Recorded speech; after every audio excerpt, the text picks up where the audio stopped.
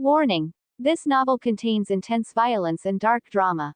Reader discretion is advised. Chapter 1: Ivan's Demon Cultivator Simulator.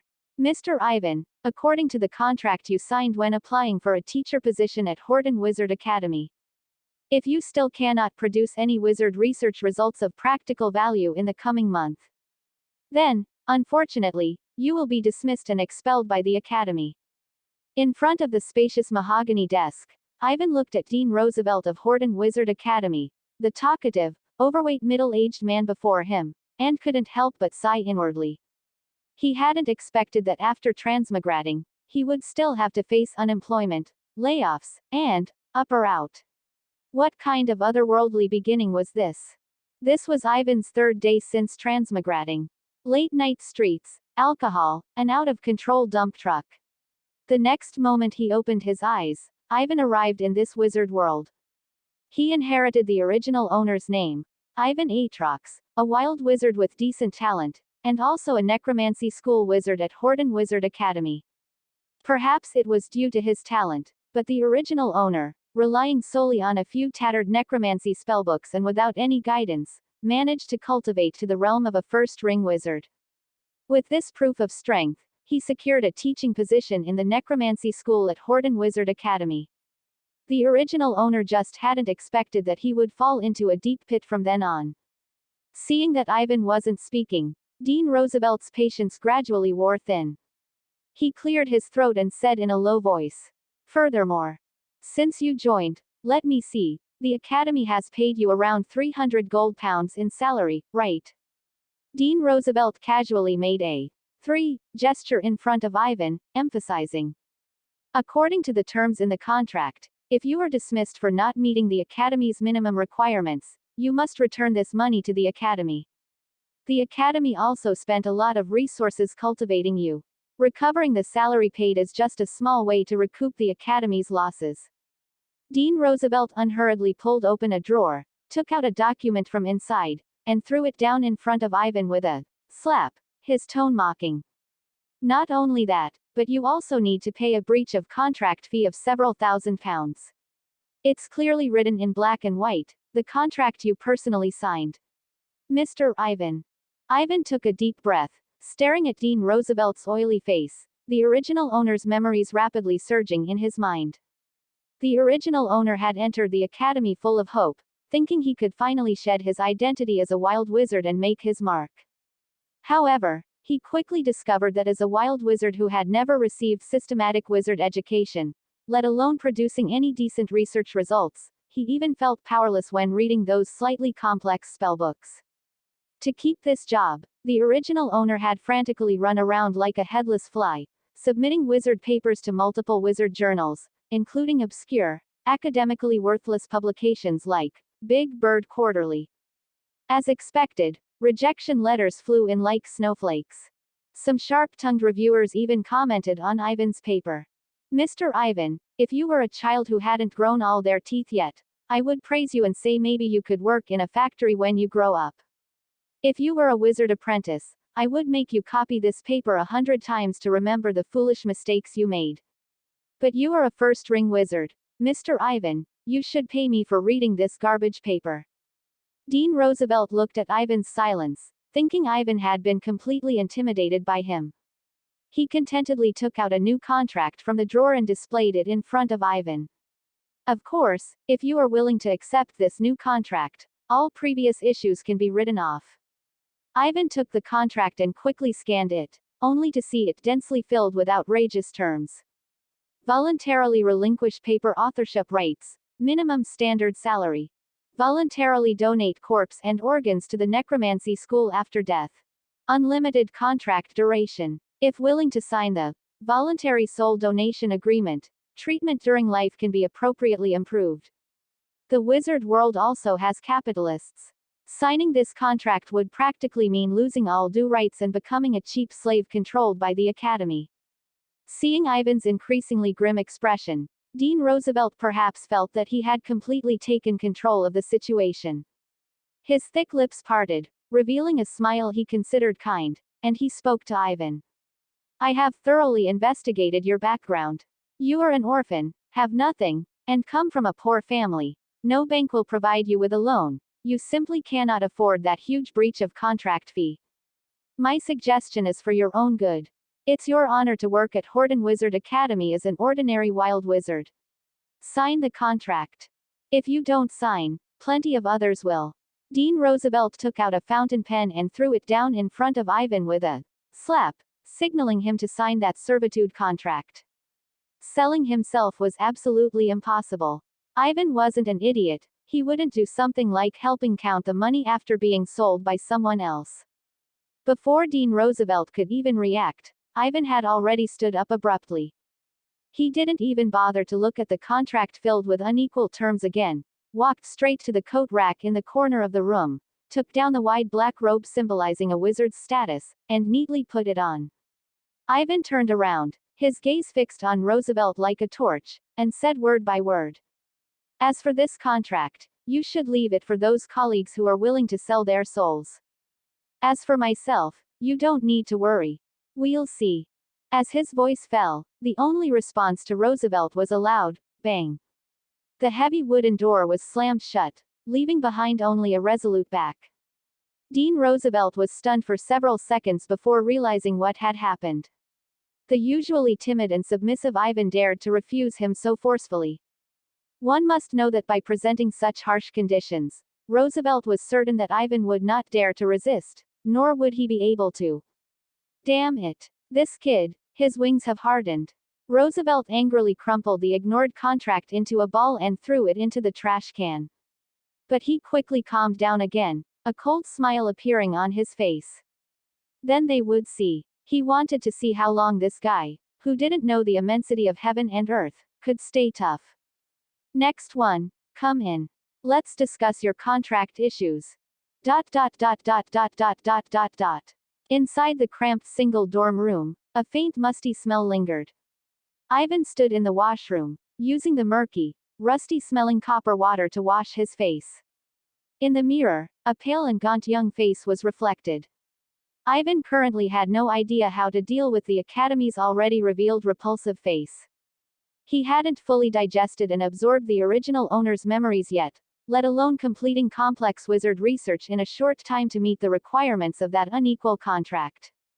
If things really don't work out, I can only run away. However, Ivan really didn't want to reach this point unless absolutely necessary. Horden Wizard Academy is the foremost large wizard academy in Horden Port, and it uses strong methods.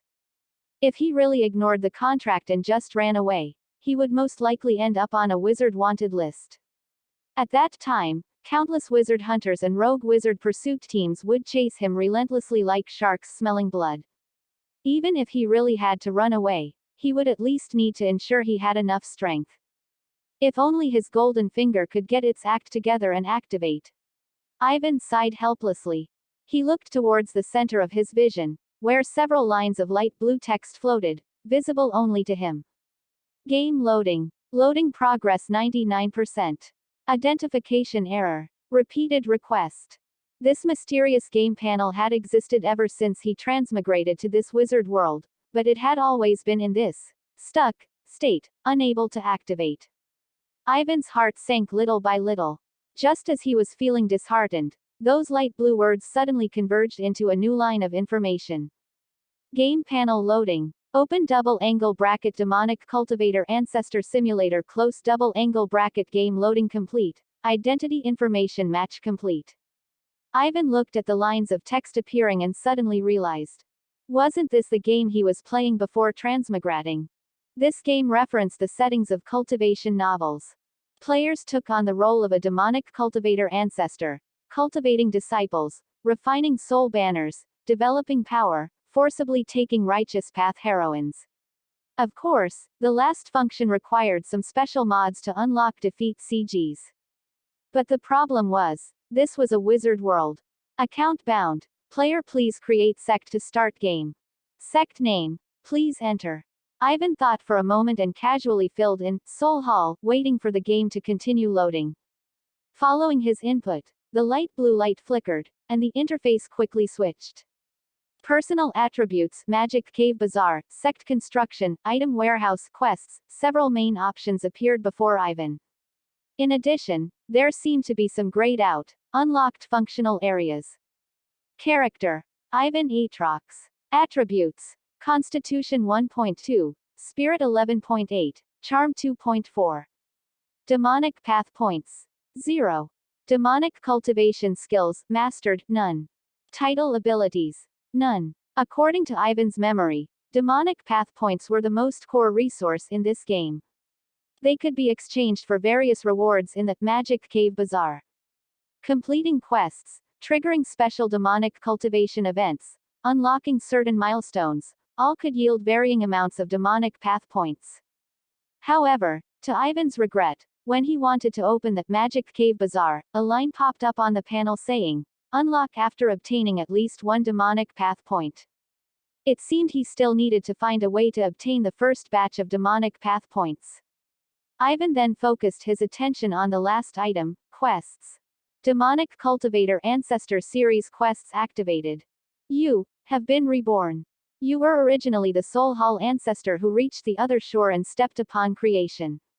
After countless millennia since death, you have been reborn into the body of a mere demonic path rogue cultivator. The peerless demonic sect you once established, Soul Hall, has also vanished like smoke in the vicissitudes of time. This body of a demonic path rogue cultivator has thin spiritual roots and stubborn bone structure. If not for an accidental fortunate encounter, obtaining a few chi condensation methods that are common in the cultivation world, now he is even attached to a small cultivation sect as an elder, suffering from oppression. Living another life, how can a true man remain under others for long? Rebuild the demonic sect, cultivate the demonic path again, you must let the entire cultivation world know. You, the Soul Hall ancestor, are back.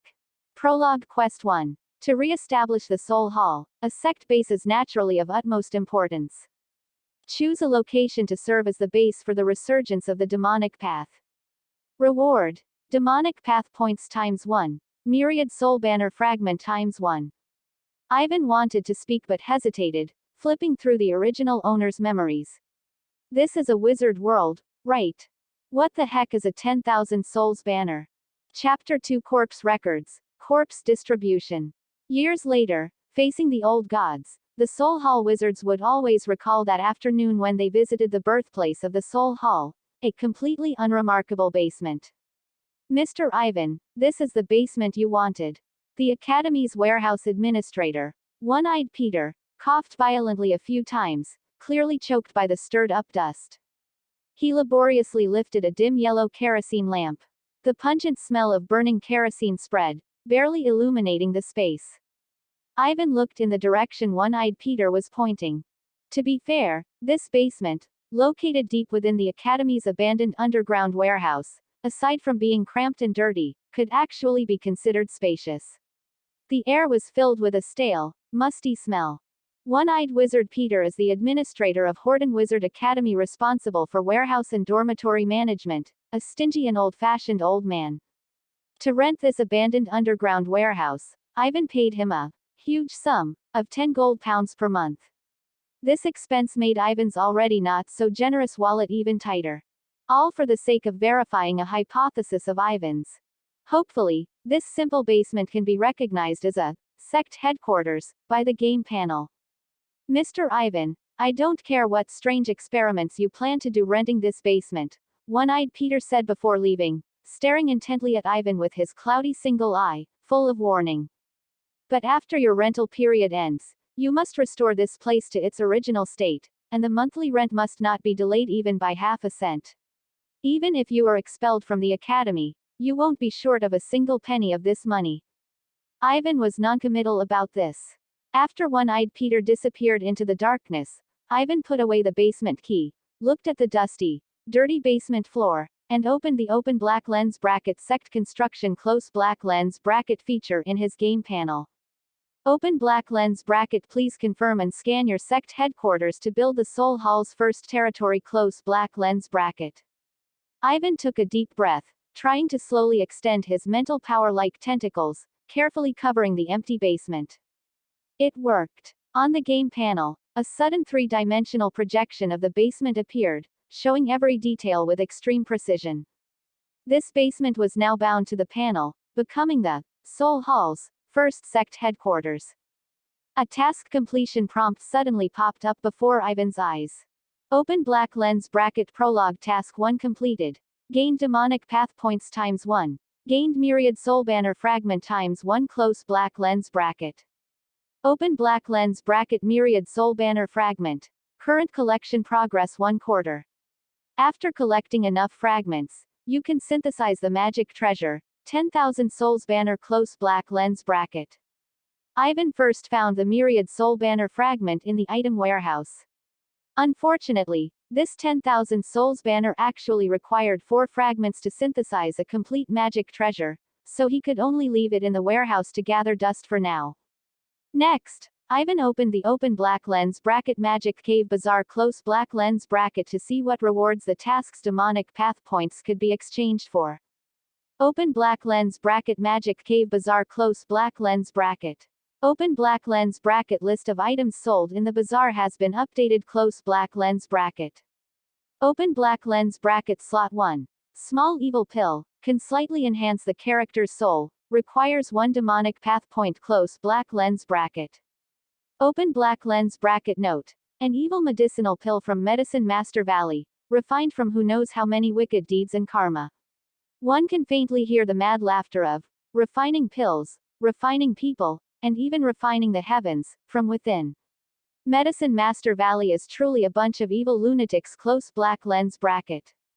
Open black lens bracket slot 2.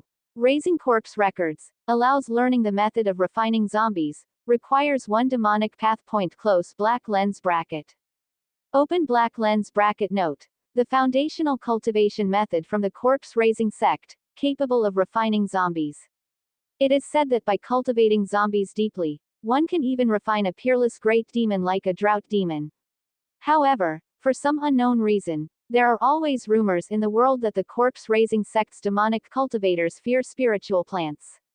The corpse-raising sect strongly condemns this, claiming it is all slander close black lens bracket. Open black lens bracket slot 3.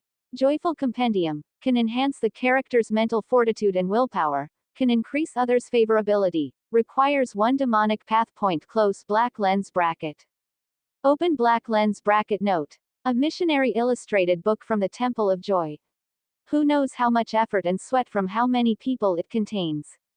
The masters are truly too playful, close black lens bracket. I always feel like the art style of some rewards is off.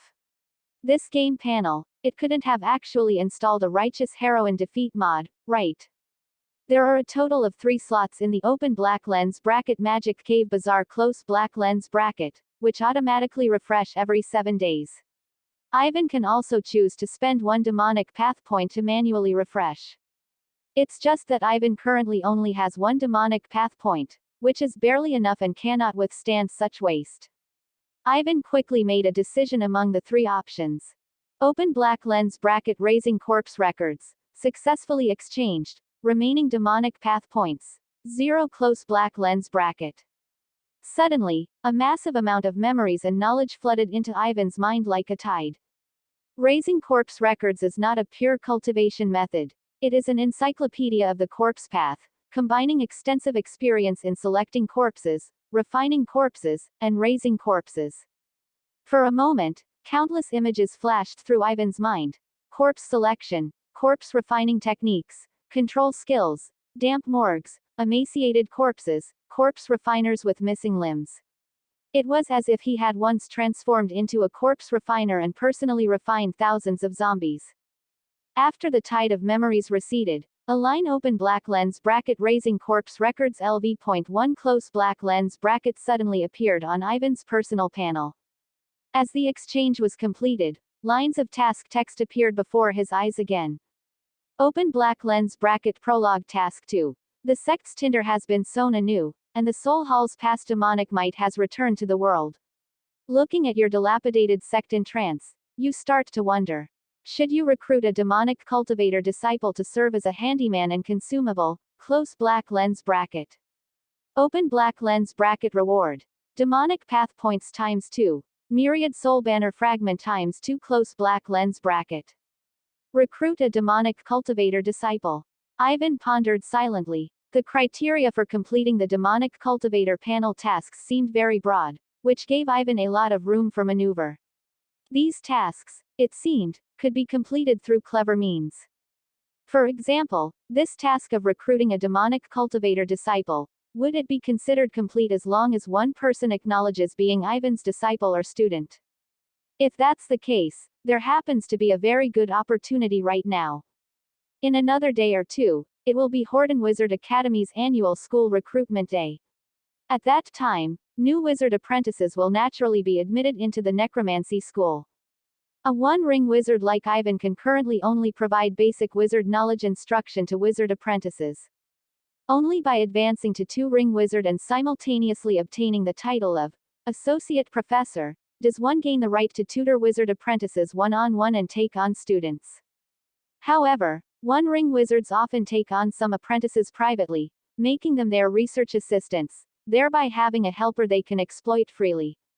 In previous years, there were even scandals of official wizards coercing female apprentices into becoming assistants and forcing apprentices onto promotion devices. Ivan plans to wait until recruitment day arrives, find a wizard apprentice, make him his research assistant, and try to complete the task this way. As for whether the game panel will recognize this method of task completion, he can only know by trying.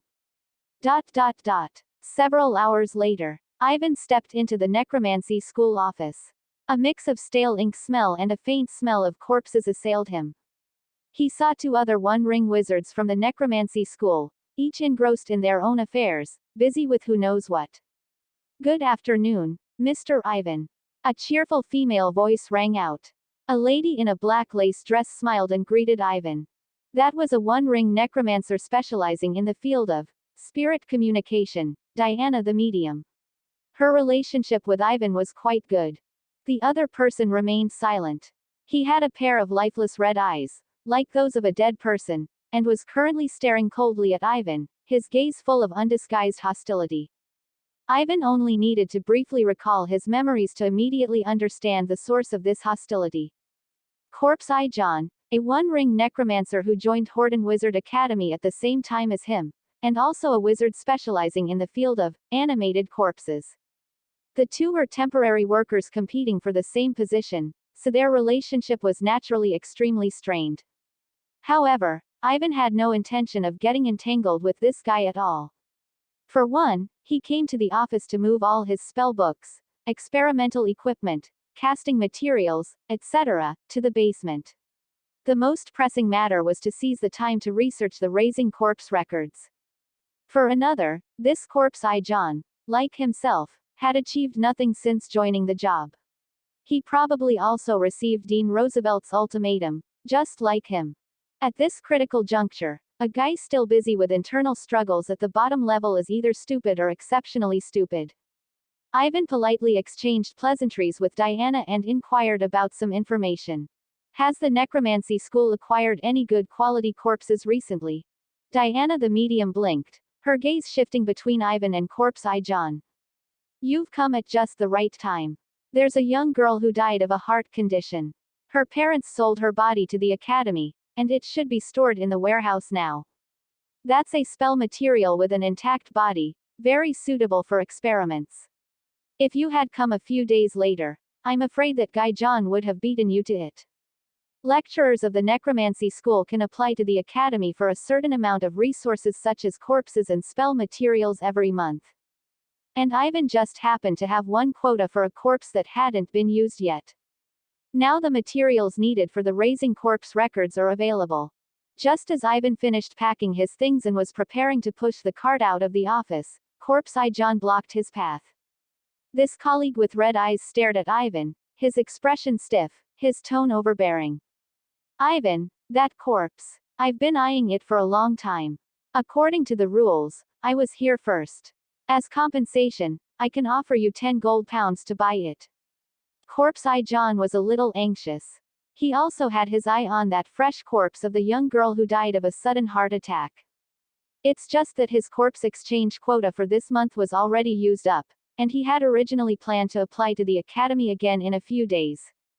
He was also being forced by Dean Roosevelt to sign that extremely harsh, indentured servitude contract, which was causing him a lot of trouble.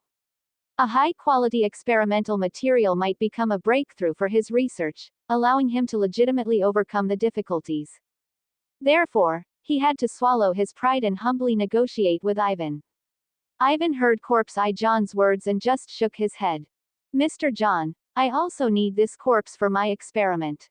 What's more, how can something ownerless have a first come, first served rule?"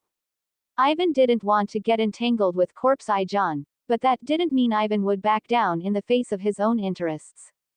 Corpse Eye John's face instantly turned dark and ugly. He stared intently at Ivan. Just as Ivan thought he was about to explode, he saw this necromancer sneer twice, then sit back down in his seat without saying a word. He was indeed a strange person. As Ivan's footsteps gradually faded away, Corpse Eye John finally couldn't control his anger. He slammed his fist onto the desk and cursed in a low voice.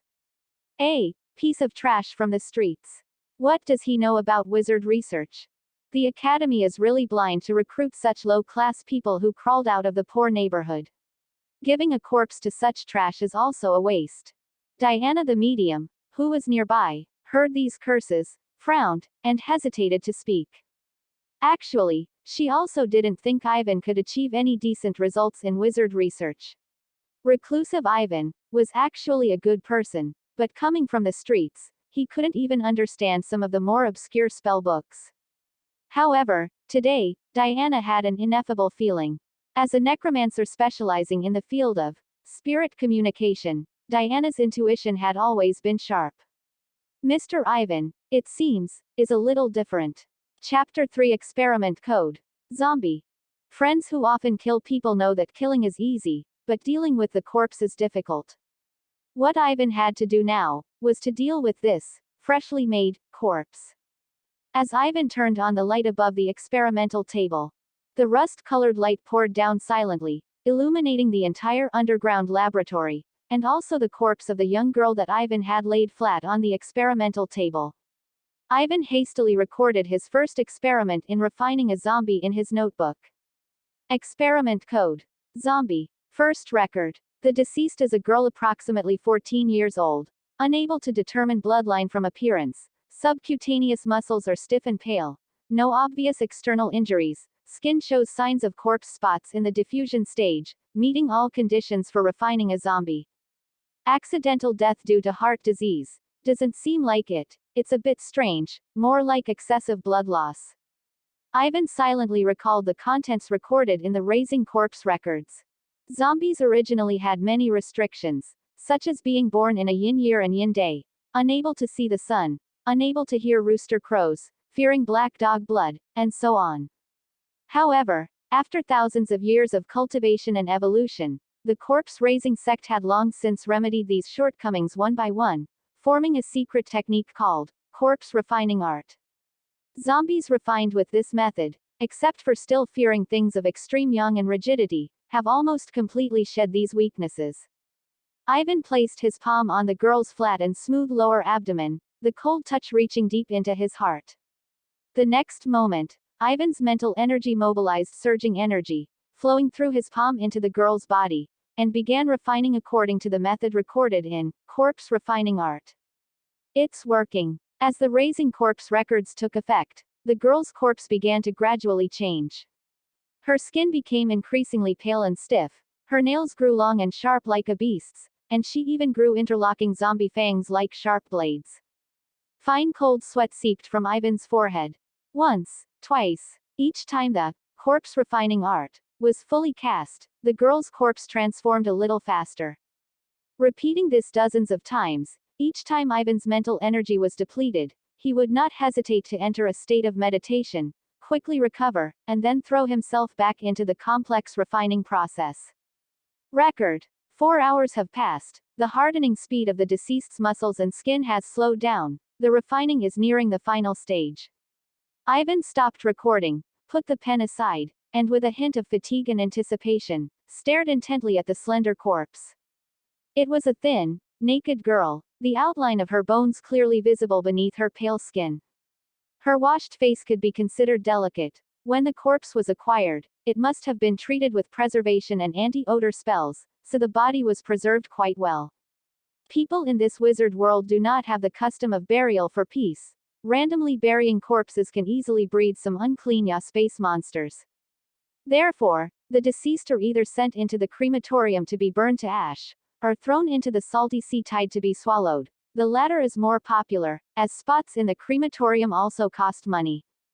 The necromancy school periodically and legally acquires some corpses with good spirituality and appearance. Whenever this happens, the people queuing up to sell the corpses of their relatives can always completely block the road. While deceased family members are certainly worth mourning, the gold pounds received are even more worth celebrating. It's simply a matter of need to add money. The girl's body had gradually turned to a color approaching white jade, which is a characteristic of nearing refinement into a white jade zombie. According to the methods recorded in the Raising Corpse records, a zombie is divided into many levels according to the different stages of absorbing yin energy and blood energy. The first stage of a zombie's formation is the white jade zombie, which possesses defensive power far exceeding that of ordinary people. Ordinary knives and swords can no longer harm it in the slightest. Further up are the black gold zombie, flying zombie general. As for the legendary Ba, it is only mentioned in a few strokes in the Raising Corpse records, with unclear details. Feeling that the time was almost ripe, Ivan bit his finger and used the blood from his fingertip to draw a blood charm on the girl's chest. The blood charm instantly formed, silently merged into the pure white flesh, forming a dark red mark like a tattoo. This blood charm is the fundamental way for the caster to control the zombie. Once there is a mistake, not only will all previous efforts be wasted, but it is also very easy to be backlashed by the out-of-control zombie.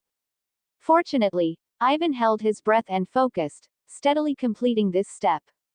The next moment, the girl who had been dead for a long time opened her eyes. A bit cold. This was Vivian's first feeling after waking up. A bone-chilling cold surrounded her, but this coldness, like ripples on water, enveloped her, bringing a strange sense of security. Vivian was a bit confused. In her chaotic mind, besides the name, Vivian, there was nothing else. She didn't have much intelligence and could only act on instinct. In Vivian's sensory world, there was only a warm shadow, like a torch, standing there, which naturally made her feel a sense of closeness. That was Ivan's direction. The blood charm had taken effect, making Vivian naturally recognize that Ivan was her master. Ivan watched the zombie girl in front of him, trying to issue commands and control her to perform certain actions. The girl occasionally uttered a short, vague syllable, Vivian, which should be her name from when she was alive. Ivan added a line to his experimental notebook. Subject transformation complete. Retains only a trace of sentience, mostly acts on instinct, can obey simple commands, combat power unknown, pending testing. After commanding Vivian to put on a large black cloak, Ivan began to test Vivian's combat power, strength test, speed test, and resilience. The test results were better than Ivan had imagined. Vivian's physical quality was astonishingly strong. She could easily bend metal objects, crush the ground, and her straight-line sprint was frighteningly fast. In addition, Vivian's skin and muscles seemed to have a certain resistance to sword slashes and spell attacks. According to the wizard world's definition of such summoned creatures, Vivian had already fully reached the strength level of a one-ring necromantic creation. Furthermore, due to Vivian's own spell resistance, most one-ring wizards might not even be her match. Just then, the panel's prompt sounded at the right moment, making Ivan's spirits lift. Achievement unlocked. Successfully refined the first zombie using Raising Corpse records. Obtained white title. Corpse Driver. Corpse Driver. When fighting alongside zombies, the power of the zombies you control is increased by 20%. This sudden reward was a pleasant surprise. In the demonic Cultivator Ancestor Simulator, there was also a hidden achievement system. Completing various hidden achievements would grant titles of different levels. Unfortunately, this Corpse Driver passive skill can only be triggered during combat, so Ivan couldn't test Vivian's upper limit of strength for now. Putting the matter of the passive skill aside, Ivan began to consider his next course of action. Refining a zombie only enhanced his self-preservation ability, which was not of much help to his current predicament. The Academy's coercion was getting closer. Could he only choose to flee and leave Hortonport? Ivan frowned. The criminal wizard hunting team in Hortonport specifically hunted black wizards on wanted lists. Being targeted meant living a life of licking blood from a knife's edge. Unless absolutely necessary, he didn't want to take this path. Moreover, by staying at Horton Wizard Academy, he could obtain more resource support. Wizard research. Ivan glanced sideways at the zombie girl Vivian standing beside him, and a vague idea suddenly emerged in his mind. Corpse refining art. Could it be transformed into a result of wizard research? Subscribe to Chinese Novel Audiobook YouTube channel. Chapter 4. Enrollment Day. School Simulation Battle. The chirping of seagulls stirred up the warm monsoon, and the whistles of steam freighters rose and fell along the docks of Hortonport. The first day of the harvest moon was Horton Wizard Academy's annual enrollment day. In the square in front of Horton Wizard Academy, the enrollment offices of popular schools like Force Field and Energy Shaping School were crowded with people, and the lines waiting to test for wizard talent snaked like long dragons. This was no longer the era of hundreds of years ago when the old god church hunted wizards everywhere and carried out witch hunts with burnings. Wizards have now become synonymous with power, mystery, erudition, and respectability, at least on the new continent where Horton Wizard Academy is located. It was precisely for this reason that whether noble or commoner, they would more or less bring their children of age to try and see if they had wizard talent. In contrast, only the necromancy school was pitifully deserted. After all, associating with corpses and flesh, and eventually becoming a lunatic, this was already people's stereotype of necromancy wizards. No one wanted to become a lunatic or a weirdo, so very few apprentices voluntarily joined the necromancy school. The person in charge of enrollment for the necromancy school was the medium Diana, who sat upright in a long black lace dress, her somber aura under her wide-brimmed hat adding a few more proofs. Diana had long been accustomed to such cold treatment. The necromancy school could only pick up the apprentices others had left over each year, which had almost become a customary practice. "Good morning, Ms. Diana." A voice broke the silence. Diana looked sideways and saw that Ivan had arrived near the necromancy school enrollment office at some point. She returned a smile as a greeting. Ivan's face bore unconcealed exhaustion, making his already thin and pale face look even more somber. Diana asked kindly, "Mr. Ivan, are you ill?" Ivan returned a wry smile. "I haven't been sleeping very well these past few days, doing some wizard research related to corpses," he said vaguely. What Ivan said was the absolute truth. After completing the first zombie refinement, Ivan did not rest but immersed himself day and night in the books of the necromancy school to cram wizard knowledge. If he hadn't remembered that today was enrollment day, Ivan estimated he would still be soaking in the laboratory. The medium Diana smiled. She was also someone who had been through it and knew that Ivan was stressed about dealing with the Academy's contract. It was just that compared to Academy wizards, Ivan's theoretical foundation was too far behind. He couldn't even understand more complex spells, let alone research them. The so-called staying up late to research was probably just putting on a brave face. Thinking of this, Diana shook her head. For some reason, however, Diana suddenly felt the surrounding air turn cold, like a cold stream flowing through, making people's breathing somewhat uneven. It was death aura. She subconsciously tightened her collar and looked towards the source of the chill. By Ivan's side, another person had appeared at some point.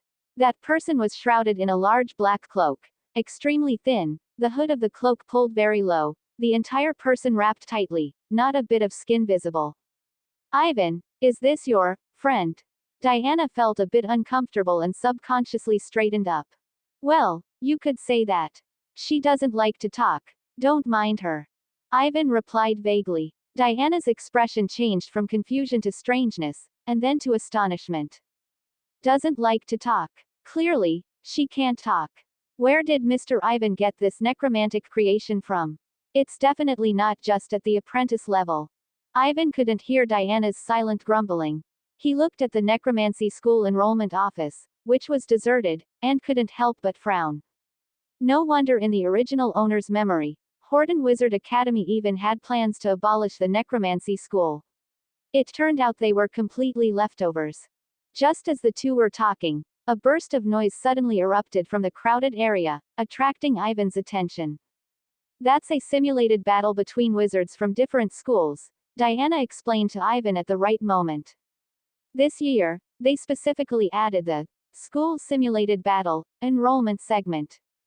After Diana's explanation, Ivan finally understood that this so-called school simulated battle was essentially a performance-based enrollment method.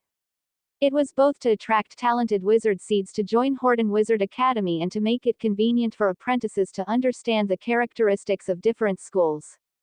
Ivan asked curiously, which wizard represents the necromancy school? Diana hadn't expected Ivan to ask this and only hesitated before speaking. It's Corpse Eye John. Sorry, Ivan, I didn't discuss this with you before. Diana seemed a bit flustered. When she received the notification from the academy earlier, she hadn't considered Ivan at all and directly designated Corpse Eye John as the wizard representative. After all, Ivan was considered the weakest wizard among the three of them. Plus, Ivan was used to being reclusive on weekdays and didn't like interacting with them, so Diana hadn't considered Ivan at all, even forgetting to inform him. She hadn't expected to be caught by the person concerned at this moment, which was naturally a bit awkward. Ivan didn't mind much. He moved closer to the crowd, observing the two sides who were fiercely demonstrating their wizard powers. Currently, the ones in the simulated battle were the Protection School and the Transformation School, two first-ring wizards locked in intense combat. The first-ring wizard of the Transformation School transformed himself into a 2-meter-tall centaur warrior, charging back and forth in the arena recklessly, his attacks like a tide. Visibly, he had also cast enhancement spells on himself such as Maniacal Muscles and Tough Bones. The other wizard from the Protection School was much more steady. Wizards from the Protection School were best at being as firm as a rock when being hit, and as for why they only took hits and didn't fight back, don't ask. But the lack of offensive spells did not prevent the Protection School from becoming a popular school. Wizard apprentices graduating from the Protection School were often favored by nobles and the military, which meant stable jobs and generous pay. As the performance ended, the two wizards exited to applause and cheers. Many of the onlookers had seen formal wizards cast spells in person for the first time, and discussions rose and fell. The next two wizards to appear were from the Energy Shaping School and the Necromancy School's Corpse Eye John, respectively. It must be mentioned that the representative of the Energy Shaping School, a young wizard wearing a star-studded silver wizard robe, looked much better than the gloomy-faced Corpse Eye John. Why are this Necromancy School wizard's eyes red, and his head pointy? Lower your voice. A Necromancy School wizard is not someone a worker like you can discuss. Be careful, you might be turned into a living corpse one day. Ivan looked at the dockworkers in front of him who were whispering. He originally wanted to make a joke and say creepily behind them, "You're right, how about we start with you?" Before he could speak, he saw that Diana had moved next to him at some point, her expression serious. Corpse Eye John, he might be in for some bad luck. What did this mean? Ivan wondered. Diana lowered her voice. This year, Horden Wizard Academy has a special wizard seed, the son of Horden Port's naval commander, Anthony Safman. Ivan followed Diana's hint and looked over, only seeing a few fully armed soldiers surrounding a young man in shiny tall military boots with a cold expression, standing to the side, observing something. The Energy Shaping School really wants to win over this apprentice. He represents financial support and cooperation projects from the Navy, so they are determined to make a big splash in this performance. Ivan realized. No wonder they arranged the weakest opponent, the Necromancy School, for the Energy Shaping School. So, they were planning to step on them to get ahead. The representative of the Energy Shaping School is First Ring Wizard Matthew. He is the current wizard star of the Energy Shaping School, holding several academic papers on spell improvement, and is also very strong. Before Diana could finish explaining in detail, the two saw that Corpse Eye John actually waved his hand and summoned a massive black shadow from the side. As the black shadow revealed its true form, it almost caused an uproar among everyone present. It was an extremely hideous stitched corpse. It slowly lifted the tattered black robe wrapped around its body. Its greenish-gray skin was covered with rough stitch marks, like countless twisted centipedes.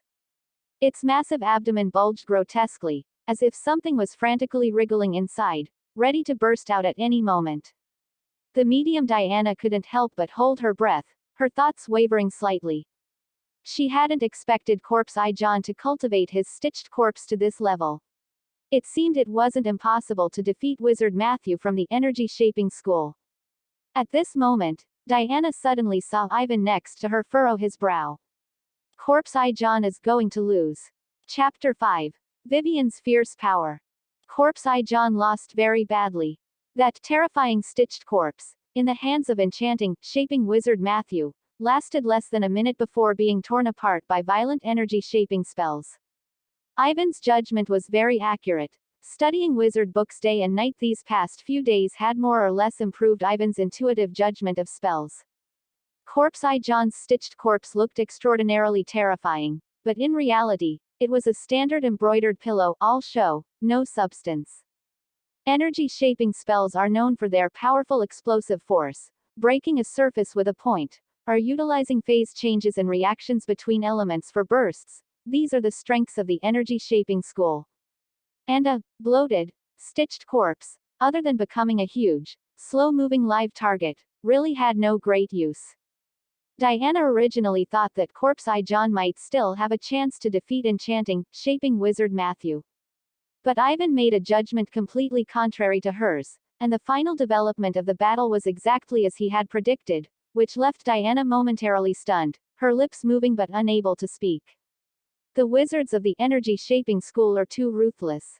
Diana looked at the center of the field, where Corpse Eye John seemed to have had all his spirit drained away, leaving only a dejected shell of a body. She felt a little unbearable. Ivan knew what she meant. That stitched corpse was not easy to come by, and Corpse Eye John had placed his hopes on achieving some research results with it. First ring spell, stitched living corpse. It was clear that Corpse Eye John, in order to cope with the oppressive contract from the academy, had placed all his hope and resources on this spell. This stitched corpse had clearly been cultivated to its limit. As long as Corpse Eye John made a slight breakthrough based on this, he would be able to produce a wizard research paper sufficient to meet the contract requirements.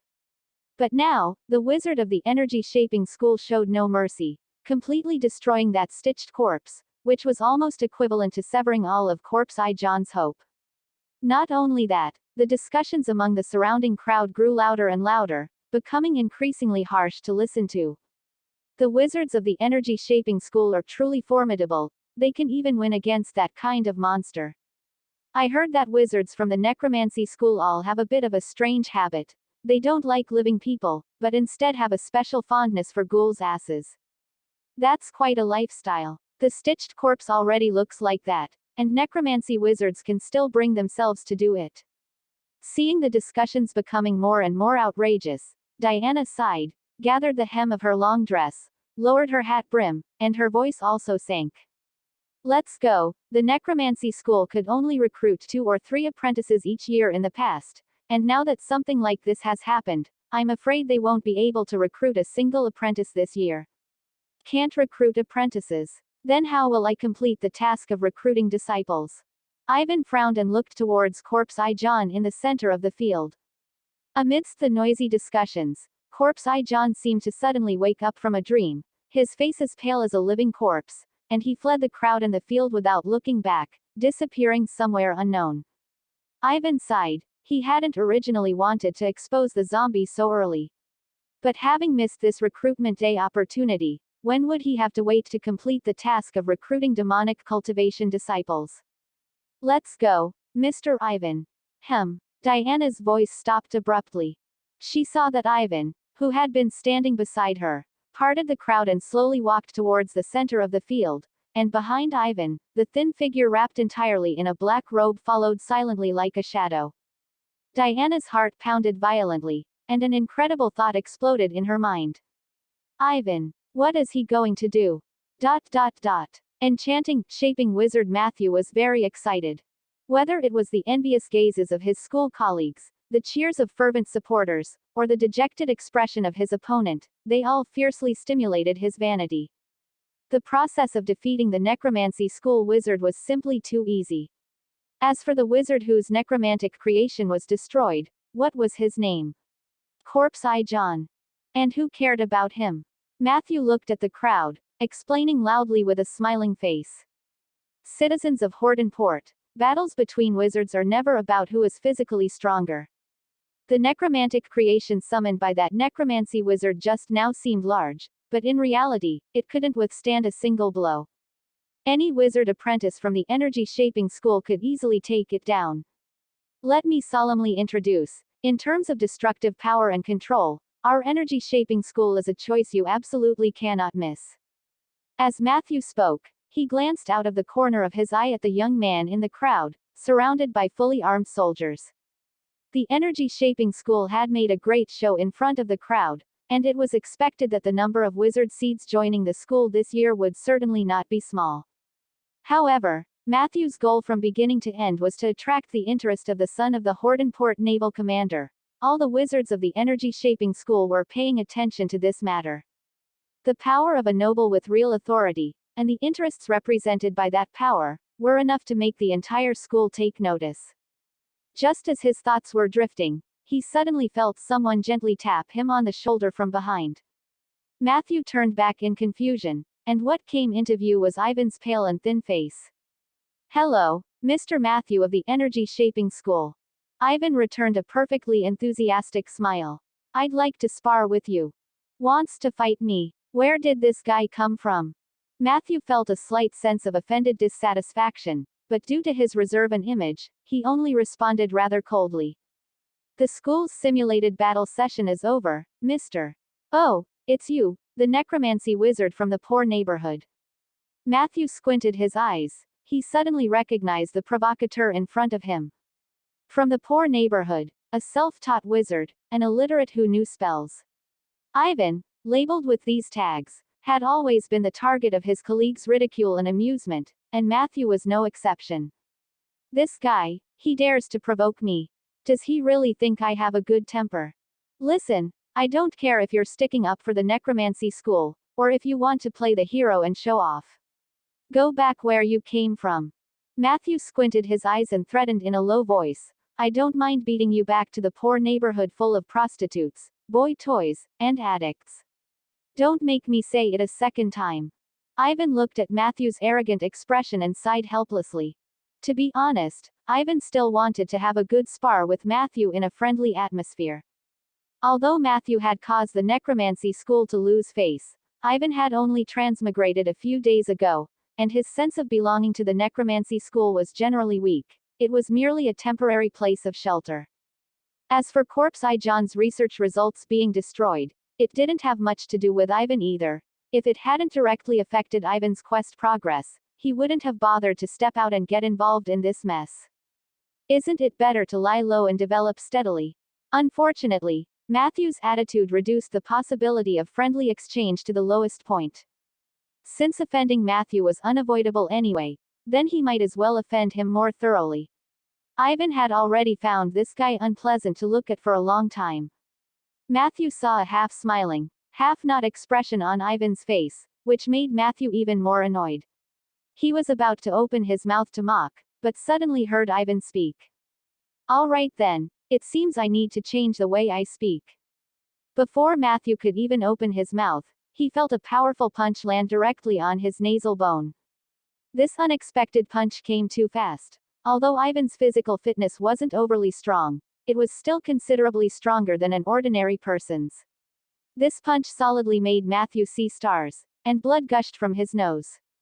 Matthew stumbled back 2 steps before barely regaining his balance, only to see Ivan in front of him apologizing sincerely. "I'm really sorry, Wizard Matthew. Now, are you willing to fight me?" The surrounding crowd let out a suppressed gasp. This punch wasn't very lethal, but it was extremely insulting. Matthew felt a surge of anger ignite within him. He lost his usual composure, and his entire face became twisted with rage and humiliation. You despicable beast." The next moment, Ivan felt the scattered energy in the surrounding environment instantly change from disordered to ordered, from calm to frantic. This was a sign of a wizard's mental power erupting. As a short and obscure spell syllable was uttered from Matthew's mouth. An energy chain, about 2 centimeters thick and overflowing with freezing energy, condensed into shape, twisting and coiling like a lasso directly towards Ivan's head. First ring energy shaping spell, freezing whip chain. This was Matthew's most proficient energy shaping spell. Just minutes ago, he had used this move to tear Corpse Eye John's stitched corpse into pieces. Now, in his heart, there was only the hateful rage of humiliation. Tearing one apart wasn't enough. Only by beating this hateful necromancy wizard until he knelt and begged for mercy could he make up for his damaged reputation. Just under everyone's gaze, just as the freezing chain was about to hit Ivan. Suddenly, a pale, thin hand reached out from a black robe and fiercely grabbed the oncoming freezing chain. As simple as grabbing a branch. The next moment, the chain broke inch by inch, turning into scattered energy that expanded outwards. The strong wind stirred up the zombie girl's cloak, also revealing her pale, delicate, fanged and ferocious zombie face to everyone. What is that thing? Chapter 6. Unexpected Events. Soul Cultivation Holy Body. Is this a necromancy creation? A stitched corpse or a ghoul? Enchanting, shaping wizard Matthew's pupils suddenly contracted. He immediately recognized, based on the dense death energy, that what was blocking Ivan was clearly some kind of necromancy creation. But what kind of necromancy creation could so effortlessly shatter his frozen energy whip? You must know that whether it was a stitched corpse, a ghoul, a nightmare knight, or those necromancy creations known for their defense, none could possibly be unscathed when facing this attack. It wasn't until this moment that the onlookers noticed that, at some point, a thin figure shrouded in a black cloak had appeared beside Ivan.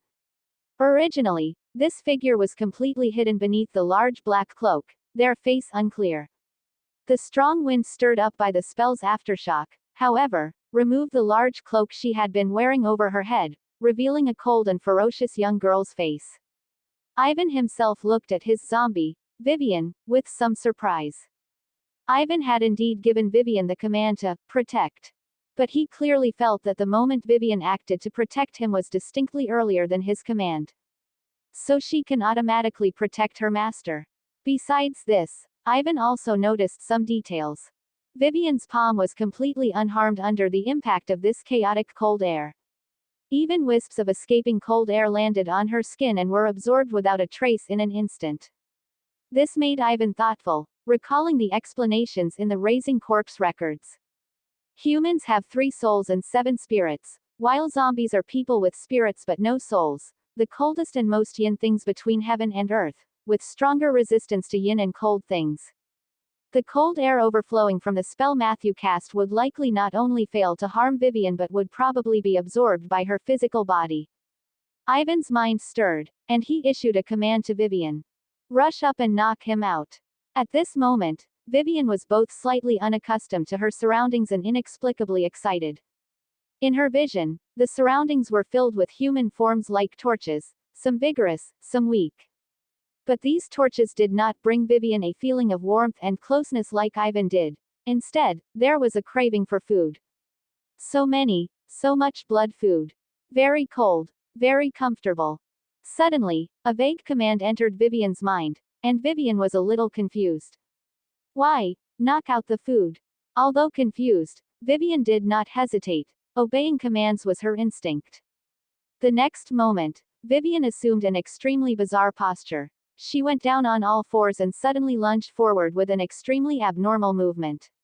This was a way of moving completely different from humans, more like the pounce of a primitive beast. Ordinarily, Vivian shuffled behind Ivan, and apart from being a bit slow, she looked pretty much like a normal human. But at this moment, she completely unleashed her zombie instincts, substituting pouncing for walking and running, instantly displaying the formidable ferocity of a zombie. Almost in a breath, Vivian crossed the distance between the two. Enchanting, shaping wizard Matthew, having just uttered half a spell syllable, felt as though he had been run over by a carriage, and his entire body flew up like a piece of cloth. In Matthew's vision, a pale hand suddenly magnified. He was lifted off the ground by Vivian, his throat was clutched, a sense of suffocation surged like a tide, and his legs kicked weakly. Looking at the protruding knuckles on Vivian's hand, her sharp, blade-like black fingernails. In a daze, Matthew heard that hateful necromancy wizard speaking loudly to the crowd. As Wizard Matthew said, battles between wizards are never about who has stronger destructive power or who is larger in size. In fact, every wizard has heard that ancient sages' prophecy. Wizards are characters who use themselves as a fulcrum and endless knowledge as a lever to pry open endless worlds. Knowledge is the most fundamental power of wizards. Whether it's the necromancy school or the energy shaping school, the school knowledge mastered by each wizard forms the cornerstone of their respective schools. Different schools and knowledge only have suitability. There is no distinction between high and low. Listening to Ivan's speech, Matthew desperately wanted to break free from the hand gripping his throat and curse loudly. It was an obvious fact that the necromancy school was inferior to the energy shaping school, so how did this guy twist it into having no distinction between high and low? This was blatant sophistry.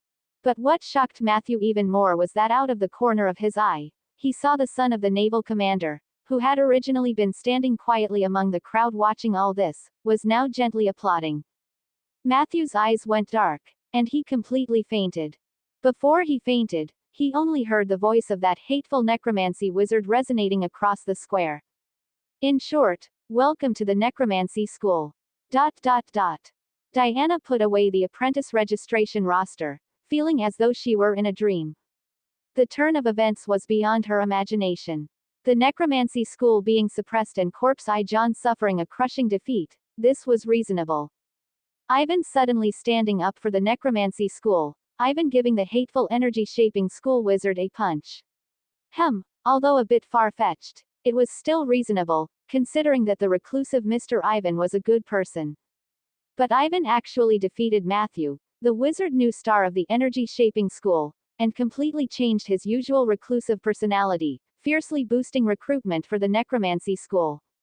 This was too unreasonable. Thanks to Ivan, the necromancy school's recruitment situation this year greatly improved. Although the most watched genius apprentice, the son of the naval commander, ultimately chose to join the energy-shaping school. But for the necromancy school, which was accustomed to being poor, this was already a great victory. A total of over 20 wizard seeds, including even reserve apprentices with high-level wizard talent. This was a grand occasion the necromancy school had never dared to hope for. And at this moment, Ivan, the instigator of this event, was busy doing something strange.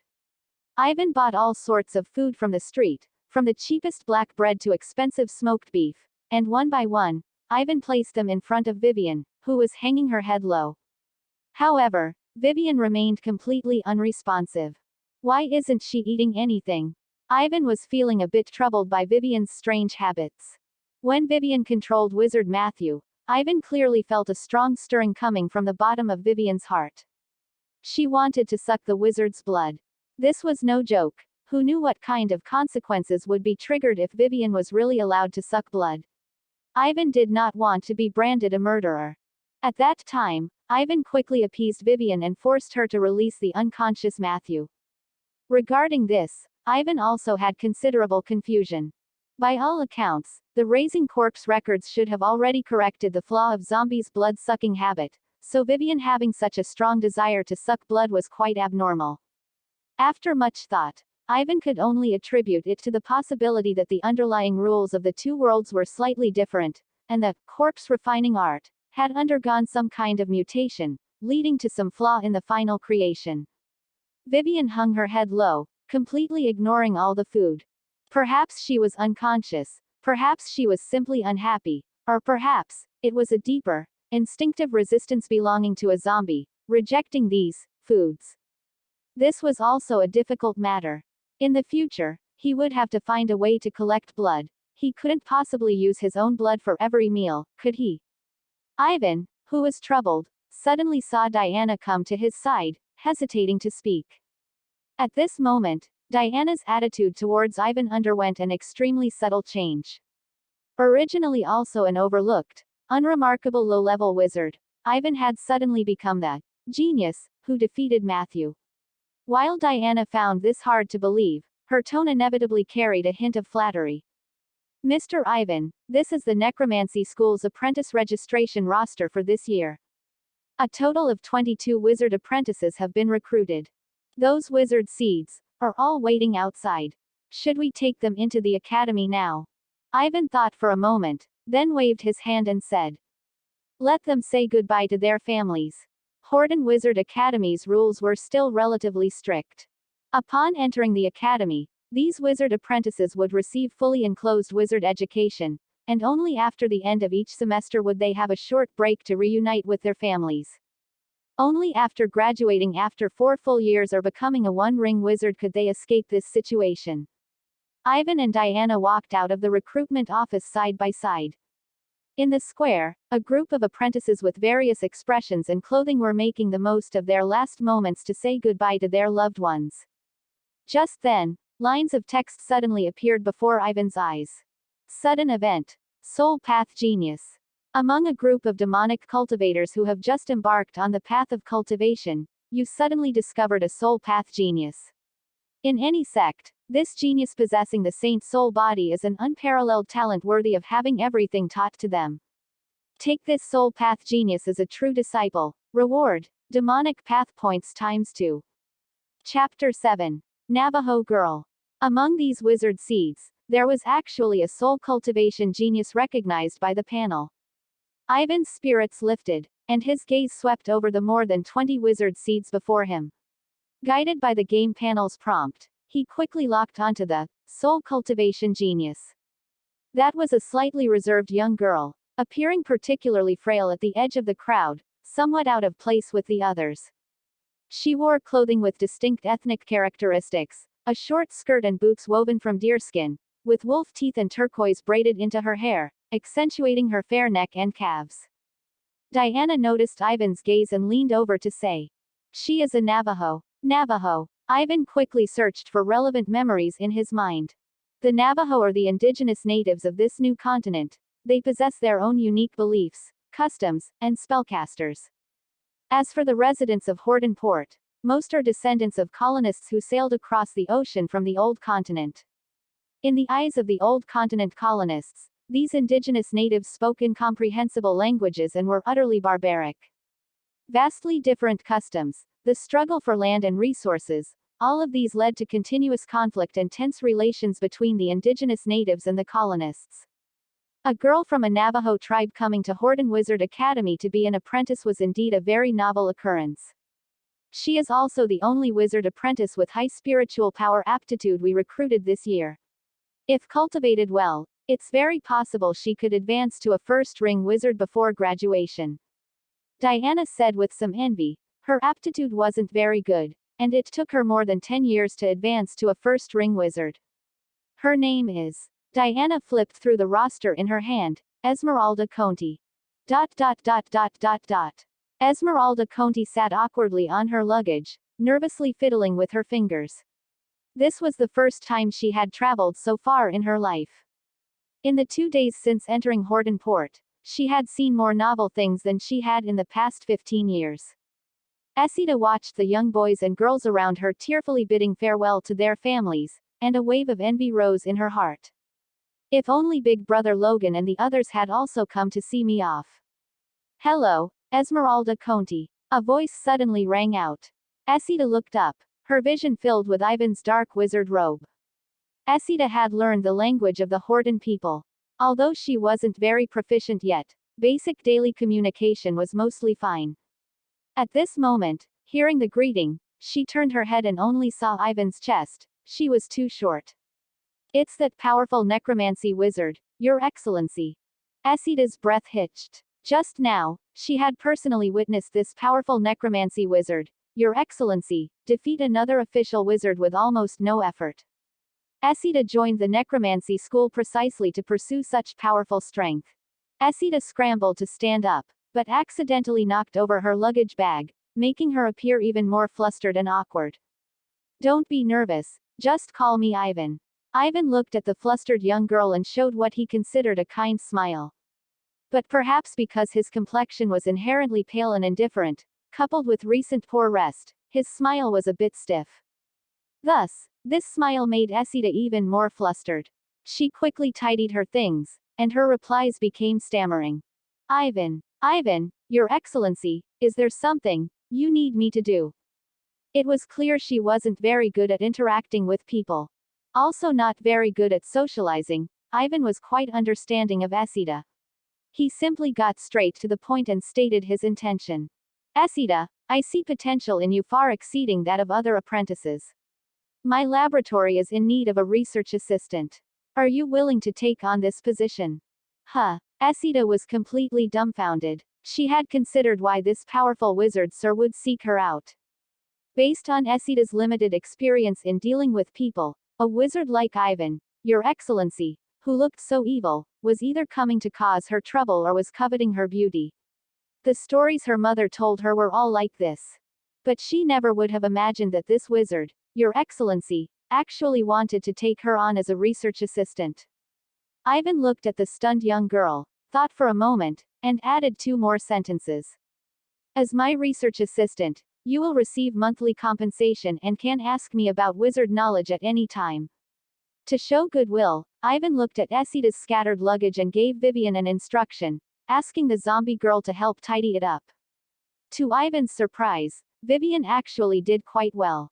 She silently moved next to the pile of scattered packages. Although her movements were slightly stiff, they were unexpectedly quick. Soon, Esida's luggage bags were neatly stacked together. Ivan fell into contemplation. Perhaps tasks like cleaning the laboratory, organizing clutter, and doing his laundry and cooking could all be handed over to Vivian.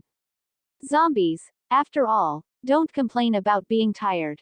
They are truly too suitable for dirty and strenuous work. Just as Ivan was contemplating, Esida seemed to have made some kind of decision. Esida, oh Esida, didn't you come all the way to Hortonport to become a wizard and save your tribe? Opportunity is right in front of you, how can you not seize it? Moreover, Ivan, Your Excellency, doesn't look like a bad person. Esida glanced at Ivan's face, his pale, stern features, his indifferent eyes, her smile froze on her face. It's over, he doesn't look like a good person either. Ivan, Your Excellency, I agree. After much thought, Esida finally gritted her teeth and accepted Ivan's offer for the assistant position. Ivan had no idea Esida was having so many wild thoughts. Hearing Esida agree, he quickly opened the panel to check if the quest was complete. Prologue Quest 2. Recruit Demonic Cultivator Disciple completed. Gain Demonic Path Points ×2. Myriad Soul Banner Fragment ×2. Successfully taken the Soul Cultivation Genius as a true disciple. Sudden event. Soul Cultivation Genius completed. Gain Demonic Path Points ×2. Prologue Quest 3. Only by staining the sky with blood can the true nature of a demonic cultivator be revealed. The Soul Hall, silent for 10,000 years, needs to restore its fearsome reputation. Display the mighty and fearsome power of the Soul Hall's ancestor before more people. Cause a cumulative total of 200 people to feel fear towards you. Currently completed 113 200ths. Reward. Demonic Path Points ×3. Myriad Soul Banner Fragment ×3, can unlock Secret Realm Sweeping function. With the completion of the sudden event and Prologue Quest 2, Ivan now had a total of 4 demonic path points in his hand. Ivan immediately became somewhat distracted. He quickly dismissed the bewildered Esida, telling the Navajo girl that after she settled in, she could come find him on the 2nd basement level of the abandoned warehouse. After concluding the matters there, Ivan hurried back to the laboratory. Currently, the myriad soul banner fragments in Ivan's possession had accumulated to 3. With just 1 more fragment, he would meet the conditions to synthesize the 10,000 souls banner. It was just that Ivan was still a bit unclear about the new demonic cultivation quest, which required causing a cumulative total of 200 people to feel fear. The scope of judgment for this quest was even more ambiguous. This quest hadn't even started, yet it already had a progress of 113 200ths. Ivan guessed this should be the result of him publicly defeating the energy-shaping school wizard on recruitment day. As for how to complete the remaining progress, Ivan currently had no clue. He temporarily put this matter aside, opened the Magic Cave Bazaar, and began redeeming rewards. Since it hadn't been a full week since the last refresh, the bazaar shelves still displayed that bottle of small evil pill and that special item named Joyous Tome. Honestly, Ivan really wanted to redeem the Joyous Tome to see how creative the masters of the Joyous Temple were. But currently, demonic path points were still a bit tight for Ivan, leaving no room for waste. Ivan spent one demonic path point to purchase the small evil pill, took a deep breath, and clicked Refresh Bazaar on the panel. Refresh. Ivan's luck seemed surprisingly good. The 3 items refreshed this time were all quite useful to him. Chapter 8 Animal Breeding Techniques and Thesis Conception. Open black lens bracket Magic Cave Bazaar list of stolen goods for sale has been updated. Close black lens bracket. Open black lens bracket slot 1. Great Evil Pill, can greatly enhance character soul strength, requires 2 demonic path points. Close black lens bracket. Open black lens bracket note. An evil pill from Medicine Master Valley. Compared to the small evil pill, the great evil pill is a step up in both effectiveness and toxicity. Can you hear the cries of the wronged souls within the pill? Close black lens bracket. Open black lens bracket slot 2. Animal Creation Technique. Requires 1 demonic path point. Close black lens bracket. Open black lens bracket note. A malicious technique from the animal path. Disciples of the animal path often pose as herdsmen and sell cattle, sheep, pigs, dogs, and other animals on the street. Unsuspecting commoners buy the livestock, take them home to gut and fry, only to be horrified to find human fingers and bones floating in the oil. Have you ever heard the mournful cries of the livestock in the butcher shop? Perhaps it was your wife or children crying out for help. Open black lens bracket slot 3. Advancement card. Requires 1 demonic path point. Close black lens bracket. Open black lens bracket note. A special item from the game system. Using this item can raise any currently mastered demonic cultivation skill by 1 level, limited to skills LV.4 and below. Close black lens bracket. These 3 items are almost all quite useful. The Great Evil Pill goes without saying. It's an item that increases spiritual power, but what interested Ivan more were the latter 2 items. Animal Creation Technique is a brand new demonic cultivation skill, which is undoubtedly a great supplement for Ivan, whose current methods are somewhat lacking. The Advancement card, on the other hand, is a special item from the game panel that can instantly raise a demonic cultivation skill of not high level by 1 level. Considering that he still had a small evil pill that he hadn't taken or digested, this series of pills couldn't be considered urgently needed. After careful consideration, Ivan chose to exchange for the items in the latter 2 slots. Animal Creation Technique. Advancement card. Suddenly, a vast amount of information surged into his mind, covering the human body's muscles and structures, the myriad forms, cattle, sheep, pigs, dogs, skin, fur, bones, and marrow. Only by first understanding every inch of flesh and blood of the transformed object could this animal creation technique be performed smoothly and perfectly. After a long time, Ivan finally recovered from this complex knowledge inheritance. A complete open double angle bracket animal creation technique close double angle bracket had appeared in his mind. As for the open black lens bracket advancement card close black lens bracket, after thinking about it, Ivan decided to store it in the panel warehouse for now and use it later when he had decided which demonic cultivation skill to upgrade. After exiting the open black lens bracket Magic Cave Bazaar close black lens bracket interface, Ivan opened his eyes, spread out his palm, and at some point, a white, smooth jade bottle appeared in his hand. Inside the jade bottle, there was a faint sound like a rolling head. This should be the small evil pill that could enhance soul strength. Ivan picked up the jade bottle and poured out the small evil pill. The pill was as black as ink, and its pattern vaguely resembled a human head. It rolled in Ivan's palm, occasionally emitting muffled curses. This pill looks a bit too creepy.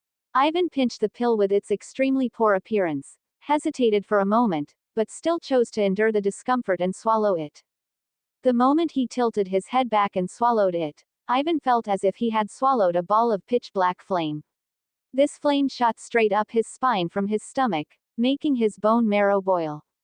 Ivan could even hear the horrifying shrieks the pill emitted within his abdomen.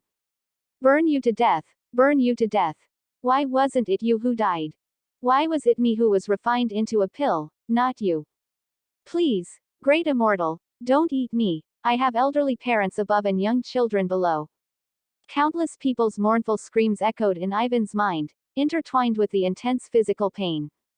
This pain far exceeded Ivan's expectations. Why the hell didn't the manual say this thing was so painful? He didn't know how long passed. Ivan's consciousness even became a little blurry, and only then did he feel that the waves of malicious curses within his body had completely disappeared. The effect of the pill was over. Waves of exhaustion washed over him. Ivan controlled the urge to lie down and opened his personal panel. As expected, Ivan's spiritual power had grown from 11.8 to 14.6.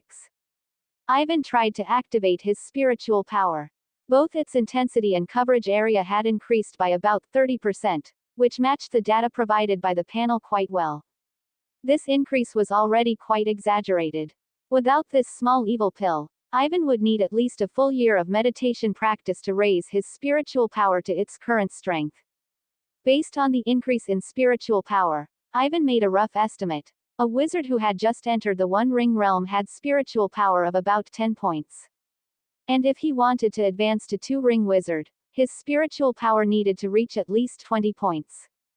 Ivan turned his gaze towards the great evil pill in the open black lens bracket magic cave bazaar close black lens bracket that required 2 demonic path points. A single small evil pill was this potent. How incredible would the great evil pill be, with even stronger effects and toxicity? However, recalling the pain he had just experienced, Ivan suddenly felt a chill. This series of pills might have side effects other than pain, so taking them cautiously was the best choice. A surge in spiritual power, new demonic cultivation skills, 4 demonic path points exchanged for an all-round improvement in Ivan's strength. As for what he needed to do in the coming period, Ivan also silently listed a series of plans in his mind. Currently, the most important thing was to digest and master this series of gains. The side effect of the spiritual power surge was obvious. Ivan's head was faintly throbbing, like a strange limb had grown, requiring time to adapt. The new demonic cultivation skill animal creation technique also needed practical practice to be used proficiently. Secondly, Ivan also needed to prepare for retaliation from the energy shaping school. Having lost so much face on the Horden Wizard Academy enrollment day, the wizards of the energy shaping school certainly wouldn't swallow this insult. He just didn't know where these wizards' retaliation would come from, so he could only deal with it as it came. Finally, it was time to figure out how to deal with the Academy's exploitative contract. Originally, Ivan had prepared for the worst, including refining zombies and increasing spiritual power. All of these were preparations for running away. However, with the appearance of corpse refining art, an animal creation technique, Ivan gradually had some vague ideas in his mind.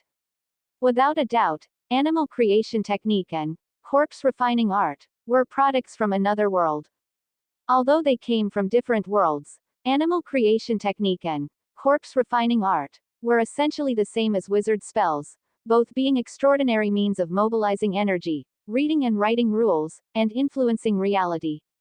So, could corpse refining art, an animal creation technique, be treated as spells Ivan created himself and published as wizard papers? The answer needed to be verified by Ivan through experiments. If Ivan's idea could be realized, the benefits would be revolutionary, enough to change the trajectory of his entire wizard career. In the world of wizards, the innovation and improvement of spells, as well as the exploration of the deep mysteries of matter, are eternal pursuits. To achieve something in these two areas, fame, wealth, power, everything would be within reach. Matthew, the rising star of the energy shaping school, became a wizard genius heavily supported by the energy shaping school just by improving a one-ring spell, receiving all sorts of resources, taking whatever he wanted. As for creating one's own spells, that was even more the exclusive domain of high-level wizards. Only those wizards with extraordinary talent and brilliance were qualified to step into the field of self-created spells. The Hordenport Wizard Journal published the major events in the wizard world each month, and news of a certain wizard creating their own spell often occupied the headlines of the month. As for whether a self-created spell would be leaked due to the public publication of a paper and then learned by other wizards to use against oneself, the wizard academic community already had corresponding solutions. Not all wizards were willing to share their self-created spells. Therefore, decades ago, the Wizard Council passed an academic resolution, stating that when publishing wizard papers involving spell innovation, one could choose between two types: spell model open source, and spell model closed source. Ivan could completely submit a closed source paper to a wizard academic journal. In the paper, he only needed to publish superficial information such as the spell's effect and practical combat data, while keeping the core structure, construction principles, and other key information of the spell firmly hidden and not displayed in the paper. Although such papers would have much lower benefits, most wizards still chose to set their self-created spells to a closed-source spell model state. For the next period, Ivan needed to both attempt to complete a wizard paper based on animal creation technique or corpse refining art, and continue preparing for a potential escape. Both must be taken into account to ensure foolproof security. Just as Ivan was wholeheartedly immersed in the research for his wizard paper, a sudden piece of news disrupted his original plan. The retaliation from the energy-shaping school came faster and was more unexpected than he had anticipated. Chapter 9. Diana's Visit. Revenge of the School of Evocation. Diana rarely came to this abandoned warehouse area, so much so that if she hadn't accidentally heard someone mention that Ivan had moved his experimental equipment here, Diana wouldn't even have known there was such a place in the academy. Looking at the words, Ivan's Necromantic Laboratory, on the nameplate, Diana hesitated and gently knocked twice on the wooden door. In such a remote place, even if one or two people died, perhaps no one would discover it. The moment this thought popped into Diana's mind, it made her feel uneasy standing there. Fortunately, the owner of the laboratory didn't make her wait too long. Soon, Ivan opened the door and looked at the woman before him with surprise. "Good morning, Mr. Ivan." Diana gave an awkward smile. "I heard you set up a laboratory here, so I brought some gifts to visit." Ivan looked at the woman in front of him with surprise. She was clearly dressed up meticulously, with an intricate lace short dress and delicate smoky makeup, all indicating the importance she placed on this visit. Ivan wasn't very interested in her, but out of politeness, he still invited the woman into the laboratory. Diana quickly discovered the strangeness of this laboratory. In a necromantic wizard's laboratory, how could there be so many animals? As far as her eyes could see, this relatively spacious laboratory actually contained turkeys, squirrels, lizards, turkeys, squirrels, lizards. They were kept separately in cages of different sizes, moving slowly with dull eyes. Looking at the bewildered Diana, Ivan calmly explained to Diana, "These are for my wizard experiments. I need some living specimens for research." Diana immediately understood. The wizards of Horden Wizard Academy were considered white wizards, under the supervision of civilization and law, and were required to comply with the open double-angle bracket wizard law close double-angle bracket. However, any experiment involving living subjects could only use animals instead of people. Diana found a chair and sat down, feeling a little more at ease. Ivan's astonishing performance on the enrollment day yesterday truly shocked her. She had never imagined that this reclusive colleague possessed such powerful strength. She looked around and couldn't help but ask, "Mr. Ivan, where is your necromantic creation? Why don't I see her in the laboratory?" Speaking of this, Ivan also felt a great headache. He showed a very forced smile and pointed behind Diana. "Huh." Diana turned her head to look back, only to find no one behind her, feeling a bit confused. "What does this mean? Look up," Ivan kindly reminded her. Following Ivan's words, Diana subconsciously looked up, only to find a pale, eerie, cold, and indifferent young girl's face hanging upside down in the dead corner of the laboratory wall. Her lifeless eyes were staring intently at her, making Diana feel as if she had fallen into an ice cellar. Ah! Diana immediately stood up due to the sudden fear, stumbled a couple of steps, and looked at the zombie hanging upside down on the ceiling with lingering fear. Ivan was also very helpless. He had clearly reminded her, So why did she still get startled? Vivian, calm down. Ivan called out to the zombie girl hanging upside down in the corner of the wall. The next moment, the black-robed figure jumped down and stood in front of the two, expressionless. Seeing Diana's lingering fear, Ivan explained. Don't worry, Vivian has her own habits. She won't attack others without my command, she's very obedient. To corroborate his words, Ivan beckoned Vivian to his side and handed her a broom. Vivian, go sweep the laboratory clean. Diana watched as the pale and terrifying necromantic creation expressionlessly took the broom and began cleaning with a peculiar stiffness. For a moment, Diana felt a sense of disillusionment as her worldview was impacted. Ivan looked at the expressionless Vivian cleaning the laboratory and also sighed. This zombie under his command was good in every way, except he didn't know why she had developed some strange habits. 2 days ago on enrollment day, she suddenly wanted to suck a wizard's blood, which was one thing, but after returning to the laboratory, she developed even stranger habits.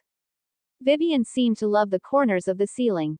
As long as she was in a state of no command needing to be completed, she would automatically hang herself upside down in the corner of the ceiling, like a sweeping robot looking for a charging station.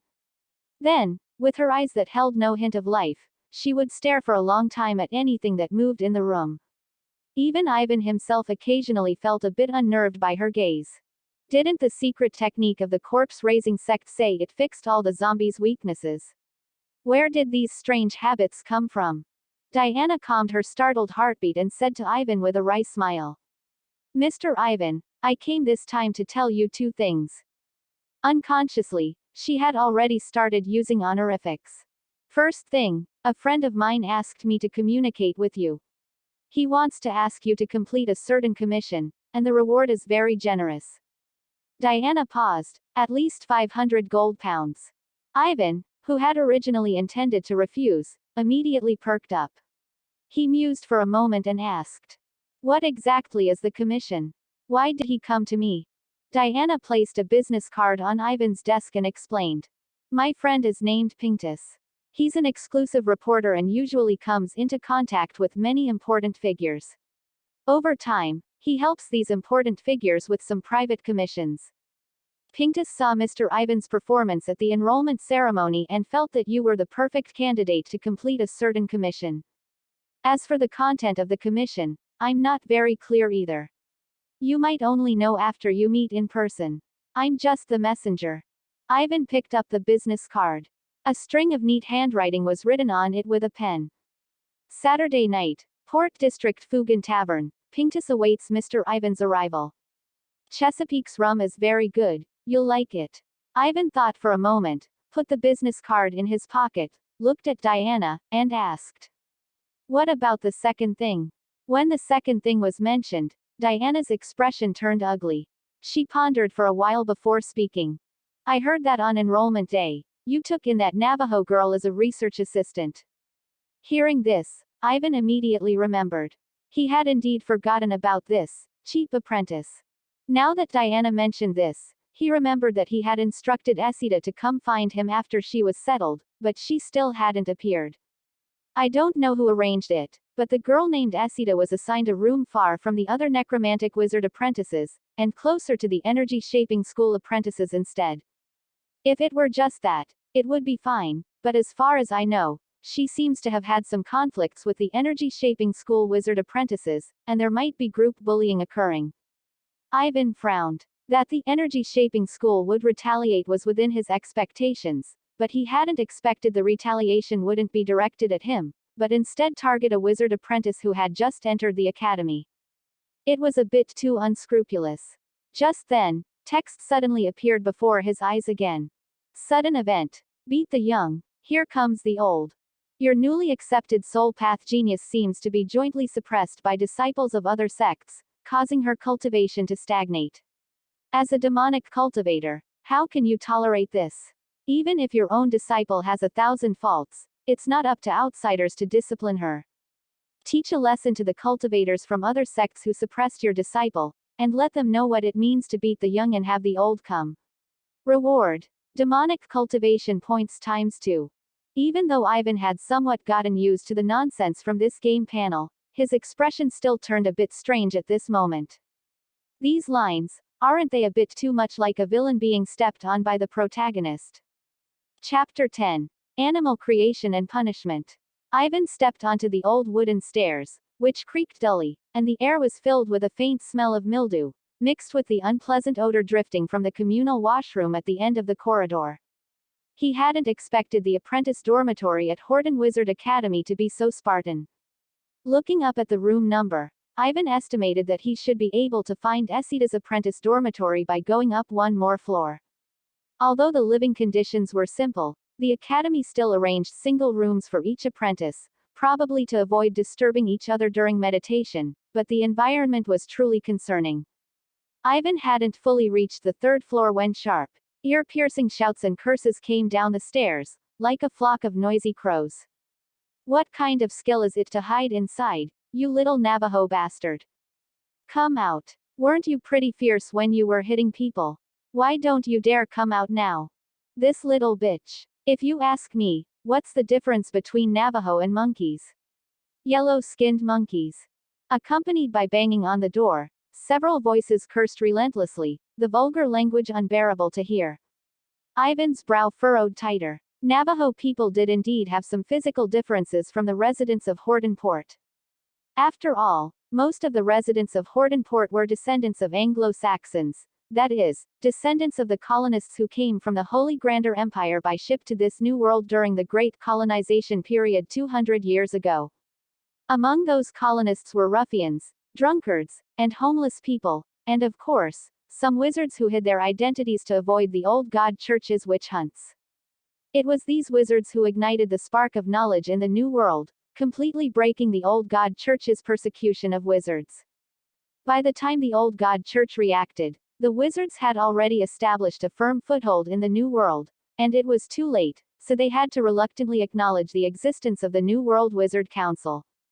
The Navajo, on the other hand, were the indigenous people of the New World. Their skin was often a healthy wheat color, and they had their own customs and culture.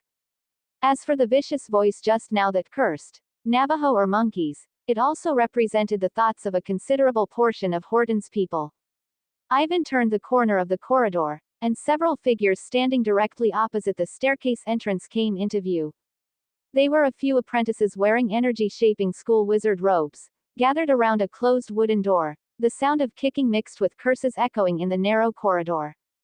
Ivan looked up at the room number and confirmed that this was indeed Esida's room. Just as Ivan was about to speak to disperse the apprentices from the energy-shaping school, Esida's door creaked open on its own. Esida stood in the doorway, her lips tightly pressed together, her eyes slightly red-rimmed, but she tightly gripped a deer antler slingshot, the string taut, her knuckles white, aiming directly at the heads of the energy-shaping school wizard apprentices in front of her. If you want your head broken, try saying that again. The sudden turn of events stunned the apprentices, and for a moment, there was dead silence. They were just wizard apprentices with spiritual power aptitude. Before they began learning spells, they were no different from ordinary people, and they were scared. One energy-shaping school apprentice clearly couldn't swallow his pride. He hesitated for a moment, but still said fiercely, "Who are you trying to fool? Navajo should roll back to your mountain ditches." Before he finished speaking, Esida's arm suddenly loosened. The taut slingshot shot out abruptly, hitting the energy-shaping school apprentice squarely on the forehead. Ah! The apprentice screamed, covering his head, and blood flowed down through his fingers. This was like pouring a ladle of water into boiling oil. The other energy-shaping school apprentices also started shouting and clamoring, all wanting to rush forward and teach Esida a lesson. Get out! Get out of the academy! Beat up this wild woman! The chaotic shouting attracted many apprentices to come and watch curiously. Among them not a few energy-shaping school apprentices also joined in the commotion. Esida was surrounded by the crowd like a lone boat, biting her lip tightly. She didn't know how to handle this situation and could only clutch the slingshot in her hand tightly, scaring away anyone who tried to rush forward. You bitch! Suddenly, the energy-shaping school apprentice whose head had been broken seemed to lose control. He covered his bleeding forehead, his eyes full of hatred, and raised his hand towards Esida. On his finger, a ring inlaid with a scarlet gem was faintly glowing. This was the prelude to a wizard tool taking effect. Many of these wizard apprentices came from noble families in Hordenport. For the sake of family face and the apprentices' safety, slightly wealthier noble families would prepare 1 or 2 wizard tools for the apprentices studying at the Wizard Academy. And now, it was clear that this out-of-control energy-shaping school apprentice was preparing to use a magic tool to give Esida a severe lesson. If the spell solidified in the tool was powerful enough, people could die. The apprentices watching held their breath, some timid ones even quietly backed away a few steps, fearing being affected. But the next moment, the energy-shaping school wizard apprentice was about to chant the spell syllables to activate the magic ring on his hand. But for some reason, the words twisted into a long braying sound when they reached his mouth. Hee-haw! He covered his mouth in terror, but found that the hand covering his mouth had turned into a hard, hoof-like limb. His spine began to bend, his legs grew backward, bending knee structures, gray hair grew from every inch of his skin. In just 2 or 3 seconds, he transformed from a living person into a terrified, braying gray donkey, flapping helplessly. This astonishing transformation scared everyone. The energy-shaping school apprentices didn't know what had happened and could only scream in terror and retreat, and someone in the crowd shouted, "Devil! There's a devil!" This made the watching apprentices even more panicked, and even Esida was scared back several steps. At this moment, a cold male voice suddenly rang out, pouring a basin of ice water over everyone's heads. Unauthorized use of magic tools to attack other apprentices. This is a blatant violation of Horden Wizard Academy's school rules. Ivan walked step by step towards the crowd. He had been standing in the shadow of the corridor corner before, so neither Esida nor the apprentices had noticed his presence. Now, as he stepped out of the shadows, his thin, tall figure, his pale, cold face. Soon, someone remembered Ivan's identity. It's Ivan, the wizard from the necromancy school. The energy-shaping school apprentices were somewhat fearful of this necromancy wizard who had left a particularly deep impression on enrollment day. Now, they scrambled to make way for Ivan, leaving only whispers. Ivan walked up to the gray donkey, picked up the magic ring that had fallen to the ground. It was cold to the touch, and he didn't know what spell was solidified on it. Loud noise, disturbing public order, unauthorized use of magic tools. Is this how the official wizards of the energy-shaping school teach you? Ivan's gaze swept over the surrounding energy-shaping school apprentices. Those who were seen felt a chill down their spine and quickly averted their eyes to avoid meeting Ivan's gaze. Seeing as this is the first time, I'm just applying a minor punishment with a transformation spell. If there's a next time, you should consciously roll to the apprentice discipline room to be punished. What are you still standing around for? Do I need to teach you how to go back to sleep? The surrounding apprentices who were watching immediately scattered like birds and beasts, leaving only a few timid apprentices, who were likely companions of the apprentice turned into a gray donkey. They wanted to leave but couldn't just abandon the gray donkey. Ivan ignored these few energy-shaping school apprentices and walked directly towards Esida, motioning for her to follow him. Don't mind these noisy guys. Come with me, I'll take you to see the laboratory. Hegemony. Get 800 shadow guards at the beginning. Subscribe to Chinese Novel Audiobook YouTube channel. Chapter 11 Questions about the World. Ivan's necromantic laboratory was a little different from what Esida had imagined. There were no corpses soaking in unknown potions, no bottles and jars, and no unpleasant smells. Instead, there were several animals of different species, locked in iron cages. Ivan looked at the slightly bewildered Esida and explained succinctly. These are the materials I use to practice spells. Was it that evil spell that just turned the energy-shaping school apprentice into a gray donkey? Esida's eyes instantly filled with terror, and her face turned a little pale. They couldn't all be transformed humans, could they? She had originally thought that this necromancy school wizard, Ivan, Your Excellency, who had helped her out of trouble, was actually a good person with a cold exterior and a kind heart. But what good person would use so many living people as practice materials? Esida immediately tensed up nervously, afraid that if Ivan found something displeasing about her, he would turn her into an animal too. Seeing Esida's terrified expression, Ivan realized she had misunderstood and helplessly reached out towards the animals. The next moment, whether it was a turkey, a squirrel, or a cow, they all suddenly shrunk in size and turned into several earthworms wriggling on the ground. The principle of the animal creation technique is to transform the external form of a creature. To achieve this, the most important thing is to have a clear understanding of the detailed internal structure of the human body and various animals in order to make the transformation lifelike. Ivan had previously caught several earthworms for dissection and then used the remaining ones for practice, turning them into various different animals. He just didn't expect to be misunderstood by Esida.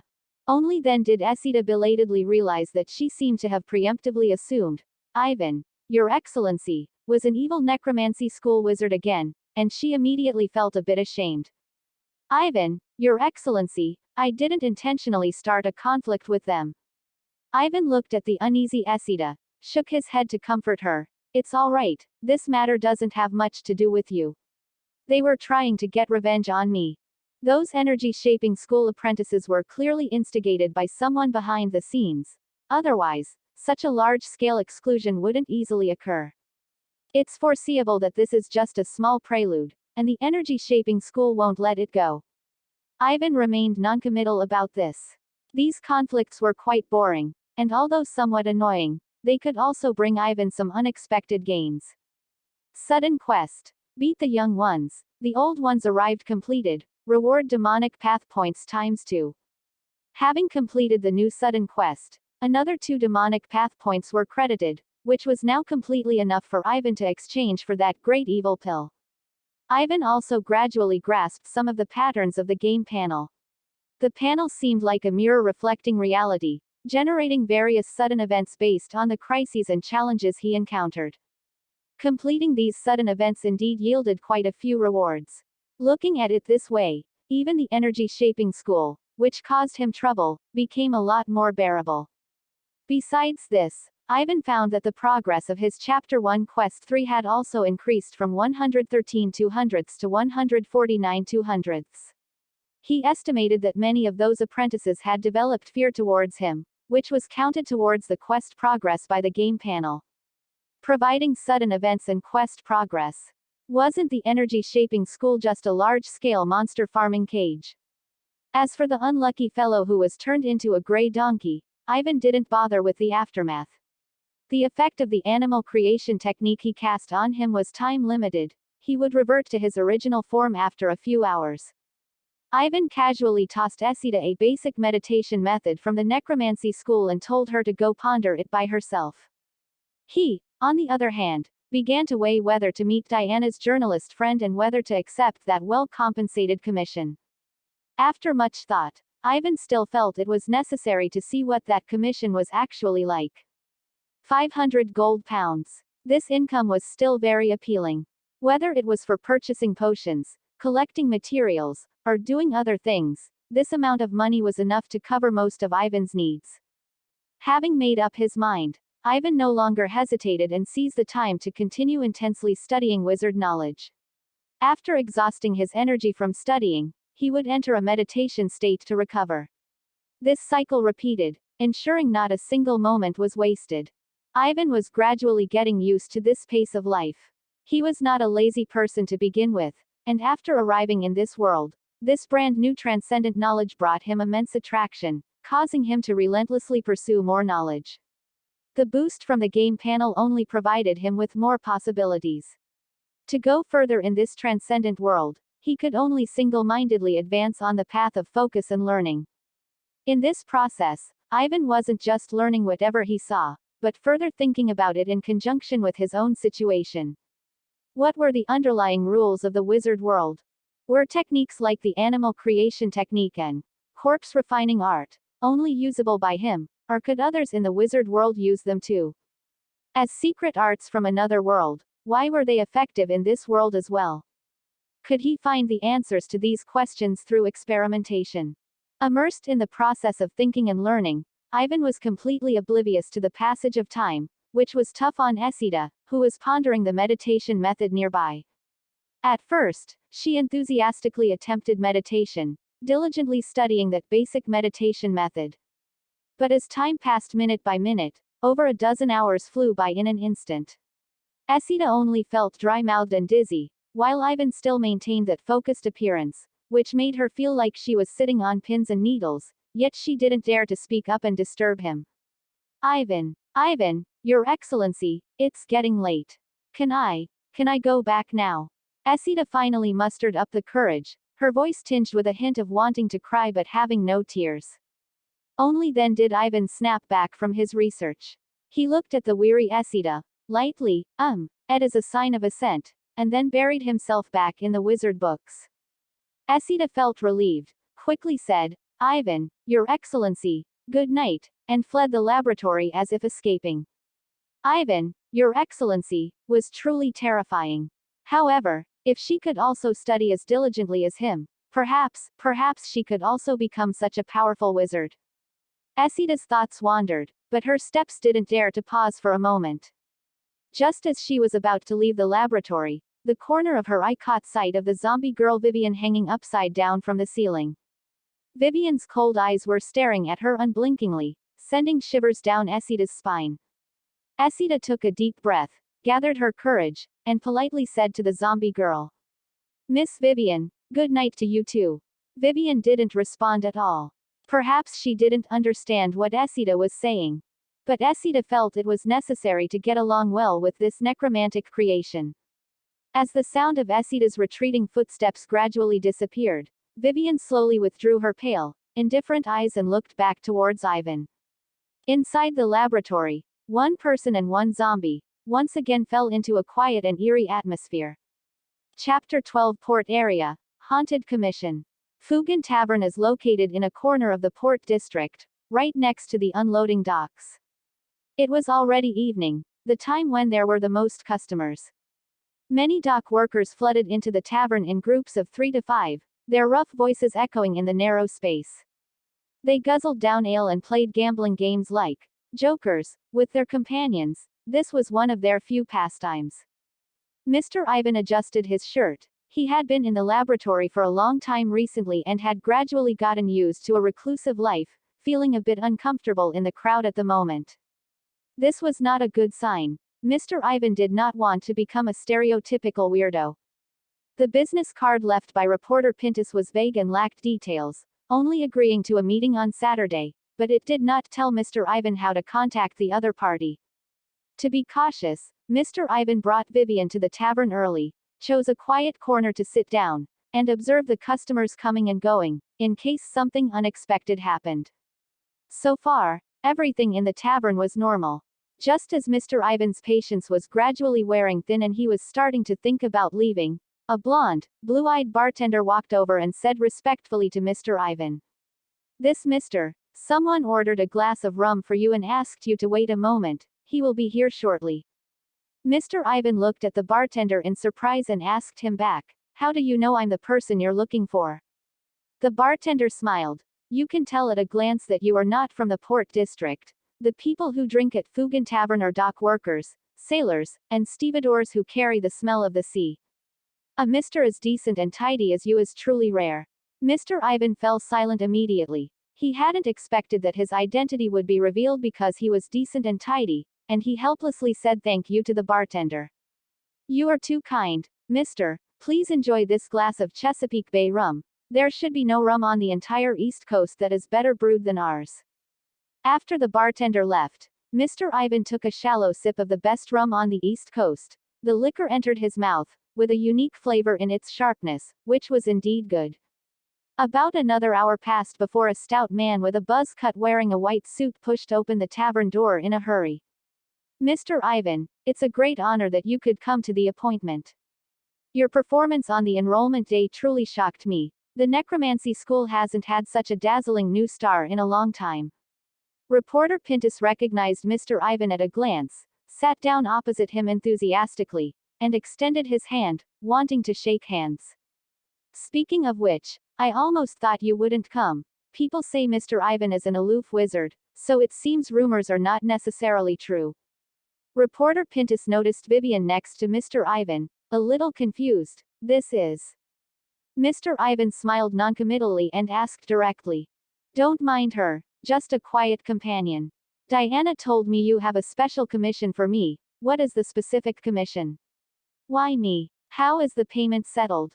Reporter Pintus looked at Vivian thoughtfully, seemingly recognizing Vivian's identity as a necromancy creature, and he smiled at Mr. Ivan. As expected of an efficient wizard, I am also a graduate of Horton Wizard Academy. Unfortunately, after 4 years, I still couldn't become a first-ring wizard, and my mental power has stagnated as I've gotten older. I am still a wizard apprentice now.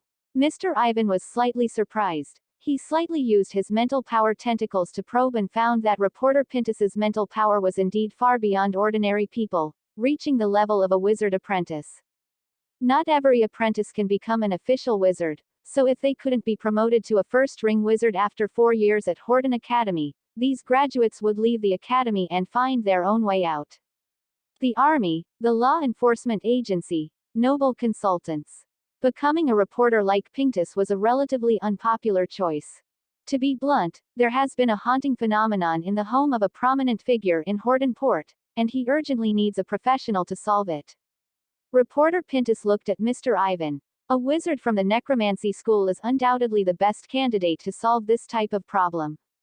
Haunting. Mr. Ivan frowned. In this world, haunting is not uncommon. Improper handling of dead bodies, or encountering some evil events, can all breed ghosts, drowned corpses, ghoul, or even space demons. Of course, most of the time, haunting incidents that occur are actually not too difficult to deal with. So this prominent figure's haunting incident must be very tricky, to the extent that this prominent figure needs to hire an additional wizard to solve this supernatural event. I need more information, Mr. Ivan thought silently. By the way, here's some good news. Reporter Pintus's face was full of smiles. That haunting incident hasn't been resolved, and that prominent figure has increased the price. 1,000 gold pounds, this is the new price. More income means greater danger. Mr. Ivan was not blinded by money. He tapped the table and asked. I need more information about the beginning and end of this haunting incident. An incident worth 1,000 gold pounds. You can tell with your toes that it's very dangerous. Reporter Pintus nodded, took out a dark blue file from his pocket, and pushed it in front of Mr. Ivan. This is as it should be. The information you want is all in there. Mr. Ivan glanced at it. The file was filled with dense text, which he couldn't finish reading in a short time, so he closed the file and put it away, planning to study it carefully when he returned. After chatting casually with Reporter Pintus for a few sentences and exchanging addresses and contact information, Mr. Ivan left Fugan Tavern. The night was getting a little deep, and Mr. Ivan couldn't find a carriage to take, so he simply chose to walk back to Horton Wizard Academy. After walking for about 20 minutes, the surrounding buildings gradually became familiar, and Mr. Ivan recalled that he had unknowingly walked near the poor neighborhood where the original owner had lived. The poor neighborhood is not far from the port and the docks, and many dock workers live nearby. Kerosene lamps are a luxury here, and to save money, lighting candles at night is also an unnecessary thing. Therefore, it was only just past 8 o'clock at night, and this poor neighborhood had already completely quieted down, giving Mr. Ivan a strangely familiar sense of security. Suddenly, Mr. Ivan felt something was wrong. In the air, there seemed to be a faint smell of blood lingering, mixed with a little wet shichoué. It is normal for a few people to die in the poor neighborhood, but the smell of blood is mixed with a little unusual shichoué, which is a bit unusual. Mr. Ivan followed the smell of the corpse and finally stopped in front of a small, old, dilapidated wooden house. The source of the shichoué was inside. Chapter 13 Drowning Zombies and Strange Events. Ivan pushed open the half-closed wooden door, and the stronger smell of blood inside rushed out. The room was pitch black, making it difficult to see the interior structure, and faint, low chewing sounds seemed to come from within, sending a chill down one's spine. Ivan softly uttered a syllable, casting a spell of light. This spell, also known as an apprentice's trick, is a basic spell every wizard must practice during their apprenticeship. As the short casting syllable sounded, a soft, candle-like light projected from Ivan's fingertip, illuminating the small room. A hunched figure was illuminated by the light spell, pale, swollen skin, a gaunt body, and a protruding spine. And beneath this hunched figure, Two ragged corpses lay sprawled on the ground, bleeding dark red blood. Sensing the movement from the light spell, the hunched figure turned around, revealing a twisted and deformed face. An apprentice-level monster, a drowned walker. Ivan was quite familiar with this type of monster. As a common undead creature, drowned walkers are often formed from the bodies of those who drowned, and due to their slow movement, they are not difficult to deal with, aside from their fearlessness and sharp teeth. Of course, this is speaking from the perspective of wizards and wizard apprentices. For ordinary people, drowned walkers are still quite deadly monsters. The drowned walker's cloudy eyes reflected Ivan's figure, and a thirst for blood surged. It suddenly turned, dropped to all fours, and crawled towards Ivan like a beast. Without even needing Ivan's command, Vivian's figure appeared in front of Ivan the next moment, grabbing the drowned walker's throat like catching a struggling cow or sheep, and strangling it. As fellow undead creations, zombies are of a much higher rank than these things. Ivan's gaze swept over the two cold corpses on the ground. There was nothing more that could be done. He shook his head, a hint of confusion arising in his heart. Although the poor neighborhood was chaotic, it wasn't common for drowned walkers to appear frequently. Encountering such a low probability event meant this family was simply too unlucky. He looked at Vivian, who was still firmly gripping the drowned walker's neck. Get rid of it. Vivian obeyed the command, exerting force with her hand, and the drowned walker's spine was snapped, causing it to completely slump down. Ivan suppressed his discomfort and dug out the two eyeballs from the drowned walker's swollen, pale eye sockets, hastily wrapping them in the deceased's torn clothing. This was the only thing on the monster worth any money, likely trading for about 5 gold pounds on the black market. After dealing with this, Ivan turned to leave. He would leave the mess in the room for the law enforcement agency of Hordenport to worry about. He had done his part by eliminating the monster.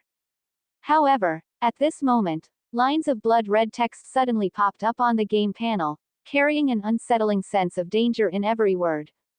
Open black lens bracket sudden chain event. Close black lens bracket.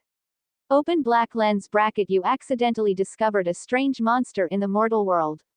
After casually dealing with the monster, a little confusion arose in your heart. Where exactly did this monster come from? Close black lens bracket. Open black lens bracket. Please find the origin of the monster. Reward. Unlock this chain event. Close black lens bracket. Open black lens bracket. Event will disappear in 1H. Close black lens bracket. This was the first time Ivan had encountered such a strange sudden event. Not only was there no event name, but even the reward was peculiar. And the blood-red event prompt itself represented an unstable signal. Ivan quickly made his decision. His instincts were frantically warning him to stay away from high-risk gambling, as he could clearly improve his strength by simply completing those low-risk tasks. But his rationality was persuading him. The game panel never appeared without reason. All events were generated based on sudden situations around him. From this, it could be concluded that the appearance of such a blood-red prompt proved that some dangerous and unknown situation was definitely happening around him. Only by obtaining more information could he avoid being in a dangerous situation. Ivan hesitated, which was rare for him. Take a gamble, trusting his judgment. Ivan made his choice after a moment of hesitation. Ivan walked out of the dilapidated wooden house and cast another zero-ring spell, Energy Vision, and instantly the world in his sight changed form. Under Energy Vision, the trail the drowned walker had taken was clearly visible like a beacon. Ivan easily discerned that this drowned walker had entered this house about half an hour ago and attacked the owner. Following the faint traces left by the drowned walker in his Energy Vision, Ivan began to silently lead Vivian in pursuit. Unexpectedly, following this path took a full half hour. As the road gradually disappeared, the surroundings became increasingly desolate, and the traces of the drowned walker crawling along the way became fainter and fainter, almost disappearing from view. But fortunately, Ivan vaguely felt that he should be close to finding the place. Soon, the air became increasingly damp, and the indistinct sound of waves reached his ears. Ivan followed the drowned walker's trail and found himself on a desolate coast. This drowned walker must have crawled up from this coast. But this was even more unreasonable. Ivan's brows furrowed tightly. Under normal circumstances, bodies thrown into the sea rarely undergo transformation. They are either carried away by ocean currents to unknown places or are quickly consumed by sea creatures. It is precisely for this reason that people choose to throw bodies into the sea. The ocean is a natural incinerator. And a drowned walker that accidentally underwent transformation, crawled out of the sea, and then wandered to the poor neighborhood half an hour's journey away. This could only mean one thing. There should be many bodies in the sea nearby. Ivan observed carefully and indeed found some unusual clues. There were a large number of messy footprints of varying depths on the coast, as well as many drag marks. Could it be that residents of Hordenport were concentrating on disposing of bodies on this coast? Ivan erased the traces of his arrival, then quickly scanned the surroundings and found a hidden crevice in the reef, concealing himself within it like an inconspicuous stone. He chose to stake out in this area to see who was disposing of bodies here. As for Vivian, she already looked more like a dead person than a living one. Ivan simply told her to walk into the sea and soak, disguised as a floating corpse, waiting quietly. As soon as Ivan had concealed himself, a noisy sound vaguely came from the other end of the coast. The sound was indistinct, but it was clear that people were talking, and there were quite a few of them. Today, so many. I'm exhausted. Stop complaining. Finish early. Sleep early. So many people die every day. Do those enforcement officers really not notice at all? What are you thinking? Those lackeys only have eyes for prostitutes. How can they care about these? Ivan watched the strange group slowly moving from that direction. This group consisted of about 30 to 40 people, with 2 or 3 people per group pushing a wooden wheelbarrow. The carts were piled with some dark things, casually covered with rags and straw mats, making it unclear what they were. But Ivan guessed they were likely bodies waiting to be discarded. Roughly counting, this group was carrying 200 to 300 bodies to this desolate coast, which was indeed somewhat eerie. Ivan's gaze fell on the clothing of this group of people, and he suddenly felt a sense of familiarity. These seemed to be members of the Black Rats gang from the Port District. They were called rats by the enforcement officers and residents, meaning they were as disliked as rats. So, what were they doing bringing these bodies to the desolate coast? Chapter 14. Infiltration, Tyrant of the Four Pillars. The members of the Black Rats gang did not notice his presence at all. They numbly pushed the wheelbarrows loaded with corpses. When they reached the shore, they mechanically began stacking the bodies on the ground and throwing them into the sea, their movements rough. Amidst the howling sea breeze, Ivan could hear some faint movements from the Black Rats gang members. Suddenly, 2 Black Rats gang thugs moved towards Ivan. They walked to a spot not far from where Ivan was hiding. One of them looked around, seemingly searching for a secluded corner. The 2 men furtively moved closer, then began nervously whispering to each other. Remember the first website domain name? Old Rat, it's been too strange lately. I'm a little scared. Do you think I'm not scared? What else can we do? If you ask me, Boss Rat King is being controlled by those cultists wearing black robes. So what do we do? Should we take advantage of tonight and run to the countryside to take refuge? Run? Are you crazy? Didn't you see how? Rat Head, Old Tom abandoned his brothers and ran away by himself the other day, only to be found dead by the roadside a few days later, all withered. Have you forgotten? The cultists also said that we've all received the grace of the deity in our bodies, and once we betray, we'll immediately turn into blood. It's too terrifying. I still don't want to die.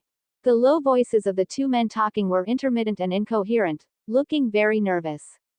Ivan listened to their discussion with furrowed brows. The amount of information contained within it was indeed quite large. The leader of the Black Rats gang, the largest organization in the Port District, is actually being controlled by a group of cultists. With such a big commotion, the law enforcement agency of Hordenport is completely unaware. And what are these Black Rats gang members transporting so many corpses to the coast for every day? Just as Ivan was thinking about what to do next, the game panel suddenly updated with an event notification.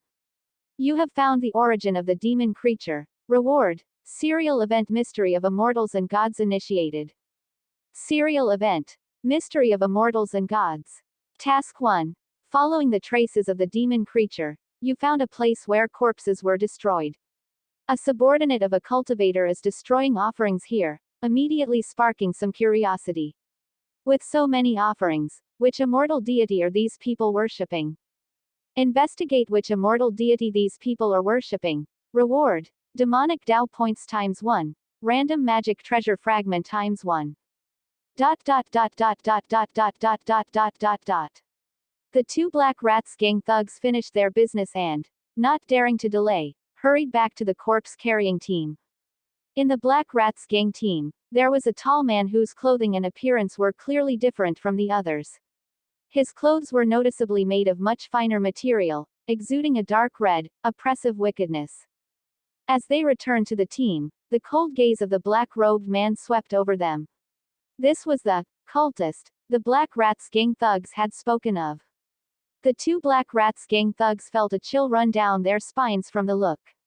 They quickly sped up their steps, returned to a wooden cart piled high with corpses, and buried themselves in carrying the bodies. As they were carrying, the two Black Rats gang thugs heard some strange movements coming from beside them. The two thugs looked up and saw a thin figure tightly wrapped in a black cloak. The night was dark, and his face was unclear. He let out a complaint. Sigh. When will these days end? These words resonated with the two thugs. They also started sighing along. One of them curiously asked the black-cloaked figure. Brother, which rat head are you following? How come I haven't seen you before? The figure wrapped in the black cloak paused, then sighed. I follow, rat head, old John. I just joined the gang not long ago, and who knew I'd run into something like this? Now old John is dead, and I don't know what to do. The two thugs immediately felt a lot of sympathy.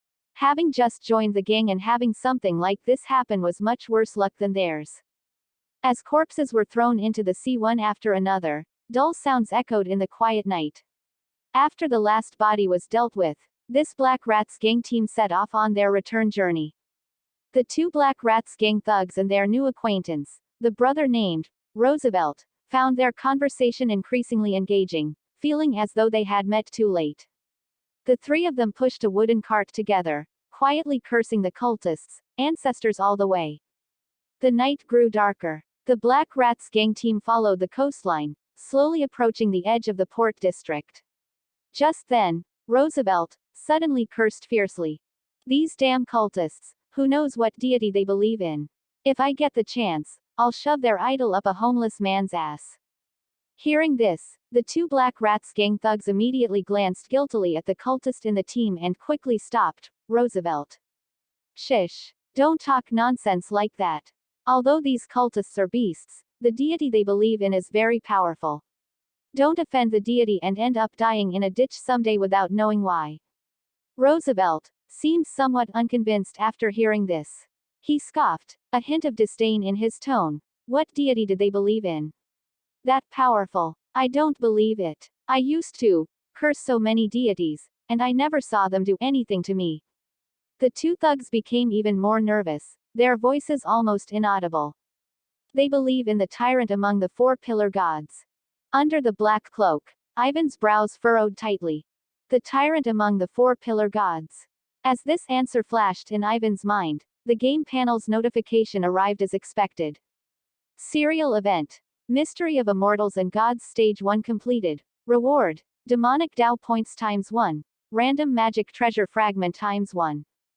Please severely damage the Cultivation sect. Black Rat sect. Reward: demonic Tao points times 2. Random magic treasure fragment times 2.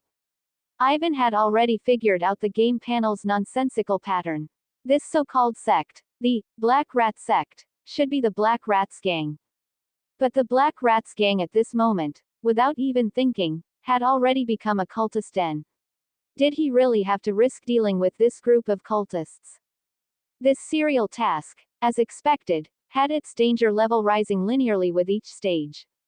Earlier on the beach, Ivan took advantage of the two Black Rats gang members returning to the team.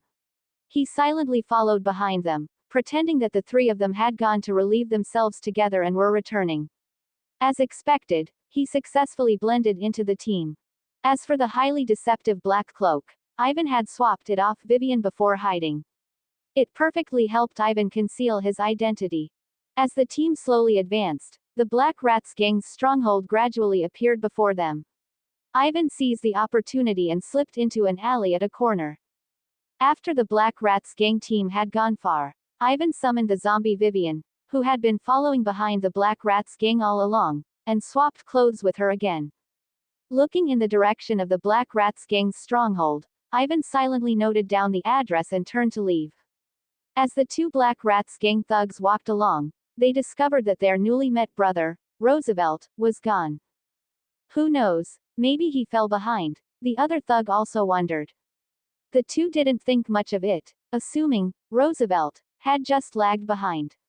But when they returned to the stronghold and asked around, no one knew anyone named Roosevelt. The two thugs felt increasingly uneasy the more they thought about it, a chill running down their spines in fright. What scared them even more was that some other gang members vaguely remembered a third figure when they returned from relieving themselves. But that night, only the two of them had gone to relieve themselves in the dark. A chill surged through both of them. They exchanged glances, seeing fear in each other's eyes.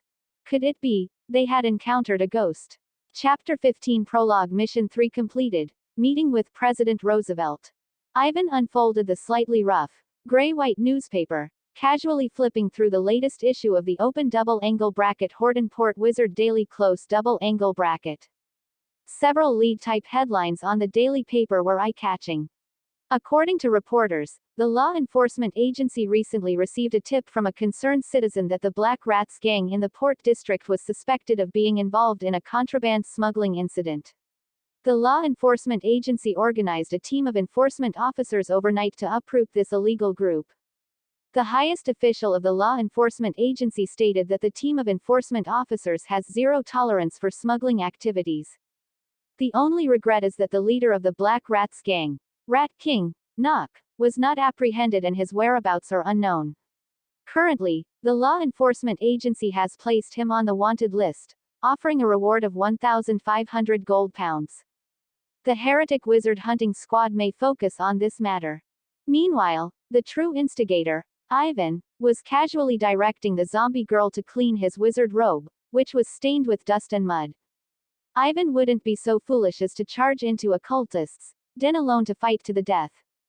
That's not how courage should be used. There are clearly better ways to solve problems, such as acting as a concerned citizen and reporting to the Hortonport Law Enforcement Agency. The Hortonport Law Enforcement Agency is not a pushover. As the official violence security agency, its strength is beyond doubt. To become an enforcement officer, one needs to be at least a wizard apprentice who can skillfully use gunpowder and apprentice-level spells. As for one-ring and two-ring wizards, they are not uncommon in the Hortonport Law Enforcement Agency, and they are considered the backbone of maintaining stability in Hortonport. Ivan stayed up all night writing down the information he had gathered about the Black Rats gang's collusion with the Four Pillars God cult in a messy, almost illegible handwriting, and then had Vivian quietly stick it on the window of the law enforcement agency under the cover of darkness. The result was exactly as Ivan had expected. Less than half a day after the information was delivered, the enforcement officers, like hounds smelling blood, swarmed out and uprooted the Black Rats gang in the Port District. The suspected smuggling mentioned in the newspaper was merely an excuse used by the law enforcement agency to cover up the truth and stabilize the public. What pleasantly surprised Ivan was that although he had used such a clever method, it was unexpectedly recognized by the game panel, completing the task of severely damaging the Black Rat sect. Open Black Lens Bracket Linked Event. Mystery of Immortals and God's Second Ring completed. Reward: Demonic Path Points ×2. Random Magic Treasure Fragment ×2 Close Black Lens Bracket. Open Black Lens Bracket Task Third Ring. You suddenly changed your mind and chose to inform the righteous immortal of the Black Rat sect's intelligence. Although this slightly diminishes your prestige as an old demonic cultivator, on second thought, isn't being insidious and cunning also the style of an old demon? Close Black Lens Bracket. Open Black Lens Bracket. However, you still need to visit the ruins of the Black Rat sect to find more clues about the tyrant. Close Black Lens Bracket. Open Black Lens Bracket. Please search the Black Rat's Gang. Ruins. Reward. Demonic Path Points times 3. Random Magic Treasure Fragment times 3 Close Black Lens Bracket. The rewards from linked tasks are indeed astonishing. After completing the second ring task, Ivan's demonic path points had accumulated to 5. Ivan finally had leisure time to stop, organize his recent gains, and plan his next actions. Open Black Lens Bracket Character. Ivan Aatrox Close Black Lens Bracket. Open Black Lens Bracket Attributes. Constitution 1.3. Spirit 15.1. Charm 2.7 Close Black Lens Bracket. Open Black Lens Bracket Demonic Path Points. 5 Close Black Lens Bracket.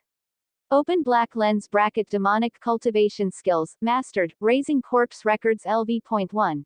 Animal Creation Technique LV.1 Close Black Lens Bracket. Open Black Lens Bracket Title Ability.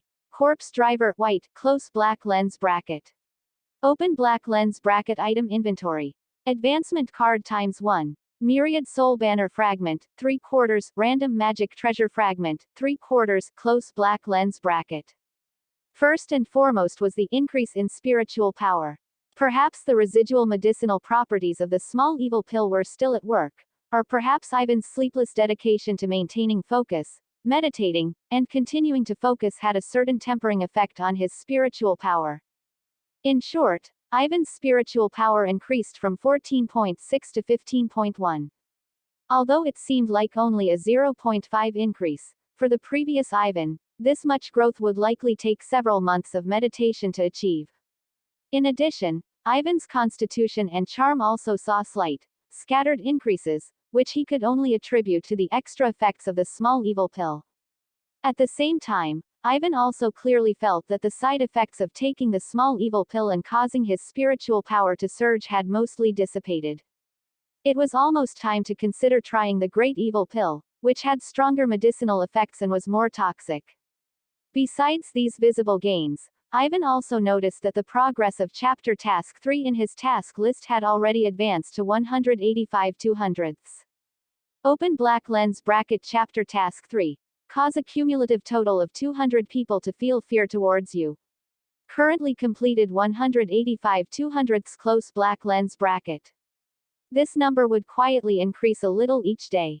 Ivan speculated that perhaps it was because the apprentices who had been scared by him would secretly tell other apprentices about his deeds and evil magic. Therefore, the number of people who feared him gradually accumulated and increased. At this rate, this chapter task would be completed very soon, and Ivan would also be able to gather the 4 fragments needed to refine the demonic cultivation magic treasure, the 10,000 Souls banner. Ivan no longer hesitated and immediately spent 2 demonic path points to exchange for the remaining bottle of Great Evil Pill in the open Black Lens Bracket Magic Cave Bazaar Close Black Lens Bracket. This time, the Great Evil Pill was even more terrifying than the previous Small Evil Pill. The Small Evil Pill was only contained in a jade bottle, while this Great Evil Pill was sealed in an exquisite jade box. Ivan carefully opened a crack in the jade box. Before he could see what was inside, he heard a mournful howl coming from within. Master, don't refine me into a human pill. I'll do anything, I'll do anything. I'll be obedient. Master can play with me however you want. Please Master, don't refine me into a pill. Hearing this howl sent shivers down Ivan's spine, and he quickly closed the jade box. Just thinking about the pain he experienced when taking the pill last time gave Ivan a headache. He decided that he would wait until his spiritual power was more stable before considering taking this Great Evil Pill, which had even more potent medicinal and toxic properties. Just as Ivan was about to continue working on the task at hand, a rapid knocking interrupted his thoughts. Diana stood outside the door, bringing Ivan not so good news. Dean Roosevelt of Horton Wizard Academy asked Diana to relay a message to Ivan, wanting to talk to Ivan again. Please sit, Mr. Ivan. Dean Roosevelt watched as Ivan sat down in front of his desk. The large black robe almost completely enveloped Ivan, leaving only a pale, stern face exposed. Roosevelt smiled and pushed a freshly brewed cup of black tea towards Ivan. This is authentic noble black tea from the Saris Empire. It was transported across the spine of the continent to the Empire's mainland, and then cross the distant sea by ocean-going ships. I don't know how much effort it took to get it to Horton Port. Mr. Ivan can try it. This old man talks too much. Ivan looked up and glanced at the cup of black tea but didn't reach for it. He just asked directly, Dean Roosevelt, what do you want to see me about? Roosevelt's hand holding the teacup stiffened slightly. He didn't like this abrupt conversational rhythm, and a hint of displeasure at being offended arose in his heart. This was why he was reluctant to deal with these wizards from humble backgrounds. These bumpkins, no matter how much knowledge and magic they mastered, would never learn the elegance and politeness of nobles in their lifetime. However, Roosevelt was not just a wizard, but also a businessman who understood how to weigh pros and cons. Roosevelt gently put down the teacup, a smile still on his face. I'm here to discuss a contract with you, Mr. Ivan. Chapter 16 Rejection of the New Contract, Human Danshu and Five Finger Fist Thunder. I heard about your performance on enrollment day, it was amazing. Dean Roosevelt still wore that hypocritical smile on his face. The Academy has blocked the pressure from the Energy Shaping School for you. They strongly demanded that I expel you. Are you interested in talking about your necromancy creation? I'm very curious about what kind of necromancy creation could defeat Matthew, the rising star wizard of the Energy Shaping School. Ivan didn't want to reveal too much in front of this old fox. He just replied indifferently, it's just a ghoul, nothing special. Who would believe that was a ghoul? Dean Roosevelt became increasingly displeased. He scrutinized Ivan's young yet expressionless face, and an unspeakable irritation surged in his heart. He finally decided to state his purpose directly. The potential you've shown has led us to make a new assessment of you, and the Academy wants to offer you a new contract. Dean Roosevelt took a brand new contract from the drawer and placed it in front of Ivan. This contract, whether it's the salary or the benefits, is much better than your previous one. Ivan silently flipped through the new contract. Indeed, as Dean Roosevelt said, this new wizard contract was vastly different from the previous contract that was purely exploitative, in terms of benefits and resources. This shows that the Academy's exploitation completely depends on the person. Facing lower-level wizards with little potential, they would do everything to force them to sign a contract selling themselves, while facing wizards who show potential, they are willing to offer benefits to win them over. It was clear that Ivan's performance on enrollment day had changed the attitude of the extremely profit-driven Academy towards him.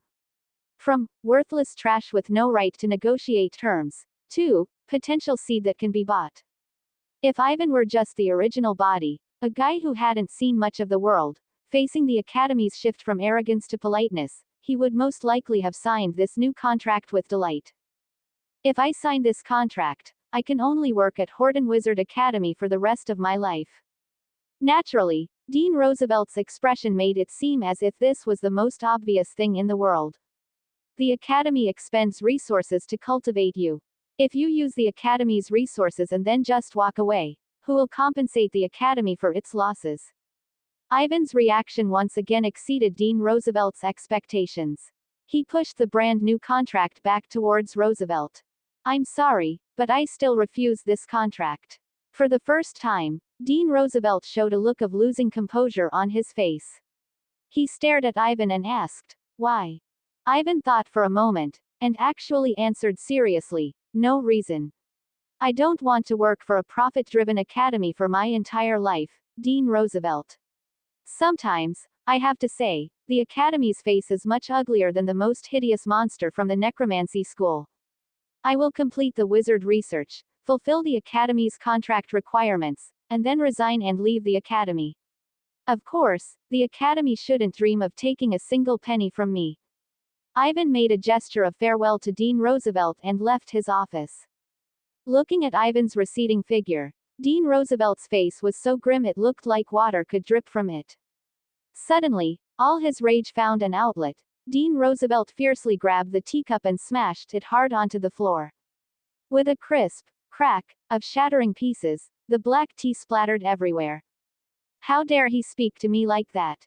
He took several deep breaths and revealed a hint of a twisted smile towards the direction Ivan had left. We'll see about that. I'd like to see which wizard journal in the entire Horton Port dares to publish your results.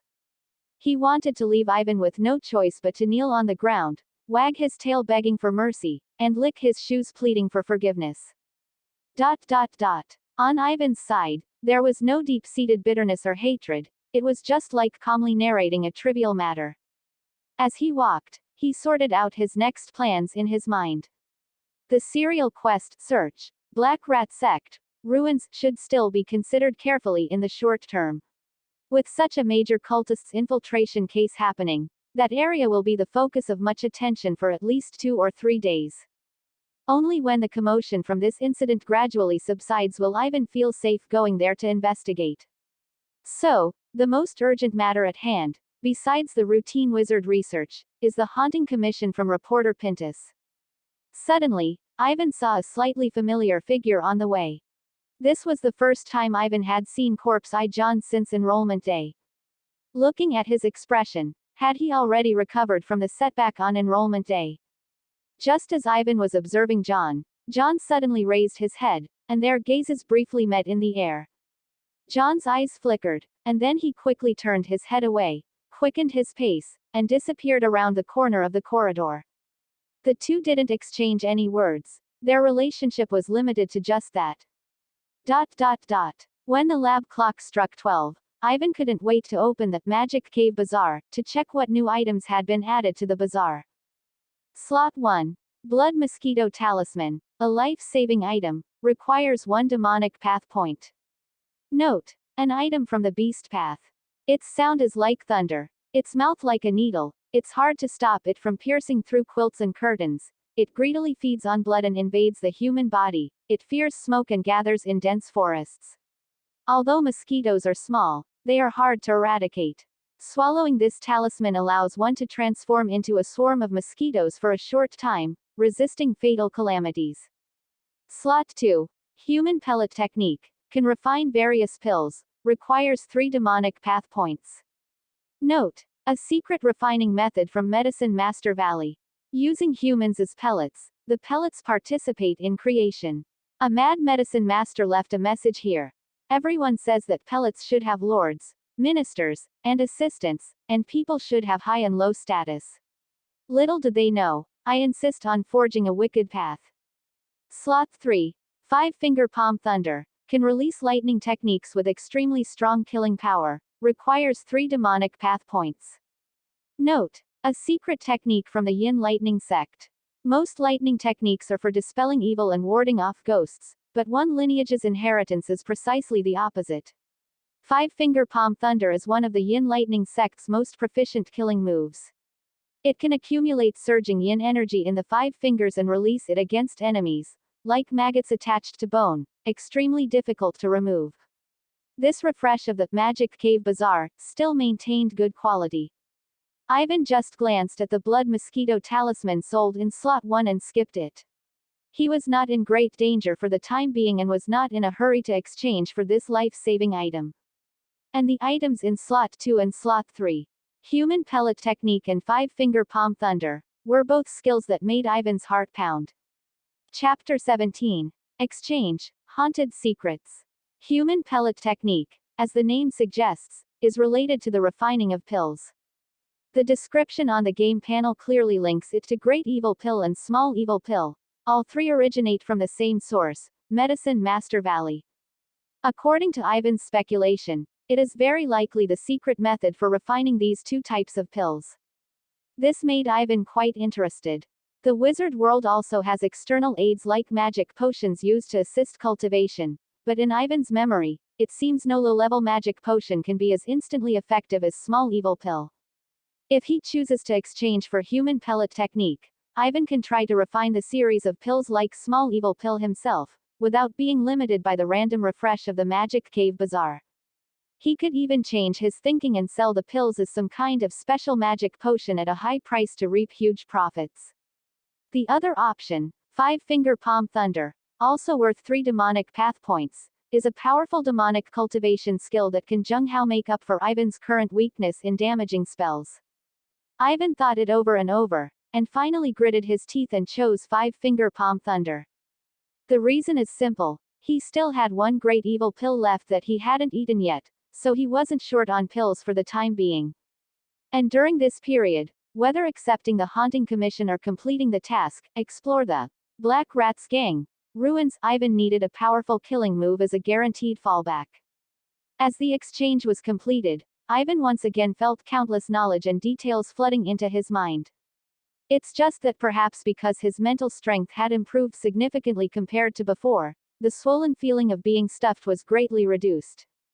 Yin Thunder Cultivation. 5 fingers forming a fist. Thunderous lightning. Various methods surged into Ivan's mind, and by the time he recovered from this knowledge, he looked at his right hand, which already had subtle changes. The effect of this 5-finger palm thunder is indeed extraordinary, and it is worthy of its marked price of 3 demonic path points.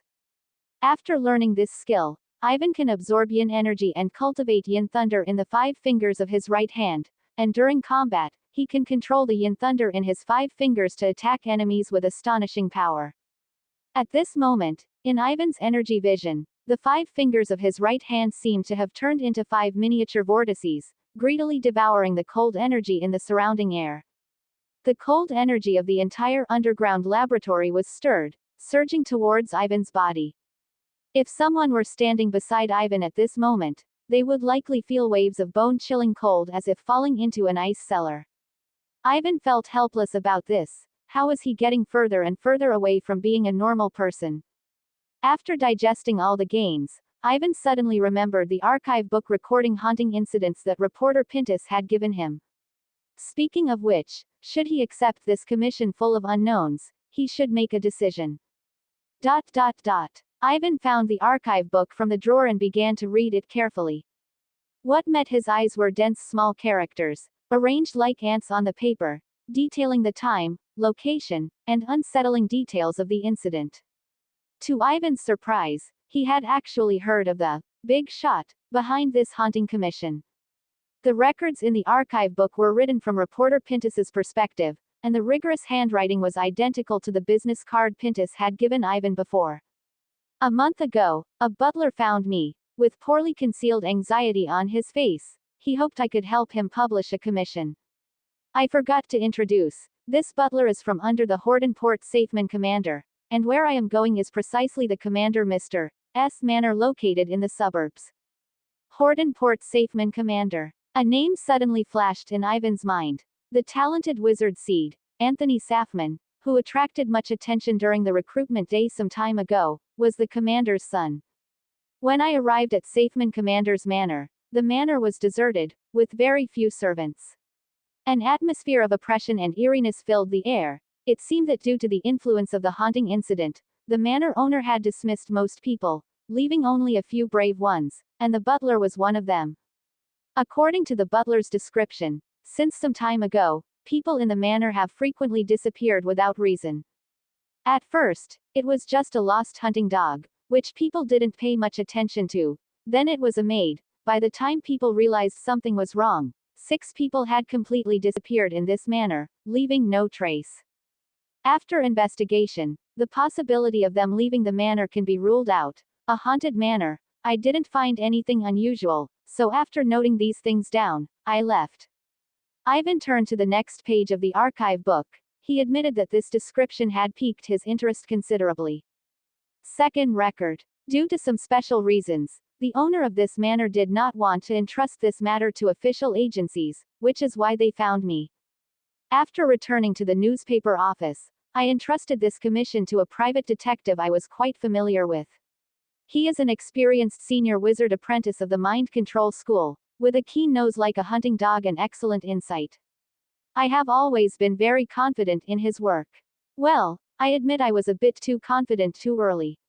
After staying in the manor for one night, my detective friend also disappeared. I searched the entire manor and could only see the footprints he left in various places. It seems the danger of this incident is greater than I imagined. I quickly found another wizard willing to accept the commission. He is a first-ring wizard from the Energy Shaping School, with reliable strength.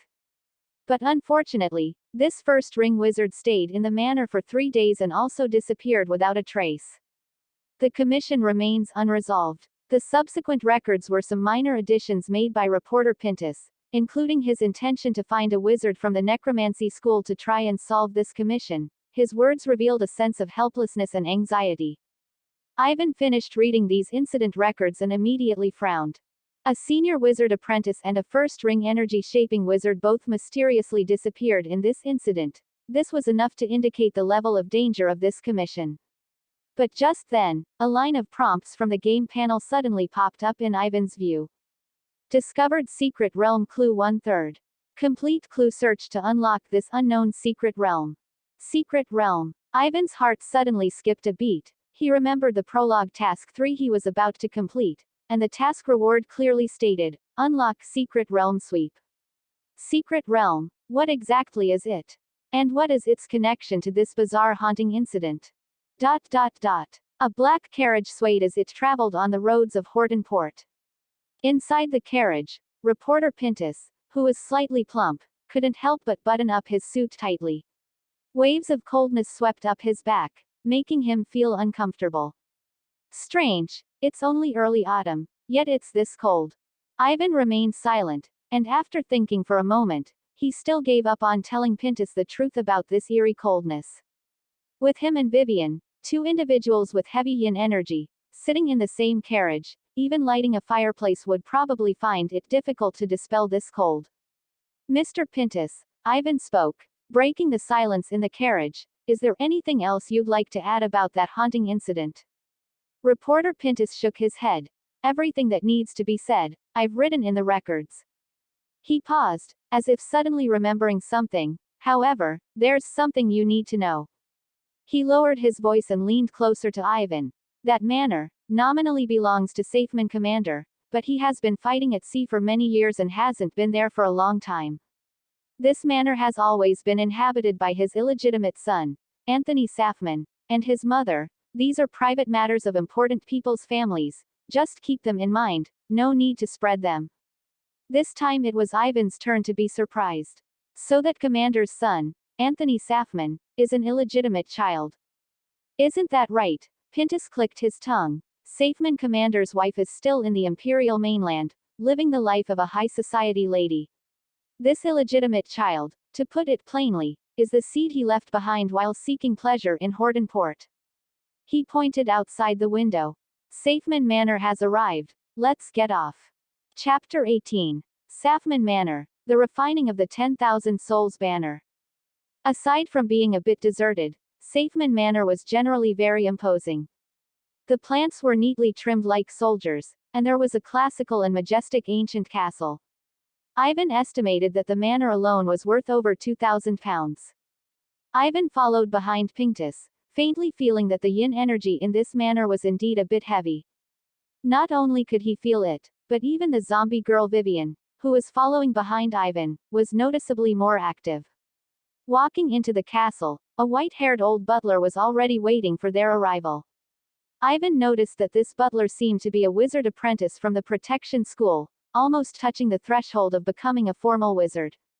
Welcome, both of you, Mr. Pintus, and this. The old butler looked at Ivan's attire, and without needing Ivan to introduce himself, he recognized that Ivan was a wizard from the necromancy school.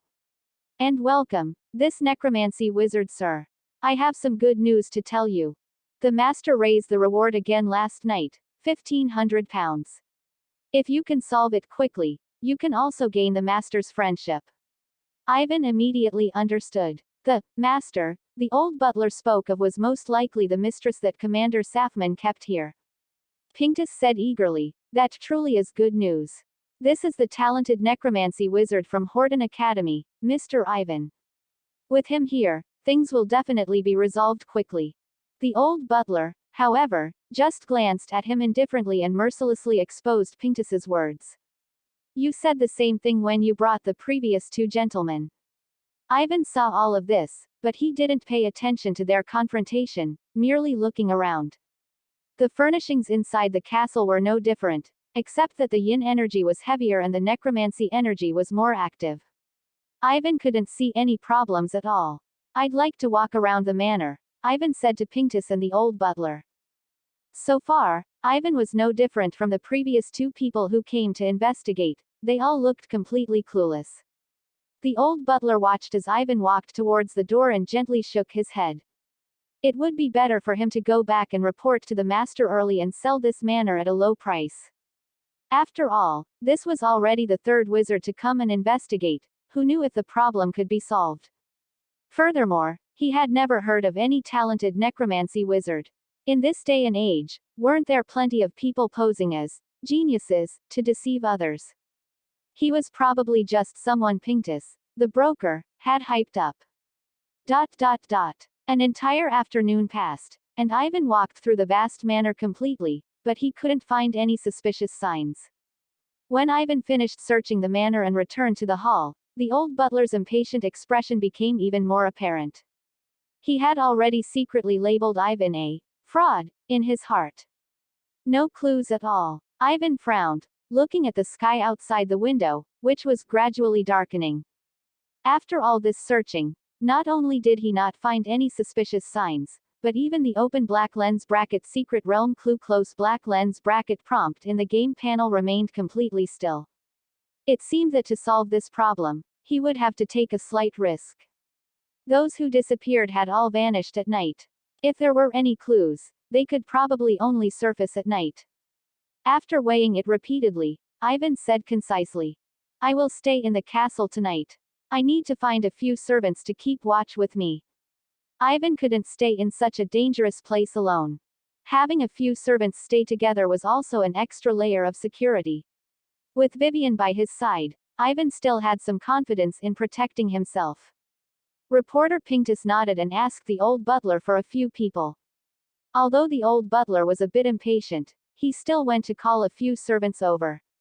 Ivan looked at the servants who were led before him, each with pale hair, trembling, and scared out of their wits, and couldn't help but feel a bit speechless. These guys were so old, they might not find the ghost but scare themselves to death first.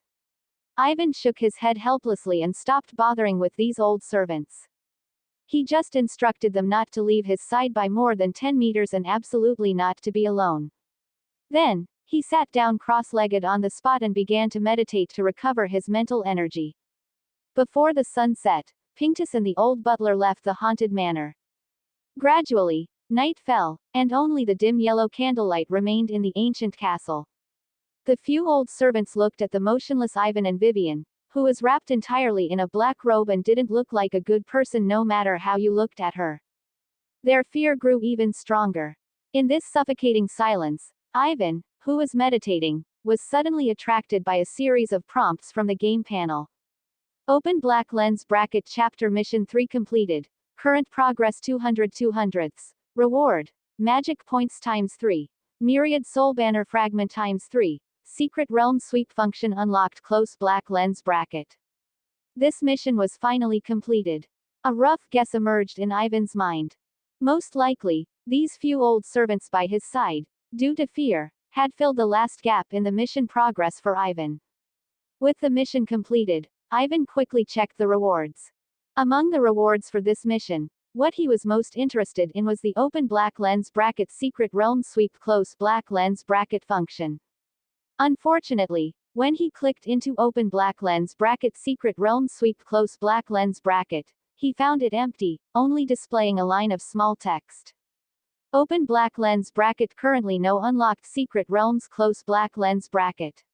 Ivan had no choice but to exit this function in disappointment. Fortunately, another gain compensated for this slight loss. Ivan now had 6 myriad soul banner fragments in his hand, enough to synthesize the magical treasure, the 10,000 souls banner. As Ivan's thoughts moved, 4 myriad soul banner fragments were immediately consumed. With a synthesis sound like a vengeful spirit wailing, a broken white banner, no bigger than a palm, appeared in Ivan's hand. Was this the famous 10,000 souls banner? Ivan examined it curiously. Detailed notes about the 10,000 souls banner appeared on the game panel. Open black lens bracket magical treasure name, 10,000 souls banner close black lens bracket. Open black lens bracket magical treasure level. LV.1, can be upgraded to the next level by spending 8 myriad soul banner fragments, close black lens bracket. Open black lens bracket number of souls, 0 close black lens bracket. Open black lens bracket effect 1, can absorb souls that have not yet dissipated. can choose to nurture or refine them. Close black lens bracket. Open black lens bracket effect 2. Can release the 10,000 souls in the banner to take lives. Close black lens bracket. Open black lens bracket effect 3. Unlocked close black lens bracket. Open black lens bracket remark. Banner spirit, when will you have spirit? No one knows when the first 10,000 souls banner in the world was refined, perhaps by a frustrated demonic cultivator, or perhaps by a dying person with not much lifespan left struggling. Everyone says I go against the heavens and harm the natural order. I just want to ask, has the will of heaven ever favored me? Close black lens bracket. Ivan thoughtfully stroked the white banner in his hand. This broken white banner seemed to have a spirit. It moved without wind, gently rising and falling. The 10,000 souls banner needed souls to feed on, but where to find enough and high-quality souls, Ivan had no clue for a while. He could only take it one step at a time. Ivan raised his head and looked at the few white-haired old servants beside him. They were huddled together, several meters away from him.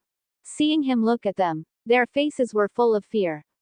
Suddenly, an old servant tremblingly raised his hand, his voice shaking like leaves in the wind. This wizard, sir, I want to relieve myself. Ivan thought for a moment and said to him, just do it nearby, don't go more than 10 meters away from us, and definitely don't get separated. The old servant nodded repeatedly and timidly turned around, starting to rustle as he unbuttoned his pants. Seeing that he was obedient, Ivan withdrew his gaze, closed his eyes, and tried to enter a state of meditation. Suddenly, Ivan felt something was wrong. The sound of splashing liquid, which had been drizzling, had disappeared without a trace at some point. Ivan instantly opened his eyes and looked in the direction of the peeing servant. Aside from a puddle of brownish-yellow urine stain, where was there any sign of a person at this moment? Right under Ivan's nose, someone had disappeared. Chapter 19: The Man in the Mirror, Ivan's Death. Everyone, stand up! Ivan suddenly roared out, and the few old servants who were originally huddled in the corner, drowsy, jolted as if whipped livestock, trembling as they stood up, looking at Ivan with terror. In the hall, candlelight flickered, casting long, distorted shadows of everyone. Ivan's face was extremely grim. He hadn't detected anything unusual until the old servant's voice disappeared. This meant that the danger in the manor had exceeded his perception. Even Vivian beside him had no reaction. This meant that the unknown danger in the manor had completely surpassed his range of perception. Even Vivian, the zombie girl beside him, hadn't detected anything wrong. Ivan counted the number of people, confirming that only the old servant who went to relieve himself was missing. Taking a deep breath, Ivan forced himself to calm down, his mind racing. What did that old servant do? Why did he suddenly disappear? There must be some medium, or some specific trigger. After a brief moment of disbelief, Ivan ruled out the possibility of common undead creatures like wraiths and ghouls. Undead creatures below the second ring couldn't escape his perception, and if this mysterious creature's level exceeded the second ring, why would it hide? It was no exaggeration to say that an extraordinary creature of that level was completely capable of destroying this manor. Ivan forced himself to calm down, and he slowly paced to the spot where the old servant had just been sitting, trying to observe the surroundings from his perspective. He first imitated the old servant raising his hand, then slowly stood up, his gaze slowly sweeping around. Ivan moved bit by bit, his gaze sweeping over the candlesticks, tables and chairs, and the portraits hanging on the walls in search of clues. The remaining few servants looked at Ivan's strange behavior, scared speechless, their faces pale. Some even thought Ivan was possessed by some evil devil, and they desperately clasped their hands together and began to pray in a low voice, muttering to themselves. Next, should be to untie the belt and start peeing. Ivan stood in the spot where the old servant had just been standing, and he didn't hesitate to begin untying his own belt, completely replicating the actions of the old servant just now. Wait, something is not right. Ivan's gaze suddenly froze on the ground. There was a puddle of brownish-yellow urine. The liquid was turbid, emitting a faint fishy smell, clearly reflecting Ivan's pale face, like a distorted mirror. Boom! Ivan's body reacted instinctively, and he instantly raised his right hand, his little finger slightly bent, a unnatural grayish-white aura emanating from his fingertip. Five-finger palm thunder. A cold, silent arc of grayish-white light flashed, instantly shattering the mirror, leaving behind only a few grayish-white, writhing electric arcs. What on earth was that thing? Ivan looked at the disappeared liquid, his heart filled with doubts, and he slowly raised his head, but his vision suddenly distorted, and everything around him changed. The original dim, flickering candlelight disappeared, replaced by a suffocating gloom.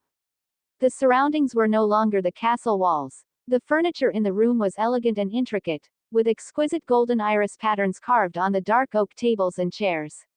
This was clearly a noble's residence. The room was empty, only Ivan's own breathing echoed. Even Vivian, who he had ordered to stay by his side, had vanished without a trace, as if she had evaporated into thin air.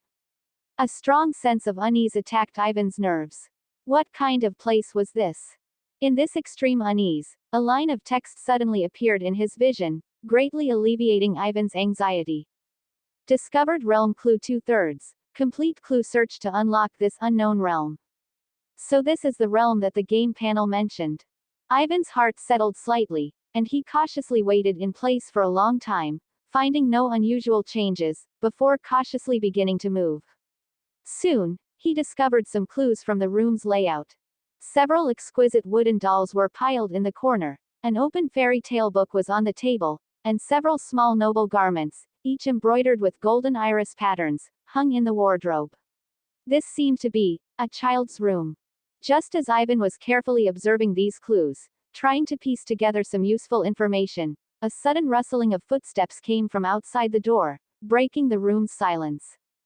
Ivan's pupils constricted. Regardless, in this strange world, such a change was mostly not a good thing.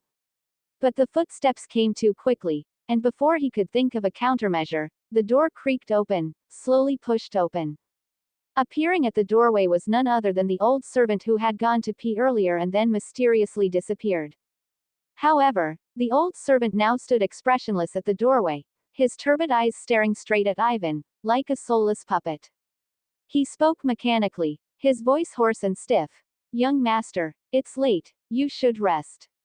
Young master. Ivan's thoughts raced. The old servant clearly mistook him for someone else, a young master, who lived in this room. Attempting to play this young master might be the most suitable approach at the moment. I don't want to sleep, Ivan said, suppressing his unease and imitating the tone of a spoiled child. The old servant was silent, like a dead tree stump. Just as Ivan was wondering if the old servant was stuck, a strange expression suddenly appeared on the old servant's face. "No, young master, you should sleep." Ivan immediately realized something was wrong, and he quickly added, "I'll go to sleep right now." The old servant's face began to twist and deform, like a piece of kneaded mud. His bones made a crackling sound, and two thick, curved bullhorns broke through the skin on his head, bloody. His mouth split open, revealing a mouth full of fine, sharp teeth, and a blue-purple, forked tongue extended from his mouth, flicking like a snake's. "You're not the young master. The young master is obedient, the young master will sleep." The old servant suddenly took a step forward, his backward curving hooves unleashing astonishing power as he lunged towards Ivan. Ivan cursed inwardly, but he wasn't too flustered.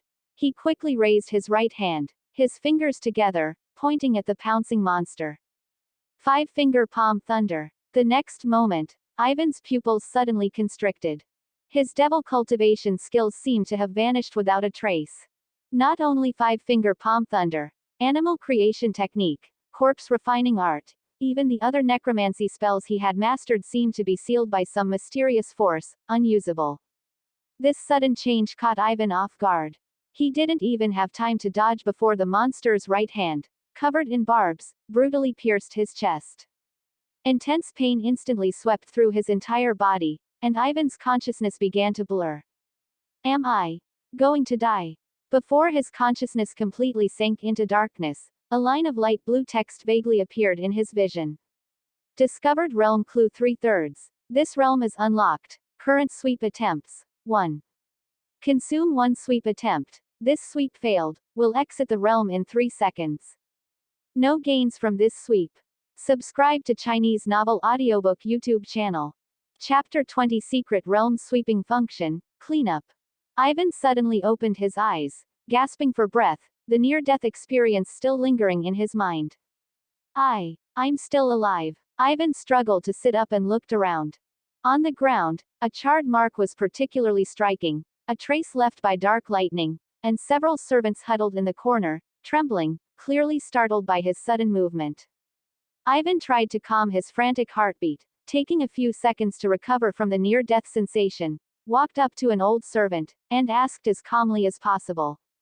Was there anything unusual about me just now? The old servant was so scared he stammered, and nothing unusual, you suddenly cast a spell, and that was all. Ivan frowned upon hearing this answer. It was clear from the servant's answer that his physical body had not experienced anything unusual. The strange child's room, and the old servant who turned into a monster, were like a dream, leaving no trace in the real world. Could it be, he had just fallen victim to some sophisticated illusion? Ivan immediately dismissed this speculation in his mind. The reason was simple: a person's eyes might deceive them, and their physical senses might be wrong, but the game panel in Ivan's mind would never lie. Ivan closed his eyes and opened the game panel in his consciousness, looking at the 2 prompts from before his near-death experience. So the game panel saved him. Ivan was unsure of this answer. He opened Secret Realm Sweep, and found a new piece of information had appeared. Secret Realm Sweep. Unlocked Secret Realm. Asura Cave. Current exploration progress 0.01%. Difficulty, 1 star. Remaining sweep attempts, 0. Recovers 1 point every 7 days. Equipable skill slots, 0/1. The amount of information provided by these few lines was enormous. First was this unlocked secret realm, which the game panel automatically named Asura Cave. Regardless of the name or the strange room, it could reflect the dangerous level of that peculiar world. The second piece of information explained the reason for Ivan's resurrection. The game panel seemed to have judged his death as consuming 1 sweep attempt, thus automatically teleporting him out of the secret realm at the brink of death. Seeing the glaring 0 in the remaining sweep attempts column, Ivan immediately became nervous, forcing himself to avert his gaze from any place within the castle that could produce a mirror surface. Ivan had only suddenly entered that strange world after looking into the mirror surface at himself, so this was most likely the trigger mechanism. The missing people must have also triggered this mechanism unconsciously, which is why they disappeared without explanation.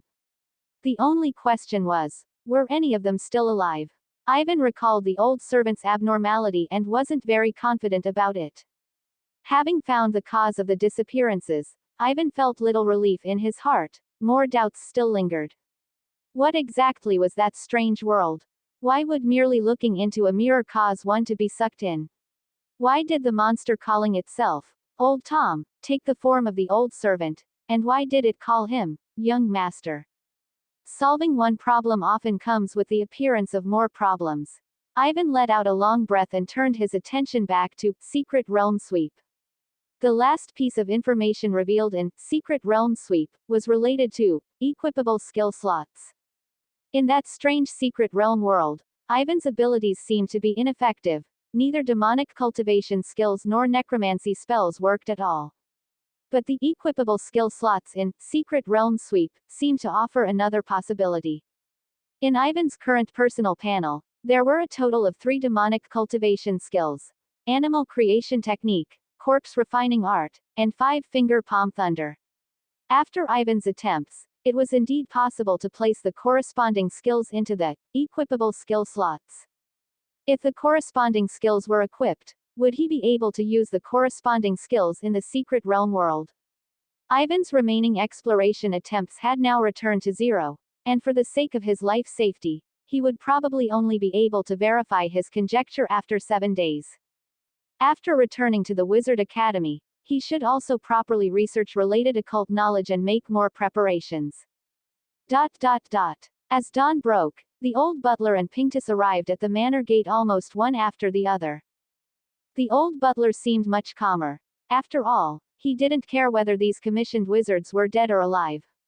The old butler also didn't think Ivan had any real ability. It would be good enough if this so-called genius wizard could save himself after one night.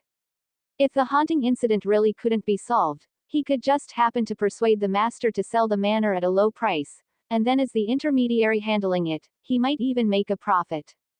The two didn't exchange many pleasantries and walked directly into the manor castle, only to find that the castle seemed a bit strange today. For some reason, everything that could reflect light was completely covered with thick black cloth, and several servants were still busy using nails to completely seal the last gaps.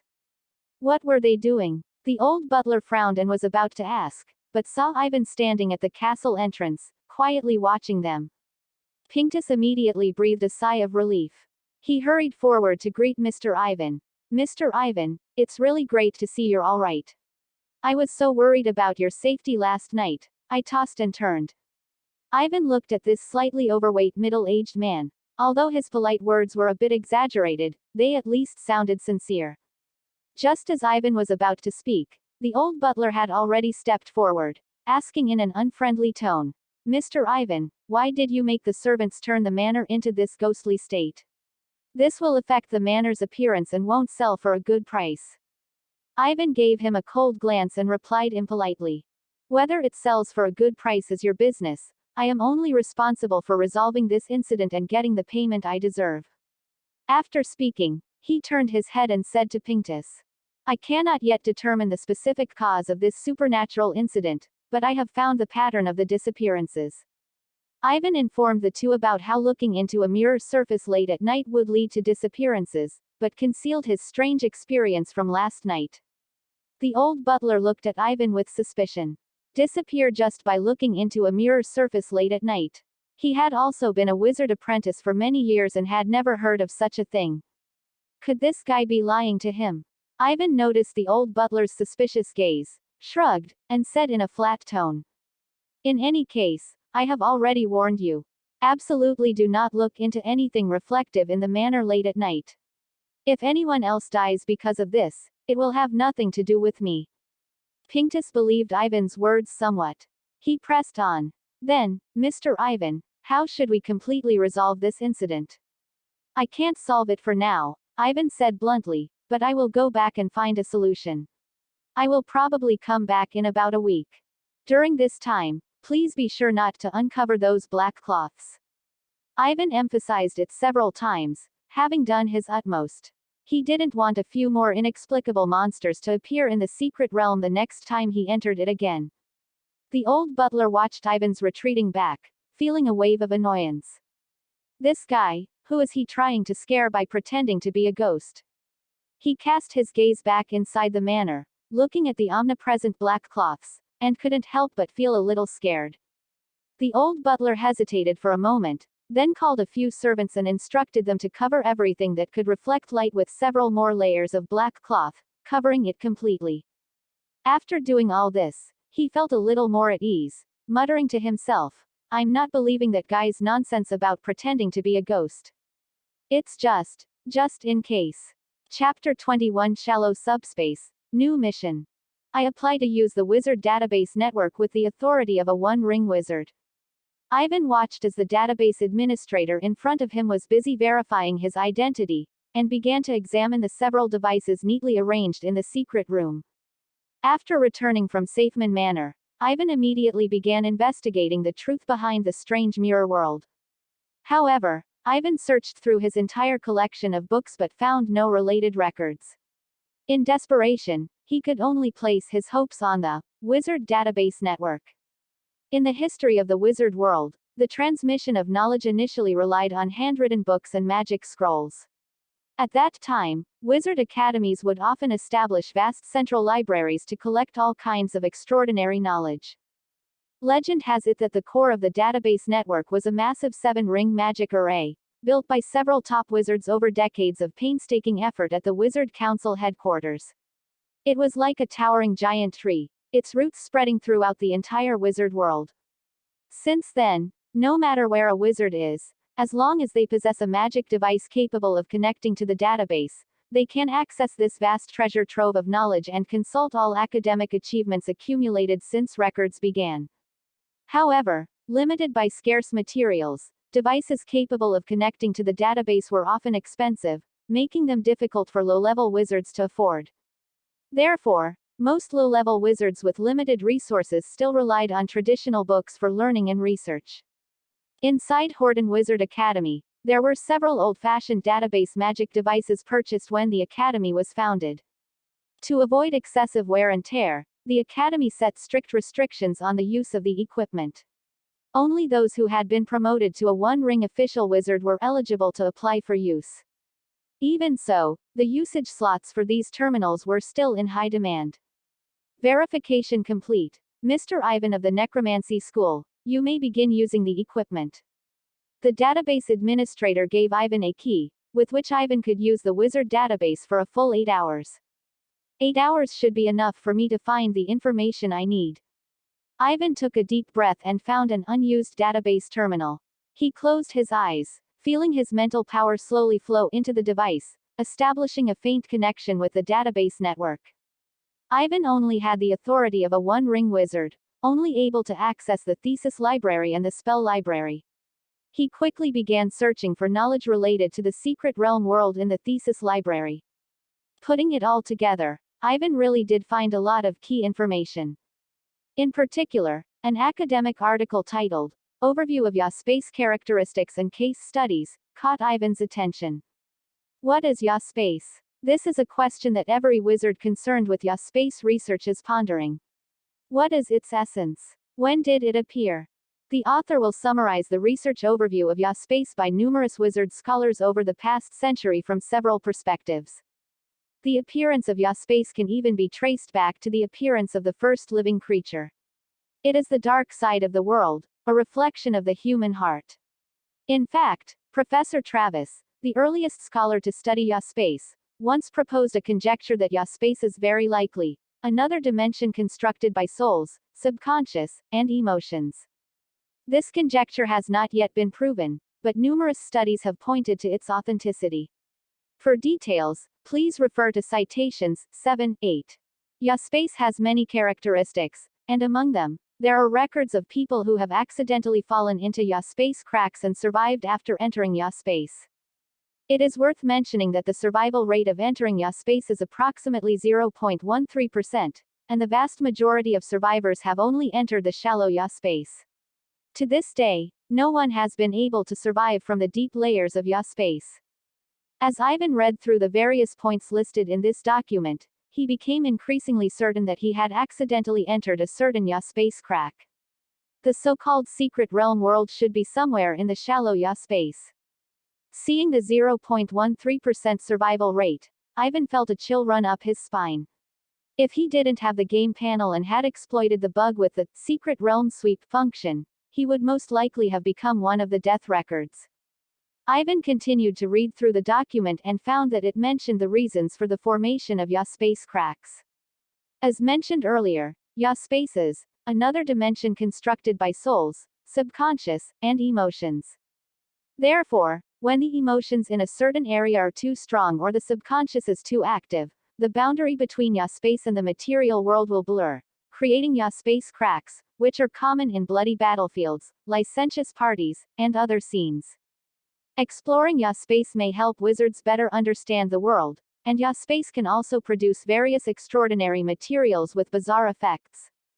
Ivan carefully looked through it and found that at the bottom of this document, there were also some sections introducing Subspace monsters, detailing the types and characteristics of some monsters that might be encountered in Subspace. It must be said that the wizard database is indeed an amazing design. Some of the papers Ivan read were even published decades ago, giving him the illusion of conversing and communicating with the authors across decades of time. If only I could use the wizard database indefinitely. Ivan even thought about whether he could buy a private wizard database terminal. Unfortunately, with Ivan's current financial resources, it would be far from enough to purchase one on his own. As Ivan's usage time gradually approached its end, the database administrator wizard couldn't help but come over and urge him several times before Ivan reluctantly withdrew from that state of concentration. On the way back to his residence, Ivan briefly sorted out his gains. The biggest gain was that he finally figured out the origin of that secret realm world. A space crack that appeared out of nowhere. So how did this crack appear? After I entered the space crack, what was with that strange child's room? Why did the space appear before him in that way? Old problems were solved, but new ones emerged endlessly. Ivan was not troubled by this. This process of seeking knowledge step by step and uncovering mysteries seemed to bring him enough dopamine and positive feedback. Speaking of which, it has been several days since the Black Rats gang was wiped out. It is time for Ivan to set off to investigate the ruins after the Black Rats gang was uprooted. Before that, there is still some preparatory work to do. Ivan's gaze fell on the quest bar of the game panel, where a brand new quest was prominently displayed. Prologue Quest 4. Fame is established. Your soul hall has become a sect with formidable demonic power in the nearby area. But you know deeply that the soul hall is still in a dormant phase, and you must quickly improve the overall strength of the sect before the righteous immortals take action to eliminate demons. Completion condition. Guide the disciple, soul cultivation genius, into the threshold of cultivation. Reward. Demonic points times 3. Myriad soul banner fragment times 3. Chapter 22. Apprentice Wizard Ishida, Black Rat Gang Station. Thump, thump thump. Ishida, with a nervous heart, once again arrived at Ivan's necromantic laboratory and knocked on the chilling door. Recently, Ishida came to Ivan, Your Excellency's laboratory almost every day, hoping to ask Ivan some questions. It was just that Ivan was out, so almost every time Ishida came, she found no one. Even so, she still insisted on coming to the laboratory every day to check. Just when she almost thought there would still be no response today, Ivan, Your Excellency's voice came from inside the laboratory door. Come in. It's Ivan, Your Excellency. Ishida's eyes instantly lit up. She carefully pushed open the door, afraid of making even the slightest extra sound that would disturb Ivan. The scene inside the laboratory was no different from before. Under the dim light, Ivan, Your Excellency still had a serious, pale face, sitting there, seemingly reading some book. Ishida closed the laboratory door and was about to muster the courage to speak when she heard Ivan, Your Excellency, say something out of the blue. How are you doing with the basic meditation method of the necromancy school? Hearing Ivan, Your Excellency ask this, Ishida could only brace herself and reply, I have already mastered that basic meditation method of the necromancy school. She lowered her head, answering somewhat dejectedly. But I can't complete the first meditation. Ivan looked at Ishida's dejected expression, his eyebrows raised slightly, quite surprised. Already mastered it. That fast. He remembered that basic meditation method was a tough nut to crack for most beginners. It usually took 1 to 2 months to gradually comprehend and master it. And those apprentices with mediocre aptitude needed half a year or even longer to barely complete the first meditation. Even the original owner of Ivan's body, whose talent was already quite good, spent nearly a month to successfully complete the first meditation. To verify Ishida's statement, Ivan picked a few difficult points from the basic meditation method and tested her. The result was just as Ishida said. She had indeed completely mastered that meditation method, but for some reason, she was always unable to cross that final threshold. Ivan patiently asked Ishida about her feelings and the problems she encountered during the meditation process, gradually finding the root cause. You need to look at the world from a different perspective, Ivan said slowly. A different perspective. How? Ishida blinked her eyes blankly. Before she could react, Ivan extended a hand, and as a short syllable sounded, the next moment, the world changed its appearance. Ishida saw that everything around her was completely different from what her eyes perceived. The outlines of tables, chairs, and utensils dissolved in the energy vision. Rich brownish yellow, light indigo, restless crimson, surging pale blue. Ishida quickly realized that these were the 4 basic elements in the wizard world: earth, water, fire, and wind. However, besides these, there was a 5th color. Ishida looked towards Ivan. On his body, wriggling pale energies were densely chan rao around his consciousness in a state that was almost solidified. This is the necromantic energy I can control, Ivan said to Esida. My mental power resonates with necromantic energy, and under energy vision, it will present this form. Esida looked at this completely different energy vision and couldn't help but hold her breath. This is too spectacular. The reason you have been unable to complete the first meditation for so long is that you have been looking at the world with your own eyes for too long. A table is a table in your eyes, a stone is a stone in your eyes. Ivan paused, then continued, but meditation is to observe the essence of the world with the vision of energy. Ivan intermittently told Esida some key points about meditation, and as the energy vision disappeared, Esida was still immersed in that shocking sensory experience. She closed her eyes, recalling the wonderful visual sensation from just now, and began to try to enter a meditative state. Flowing, heavy, restless, sticky. Ivan looked at Esida, who was gradually entering the state, and couldn't help but sigh. As expected, she is a soul path genius recognized by the game panel. Esida understood almost immediately. It probably won't take much time for her to complete the first meditation and condense her first wisp of mental power. This process was even faster than Ivan expected. After only about 10 minutes, Esida suddenly opened her eyes. Her eyes sparkled with excitement, and like a cheerful little bird, she excitedly cheered. Ivan, Your Excellency, I felt it. I felt the mental power. The moment Esida opened her eyes, a game panel prompt popped up in front of Ivan. Chapter 1 Task 4 completed. Reward: Magic Points ×3. Myriad Soul Banner Fragment ×3. Chapter 1 Task 5. Only with a large tree can the roots be deep.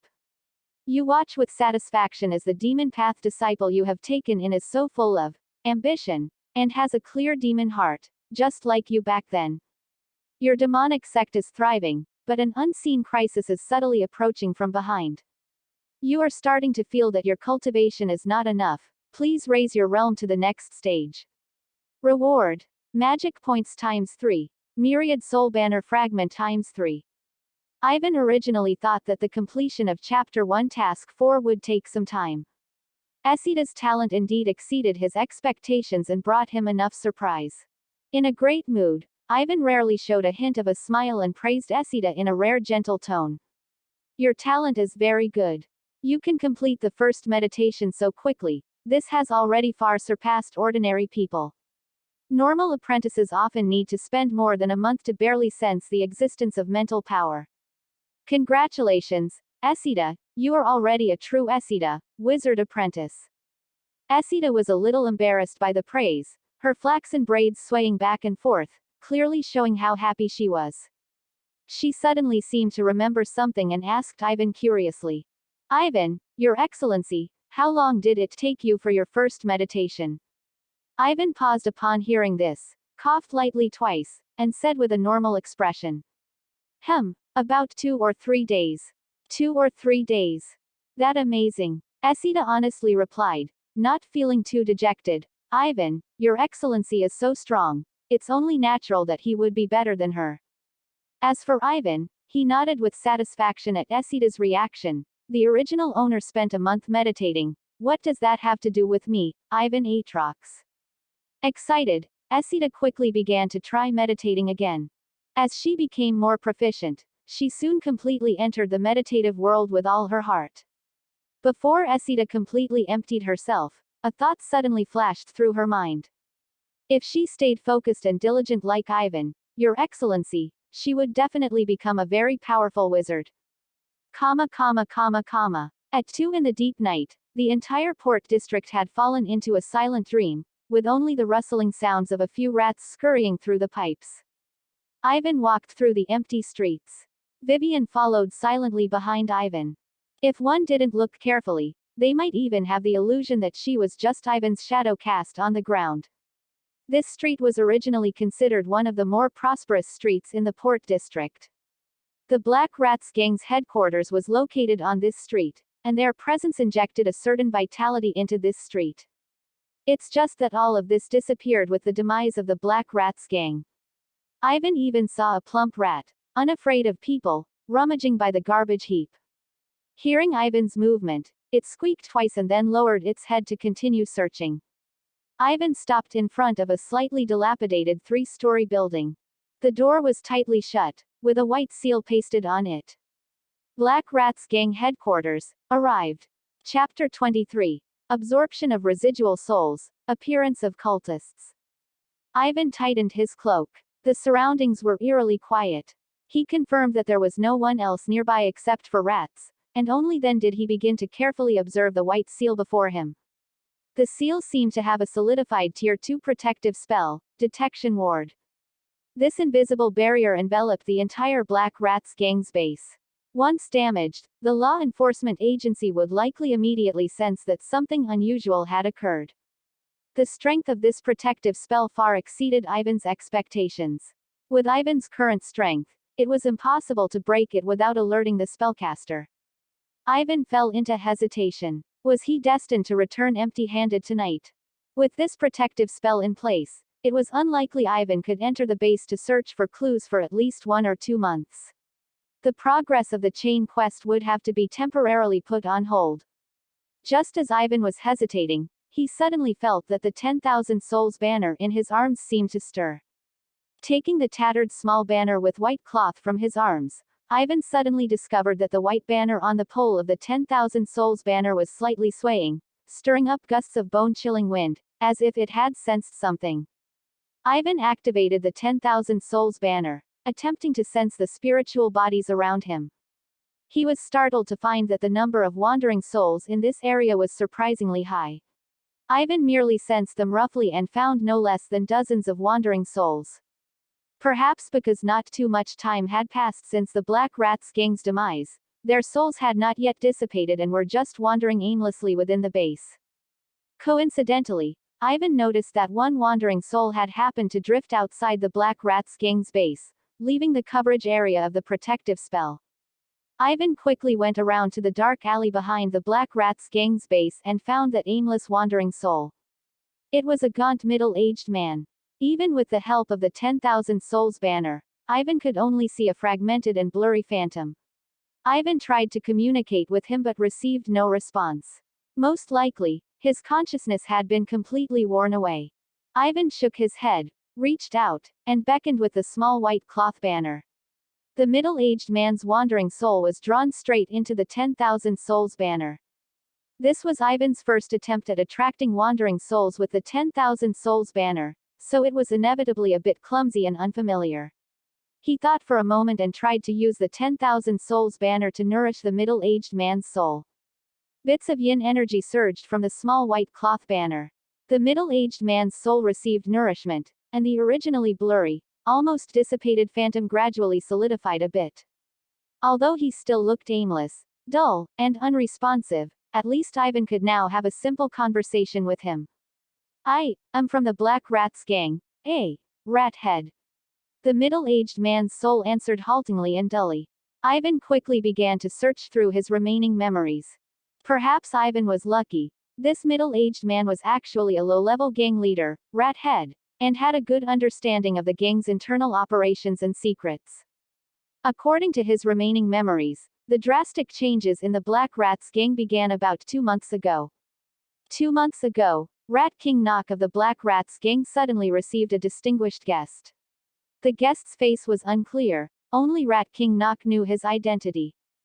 After a brief meeting, Rat King Knock seemed like a changed person.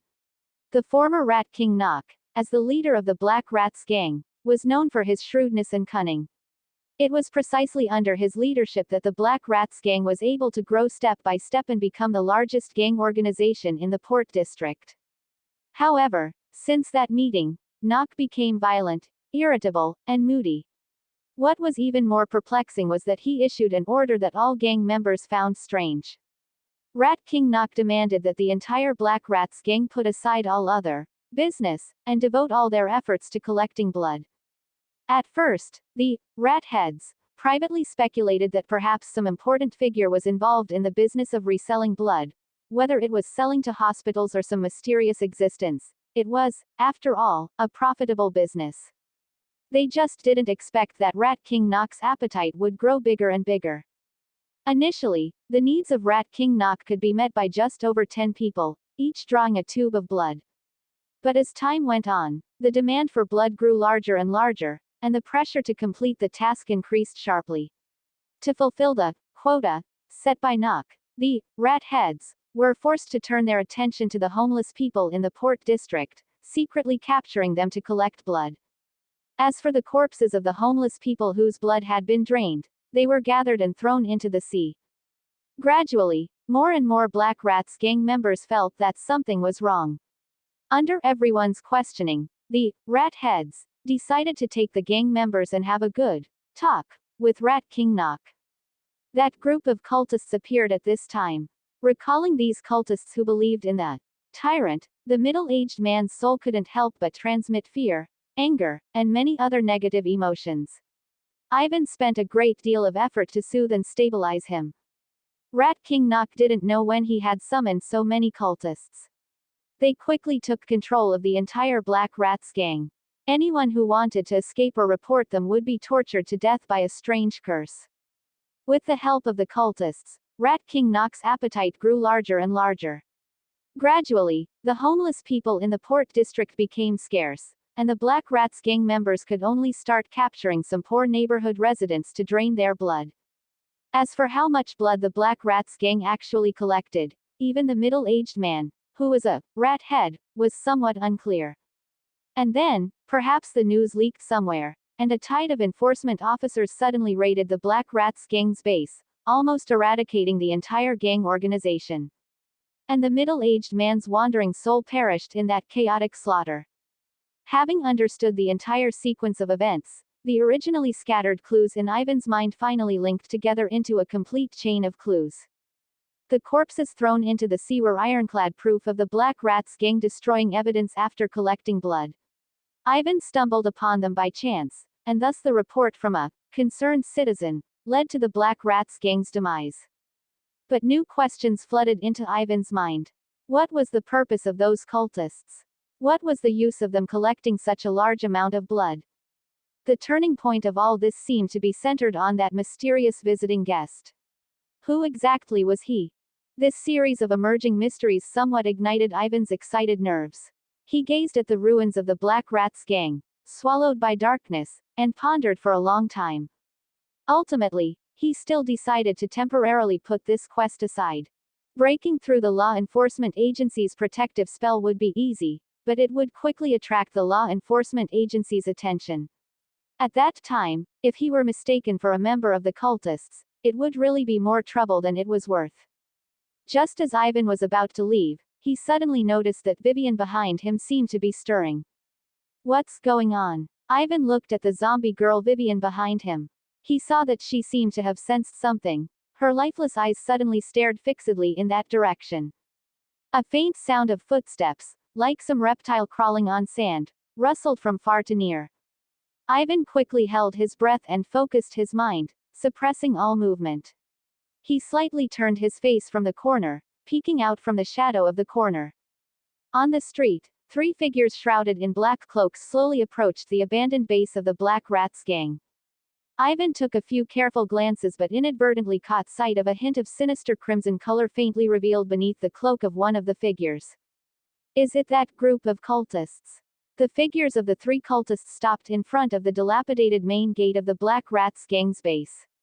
Ivan could faintly hear their conversation. It's the protective spell set up by the law enforcement agency. It will alert them. Let's use that thing. The three black-robed cultists fumbled something out of their arms and placed it on the main gate of the Black Rat's gang's base building. Almost instantly upon contact with the seal, the item burst into intense flames. An invisible, formless, yet unusually violent energy fluctuation spread out. Ivan instantly realized that this was a Tier 2 spell scroll. The next moment, Ivan was surprised to see that the cultists seemed to ignore the Tier 2 protective spell and directly pushed open the main gate of the Black Rat's gang's base. The door opened silently. Chapter 24. The Handgun in the Hidden Lair, Rat King Nock. Ivan watched as the three figures disappeared behind the main gate of the Black Rat's gang's stronghold. He extended his mental tendrils, carefully probing the protective spell that had once enveloped the entire building. Ivan was startled to find that the two-ring defensive spell, Disrupt Ward, had already been broken. Combining this with other information, Ivan quickly deduced that the two-ring spell scroll was most likely the two-ring defensive spell counter.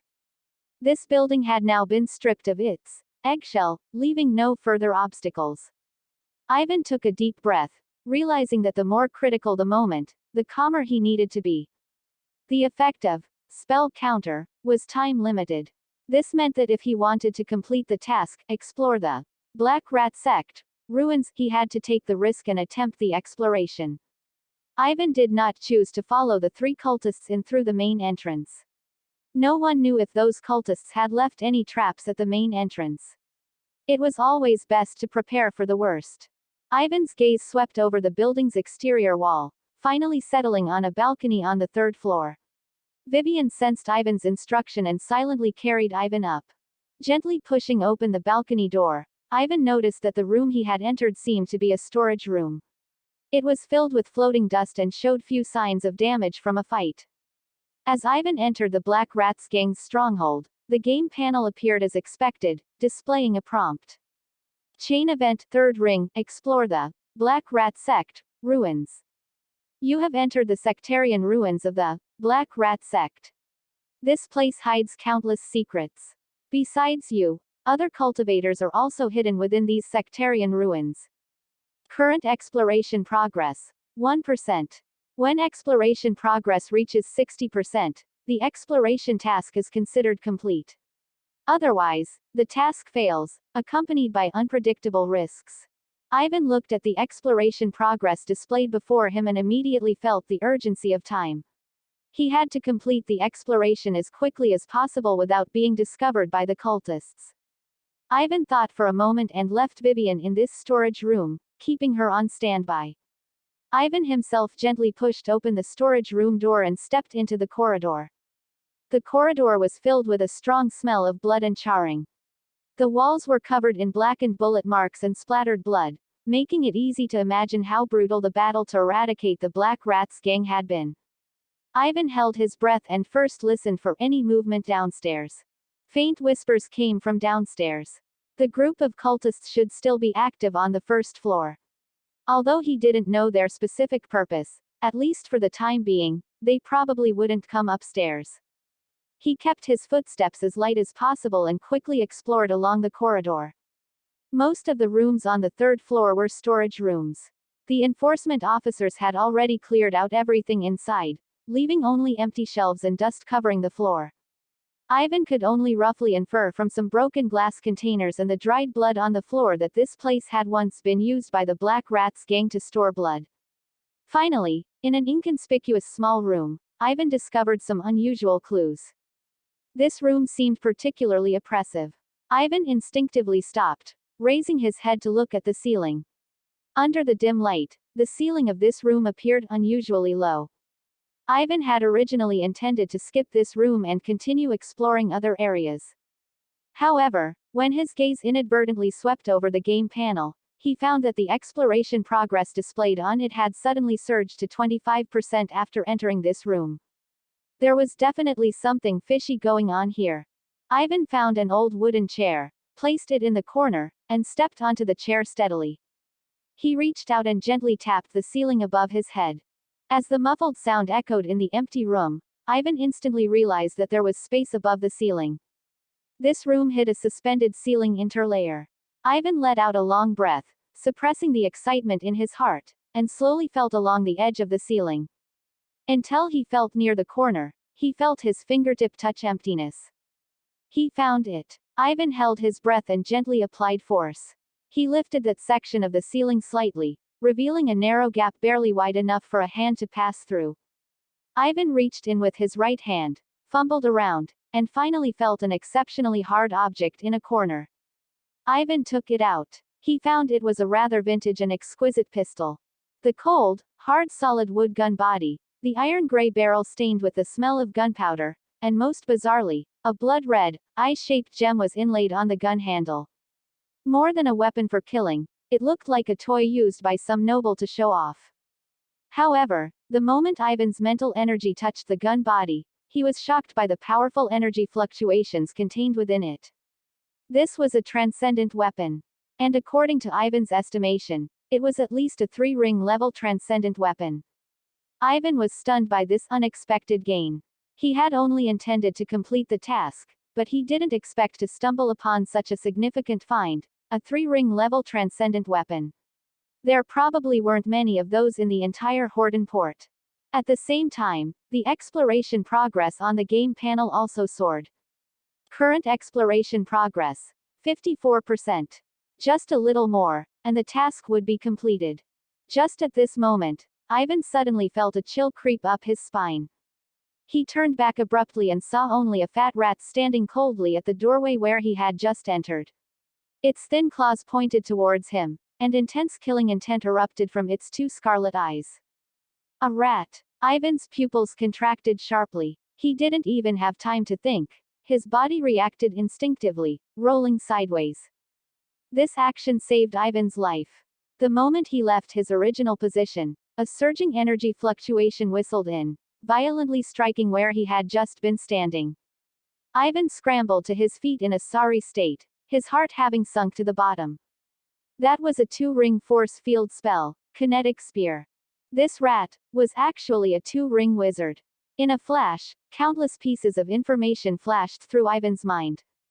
A rat, a 2-ring wizard, force field spells, transformation spells, and the wanted poster plastered all over Horden Port's streets and alleys, with information about the Black Rat's gang leader, Rat King Knock. Almost instantly, Ivan confirmed the identity of the rat before him.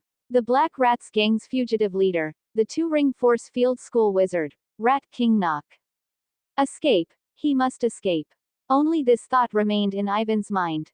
He knew very well that although he had mastered many demonic cultivation skills, an ordinary 1-ring wizard would definitely not be his opponent. But a 2-ring wizard was an entirely different concept. For wizards, every level increase was not just an enhancement of spell power, but also a transformation in the level of life, a qualitative leap that could not be compared to a simple accumulation of numbers. Although Ivan instantly decided to flee, his action was the complete opposite. The moment he rolled and stood up, his right little finger pointed in the direction of Rat King Knock. 5-finger palm thunder. This sudden counterattack caused Rat King Knock to pause slightly. The rat saw Ivan's finger pointing at him, but there were no spell syllables or movements, which he found strange. The next moment, a cold, pale, bizarre lightning trace was instantly reflected in his scarlet pupils. What kind of spell is this? Rat King Knock's combat experience was very rich, and combined with his small size in rat form, it became an absolute advantage at this moment. He darted backward abruptly, narrowly avoiding the cold lightning. Watching the dark lightning strike the floor, Rat King Knock's small scarlet eyes stared intently at Ivan, but he still couldn't identify what kind of spell this was. However, it was this crucial retreat that bought Ivan an escape route. Ivan didn't have time to think further and rushed directly out of the room. Feeling the increasingly dense aura of dangerous energy fluctuations behind him, Ivan could only reveal another one of his trump cards. Vivian, he roared in a low, hoarse, and urgent voice. Just as Rat King Knock's next kinetic spear, condensed with immense energy, was about to take shape, there was a loud bang. The wooden door of the storage room was directly torn apart by a huge force, and wood splinters flew everywhere. A pale, terrifying figure, like a ghoul crawling out of hell, suddenly lunged at Rat King Knock. Vivian's black cloak flapped wildly during the frantic lunge. Her dead face beneath the cloak was covered in fangs, having completely transformed into the ferocious appearance of a zombie. Rat King Knock's pupils contracted again. What is this thing? Chapter 25. Breaking the situation. 10,000 souls banner recruits souls, please give me a monthly ticket. Ivan took advantage of the brief respite provided by Vivian obstructing Rat King Knock and lunged towards the stairs leading downstairs. After all, it was visibly the easiest escape route. But before Ivan could even take a few steps, he saw 3 figures wrapped in black robes emerge from the stairwell corner not far away. It was those 3 cultists. Clearly, the commotion of his battle with Rat King Knock was too obvious in this building. These 3 cultists, unless they were fools, would definitely come upstairs to investigate. Tyrant God above. Ivan suddenly cried out for help to the cultists, his voice hoarse with a hint of genuine desperation. Save me quickly. Rat King Knock has gone mad. He's trying to take us all down with him. This sudden turn of events stunned the three cultists. Wait, we have someone like that in our cult. What is going on? Before they could recover from this sudden change, they saw a pair of scarlet eyes behind Ivan, exceptionally clear in the darkness, staring fixedly at them. Rat King Knock. The three immediately tensed up, and one of the cultists reacted extremely quickly, tearing off his cloak to reveal a hideous and distorted face. His face was covered in excess flesh, layered like twisted patterns, and two sharp, reddish horns grew from his forehead, making him look like a demon at first glance, utterly inhuman. Seeing the cultist's mutated face, Ivan suddenly felt a sense of familiarity. This cultist's mutated face was somewhat similar to the monster the old servant transformed into in the Subspace secret realm. Ignoring the need to consider the connection, Ivan took advantage of the standoff between the cultists and Rat King Knock to roll sideways and hide in the storage room where he and Vivian had stayed when they arrived. A kinetic spear grazed past Ivan's body, and the zombie Vivian was also sent flying by the kinetic spear. Her shoulder, where the white jade-like skin had cracked, revealed the grayish-red muscle tissue beneath. It was clear that even someone as strong as Vivian was having trouble with the damage from a second ring spell. At this moment, the rat with the scarlet eyes suddenly expanded at an extremely fast rate, its fur receding into dark skin, its hind limbs turning into legs, and its chest becoming a ribcage. Only after he had completely transformed did Ivan realize that Rat King Knock was actually a dark-skinned, muscular, and ruthless-looking Gaul slave descendant.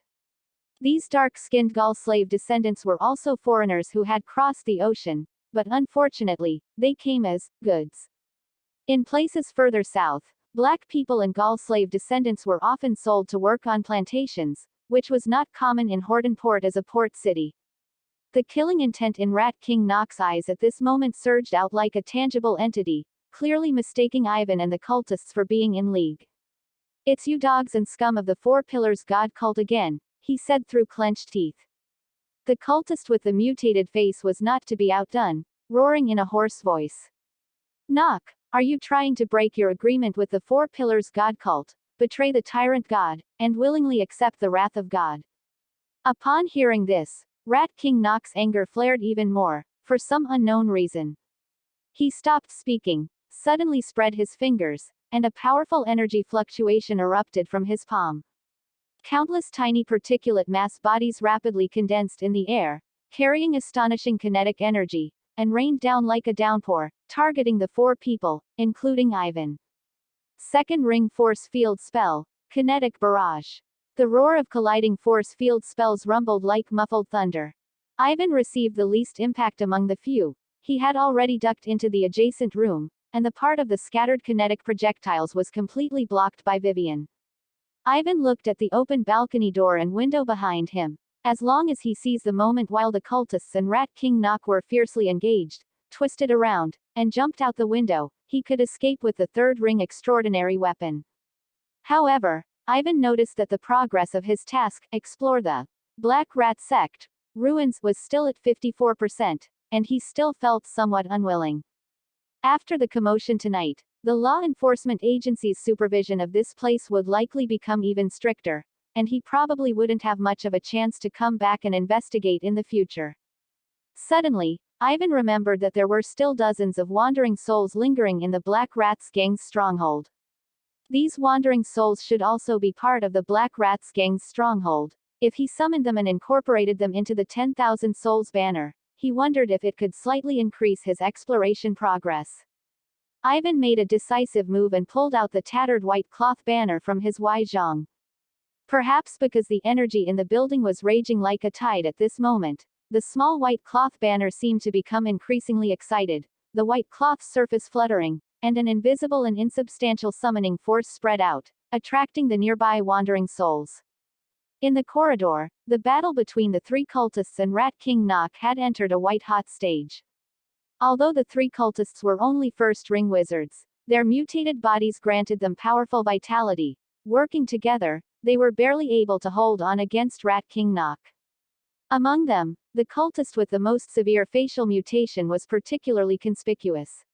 He frantically urged the power within his body, The sharp horns on his head seemed stimulated, becoming even more ferocious, and his entire face twisted and deformed, becoming increasingly similar to the monster the old servant transformed into in the Subspace secret realm. This mutated cultist was like a tireless beast, enduring Rat King Nock's force field spells head-on, regenerating with astonishing speed even when his flesh was torn and bones were broken. For a moment, Ivan unexpectedly became an outsider. One by one, the wandering souls unconsciously stepped into Ivan's room, turning into streaks of light that entered the 10,000 souls banner. The number of souls within the 10,000 souls banner continuously climbed. 58, 59, 60. When the number finally settled at 63, all the remaining wandering souls in the entire Black Rats gang's stronghold had been devoured by this eerie banner.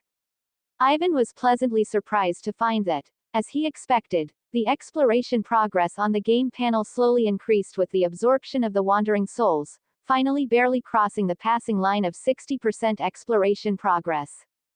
Chain Event 3rd Ring, Explore the Black Rat Sect, Ruins. Current exploration progress. 61%. When exploration progress reaches 60%, the exploration task is considered completed. You can choose to continue exploring, or you can choose to complete the task. Complete the task. Choose. Ivan's rationality told him that the Black Rats gang's stronghold seemed to hide other, more secrets and clues, and the mere 61% exploration progress further confirmed this point. But the current situation no longer allowed him to continue exploring.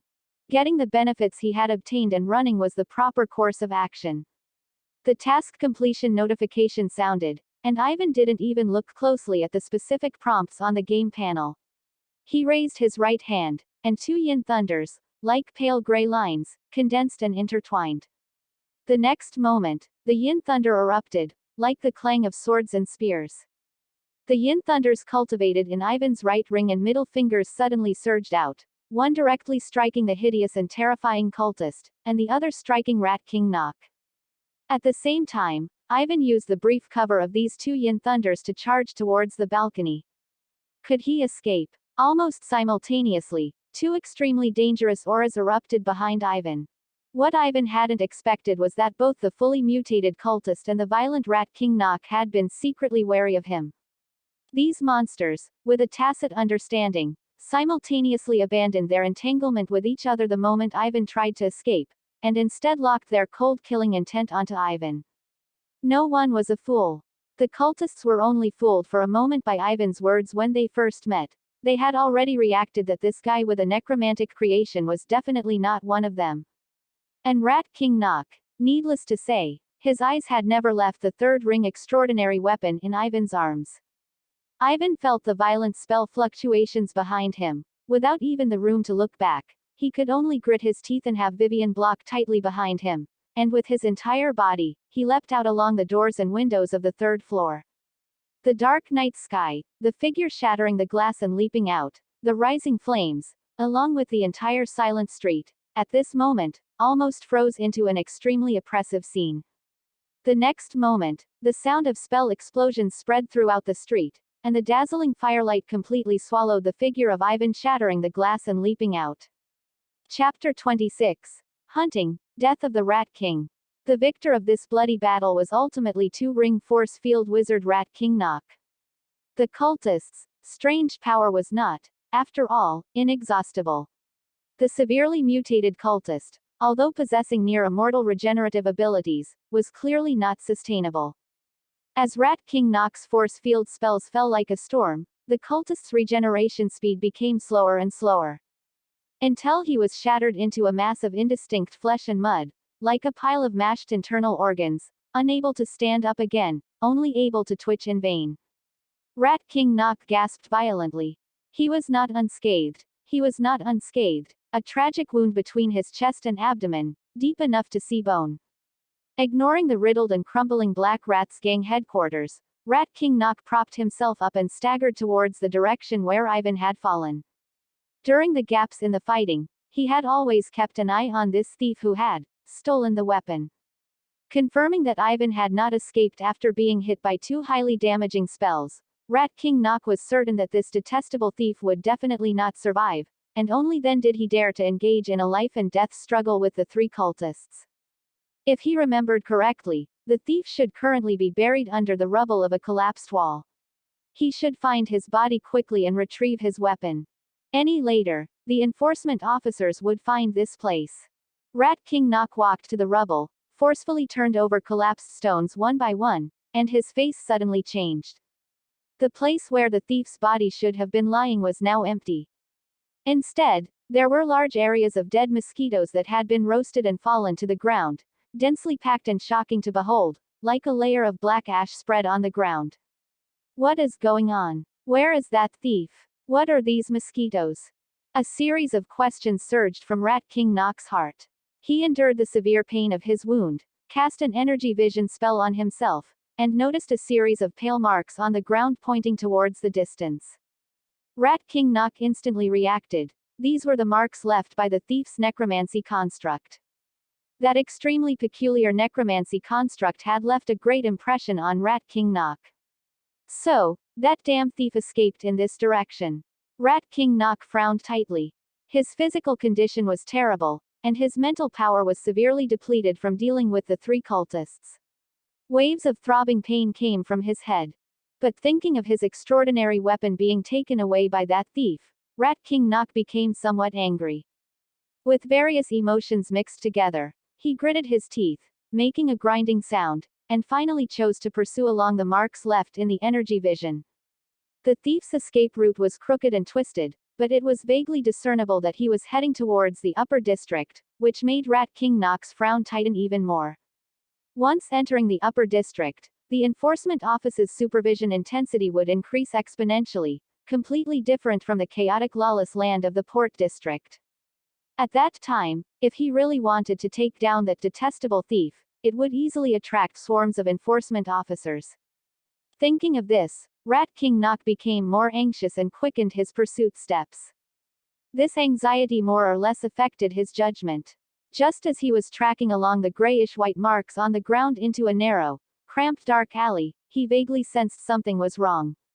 The necromancy energy in this alley was a bit too dense. By the time he realized this, it was already a bit too late. The next moment, overwhelming rolling black gas swept through the entire dark alley like a tide. This black gas was not fatal, but it carried a cold, decaying aura that made Rat King Knock feel particularly uncomfortable. In the surging magic tide formed by the black gas, indifferent faces of dead people slowly appeared. They silently filled the entire alley, all eyes fixed on Rat King Knock. What made Rat King Knock even more terrified was that these dead people all had familiar faces.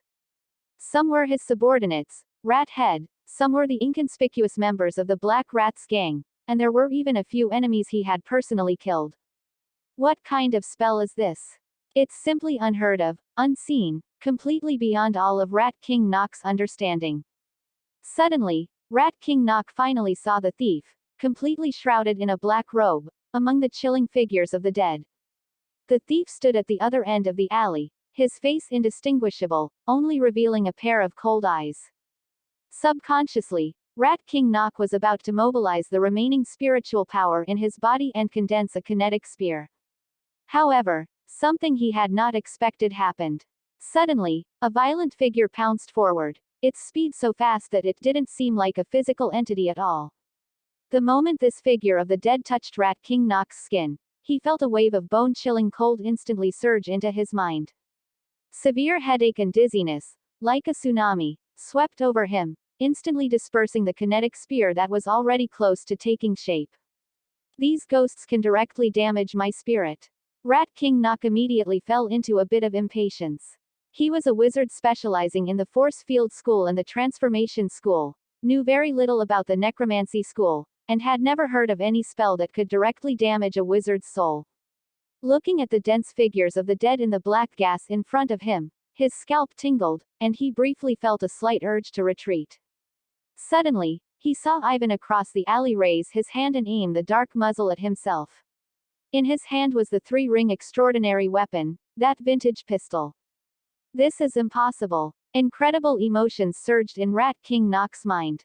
Every pull of the trigger of that three-ring extraordinary weapon required an extremely heavy price. How could a mere one-ring wizard possibly control this power? Rat King Knock reacted quickly. He instinctively turned around, wanting to leave this narrow, cramped alley and get to the open street, where he had a myriad of ways to make this thief wish he were dead. Unexpectedly, the moment he turned around, he heard the thief behind him let out a mocking chuckle. Just kidding, I can't use this gun. Rat King Knock's body stiffened upon hearing this. The next moment, a violent figure leapt down from the top of the alley and directly wrapped its arms around Rat King Knock's neck from behind. Immense strength emanated from Vivian's arms. Her face was twisted and terrifying, her fangs bared, and she bit down on Rat King Knock's neck without hesitation. Rat King Knock felt his artery being bitten through and desperately tried to break free from Vivian's guillotine, but it was useless. He tried to cast a spell from the transformation school to turn himself into a mouse and escape the restraint, but the indifferent figures of the dead rushed forward one after another. Those Black Rat's gang thugs and commoners who he had once commanded became the final straw that buried Rat King Knock. A minute later, Rat King Knock's body collapsed to the ground, signaling the complete death of this two-ring wizard. Ivan looked at the dead Rat King Knock in front of him. A severe headache surged like a tide, making him almost unable to stand steady. The continuous battles had left him close to exhaustion. Ivan did not linger. Enduring the discomfort, he released a five-finger palm thunder, blasting it onto Rat King Knock's bitten throat, slightly concealing it. He then hastily summoned Rat King Knock's soul with the 10,000 souls banner, turned around, and disappeared into the depths of the dark alley with Vivian. Half an hour later, a team of enforcement officers rushed over. They found Rat King Knock's body and, after confirming his identity, the enforcement officer team surrounded the alley tightly. The next day, a shocking piece of news was published on the front page of the Horden Wizard Daily. The notorious Black Rats gang leader, two-ring force field wizard Rat King Knock, was shot dead on the spot by enforcement officers. Horden Port's public security level has reached a new high. Chapter 27. Three-ring weapon, ambition, harvest and upgrade. Please read it on Tuesday. Ivan woke up from a deep slumber and realized that he had actually slept for a full day. Speaking of which, this was the longest Ivan had rested since transmigrating. He climbed out of his bed and was surprised to find that his originally dry and depleted mental power had become full again. The life and death confrontation with Rat King Knock last night was the most perilous battle Ivan had ever faced. His opponent was not only a two-ring wizard skilled in two schools of magic, but also possessed rich combat experience. If not for various coincidences and Ivan's endless trump cards, the person lying dead in that dark alley would likely have been Ivan.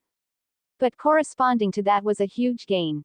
First was the completion of the third ring mission of the serial event, Mystery of Immortals and Gods, which brought Ivan a gain of 3 points of demonic path points.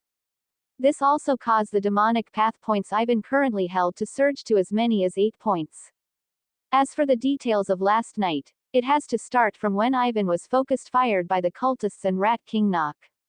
At the moment of extreme peril, Ivan exchanged for the Blood Mosquito Talisman from the Magic Cave Bazaar, at an extremely fast speed. Slot 1. Blood Mosquito Talisman, a life-saving item, requires 1 demonic path point. In fact, Ivan's judgment was correct. Without this Blood Mosquito Talisman, which instantly turned Ivan into a buzzing swarm of mosquitoes, he estimated that he would have found it very difficult to withstand the fierce attack. The charred mosquito corpses Rat King Knock saw when searching for Ivan's body were the traces left after the Blood Mosquito Talisman was destroyed. The swarm of mosquitoes Ivan transformed into was largely destroyed by the magic, but many still escaped the area and reformed into a solid body in a blind spot. It's just that the cost of saving his life was huge. After using the Blood Mosquito Talisman to block the damage, Ivan directly fell into a state of severe injury. Fortunately, the zombie girl Vivian could still barely move and forcibly dragged Ivan away from that area, struggling to escape towards the direction of Horden Wizard Academy. It's just that on the way back, a lingering gloom rose in Ivan's heart. He realized a fatal problem. If Ivan returned to Horden Wizard Academy at this time, although he could gain temporary safety, whether Rat King Knock or the cultists won, they would inevitably track the traces he left behind. The reason, of course, lay in that three-ring extraordinary weapon. No one would sit idly by and watch a three-ring extraordinary weapon go missing. At that time, unless Ivan stayed in Horton Wizard Academy and never went out, he would never have a peaceful day. This was a situation Ivan absolutely did not want to see, so he gritted his teeth, chose a narrow alley, and began to check his remaining trump cards. First were Five-Finger Palm Thunder and Animal Creation Technique. These were Ivan's most familiar combat methods, but in his current state, how many times he could cast them was still an unknown. Besides this, Ivan also had a 10,000 souls banner in his hand that had just absorbed dozens of wandering souls, and its power had greatly increased. Ivan's greatest confidence in daring to stay and ambush the pursuing powerful enemy lay in his 10,000 souls banner. After a slight attempt by Ivan, he was startled to find that the 10,000 souls banner, after absorbing dozens of wandering souls, had unlocked its functions of driving spirits, manipulating ghosts, and seizing lives. The 10,000 souls banner could release the souls absorbed within the banner to directly attack others' souls. For Ivan, this was almost instantly adding a great killer weapon. A wizard's soul is the key to casting spells. Once the soul is injured, casting spells becomes difficult or even impossible. Even experienced wizards find it difficult to remain calm when their soul is attacked, let alone maintain complex spell structures. As for that pistol, Ivan could only feel the vast destructive energy contained within it, but he couldn't find any way to use it. After that, Rat King Knock tracked him all the way and was counter-killed by Ivan in that alley. Thinking back carefully now, Ivan still felt some lingering fear. Rat King Knock's severe injuries, the unlocking of the 10,000 souls banner's attack method, Vivian's outburst. If not for various coincidences stacking up, he would absolutely not have been able to kill a two-ring wizard. Ivan was not in a hurry to redeem the mission rewards for the time being. Instead, he opened his mission list to check the updated missions. Among them, Prologue Mission 5 remained unchanged, still requiring Ivan to raise his realm to the next level. According to Ivan's guess, this mission would likely only be considered complete after he became a two-ring wizard. And the latest ring mission of the serial event, Mystery of Immortals and Gods, was also prominently lying in Ivan's mission list. Mission Ring 4. You successfully explored the ruins of the Black Rat Sect. The clues collected from the ruins of the Black Rat Sect made you feel more dissatisfied with the immortal tyrant. The blood and flesh of the people are all used as bones and flesh for offerings. Such evil deeds and exorbitant profits, and yet your demonic cultivation ancestor didn't get a share. You decided to teach the cultivators who believe in tyrant a lesson and let the immortal behind them know what it means for the pot to call the kettle black. Kill the cultivators under the command of tyrant. Reward: demonic path points ×4. After reading the fifth ring mission of the serial event, Ivan finally sighed. It seems this serial event will ultimately indeed clash with the Four Pillars God cult. Astonishing gains are bound to be accompanied by astonishing risks. Fortunately, Ivan had anticipated this long ago, so he wasn't overly surprised at the moment. Instead, he shifted his attention to the three-ring extraordinary weapon confiscated from Rat King Knock's hand. This retro-styled pistol was currently lying quietly in Ivan's hand. It could be said that this pistol was Ivan's biggest gain from this incident. Ivan carefully examined this pistol and only then discovered that a line of small text was engraved on its grip, which was a short word. Ambition. This name was quite fitting with the style of this pistol. Although he couldn't master its usage method for the time being, Ivan didn't care too much. He decided to look up information from the Wizard Academy later and brush up on knowledge about alchemy and weaponology. He would definitely find a way to wield this pistol. After dealing with the pistol, it was finally time for the most anticipated part. Ivan took a deep breath, calmed his excited mood, and opened the interface of the Magic Cave Bazaar. On the shop slots, there was now only a single secret manual left, the Human Pellet Technique, worth 3 demonic path points. Ivan didn't hesitate at all and chose to redeem it. As the redemption was successful, various kinds of knowledge flooded into Ivan's mind: medicinal material cultivation, the karma of pellet making, the method of refining humans. Until Ivan slowly opened his eyes, he had already thoroughly mastered the entire human pellet technique.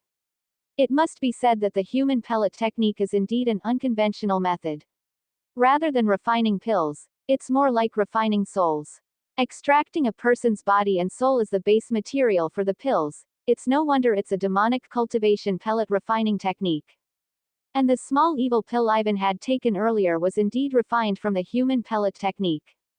For Ivan, holding the 10,000 souls banner naturally reduced the difficulty of collecting souls.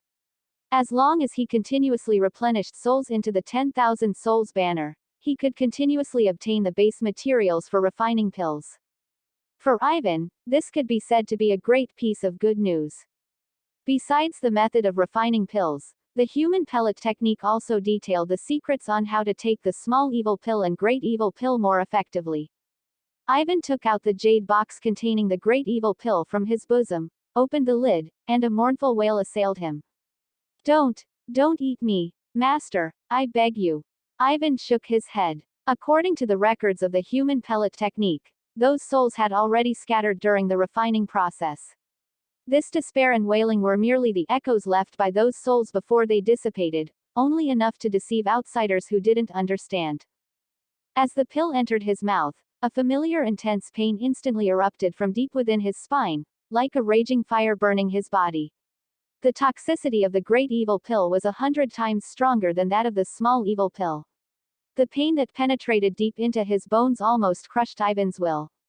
He could only endure the severe pain, strictly guarding his mind according to the secrets recorded in the human pellet technique, struggling to hold on, waiting for the medicinal effect to take hold. He didn't know how long passed, so long that Ivan was almost completely sinking into the pain, when he suddenly felt a sense of emptiness wash over him. The evil fire that had tormented him for a long time finally receded. Ivan gasped for air, feeling the full and surging mental power within his body, and opened his personal attribute panel. Character: Ivan Atrox. Attributes: Constitution 1.6, Spirit 20.9, Charm 3.0. His spirit had clearly broken through the 20 mark, achieving one of the conditions for advancing to a 2-ring wizard. Chapter 28 Exchange: The Memory of Rat King Knock.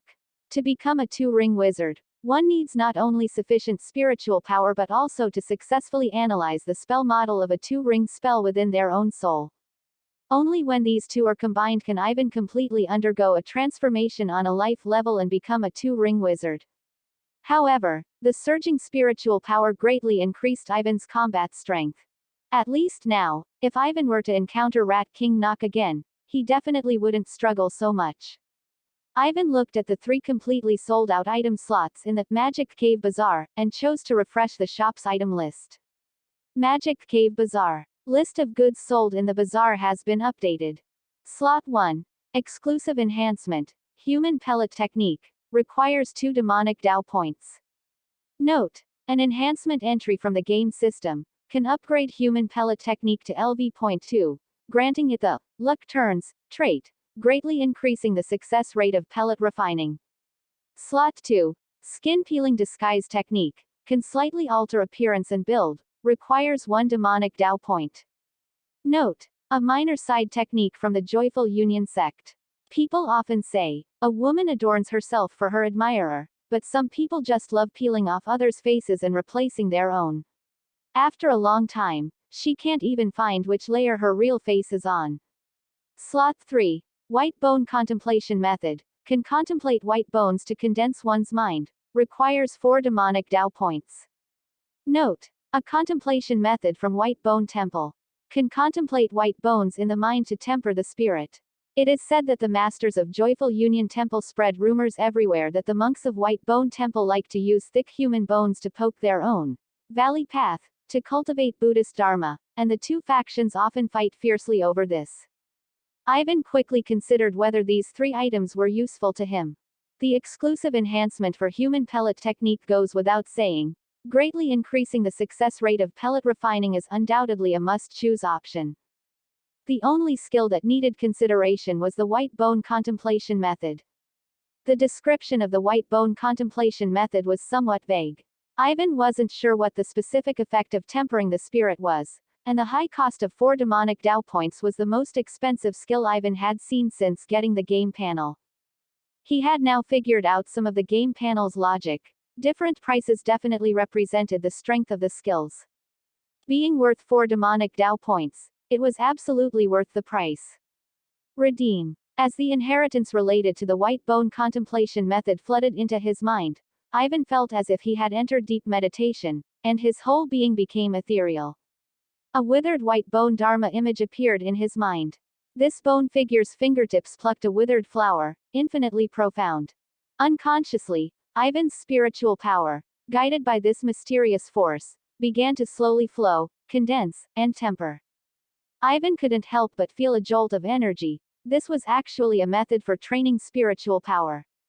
Before this, Ivan had always used the Necromancy school's basic meditation method to train his spiritual power. However, as his spiritual power grew stronger and stronger, Ivan gradually felt that the basic meditation method's enhancement to his spiritual power became negligible.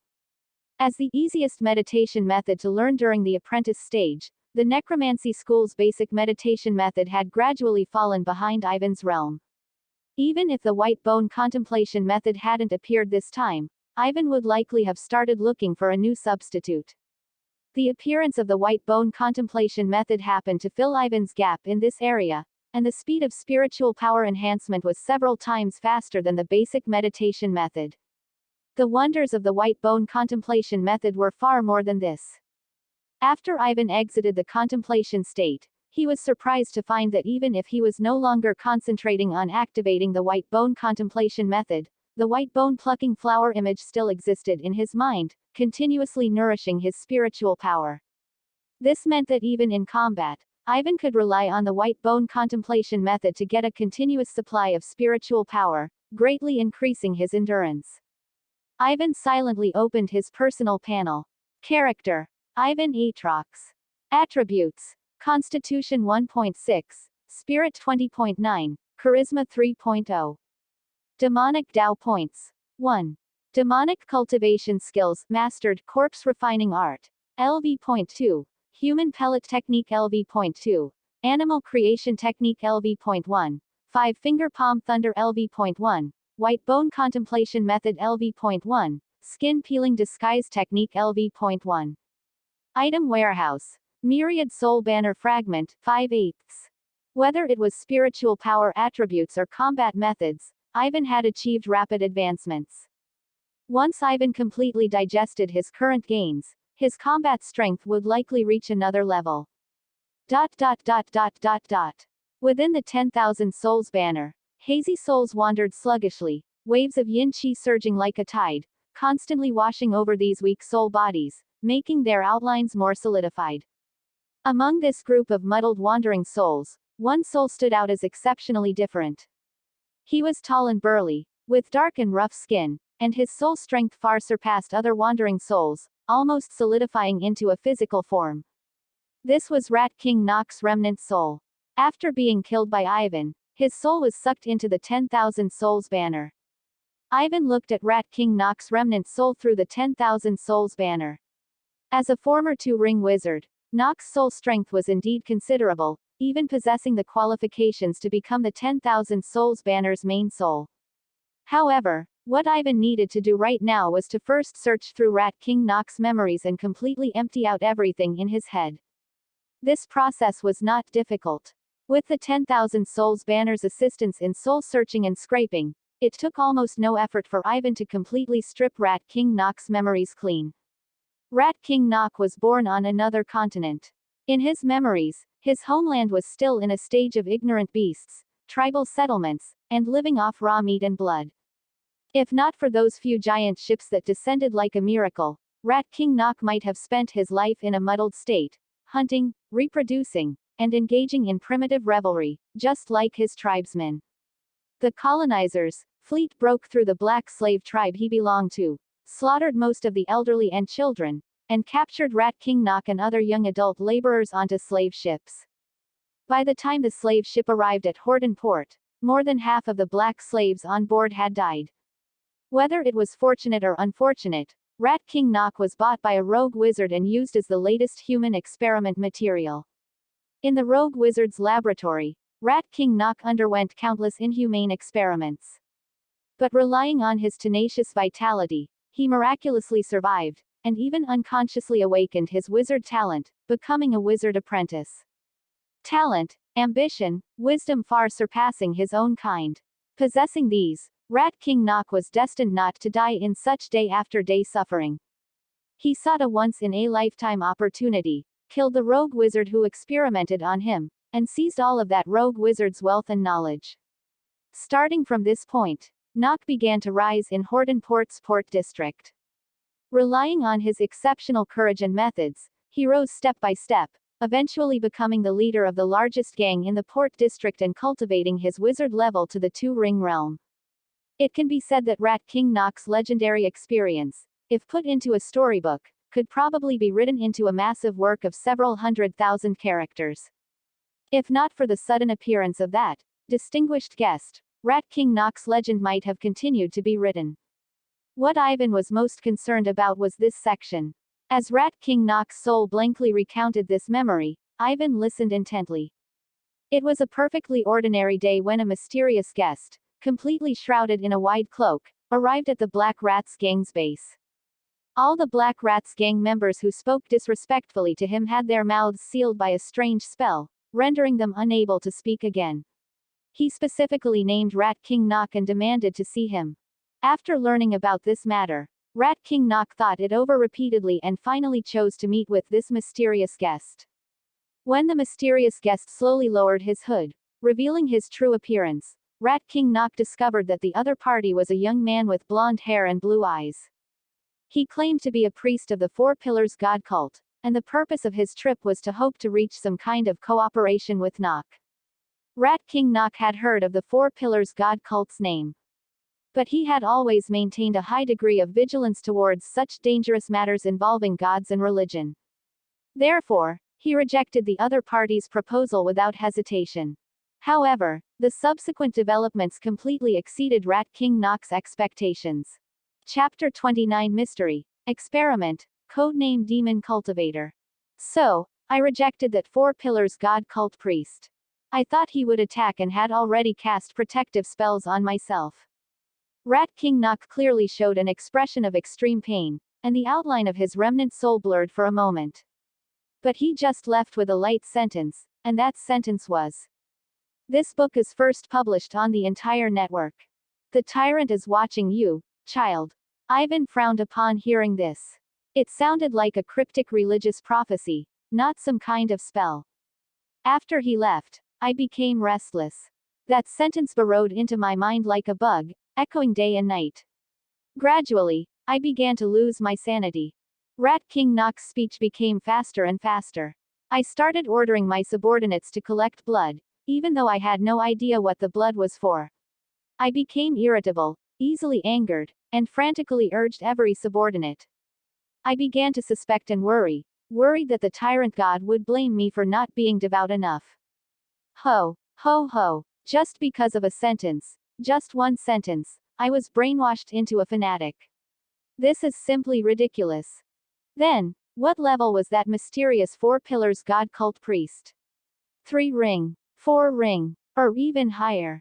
Rat King Knock continued to speak intermittently. I felt like I was lost in a fog.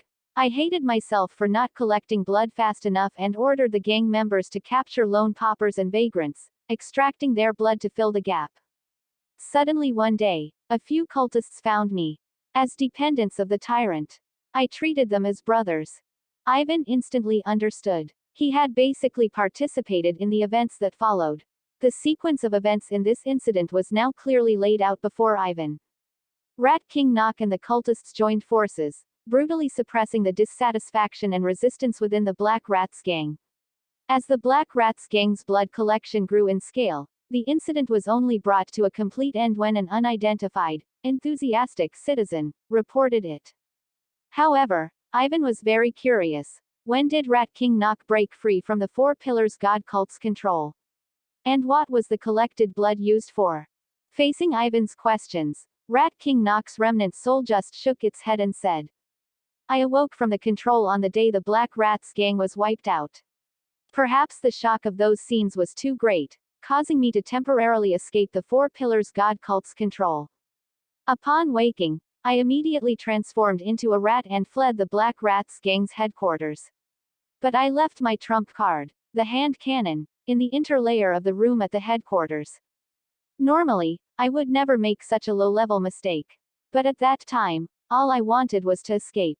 By the time I calmed down a little, the Black Rats gang's headquarters had already been completely sealed off and controlled by the enforcement officers. I couldn't get close at all and could only maintain the form of a rat, waiting for an opportunity. As for the blood, cultists would transport it away every day. Their whereabouts were uncertain, and I don't know where it went specifically. Ivan asked a few more details and, after confirming that he couldn't extract any more valuable information, slowly lowered the 10,000 souls banner in his hand, his brows tightly furrowed.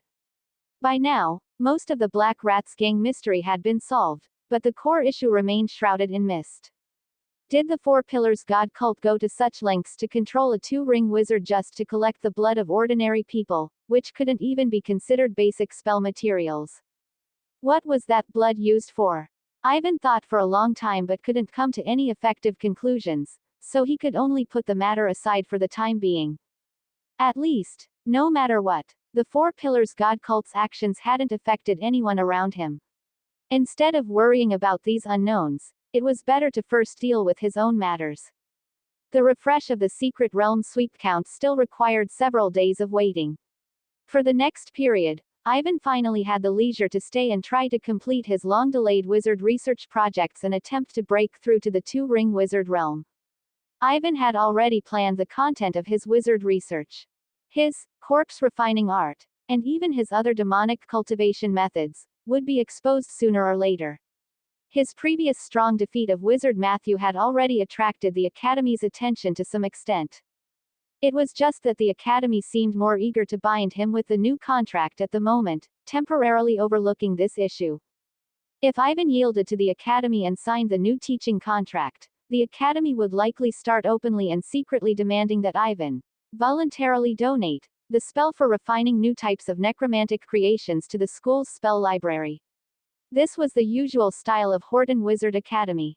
Instead of being passively exposed, it was better to find a reasonable and legitimate explanation for his demonic cultivation skills in advance. A self-created wizard research was the excuse Ivan was preparing. Before that, Ivan still needed to do some experiments to verify his conjecture. A flustered figure quickly appeared in his mind. His cheap apprentice seemed to be the most suitable experimental subject. Esida walked into Ivan's necromantic laboratory with a nervous heart. This was the first time Esida had been actively called to the laboratory by Ivan, Your Excellency. At this moment, her mind was filled with the sound of, "It's over, it's over." Ivan, Your Excellency, couldn't have discovered that she had been a bit lazy recently and hadn't been diligently cultivating her mental strength every day, could he? Thinking of this, Esida couldn't help but shiver. It was too terrifying. Ivan looked at Esida's timid expression, already somewhat used to it. Everything about this cheap apprentice of his was good, except that her mind was always filled with some strange things she was making up. Ivan shook his head and asked Esida, "Have you started building your first spell model?" Esida honestly replied, "I have successfully built my first zero-ring spell model. It is Mage Hand, Ivan, Your Excellency." Esida's talent once again exceeded Ivan's expectations. While other apprentices were still struggling with their first meditation, Esida had already successfully built her first zero-ring spell model, progressing rapidly. Wizards' spellcasting is generally accomplished by relying on spell models. Mental strength is the source of power that controls spellcasting, and the spell model is the path of spellcasting. This has almost become a consensus in the wizarding world. But Ivan clearly felt that his demonic cultivation skills were incompatible with the spellcasting logic of wizards. The demonic cultivation skills he had mastered did not require spell models at all. They were more like a more direct application of energy. Therefore, Ivan always had a faint doubt in his heart. Could others in this world learn and use the demonic cultivation skills he had mastered? If he wanted to test this idea, Esida was clearly the most suitable experimental subject. Ivan threw a thin booklet to Esida and motioned for her to open it. Ivan Atrox's Corpse Refining Art. Is this a spell created by Ivan, Your Excellency? Esida's eyes instantly lit up. With an excited heart and trembling hands, she opened the booklet. 10 minutes later, Esida closed the booklet containing Ivan, Your Excellency's self-created spell with lingering fear. What an evil spell. The booklet described in detail a spell for refining necromantic creations that could refine powerful creatures called zombies. What an awkward name. Is Miss Vivian the zombie refined by Ivan, Your Excellency? Esida secretly glanced at the zombie hanging upside down from the ceiling, her eyes filled with anticipation. Ivan looked at Esida's expectant gaze, nodded at her, and said to her, You try to see if you can learn this spell. If Ivan wanted to experiment whether his demonic cultivation skills could be mastered by the native wizards of this world, Esida was the most suitable candidate. This student was simple-minded, weak in strength, and easy to control. Even if he encountered a more extreme situation, Ivan had a way to control the losses to the minimum range. Esida didn't know the many thoughts that were going through Ivan's mind. She got Ivan's permission and happily began to study the corpse refining art. Ivan silently opened his research notebook and lightly wrote a line on a new page. Experiment code. Demonic cultivation. First observation record. Experimental subject Esida has come into contact with the corpse refining art.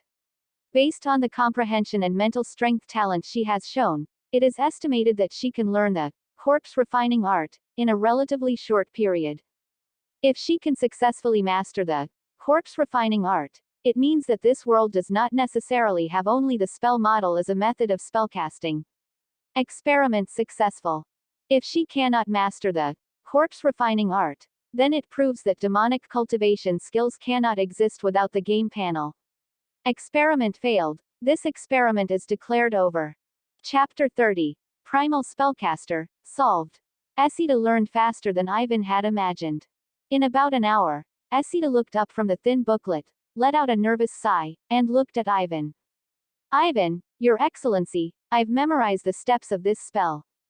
Ivan pondered for a moment, selected a few rather obscure and difficult steps from the corpse refining art spell, and tested Esida's familiarity. Esida answered Ivan's questions clearly one by one with hardly any hesitation.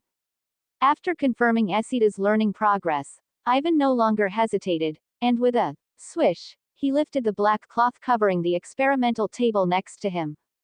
The corpse of a large dog lay silently on the experimental table. This was the practice material Ivan had prepared for Esida. Forcing an adult corpse into a zombie was somewhat unrealistic given the intensity of Esida's mental power. Therefore, Ivan specifically selected a canine creature from the necromancy school's corpse warehouse as the refining material for Esida. Esida looked at the slightly terrifying canine corpse in front of her, her heart pounding uncontrollably. She took a few deep breaths, recalling the corpse refining art she had just learned.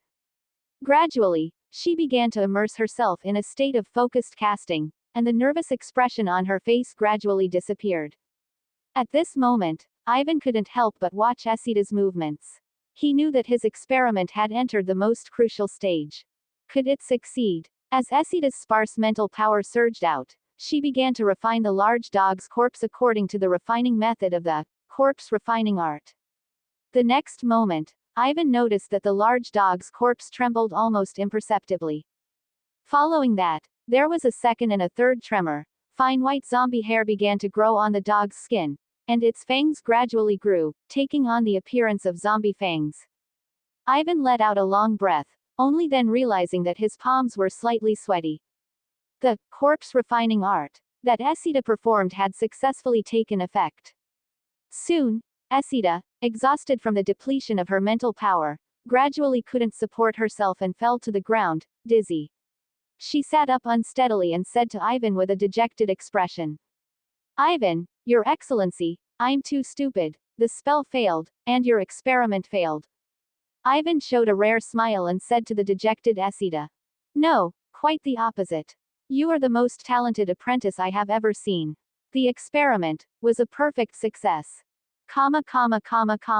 Experimental conclusion. The experimental subject successfully cast the corpse refining art. Although the technique was immature and the mental power control was rough, the target corpse canine has undergone a clear, irreversible zombie transformation. Characteristics include skin hardening, growth of white hair, growth of fangs, etc. Experiment successful. Ivan closed the experimental record and was about to continue with some attempts when he unexpectedly learned a rather useful piece of information from Esida. Ivan, Your Excellency, I feel that this spell you created yourself has some similarities with our Navajo witchcraft in certain aspects. Seeing Ivan's surprised gaze, Esida quickly explained. I mean, the way of casting. Our Navajo witchcraft doesn't require building complex spell models in our minds like wizards do. We are more like drawing raw power directly from the earth, the sky, the wind, or ancestral spirits, and then guiding them. I remember seeing a paper introducing Navajo witchcraft in the Academy's library. That paper seemed to mention that this is a relatively ancient way of casting, something like primitive casters. I think the reason I was able to master the spell you taught me so quickly might be related to being exposed to our tribe's witchcraft since I was a child. On the contrary, learning the way wizards build spell models made me feel very awkward, and it took me a long time to adapt. This information was indeed very important. Ivan began to ask Esida in detail about the primitive casters. Unfortunately, Esida didn't know much about it either. Ivan simply wrote down the name of the paper Esida mentioned, then quickly put on his coat and hurried out the door. He planned to go to the Academy's wizard think tank to search for relevant literature on primitive casters. Ivan had a vague premonition that all the problems he was currently struggling with might find answers in this paper. Ivan successfully found the paper Esida mentioned in the wizard think tank. He noticed that the author of the paper seemed to be a wizard scholar specializing in primitive casters. Friends, have you ever wondered how the earliest wizards cast spells? The birth of spells might be older than we imagine, perhaps even tracing back to the age of savagery 2,000 years ago. Here I will put forward a topic that all wizards will find incredible. The earliest wizards, when they cast spells, did not need to build spell models, but chose to directly mobilize energy with mental power.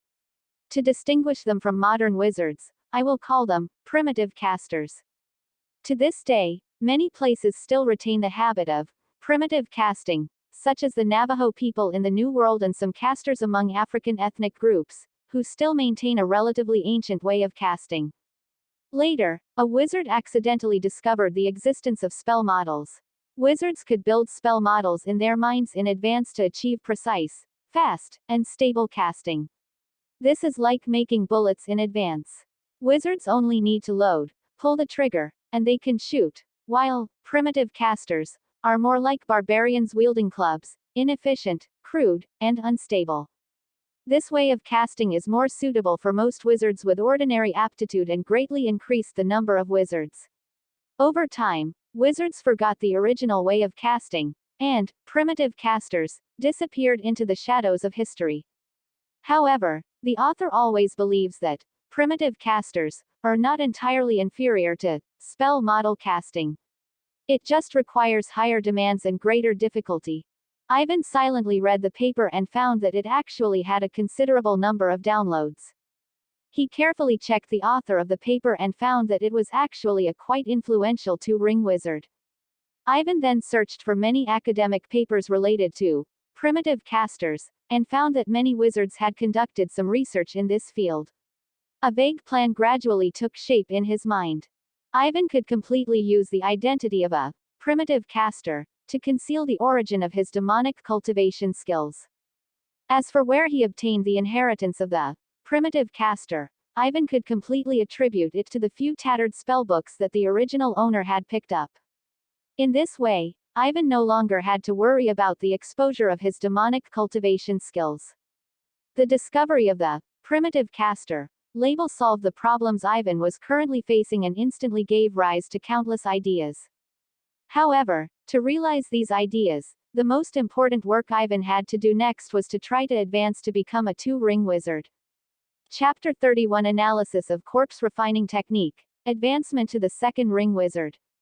Ivan slowly entered a state of meditation, and all the noise from the material world gradually disappeared, his mind sinking into the unknowable, invisible infinite depths. That was Ivan's mental space. According to the wizard's theories, whatever the world Ivan perceived was like, his mental space should present a corresponding form.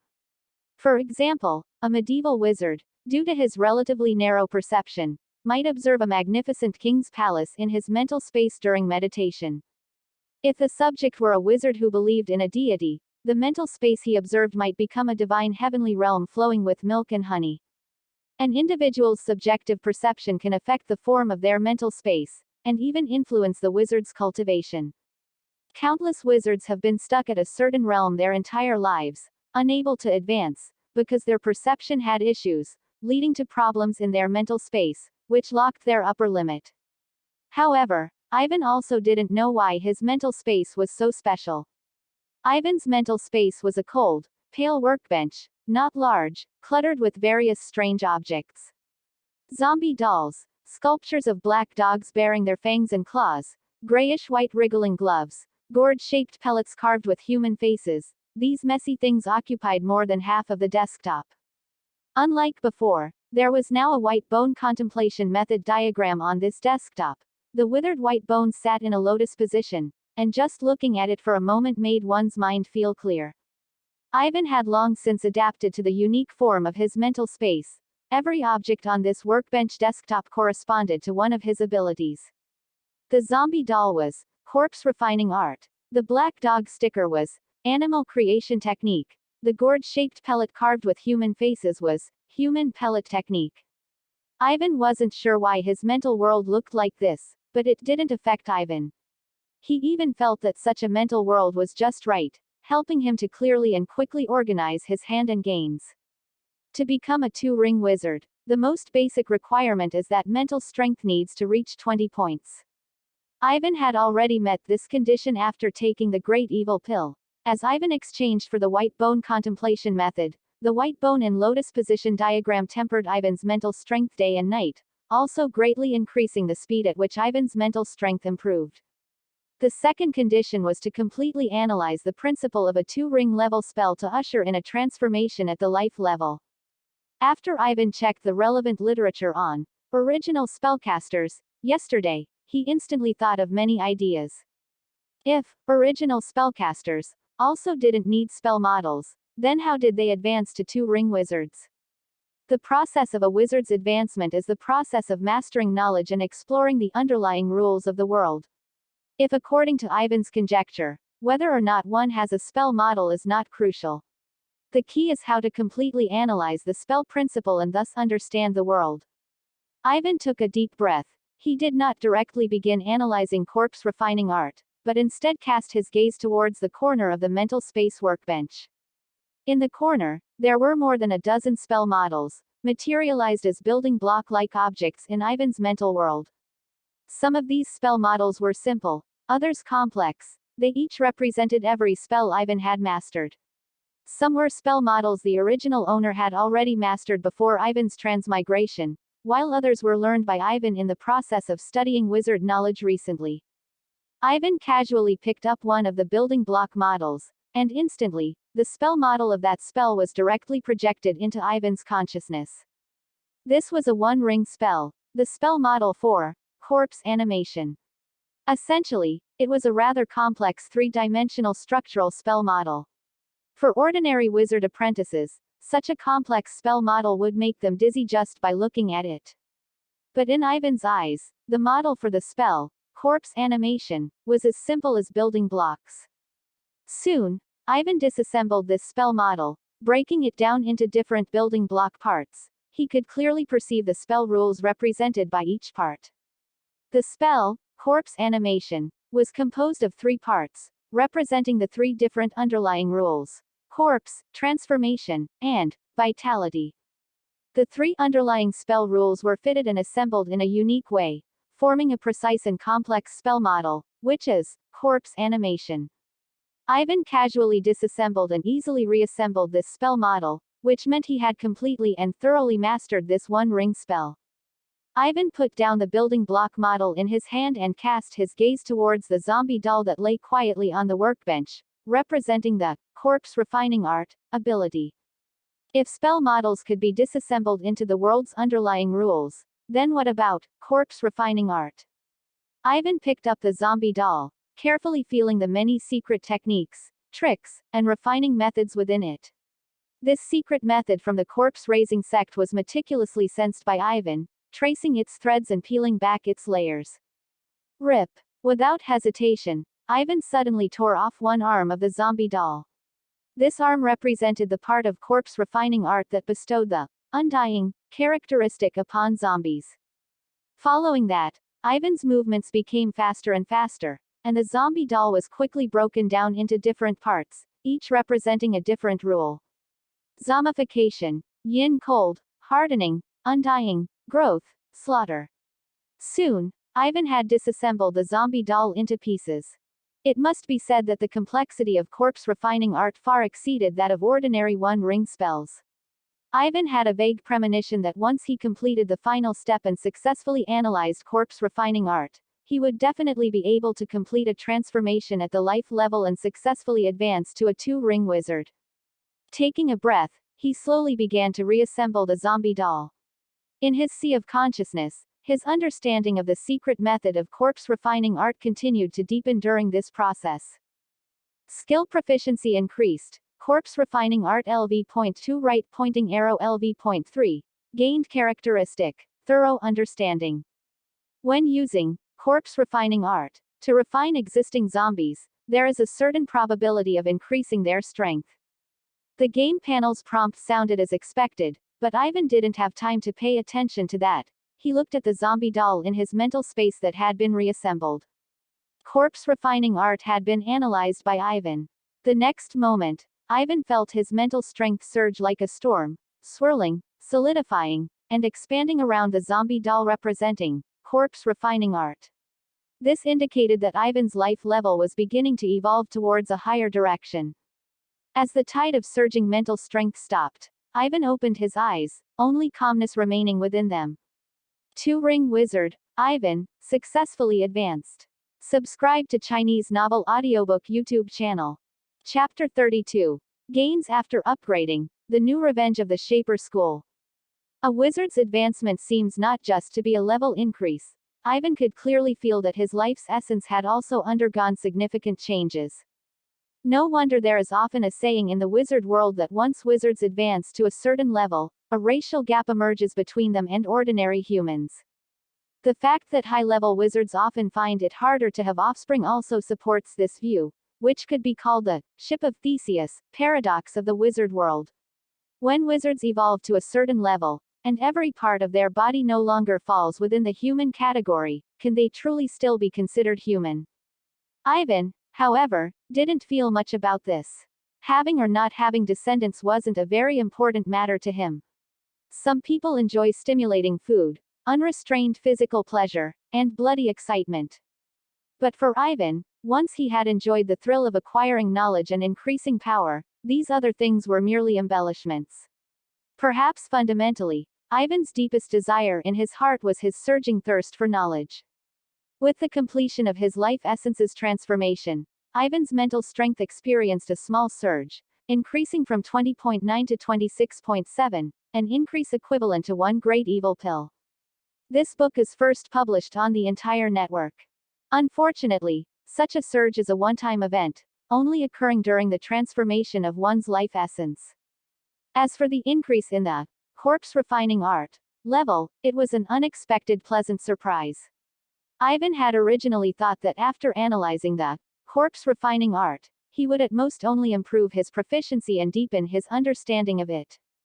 Unexpectedly, this improvement was recognized by the game panel as a level increase, thereby granting the corpse refining art new characteristics.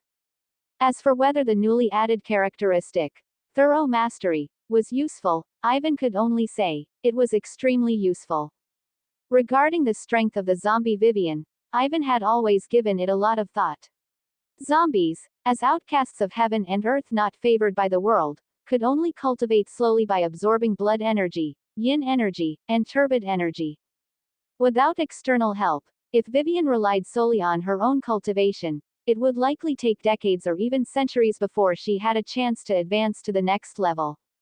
However, even 100 years was truly a bit too long for Ivan. Zombies are immortal, and wizards have longer lifespans than ordinary humans, but they don't consider decades as a fleeting moment. For example, two-ring wizards like Ivan can mostly live for over 150 years, while higher-level wizards are said to have terrifying lifespans of several hundred years. Of course, Ivan could also choose to refine multiple zombies and win by quantity. In fact, this is a common approach for the corpse-raising sect. However, increasing the number of zombies controlled would also bring about a geometric increase in the consumption of Ivan's mental power, and would also make Ivan somewhat constrained. He couldn't possibly bring a division's worth of troops everywhere, could he? At this moment, the appearance of the thorough mastery characteristic gave Ivan a way to quickly increase Vivian's strength. In addition to this, as Ivan advanced to become a two-ring wizard, the fifth mission of the prologue in the game panel was also successfully completed. Prologue Mission 5 completed. Reward: Demonic Path Points ×3. Myriad Soul Banner Fragment ×3. Myriad Soul Banner Fragment remaining. 8/8. Can upgrade. Prologue Mission 6. As your strength rises to a higher level, a hint of the fearsome might of a peerless demonic overlord subtly returns to you. You decide to expand the scale of the Soul Hall and make your sect the strongest sect in the surrounding area. Completion condition: please upgrade the sect's base, Ivan's Necromantic Laboratory, to LV.5. Reward: Demonic Path Points ×4. Myriad Soul Banner Fragment ×4. With the completion of Prologue Mission 5, the number of Myriad Soul Banner Fragments in Ivan's hand reached 8, enough to complete one upgrade. Ivan was also very curious about what changes the 10,000 Souls banner would undergo when it advanced to the next level, so he no longer delayed and directly consumed the 8 Myriad Soul Banner Fragments to upgrade it. As waves of yin energy surged, the small white cloth banner in Ivan's hand suddenly changed its appearance. Not only did the pole become much thicker, but even the white cloth surface subtly emitted sounds of wailing. Magic Treasure Name: 10,000 Souls Banner. Magic Treasure Level: LV.2, can be upgraded to the next level by spending 16 Myriad Soul Banner Fragments, currently remaining 0. Number of Souls: 63. Effect 1. Can absorb souls that have not yet dissipated, can choose to nurture or refine them. Effect 2. Can release the 10,000 souls within the banner to take lives. Effect 3. Can designate a main soul, nurture it with the 10,000 souls banner's soul power, and increase the combat power of that main soul. After upgrading to LV.2, the 10,000 souls banner gained a new effect. As for which soul to designate as the main soul of the 10,000 souls banner, it almost didn't require any thought. Rat King Nox Remnant Soul, having been a two-ring wizard in life, already had a soul strength far exceeding ordinary people. Choosing him as the main soul was the most suitable choice. Ivan controlled the 10,000 souls banner and, after designating Rat King Nox Remnant Soul as the main soul, visibly, under the washing of the small white cloth banner's yin energy, Rat King Nox Remnant Soul suddenly grew larger and solidified somewhat, subtly showing a tendency towards transforming into a vicious specter. Digesting and absorbing the surging mental strength, consolidating the two-ring realm. Attempting to use the corpse refining art to strengthen Vivian. Preparing to write a non-open source wizard thesis using the corpse refining art as the content. Busy times were sufficiently fulfilling for Ivan, but unfortunately, unexpected things often occurred to disrupt Ivan's plans and progress. With the arrival of an uninvited guest, Ivan learned a piece of news that wasn't particularly good. The apprentice confinement room is located in the southwest corner of Horden Wizard Academy. As the place used by Horden Wizard Academy to punish apprentices who make mistakes, the infamous reputation of this place is almost universally known. Because the apprentice discipline room was truly too fearsome and imposing, very few wizard apprentices dared to pass by this place, causing this entire area to become deserted. The psychic Diana rushed to this place in a hurry. She anxiously said to Ivan beside her, "This is the place. This morning, a wizard apprentice ran to me for help, saying that an apprentice from the necromancy school was reported for secretly practicing spells of unknown origin. The academy intervened and locked that apprentice in the confinement room. I quickly went to the academy to inquire which apprentice it was. They only told me that the apprentice who made the mistake was named Esmeralda Conti. While Diana was narrating, she inadvertently met Ivan's gaze, but only saw a pair of extremely indifferent eyes, causing her heart to tremble involuntarily. Mr. Ivan's aura, why is it becoming more and more terrifying? Does the academy have a rule prohibiting apprentices from practicing spells privately? Ivan asked indifferently. Practicing spells privately is certainly allowed. The problem is that the spell Esida was practicing seems to be of unknown origin. The academy suspects she stole wizard books from the library. According to regulations, wizard apprentices need to pay money to learn these spells. Ivan frowned. He remembered that the academy indeed had such a rule. In this world where knowledge represents power, the knowledge of wizards is valuable. Horden Wizard Academy is not a philanthropist. If wizard apprentices want to enroll, they first have to pay a large tuition fee. Secondly, the wizard books and spellbooks in the academy library are all available for a fee. In previous years, there have been precedents of poor wizard apprentices stealing wizard books to learn spells. Therefore, the academy issued such a rule to punish those who steal knowledge. But the problem was, Ivan knew very well that the spell Esida was practicing was one he had taught her. Which school is the apprentice who reported Esida from? Ivan suddenly asked. Diana hesitated and thought for a moment, then replied. Yes, an apprentice from the energy shaping school. Their residence is very close to Esida's.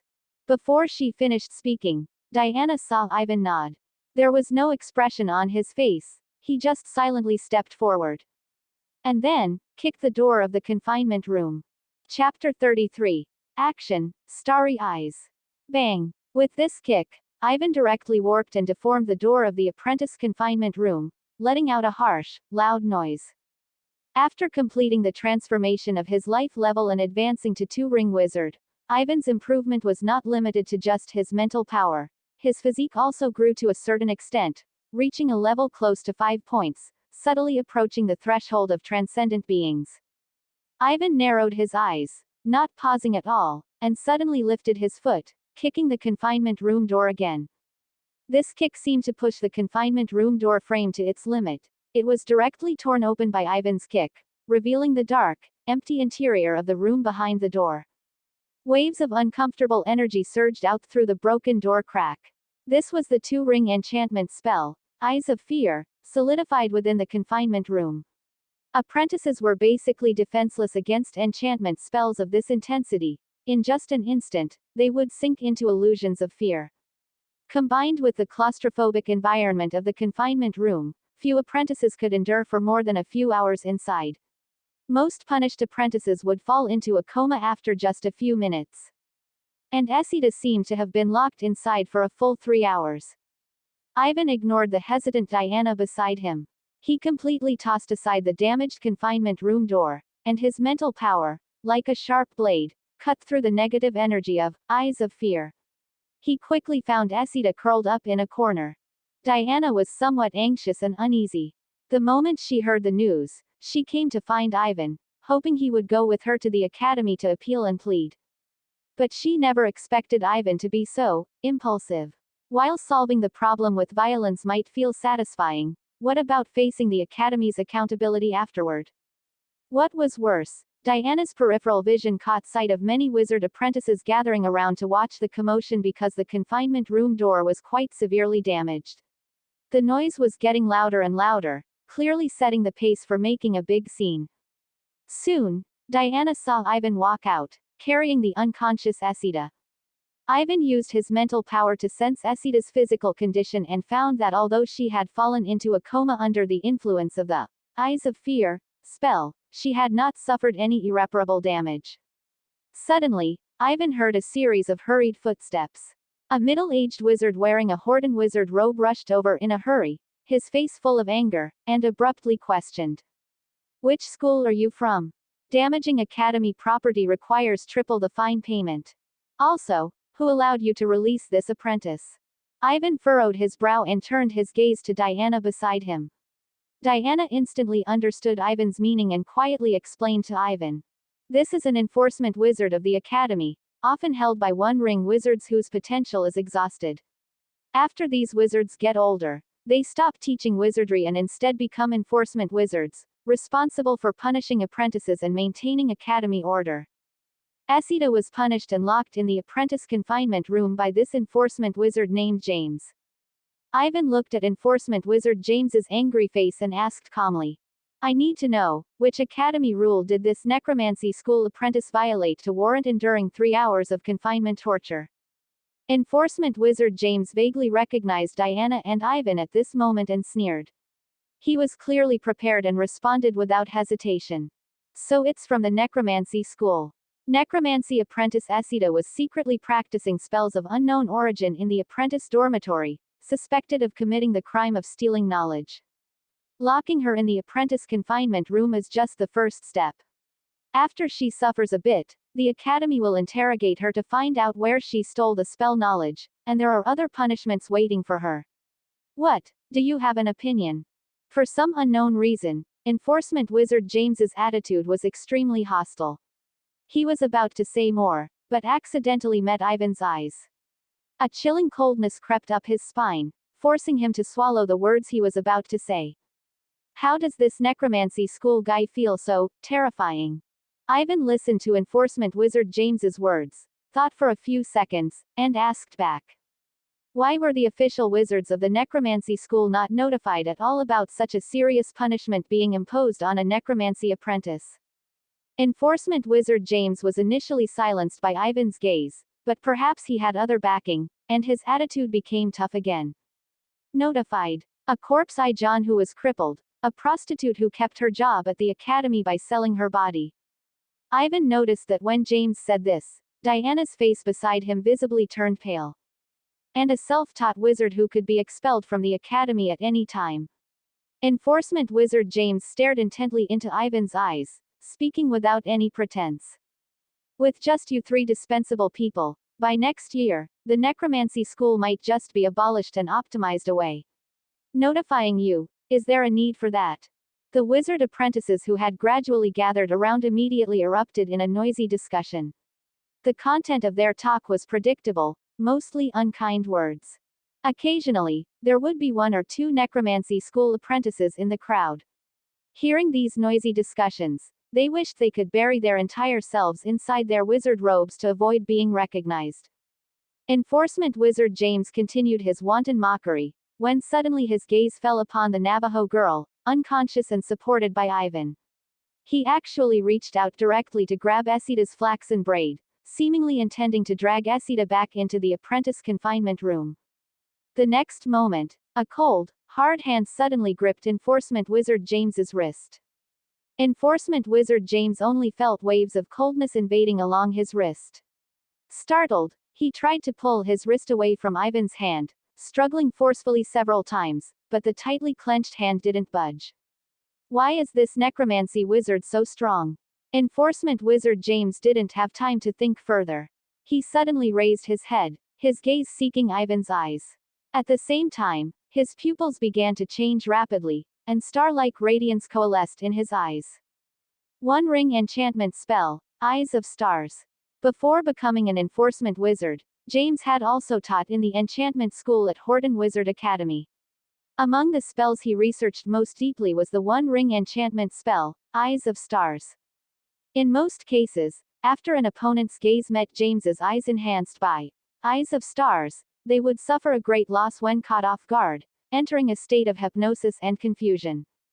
Enforcement wizard James just wanted to quickly control this hateful necromancy wizard before him and release his wrist. Ivan's strength was simply too great. The grip caused a piercing pain in his wrist bones, unbearable. But when enforcement wizard James's spell met Ivan's gaze, his mental power felt like it had taken a heavy blow. An intense feeling of dizziness came over him, and he seemed to vaguely see something strange in Ivan's pupils. Was that a skeleton? Chapter 34. Skeleton Visualization, Mental Counterattack, and the Power of the Second Ring. Enforcement wizard James's Eyes of Stars spell was reflected in his pupils as a vast starry sky. This starry sky was incredibly grand. Anyone who peeked into it would often easily forget themselves and the world, falling into a state of confusion and disorientation. Spells of the Illusion and Control School place the greatest emphasis on clashes in the spiritual domain. After abandoning energy control over the material world, illusion and control spells brought the use of mental power to its peak. As that starry sky slowly unfolded before Ivan was originally going to use his mental power, which far surpassed that of Enforcement Wizard James, to forcefully break this spell. The gap in mental power between a one-ring wizard and a two-ring wizard was like heaven and earth. Trying to bridge this gap with illusion and control spells was no less difficult than using a hemp rope to pull a speeding train. But almost the instant Ivan glimpsed that starry sky, the white bone contemplation method in his mind suddenly began operating at full power. This stirred Ivan's heart, and he attempted to visualize that white bone Nianhua image. Instantly, some changes that could not be ignored occurred on the spiritual battlefield between Enforcement Wizard James and Ivan. Amidst the vast expanse of stars, white dots suddenly appeared one after another. These white dots grew savagely and without restraint, condensing within the stars into a white bone figure with a lowered head, holding a withered flower between its fingers. This white bone figure seemed to possess an indescribable weight. Almost the instant it condensed into shape, the vast starry expanse began to collapse and shatter. What was most terrifying was that this white bone bodhisattva figure with its lowered head actually showed a faint tendency to raise its head. Ivan faintly had a premonition. If this white bone bodhisattva were to truly raise its head, the caster of this vast starry expanse would likely pay an extremely heavy price. It was just a pity that Enforcement Wizard James's mental power seemed too weak, insufficient to support the eyes of stars, until the moment the white bone bodhisattva raised its head. This was clearly a sign of damaged mental power. Ivan had not expected that besides helping him temper his mental power, the white bone contemplation method also had such an effect. Ivan had not yet fully investigated this characteristic and could only temporarily call it mental counterattack. Seeing Enforcement Wizard James's miserable state, Ivan couldn't help but think of that priest from the Four Pillars God cult.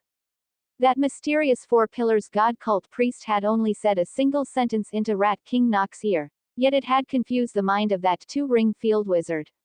Now it seemed that the effect was quite similar to illusion and control school spells. If it was as Ivan guessed, could the white bone contemplation method also counter the strange methods of these cultists? Ivan had no way of knowing the truth of this conjecture. If possible, Ivan didn't want to have any dealings with those dangerous Four Pillars God cult cultists again, but regardless, the new characteristic of the white bone contemplation method had brought Ivan an unexpected gain. As Enforcement Wizard James fell, the surrounding crowd erupted in a wave of noise even louder than before. These wizard apprentices hadn't expected that the Enforcement Wizard, who was usually so formidable, couldn't even last a single round against Ivan. Most people hadn't even clearly seen how Enforcement Wizard James was defeated. The wizard world had always been one that extremely admired strength, especially during the barbaric era of the Middle Ages, when wizards were often accompanied by the tenets of bloodshed and authoritarianism. After several centuries of the propagation and cleansing of the knowledge is supreme ideology, although the wizards' thinking had slightly changed, at their core was still the simple concept of, whoever has the bigger fist represents the truth. Didn't they say the necromancy school has always been the bottom-ranked school at Horton Wizard Academy? Why can such a powerful wizard appear? What do you know? This is Corpse Refinement Professor Ivan. He already displayed his strength during the recruitment day a while ago. I heard he also knows a spell that can turn people into donkeys at any time. If you ask me, it's not the necromancy school that's strong, but Wizard Ivan himself. Diana listened to the noisy discussions around her. For some reason, an indescribable vitality and motivation arose in her heart, but suddenly, she remembered Enforcement Wizard James's words, a prostitute who kept her job by selling her butt, and her eyes instantly dimmed. Yes, it was Mr. Ivan himself who was strong. What did it have to do with the necromancy school? Amidst the gradually growing noise of discussions, many other formal wizards from other schools gradually arrived here. These formal wizards looked at enforcement wizard James, who was lying limply on the ground, with varied expressions, but none of them spoke, as if waiting for someone to arrive. Finally, the figure of a corpulent man appeared in everyone's sight. Dean Roosevelt of Horton Wizard Academy finally rushed here. When he saw Ivan staring at him fearlessly, his expression became extremely grim. However, considering the impact caused by so many apprentices and wizards watching, Dean Roosevelt decided to suppress this matter first and resolve it separately behind closed doors in his office. Dean Roosevelt knew almost without thinking that this incident was definitely a conflict caused by Ivan. As for the other party in the conflict, it was likely the Energy Shaping School, who hadn't personally stepped forward but had used the enforcement wizard to try and force Ivan out. Originally, Dean Roosevelt's attitude towards such exclusion and forcing out was one of tacit approval, but at this moment, he secretly spat in his heart. Those old professors and old wizards from the Energy Shaping School were truly muddle-headed. They couldn't even handle such an ordinary one-ring necromancy wizard and caused such a huge mess. Dean Roosevelt was just about to reprimand Ivan and take the opportunity to take Ivan and enforcement wizard James, the two parties involved, away, when he heard Ivan suddenly speak, addressing everyone. "I believe many people here know my name, whether with good intentions or bad. As a wizard from the Necromancy School, I am very happy to introduce everyone to the beginning and end of this incident."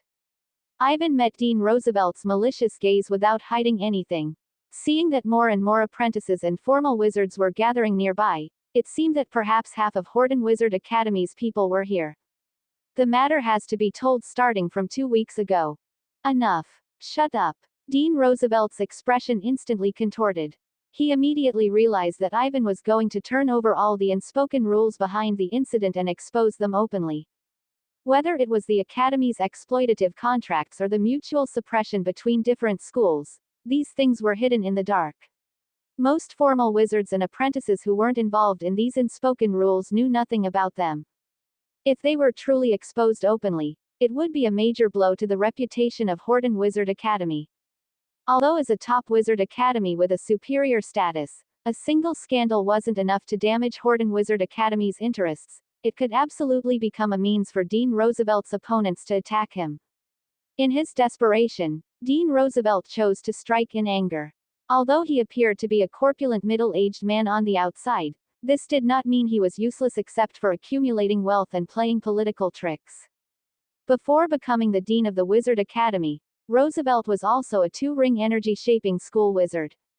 Dust and sand filled the sky, mixed with fierce winds, instantly forming a dust storm in front of Roosevelt.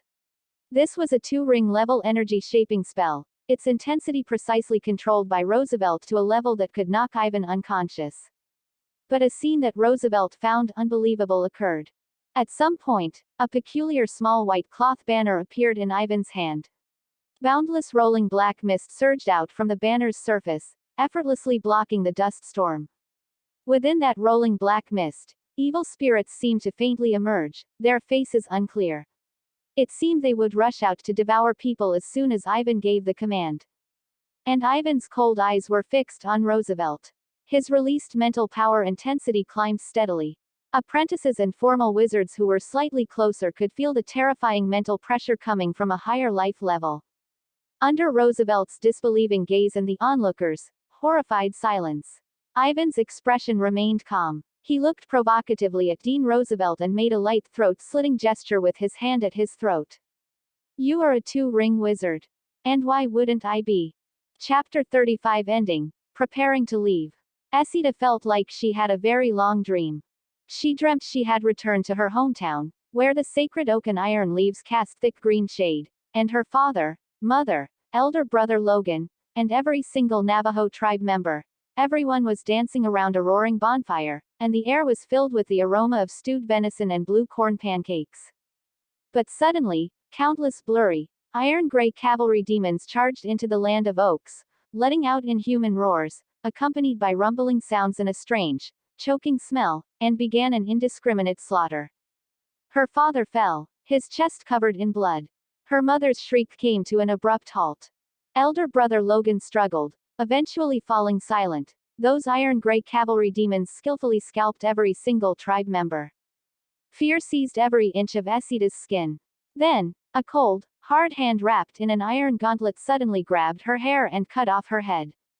Just as Esida was on the verge of collapse, the dream suddenly slowed, returning to the initial scene of peace and joy, the bonfire, followed by the slaughter. This cycle repeated endlessly. Esida didn't know how long she had been tormented in this endless loop. Just as she was about to break down, a sudden, extremely violent metallic crash resounded, brutally intruding and tearing a huge rift in the suffocating scene of fear.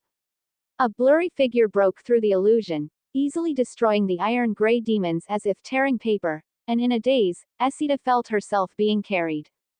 The influence of the Eye of Fear gradually faded. When Esida gradually recovered from her weakness and opened her eyes, she heard Ivan's voice echoing in her ears. Abuse of power, suppression of dissent, fabricating baseless charges, torturing innocent apprentices. Ivan's gaze swept over everyone, a highly mocking arc curving at the corner of his mouth. Perhaps some people feel that these matters have nothing to do with them. But today, this naked malice is directed at the necromancy school, at me, Ivan Aatrox. He paused, his voice rising slightly. Then, who can guarantee that one day in the future, the same malice won't fall upon your own heads?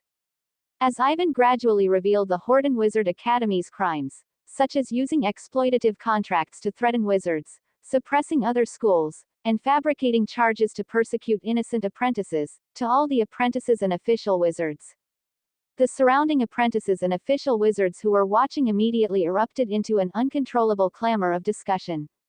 Needless to say, these young wizard apprentices, most of whom were in their teens, became somewhat indignant after hearing Ivan's accusations and questions. Many of them looked at the weak Esida, inevitably feeling more worried. If this necromancy apprentice was indeed imprisoned because of fabricated charges, who could guarantee that they wouldn't be the next? In contrast, the official wizards from other schools appeared much calmer and more clear-headed, not easily swayed by Ivan's few words. However, many of them had experienced the Academy's harsh attitude and had seen contract clauses that were frankly exploitative, so it was naturally difficult for them to have any good feelings towards Dean Roosevelt. Many people wore cold smiles, and their exchanged glances revealed a hint of schadenfreude. Even more astute individuals realized that with such a scandal, Dean Roosevelt would likely be in a state of utter chaos. The position of Dean of Horden Wizard Academy had always been changed every 4 years, decided by the votes of wizards who were 2-ring and above. There were not many 2-ring wizards at Horden Wizard Academy. Besides Dean Roosevelt, there were about 4 or 5 others, basically the leaders and mainstays of their respective schools, and there were many who coveted the position of Dean of the Wizard Academy. Seeing the time for the change of leadership drawing closer, such a scandal at this critical juncture would undoubtedly be a major blow to Dean Roosevelt. On Roosevelt's corpulent face, a look of disbelief still lingered. He vaguely sensed that the situation had somewhat exceeded his control. Why did this damned Ivan Aatrox suddenly become a 2-ring wizard? Why did things turn out like this? Roosevelt forced himself to calm down. He stared intently at Ivan, squeezing out a voice that was almost a roar from his throat. You're lying, you despicable fellow. All of this is just an excuse you fabricated to evade the penalty for breach of contract. Facing Roosevelt's outwardly fierce but inwardly weak accusation, Ivan didn't even bother to lift his eyelids. His goal had been achieved, and engaging in further verbal sparring with this infuriated man was meaningless. Ivan gently tilted his head, signaling Diana beside him to help the still weak Esida follow. He took a step and walked towards the edge of the crowd. Perhaps the sense of oppression and impact Ivan had just brought to these people was sufficiently impressive. Wherever Ivan passed, whether they were indignant apprentices or official wizards with various thoughts, they subconsciously stepped back to both sides, like seawater parted by an invisible force, automatically yielding a passage. Roosevelt looked at Ivan's gradually receding back, and a sense of unprecedented anger surged into his heart. What should I do? If Ivan was still just a 1-ring wizard, Roosevelt would have 100 ways to make him shut up completely, and it would never have caused such a big commotion. Fortunately, it currently only involves the internal affairs of the Academy, and he might still be able to find a way to suppress it. If this scandal were to spread throughout the entire wizarding world, or even attract the attention of the Wizard Council, then everything would be completely ruined. Dean Roosevelt had never held such intense hatred towards a person, but he powerlessly realized. Ivan was already a two-ring wizard. This meant that Roosevelt's usual methods, those hidden in the shadows, framing, shifting blame, using his authority to pressure, most of these methods had lost their effectiveness against Ivan. No, there's still a way. That employment contract that had solidified the two-ring spell, contract protection. Dean Roosevelt suddenly remembered something that slightly eased his ashen face. He looked at the hostile or gloating eyes around him, his face iron pale, and left without looking back. I shouldn't have secretly practiced spells privately. Esida was a little uneasy. After waking up, she witnessed the conflict and confrontation between Ivan and Dean Roosevelt, and a lot of guilt inevitably surged in her heart. It has nothing to do with you, Ivan replied briefly. He was currently thinking about other matters. Now that he had completely fallen out with Dean Roosevelt, he felt there wasn't much need to stay at Horden Wizard Academy. The only regrettable thing was that after leaving Horden Wizard Academy, he would probably find it difficult to find suitable wizard think tank equipment to use again. Diana supported Esida. She heard the conversation between the two, her eyes flickered, and she suddenly interjected, asking, Mr. Ivan, are you planning to leave Horden Wizard Academy? Chapter 36 Diana's Story, Writing a Wizarding Paper. Without much explanation, Ivan's response was brief and calm, as if he couldn't be bothered to explain the reason. Diana seemed not to have expected him to be so direct, and for a moment, she didn't know how to continue the conversation, only letting out a slightly startled sound of acknowledgement before falling silent again. It wasn't until the three of them reached the fork in the road where they were about to part ways that Diana spoke softly. Mr. Ivan, actually, I admire you greatly. Your courage in not fearing power, your persistence in pursuing yourself. Perhaps in the eyes of many, you are not a good person, but in my opinion, you are someone truly worthy of admiration. Ivan frowned, unsure of Diana's intentions behind these words, but he turned his head and, for the first time, truly scrutinized the woman who usually seemed almost indistinguishable from the background. After you leave Horden Wizard Academy, I think. I won't be staying long either. Diana forced a bitter smile, as if mocking herself. Corpse Eye John has been missing for several days now, with no news. Now the entire necromancy school is just me. Being laid off and fired is probably just a matter of time. You actually heard it. The reason I could keep this job is because I sold my body to wizards from other schools, enduring their sexual abuse. They have resources, they have influence, they can let me keep this job. I'm not interested in that, Ivan interrupted her, his tone flat, shaking his head gently, clearly indicating he didn't want to continue the topic, as it had nothing to do with him. All right, Mr. Ivan. Diana fell silent, seemingly ready to say goodbye and leave, but then she suddenly heard Ivan call out to her unexpectedly. Seeing as you helped me and my apprentice, I'm willing to give you a piece of advice.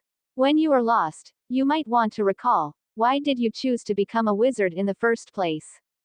Was it because of a thirst for knowledge, or worship of power and money? Unexpectedly, Diana's answer surprised Ivan. Neither, Mr. Ivan. I became a wizard apprentice to raise the orphans in the orphanage, Diana replied, her eyes already slightly moist. I grew up in an orphanage since I was a child. That orphanage raised dozens of homeless children like me. Later, the kind person who had been funding the orphanage went bankrupt, and the orphanage was on the verge of collapse. It was also at that time that I was tested and found to have wizard potential. My motivation to work hard and become a wizard was to ensure that all abandoned children, like me, wouldn't be thrown into the cold sea after starving to death. Over the years, the scale and expenses of the orphanage have also grown, to the point where all my savings and income are used to maintain its operation. It is precisely because of this that I must keep this job. Even selling my body is something I would not hesitate to do for this. Ivan hadn't expected Diana to give such an answer. Her motivation was completely different from most wizards he knew who pursued power or money, appearing so simple, even somewhat out of place. So you are blaming me for ruining your job? No, Mr. Ivan, I just envy you. I envy your powerful talent so much. And Esida, I envy you too, you met a good teacher. I wish you both all the best. Diana performed a farewell gesture and turned to leave. Although her expression was extremely sad, Ivan ultimately did not hear her sobbing. Perhaps it was because, after all, she was a wizard. Dot dot dot dot dot dot dot dot dot. Ivan took Esida back to the laboratory. He told Esida that for the next period, if she was worried about dangerous situations like today, she could move her bed and luggage to the laboratory. Immediately after, he had Esida go to a corner of the laboratory to meditate on her own to recover from the mental damage caused by Eye of Fear. As for Ivan himself, he walked straight to the experimental table and rummaged through a pile of Zawu to find several yellowed manuscripts. Before completely leaving Horden Wizard Academy, there was a tricky matter waiting for him to handle, the employment contract the original body had signed. The original owner had signed an employment contract with the Academy in order to obtain this teaching position. The two-ring spell, Contract Guardian, was solidified on this employment contract.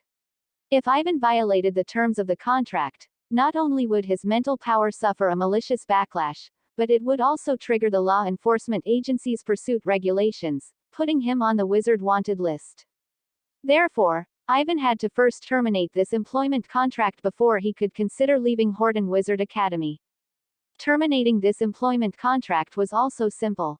Successfully publishing a wizard paper with research value in any recognized official wizard publication in the wizarding world would be considered fulfilling the basic requirements of Contract Guardian. Ivan was not worried about this. He unfolded the manuscript of the paper left by the original owner, intending to see if it could be modified and utilized. Ivan quickly scanned it, and his entire face furrowed. No wonder the original owner had submitted this paper and only received a large amount of harsh criticism and setbacks. It seemed the editors of those wizard publications were not being deliberately difficult. This thing indeed had no value.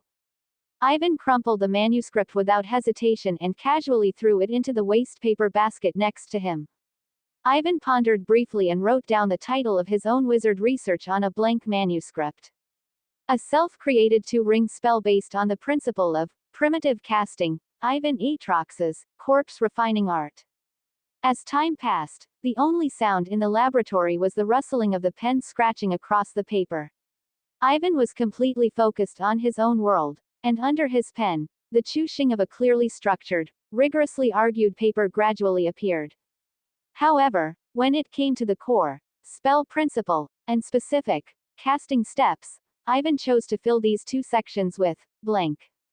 Ivan planned to submit this paper in a non-open source state. Although this would greatly reduce the potential reputation and income the paper might bring, it could prevent his core abilities from being leaked. It wasn't until Ivan emerged from his state of focused research again that he noticed over a dozen hours had passed. Even with mental power as strong as Ivan's, he faintly felt a hint of fatigue. On the other side, Esida, who had been trying hard to maintain meditation, had fallen asleep leaning against the wall at some point, her sleeping posture quite inelegant. Ivan's slight movement when he got up startled Esida awake. She jolted awake and quickly pretended to have been maintaining meditation all along. Suddenly, Esida heard Ivan speak. He seemed to be thinking about something. Esida, why did you want to become a wizard? This question made Esida a little startled. She scratched her head. Why did she want to become a wizard? Chapter 37 Ivan Atrox's Persistence and Human Pill Technique. I secretly ran away from the tribe. Esida said hesitantly. This girl from the Navajo tribe had always had a very lively expression, but at this moment, she was unusually quiet, narrating softly.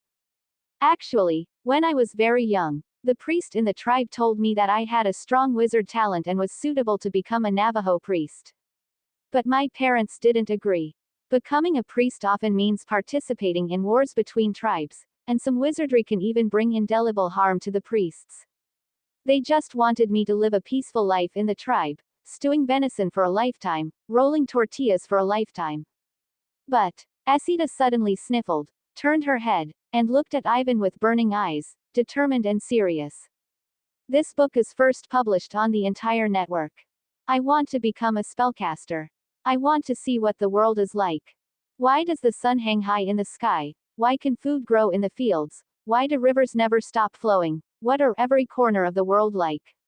If I stayed in the Navajo tribe and became an ordinary nomad, I would never know these things in my life.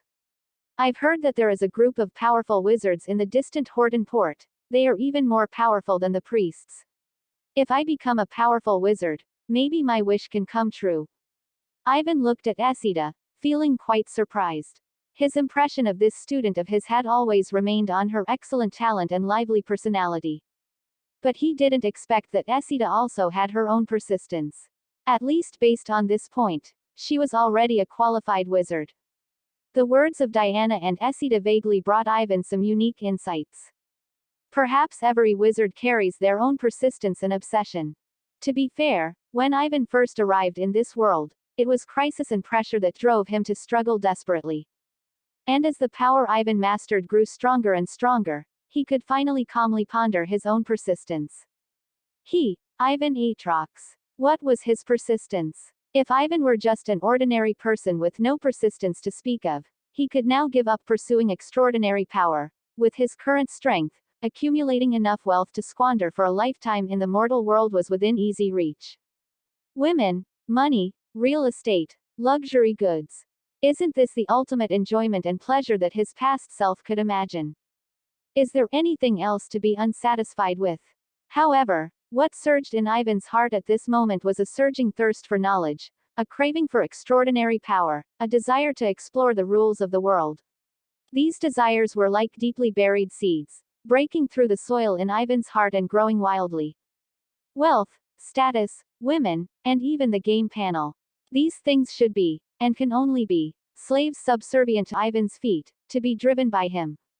And Ivan himself finally clarified his persistence. On the path of pursuing power and knowledge, Ivan will only stop when he dies. After sending Esida away, Ivan opened his personal panel. Character: Ivan Lucian. Physique: 5.1, Spirit, 26.9, Charm, 5.4. Demonic Path Points: 4. Demonic Cultivation Skills, Mastered, Corpse Refining Art, LV.3. Human Pellet Technique LV.2.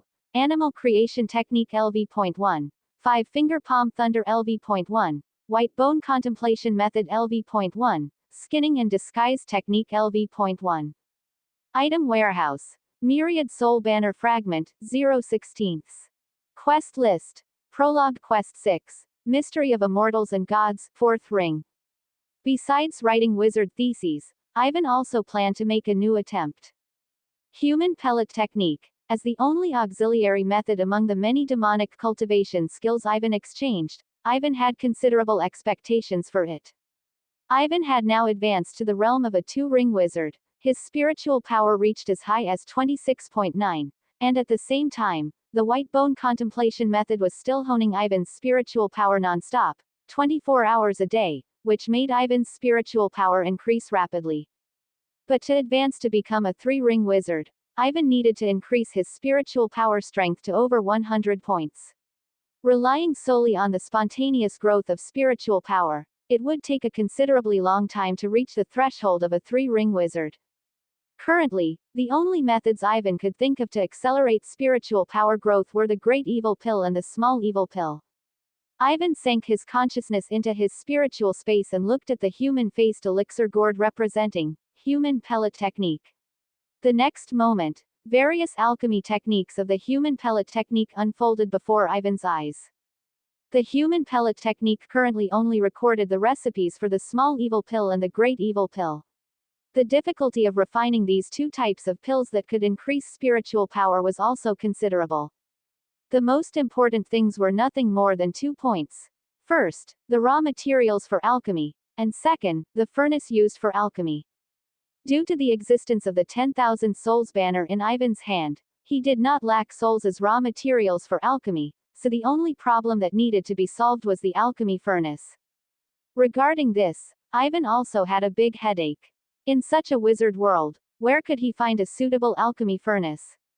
Regarding the selection of an alchemy furnace, the Human Pellet Technique actually provided multiple solutions, including Earth Fire Alchemy, Heavenly Furnace Alchemy, and Body Alchemy. Ivan scanned them one by one, and his gaze suddenly stopped on the item, Body Alchemy. This method required the alchemist to use a cultivator with a strong physical body as the furnace, open up a corpse fire divine furnace in their chest, and refining these demonic cultivation pills would yield twice the result with half the effort. Corpse fire divine furnace, strong physical body. Undoubtedly, this was a thorough demonic cultivation furnace method, using the body of a living being as the cauldron, igniting corpse fire within their chest, and refining it day and night. This method was extremely evil. The cultivator chosen as the furnace would inevitably endure endless pain during the pill refining process, and yet the alchemist could not let them die, otherwise the furnace would be destroyed and the pill would be lost. But Ivan suddenly vaguely thought of something. He looked up at the zombie girl Vivian hanging in the corner of the ceiling. Her lifeless eyes were also staring at Ivan at this moment. It wasn't conscious gaze, but a zombie's instinctive sensing of a living being's aura. Ivan had long been accustomed to this silent gaze. He stared at Vivian and suddenly realized an idea. If it only required a body that was tough enough, wouldn't easily decay, and could even be said to be undead, to carry the corpse fire, then could Vivian, as a zombie who perfectly fit these characteristics, be competent for the role of the furnace? This sudden idea surged in Ivan's heart. He looked up at Vivian and gave her an instruction. Bang! The next moment, Vivian jumped in front of Ivan. She was still expressionless, her body held perfectly straight, quietly and absolutely obediently, waiting for her master's next command. Chapter 38 Corpse Fire Furnace, Sect Station Upgrade Task. Ivan had the zombie girl Vivian remove the black robe covering her body and sit naked in front of him. Vivian's physical strength was truly a bit too formidable. Ivan had to forcefully mobilize his mental power as assistance to barely tear open a wound on Vivian's chest. The wound was quite horrifying, yet not a drop of blood flowed out. Through the wound, Ivan could observe the withered, stagnant iron-gray heart inside Vivian's chest. According to the records of the human pellet technique, the heart belongs to the fire element. If one wants to refine a corpse fire divine furnace within the human body, the best choice is the heart area. Ivan reached out and removed the two ribs on Vivian's chest that were quite in the way, tearing open the flesh and skin, only then exposing the iron-gray heart before Ivan. Recalling the methods recorded in the human pellet technique, Ivan slowly extended his right hand, covering the cold heart with his palm. His mental power surged out as if materialized, beginning to gradually transform Vivian's heart. Corpse fire belongs to Yin and is not an open flame, and the cold energy throughout Vivian's body unexpectedly accelerated the process of refining and transformation. Throughout the entire process, Vivian remained expressionless like a statue, quietly watching Ivan's manipulations on her body. She couldn't understand what Ivan's actions were for, but she could vaguely feel that some kind of cold flame seemed to be burning within her body. Soon, Ivan keenly noticed that Vivian's iron-gray heart was gradually changing color towards a strange grayish white. From time to time, specks of flame, not appearing solid, would suddenly flare up on the surface of the heart, only to disappear without a trace in the blink of an eye. Ivan took a deep breath and performed an extremely bold operation. He suddenly clenched his 5 fingers, tightly gripping Vivian's heart. The immense force even caused the heart, which had already begun to transform, to slightly twist and deform. The surging mental energy, like finding an outlet, frantically poured into the heart. In an instant, lines of clearer, more solidified grayish-white flames flickered and flowed on the surface of the heart, and then were inhaled into the ventricles by the aorta as if breathing. Under Ivan's precise mental control, this heart was transforming step by step, getting closer and closer to the perfect form of the corpse fire divine furnace, recorded in the human pellet technique. Thump! The iron-gray heart suddenly beat once, followed by a second, then a third. This heart, which had long since died, actually began to resume beating under the effect of the human pellet technique's method. However, what flowed within the heart's blood vessels was no longer crimson blood, but grayish-white corpse fire. With each forceful pump of the heart, this corpse fire flowed to every corner of her body, every muscle. After an unknown amount of time, Ivan finally slowly withdrew his hand. Before him, within Vivian's open chest, a heart-spouting pale corpse fire and beating rhythmically had already formed. Each contraction and expansion spouted visible pale corpse fire, illuminating the inside of Vivian's chest with a strange color. Ivan ordered Vivian to stand up and move her limbs. Vivian did as she was told and seemed to have no abnormalities. Instead, Ivan felt that the pale corpse fire flowing in her blood vessels subtly made the necromantic energy on her body more active. Ivan was very satisfied with this. Originally, during the process of refining the corpse fire divine furnace, the practitioner undergoing the procedure would fall into unparalleled pain and torment, and their struggles would severely affect the refining of the corpse fire divine furnace. However, as a zombie, the mindless Vivian did not feel any pain, so Ivan's refining process was very smooth, completing the refining with almost no errors. Ivan reinstalled Vivian's ribs and stitched up the wound on her chest. He planned to observe for a period of time to ensure the corpse fire divine furnace was operating stably within Vivian's body, with no signs of rejection or collapse, before proceeding to refine the small evil pill and great evil pill. After finishing all of this, Ivan chose to sit cross-legged and enter a state of meditation, recovering his greatly depleted mental power. In the intervals while his mental power was slowly recovering, Ivan opened the game panel and began to examine his current quest list. The fourth ring of the Mystery of Immortals and Gods quest chain. The goal is to kill 10 cultists of the Four Pillars God cult. Killing a few cultists was not difficult for Ivan, who had already advanced to the second ring. The tricky part was that the entire Horden port seemed to have lost all trace of the Four Pillars God cult. Since the battle at the Black Rats Gang's stronghold, the Four Pillars God cult that controlled Rat King Knock almost instantly disappeared without a trace. Whether it was newspapers, news, or other sources, the Four Pillars God cult seemed to have been completely purged overnight, leaving no sound. This was not a good sign. Generally speaking, when you only find one rat, it often means more rats have appeared in corners you cannot see. Given the difficulty in even finding the Four Pillars God cult, Ivan was also at a loss as to where to start to kill 10 cultists of the Four Pillars God cult. Ivan's gaze shifted to another item on the quest list, Prologue Quest 6. This quest was closely related to another function of the game panel. Ivan silently opened the Sect Construction function within the game panel. The first quest he received after unlocking the game panel was to scan a piece of territory to become the first sect stronghold of the Soul Hall. Ivan's current underground Ivan's Necromantic Laboratory was scanned by Ivan at that time to complete the quest. Sect Stronghold. Ivan's Necromantic Laboratory. Level. LV.1. Can consume materials to upgrade to the next level. Current progress. 0%. Current spiritual energy concentration. Weak. Special effects. None. Ivan looked at the various attributes of this sect stronghold. After scanning the laboratory to become a sect stronghold, Ivan had not paid attention to the sect construction function since. Now, Prologue Quest 6 required Ivan to upgrade the sect stronghold to LV.5, which made Ivan research the materials needed to upgrade the sect stronghold. Soon, Ivan discovered that he could put various ordinary materials such as wood, metal, and stone into the consumption item slot to upgrade the sect stronghold. However, these ordinary materials that did not contain spell energy could only provide a minuscule amount of upgrade points. Ivan estimated that even gathering over 1,000 tons of ordinary materials would probably only provide 1% progress. In this situation, Ivan had to consider spell materials with energy attributes. Next, Ivan tried different things, gesturing with various items he had on hand towards the game panel. Most spell materials could provide progress concentrated between 5% and 10%. Ivan even tried putting the 3-ring weapon hand cannon, Ambition, into the consumption item slot. The game panel gave an upgrade progress as high as 4,218.5%.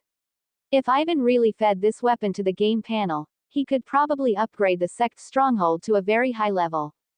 However, that would be a bit of a loss.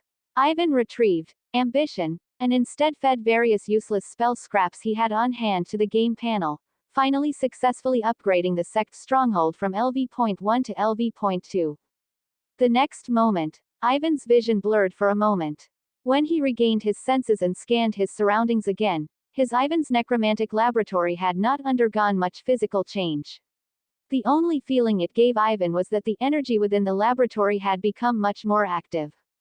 After sensing it slightly, Ivan was pleasantly surprised to find that after the laboratory upgrade, the speed of his mental power's natural cultivation growth had increased by nearly 10%. In addition, Ivan also noticed that a stronghold relocation function had been added to the sect construction function.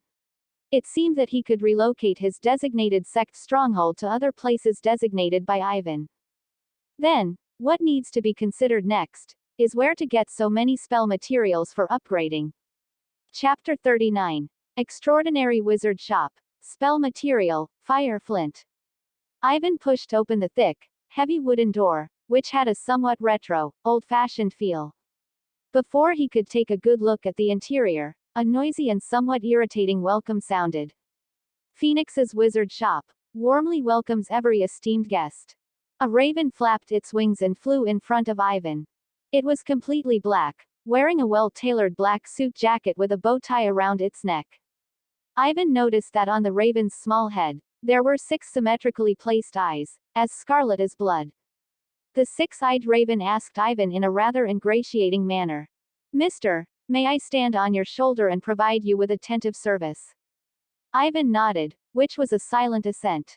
Only then did the 6-eyed raven confidently hop onto Ivan's shoulder. "To be honest with you, wizard sir, some wizard customers have truly eccentric personalities. Some of my poor colleagues, just because they were too eager and jumped onto a customer's shoulder without permission. The next second, they were beaten into a pulp by those eccentric wizard sirs. Truly pitiful. And Mary, the prettiest one at the counter, had just agreed to mate with it." This 6-eyed raven was clearly quite talkative. Ivan glanced around and saw 20 to 30 ravens standing on a huge brass bird stand near the entrance. They were wearing black suits and formal wear, or vintage dresses with low necklines, standing upright. This shop actually had no living humans, only these 6-eyed ravens, acting like humans, served as waiters. This extraordinary wizard shop located in the upper district, named Phoenix's Wizard Shop, was the largest, best stocked, and most influential wizard shop in the entire Horton Port. Ivan even heard that this shop could hold its own even in the city of wizards, thousands of kilometers away. Its owner, Phoenix, was a mysterious great merchant. Many wizards speculated that being able to maintain such a large enterprise was the best proof of his strength. Just from the many 6-eyed raven employees he kept, it could be seen that this mysterious Phoenix must be a high-level wizard. The face Ivan was currently wearing was an ordinary one. This peeled skin mask, when worn on the face, almost blended with Ivan's original skin.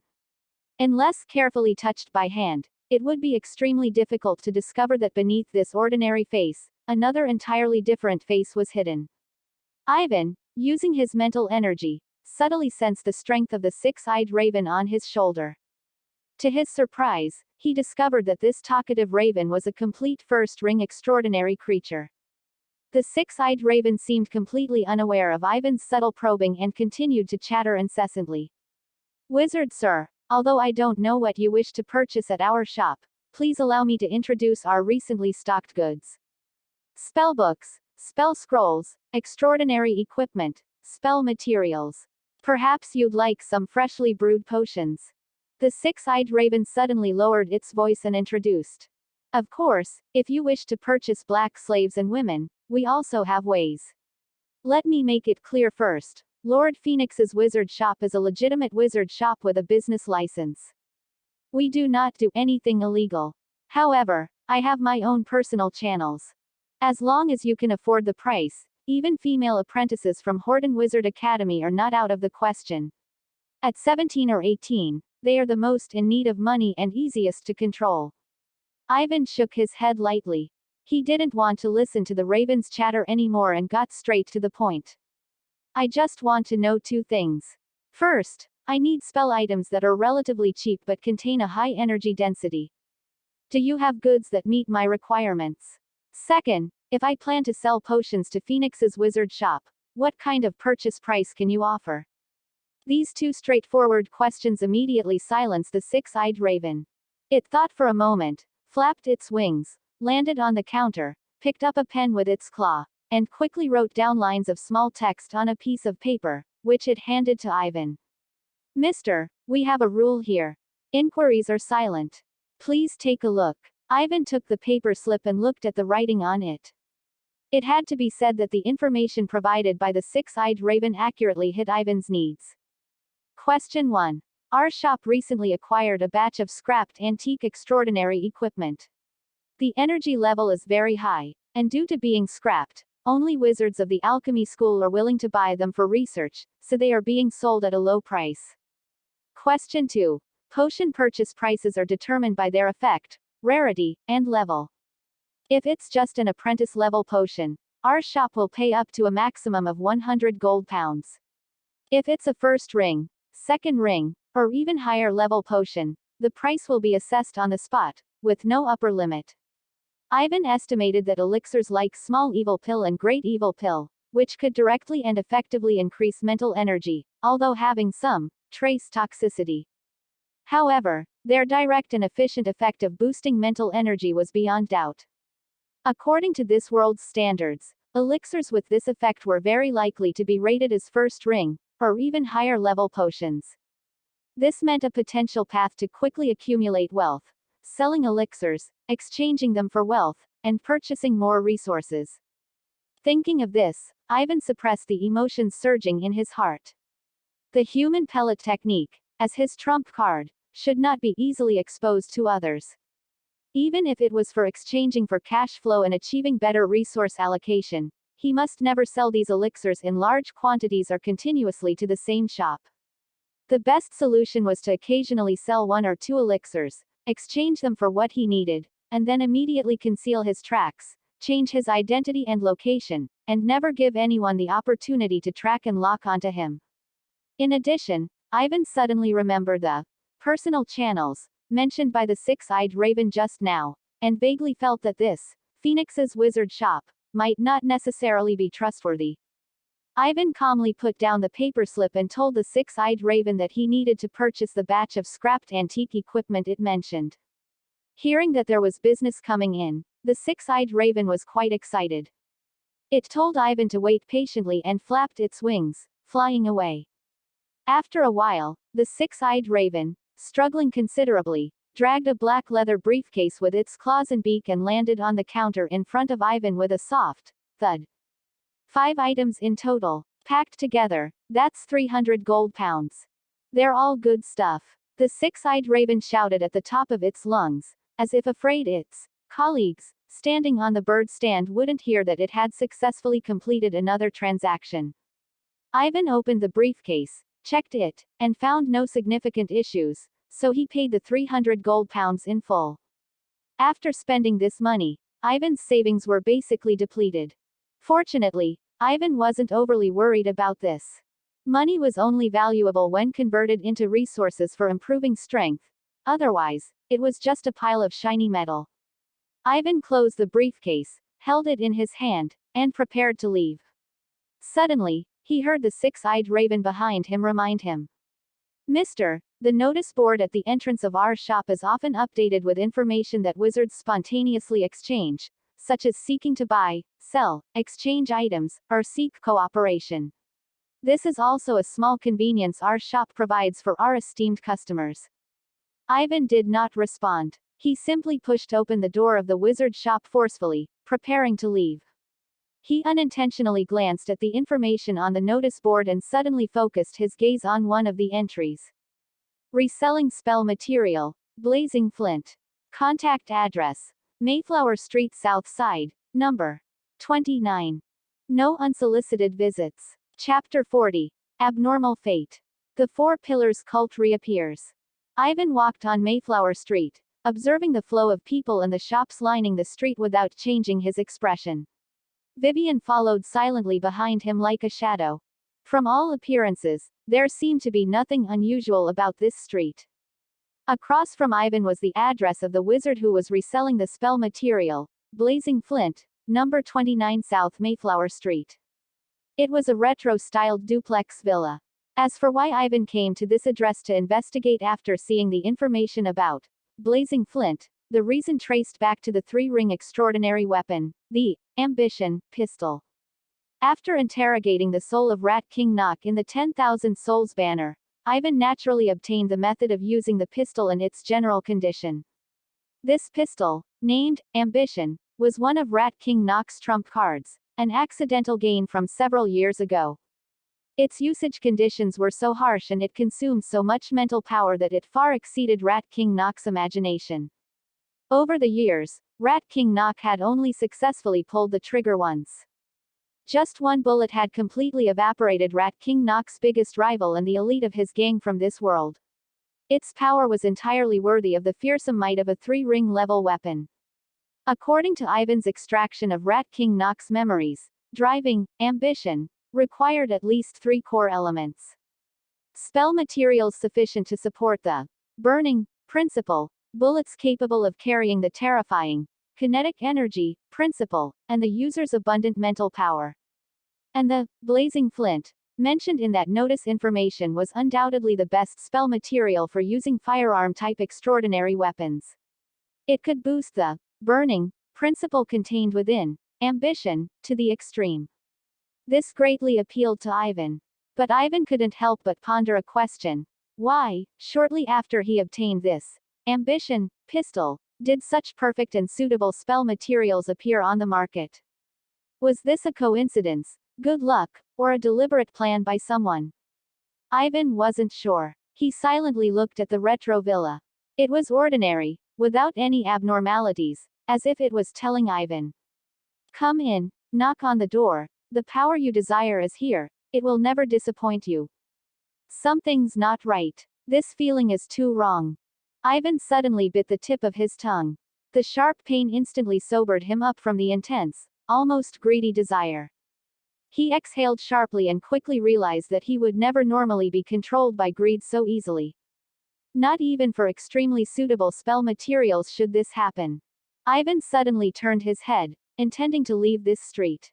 He would rather look for spell materials outside Hortonport than take such a risk. Oh right, after going back, I should report this place. Maybe it can even help the law enforcement agency achieve some performance. Just as Ivan was about to leave Mayflower Street, suddenly, a series of unexpected events occurred that even Ivan hadn't noticed. A child who was happily playing with his mother seemed to have forgotten himself in his joy and accidentally let go of the balloon string he was holding. The balloon flew higher and higher, swaying unevenly as it got caught outside a window. A magpie that was originally foraging on the windowsill discovered the balloon. Confusion appeared in its small eyes. Perhaps mistaking the balloon for some special food, the magpie pecked at it sharply. Pop! With the sound of the balloon bursting, the magpie was stunned and fell straight down from the windowsill, landing right on the hand of a carriage driver. The driver was startled and shook, and the entire carriage, as if unable to avoid it, crashed into the side of the street, heading straight for number 29 South Mayflower Street. That old duplex villa. Ivan suddenly turned his head to look at the carriage rushing towards the villa.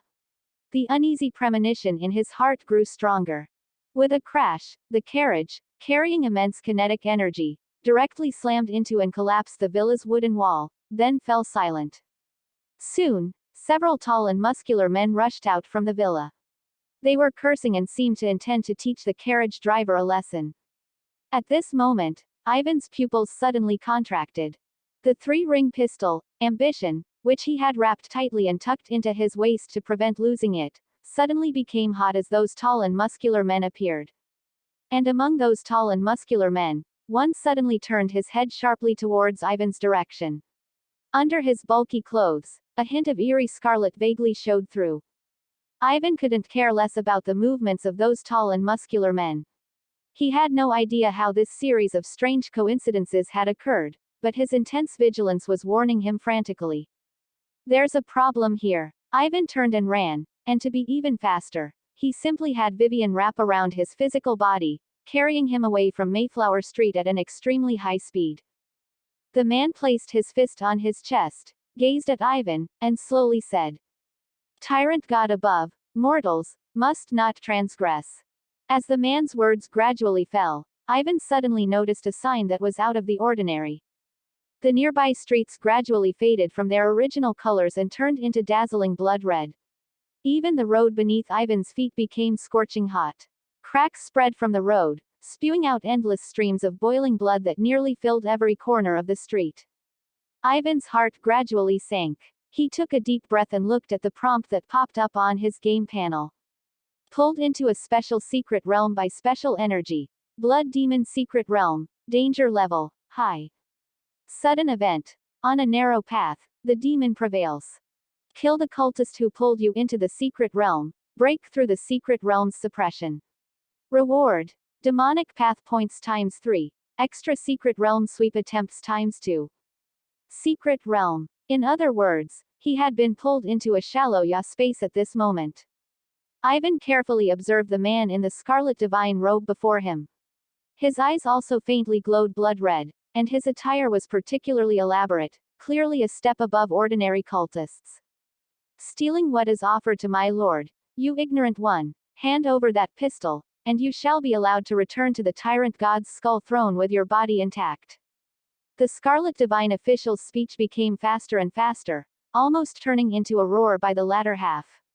Fine flesh buds grew on his face, his mouth twisted into an abnormal shape, and a forked, purple, abnormally long tongue protruded from his mouth.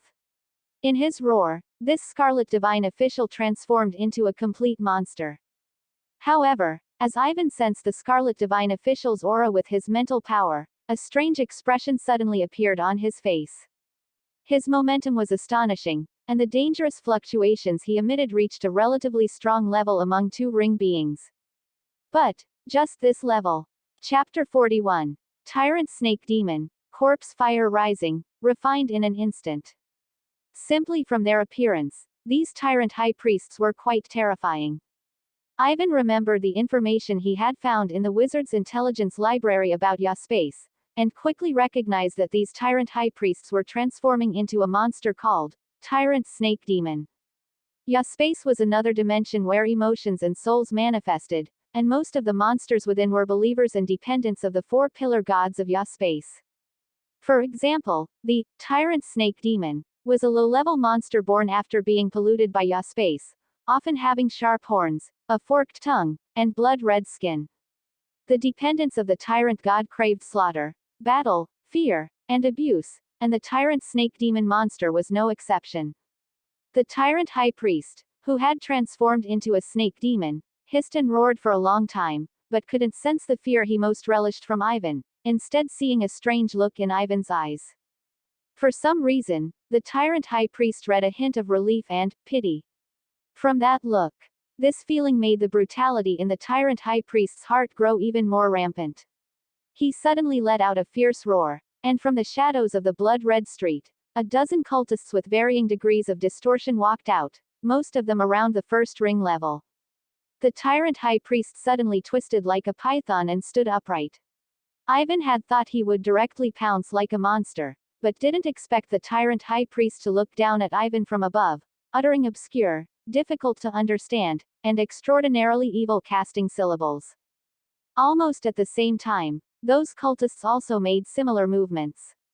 The layers of chanting sounds were like a tide, instantly threatening to engulf Ivan. Looking only at their appearance, Ivan almost forgot that these tyrant high priests and cultists were also wizards who could cast spells. Vivian. As soon as Ivan's will was transmitted, he saw the zombie behind him had already leapt out. Vivian's fierce appearance was fully revealed, completely shedding her external black robe disguise. Under the startled gaze of the distorted cultists, she directly dragged a cultist to the ground, dragging him for several meters before stopping. Flesh and blood splattered. Vivian's pitch-black nails tore apart the cultist's chest. The wriggling mass of flesh desperately tried to repair his body, but it was still futile. The next moment, Vivian's pitch-black claw directly dug into the cultist's chest and abdomen, pulling out a still-beating heart. Vivian's zombie face slowly lifted. She bared her fangs and showed a bloodthirsty, fierce appearance to the cultists, taking a bite out of the bloody, mangled heart. This impactful scene made these cultists, who were distorting towards the tyrant snake demon form, feel a tremendous shock. This just who was the believer of the evil god who worshipped slaughter, battle, and bloodshed. On the other side, Ivan paid no attention to Vivian's movements. Ivan knew this zombie, which he had cultivated into a weapon, best. Those cultists who were only at the first ring level would likely have a hard time dealing with Vivian's brutal slaughter without paying a heavy price. Ivan looked at the tyrant high priest chanting a spell in front of him and almost subconsciously raised his right hand, pointing directly at the twisted figure before him, wanting to use control to interrupt the casting. Animal creation technique. A powerful, irresistible force suddenly acted upon the tyrant high priest's body. He faintly felt something was wrong, but the spell he was chanting was about to be completed, so he subconsciously ignored this feeling. Anyway, his physical body, blessed by the tyrant god, was tough enough. Even taking a second ring spell shouldn't be a big problem. The next moment, the tyrant high priest opened his blood-red snake eyes, his forked tongue hissed, and a manic sound wave burst forth, instantly entering Ivan's ears. Second ring spell, Sound of the Skullbreaker. This manic sound wave instantly entered Ivan's ears. The surging kinetic energy within it caused Ivan's eardrums a sharp pain. If his physique hadn't been greatly enhanced after completing his life transformation, he would likely have fallen into a state of deafness with just this one blow. The most bizarre thing was that this manic sound wave had actually been improved by a spell. The sound wave carried a slight effect that disturbed the mind. Once the target was injured, it would directly attack their mind, turning them into a madman who had lost their reason and only knew how to kill. Ordinary wizards would find it difficult to guard against this extremely strange spell, but Ivan, feeling the mental energy contained within the sound wave at this moment, saw the image of a skeleton picking a flower in his mind suddenly brighten. The tyrant high priest had been staring intently at Ivan. As soon as Ivan showed any sign of losing his mind, even for just a moment, he would pounce and bite off Ivan's throat. An obscure, cold, pale lightning flowed out along Ivan's fingers, suddenly striking the tyrant high priest's face, which was covered in granulation tissue. Why could he cast spells instantly? Why didn't he need casting syllables and preparation? Why had he never heard of his spell? The tyrant high priest subconsciously wanted to dodge this cold, pale lightning. But when he actually tried to move, he found that his body had become bloated and unwieldy, and his speed was slow. His lower body had somehow transformed into backward-bending joints similar to livestock, and lumps of pork had grown into layers of excess skin. The tyrant high priest's own body was trying to reverse this transformation, still frantically growing new limbs. However, these newly grown limbs were almost immediately transformed into the shape of pigs again, so that the lower half of the tyrant high priest's body quickly turned into a piled-up mountain of flesh. Thus, with a boom, the cold, pale lightning struck the tyrant high priest's face fiercely, causing him to almost lose consciousness entirely. The pale lightning marks even lingered for a long time, clinging to the tyrant high priest's head like gray-white maggots, desperately drilling into his brain. Ivan let out a breath, quickly calmed his slightly depleted mental energy, and watched the tyrant high priest, who had been turned into a complete mountain of flesh, cautiously. Seeing that the piled-up fat was getting thicker and heavier, the tyrant high priest would likely never be able to get up again. Only then did Ivan turn his head to focus on the battle between Vivian and the cultists nearby. Although the individual combat power of the cultists at the first ring level was not Vivian's match, they quickly recovered from their initial shock and charged towards Vivian as a group, fearless of death. Some weaker cultists even seemed to have gone mad. Even if half of their bodies had been beaten into a pulp, the other half desperately clung to Vivian's calf and wouldn't let go. The fearlessness and brutality of these tyrant believers greatly restricted Vivian's movements. Although several cultists had been completely torn to pieces, several large, bone-deep wounds also appeared on Vivian's body. However, Ivan noticed that, perhaps because she had undergone the transformation of the corpse fire divine furnace, the inside of Vivian's bone-deep wounds was no longer dry. Instead, countless gray-white flames gushed out from the wounds, scattering like splashed blood. Some cultists' bodies were stained with this corpse fire. No matter how violently they moved, the corpse fire could not be extinguished, and there was even a faint tendency for it to grow stronger by using flesh and blood as fuel. Ivan's heart stirred. He immediately controlled Vivian with his mind, making her perform an action that all the cultists found unexpected. After receiving Ivan's command, zombie Vivian did not hesitate or think, efficiently executing Ivan's will. She suddenly tore open her chest, ripped off her ribs, revealing an unusually pale and cold heart. The cluster of arterial blood vessels on this heart was like the mouths of alchemical furnaces, emitting gray-white flames with the beating of the heart. Whoosh! As Ivan suddenly used his mental power to drive the corpse fire divine furnace located in Vivian's heart, the gray-white flames immediately surged out, instantly igniting everything within sight. Those tyrant believers suddenly discovered that streaks of gray-white corpse fire were instantly burning on their skin and heads. The parts that were ignited gradually melted, strengthening the flames of the corpse fire. In an instant, they were about to be refined in a flash. Subscribe to Chinese Novel Audiobook YouTube channel. Chapter 42 Gold-Eating Bug Eggs. Those tyrant believers didn't last long. Putting aside the fact that they couldn't find an effective way to extinguish the corpse fire. Even if they had found a method, Ivan and Vivian weren't like theater audiences who just clapped foolishly. Under absolute power suppression, these tyrant believers were quickly burned into burning skeletons by the corpse fire. Ivan stood before these burning skeletons with great interest, even taking out his small notebook to record the characteristics of the corpse fire. First observation. Corpse fire has extremely strong adhesion and lethality towards flesh and blood. Aside from discarding all limbs that come into contact with the corpse fire, there is currently no way to prevent the corpse fire from burning flesh and blood. The tyrant believers showed varying degrees of pain.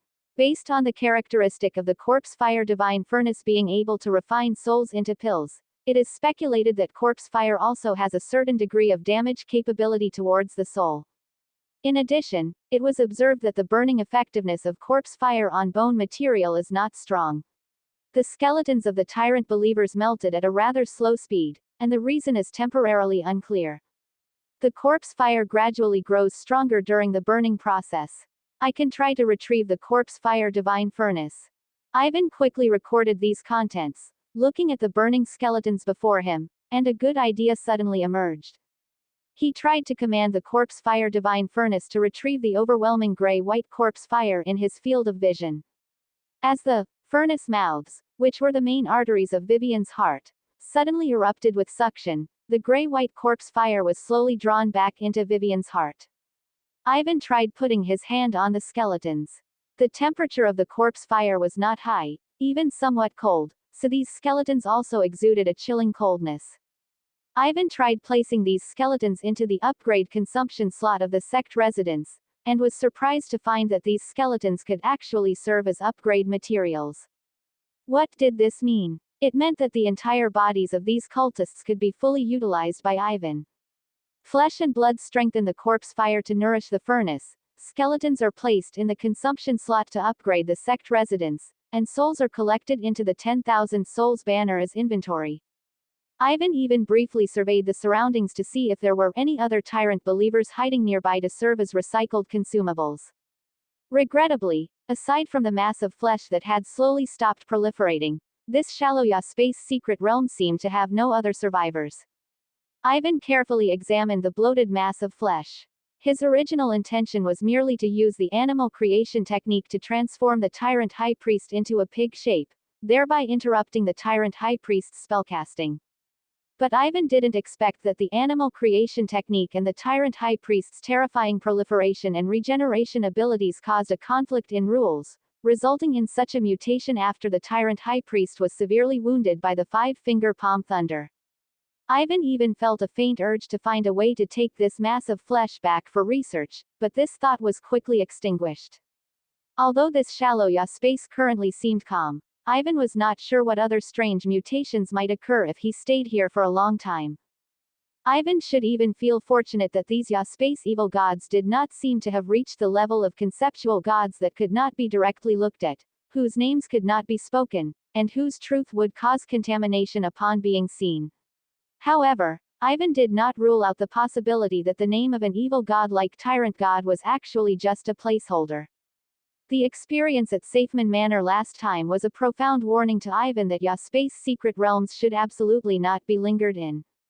However, Ivan carefully compared the shallow Subspace he was currently in and the Subspace secret realm at Safeman Manor, and there seemed to be significant differences. At least in the Subspace secret realm at Safeman Manor, he was unable to use various demonic cultivation skills. However, in this shallow Subspace created by the Four Pillars God cult cultists, neither Ivan nor the cultists themselves had their extraordinary abilities suppressed in the slightest. Ivan looked at the bloated mass of flesh, no longer hesitating, and commanded the corpse fire divine furnace on Vivian's chest to release a torrent of corpse fire, covering and igniting the mass of flesh. As the flames grew stronger, the accumulated fat on the mass of flesh was gradually refined. Drops of corpse oil flowed down like a melting waterfall, then instantly ignited. As Ivan placed the Tyrant High Priest's exceptionally large skeleton into the sect residence upgrade consumption slot, it seemed as if the last trace of his existence was erased, and a series of game panel prompts appeared before Ivan. However, Ivan didn't have time to look at the game panel prompts. He felt that this shallow Subspace seemed to be rapidly collapsing. Before completely leaving this shallow Subspace, Ivan quickly summoned the 10,000 souls banner and hastily drew the souls of over a dozen cultists in this shallow Subspace into the banner. In another blur, Ivan saw the surrounding streets, the blood-red color gradually fading, turning into normal colors. And the cracks in the ground on the road gradually closed and recovered. All the strange and abnormal situations seemed to disappear in an instant. Ivan stood in the center of the bustling street. Where was there any trace of the cultists in his vision? He thoughtfully touched the peeled skin mask on his face, pulled down Vivian's hood, and quickly left the area. First was the level of the sect residence. After filling in the skeletons of those cultists as upgrade materials, the level of the sect residence had surprisingly reached LV.4, which truly exceeded Ivan's imagination. These guys with exceptionally strong vitality were simply treasures all over. Ivan used all the scrapped extraordinary equipment he had purchased from Felix's wizard shop to upgrade the sect residence, finally raising its level to LV.5. Open black lens bracket sect residence has been upgraded to LV.5, Chapter 1 Task 6 completed. Reward: Demonic Path Points times 4, Myriad Soul Banner Fragment times 4 Close black lens bracket. Open black lens bracket Chapter 1 Task 7. Wealth, Companion, Technique, Land. If heaven does not grant it to me, I will take it myself. As your demonic sect power grows stronger, the righteous immortal sect seems to have noticed a tumor of the demonic path sprouting and growing in this region. They have dispatched a team of cultivators to begin searching for signs of the demonic sect. Close black lens bracket. Open black lens bracket. This is the final period of dormancy. Evade the pursuit of the cultivator team. Reward: 4 demonic path points. Myriad soul banner fragment times 4 close black lens bracket. The task description for Chapter 1 Task 7 was thought-provoking. Based on Ivan's understanding of the game panel, the issuance of game panel tasks would definitely not be without purpose. It must be based on the crises around him to give corresponding tasks. So, what did this cultivator team represent? Enforcement Officer. The Enforcement Wizard of Horton Wizard Academy. The Four Pillars God cult searching for their cultists. Ivan couldn't find a sufficiently reliable answer and could only secretly maintain this vigilance, adapting to whatever came his way. In addition to the completion of the Chapter 1 task, the fourth ring task of the Mystery of Immortals and Gods serial event, killing 10 cultists, was also declared complete. Open black lens bracket killed 10 out of 10 cultivators under Tyrant. Fourth ring task completed. Reward: Demonic path points times 4 close black lens bracket. With the completion of these two key tasks, the demonic path points in Ivan's hands had now surged to a total of 12. Even Ivan was momentarily excited by this huge income. He quickly opened the Magic Cave Bazaar in the game panel and selected the Refresh Goods slot. As 3 brand new goods appeared on the shelves of the Magic Cave Bazaar, Ivan was surprised to notice that the label of one of the goods was flashing with a dazzling golden light. Was this something good refreshed? 4 upright characters clearly appeared on the label, answering the question in Ivan's heart. Devouring Gold Beetle Egg. Chapter 43. Fierce Insects, Insect School, Torture of Remnant Souls. Magic Cave Bazaar. List of stolen goods for sale in the bazaar has been updated. Slot 1, Rare, Devouring Gold Beetle Egg, requires 8 demonic Dao points. Note: a wondrous item from the Ge Rui Immortal world, rumored in the past that an old demon once used devouring gold beetles to break through all methods, invincible and unstoppable, gnawing through magic treasures faster than people. Although the devouring gold beetle larvae in this egg are not many, they are still a generation of fierce creatures. Can be recognized as owner after dripping blood. Slot 3. Exclusive Enhancement, Skin Peeling Disguise Technique, requires 1 demonic Dao point. Note: exclusive enhancement from the game system, can upgrade Skin Peeling Disguise Technique to LV.2, gaining the plain and unremarkable characteristic. When wearing a skin peeling mask, reduces your sense of presence, making it less likely to attract attention. Slot 3. Exclusive Enhancement, White Bone Contemplation Method, requires 1 demonic Dao point. Note: exclusive enhancement from the game system, can upgrade White Bone Contemplation Method to LV.2, gaining the Bodhisattva Heart characteristic. Slightly increases your spirit power recovery speed. Under the Bodhisattva's seat, life is endless. 1 wondrous item, 2 exclusive enhancements. Undoubtedly, the devouring gold beetle egg immediately captured Ivan's attention. This was the first time Ivan had refreshed a rare quality item since he obtained the game panel. And the other 2 exclusive enhancements were also extremely practical for Ivan. Ivan almost didn't hesitate. As his consciousness confirmed, he immediately redeemed all 3 rewards. A moment later, Ivan opened his eyes and saw a silver egg lying quietly in his palm. If he hadn't personally redeemed this egg from the Magic Cave Bazaar, Ivan might have mistaken it for a creation of some unknown metal. Ivan bit his fingertip, dripped his vital blood into the egg, and gently used his spirit power tentacles to probe the egg's movements. The devouring gold beetle egg was initially still, but as the drop of vital blood was about to flow down and drip off the egg, many tiny silver bugs suddenly detached from the egg and instantly devoured the drop of vital blood. He felt a slight, weak connection in spirit with some of the devouring gold beetles within this egg. Ivan dripped more blood onto this silver devouring gold beetle egg. Perhaps the life energy contained in Ivan's blood stimulated their ferocity, or perhaps this nascent connection was too weak to form absolute control. The silver swarm became increasingly active. After devouring the blood, many devouring gold beetles became fiercely aggressive, flying towards Ivan's palm, wanting to burrow into Ivan's fingers to devour wantonly. With a slap, Ivan suddenly used his spirit power to sweep these devouring gold beetles to the ground. Under the pressure of his spirit power, these devouring gold beetles finally slightly restrained some of their ferocity and transformed back into the silver egg. Ivan's initial attempt with the devouring gold beetle egg was not particularly ideal. Although he established a slight, weak spiritual connection with this swarm of devouring gold beetles through the method of dripping blood for recognition. But perhaps because Ivan currently lacked effective control methods, the devouring gold beetle swarm seemed to have little reverence for him. Their ferocity was difficult to suppress, and there was even a faint tendency to backlash against their master. This discovery made Ivan look forward to it even more. Ferocity is often linked to strength.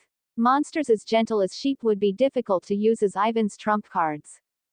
As for how to domesticate and cultivate these devouring gold beetles, Ivan currently had no ideas. However, Ivan remembered that in the archipelago hundreds of kilometers east of the Hordenport coastline, there seemed to be a niche wizard school, the insect herding school. This school primarily uses the cultivation of insect-type extraordinary creatures as its main method, and it has a considerable reputation at sea. The extraordinary creature cultivation materials and domestication manuals they produce can often sell for a good price in wizard markets. Perhaps there will be an opportunity to visit and communicate with them in the future. Ivan placed the devouring gold beetle egg, which had fallen back into silence, into the jade bottle storing the small evil pills. The size was just right. As long as this fiercely aggressive swarm of devouring gold beetles had no interest in gnawing on the unattractive jade, there was no need to worry about them breaking the bottle and escaping.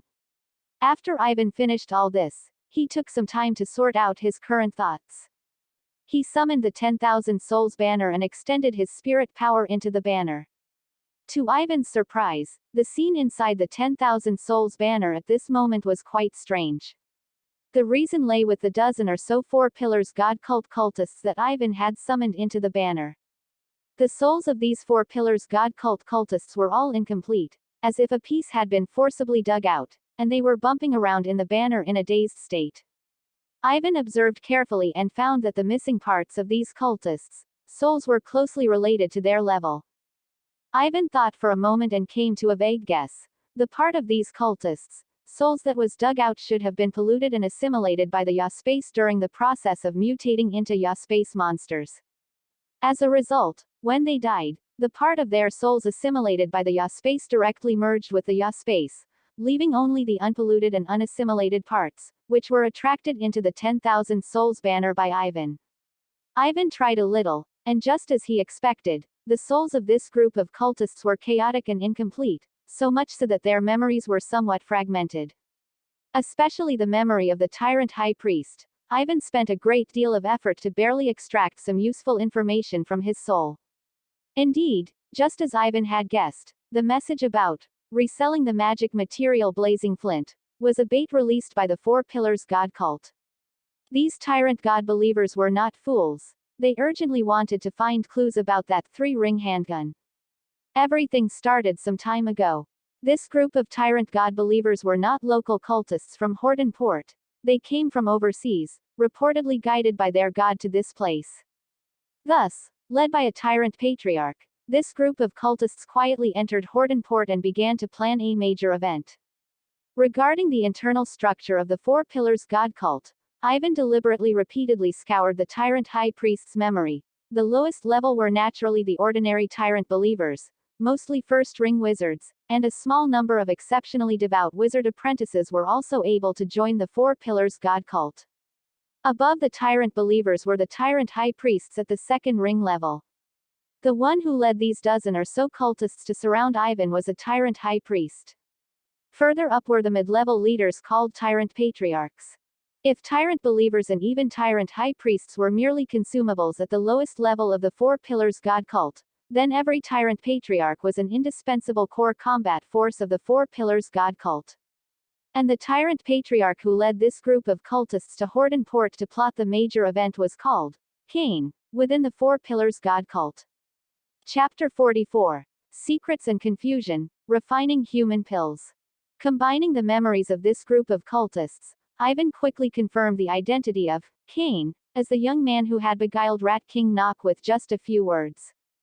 Cain seemed to be just a code name. The purpose of this tyrant patriarch coming to Horton Port appeared to be to plot a major event, thereby breaking through to the realm of a four-ring wizard.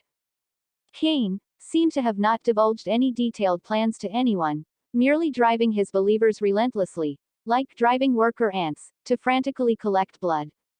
Ivan's brows furrowed slightly. The Four Pillars God cult had created such a large spectacle. Aside from sacrificing to an evil god, he really couldn't think of any other possibility.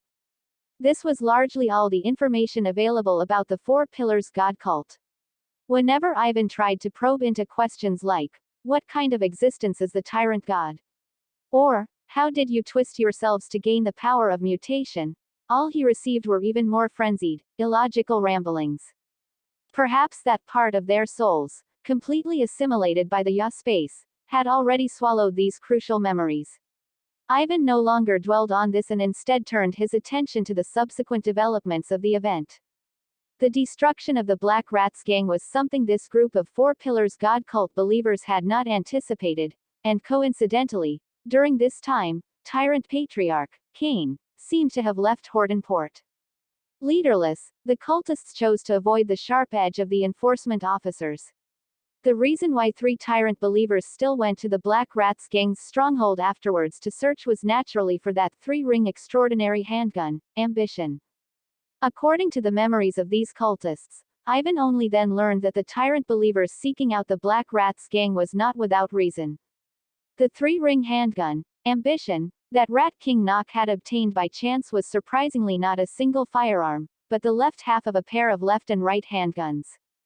The other handgun was in the hands of Patriarch Cain. Only when the two were combined did they form a complete set of extraordinary equipment. For some unknown reason, this mysterious tyrant Patriarch did not directly take ambition. Before leaving Hordenport, this mysterious tyrant Patriarch had specifically emphasized to this group of tyrant believers to keep a close eye on Rat King Nock and his weapon. It was precisely because of this that the cultists could not bear the consequence of the handgun being lost, which was why they snuck into the Black Rats gang's stronghold overnight, wanting to retrieve the lost ambition.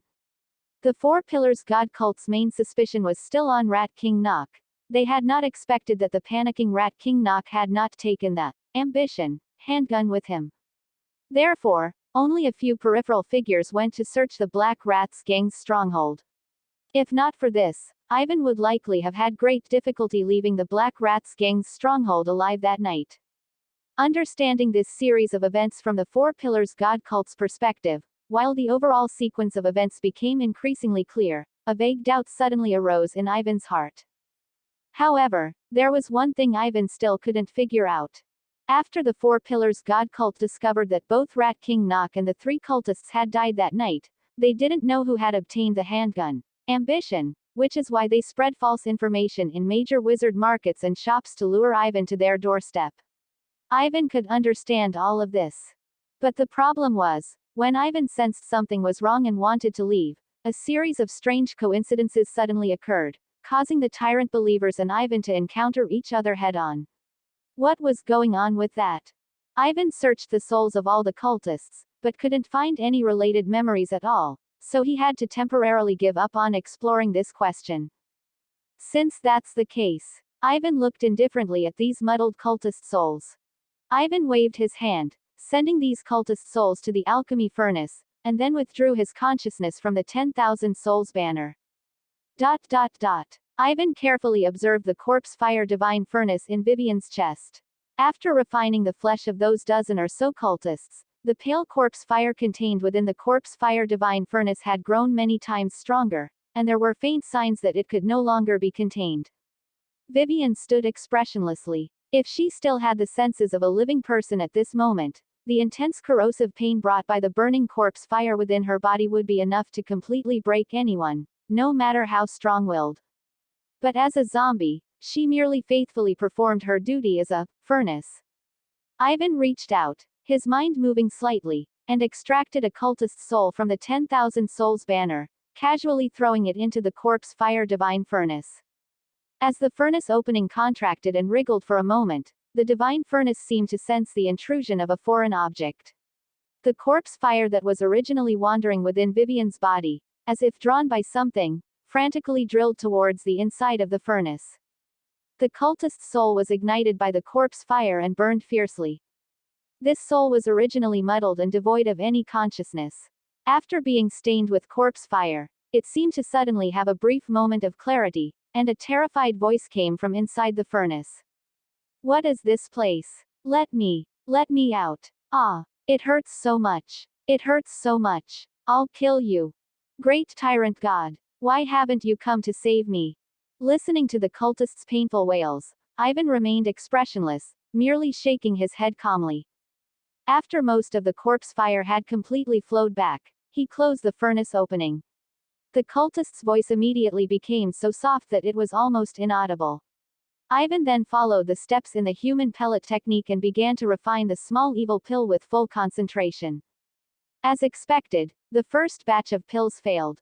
Ivan frowned and summarized the reasons, guessing that it was mostly because the souls of these cultists were incomplete to begin with.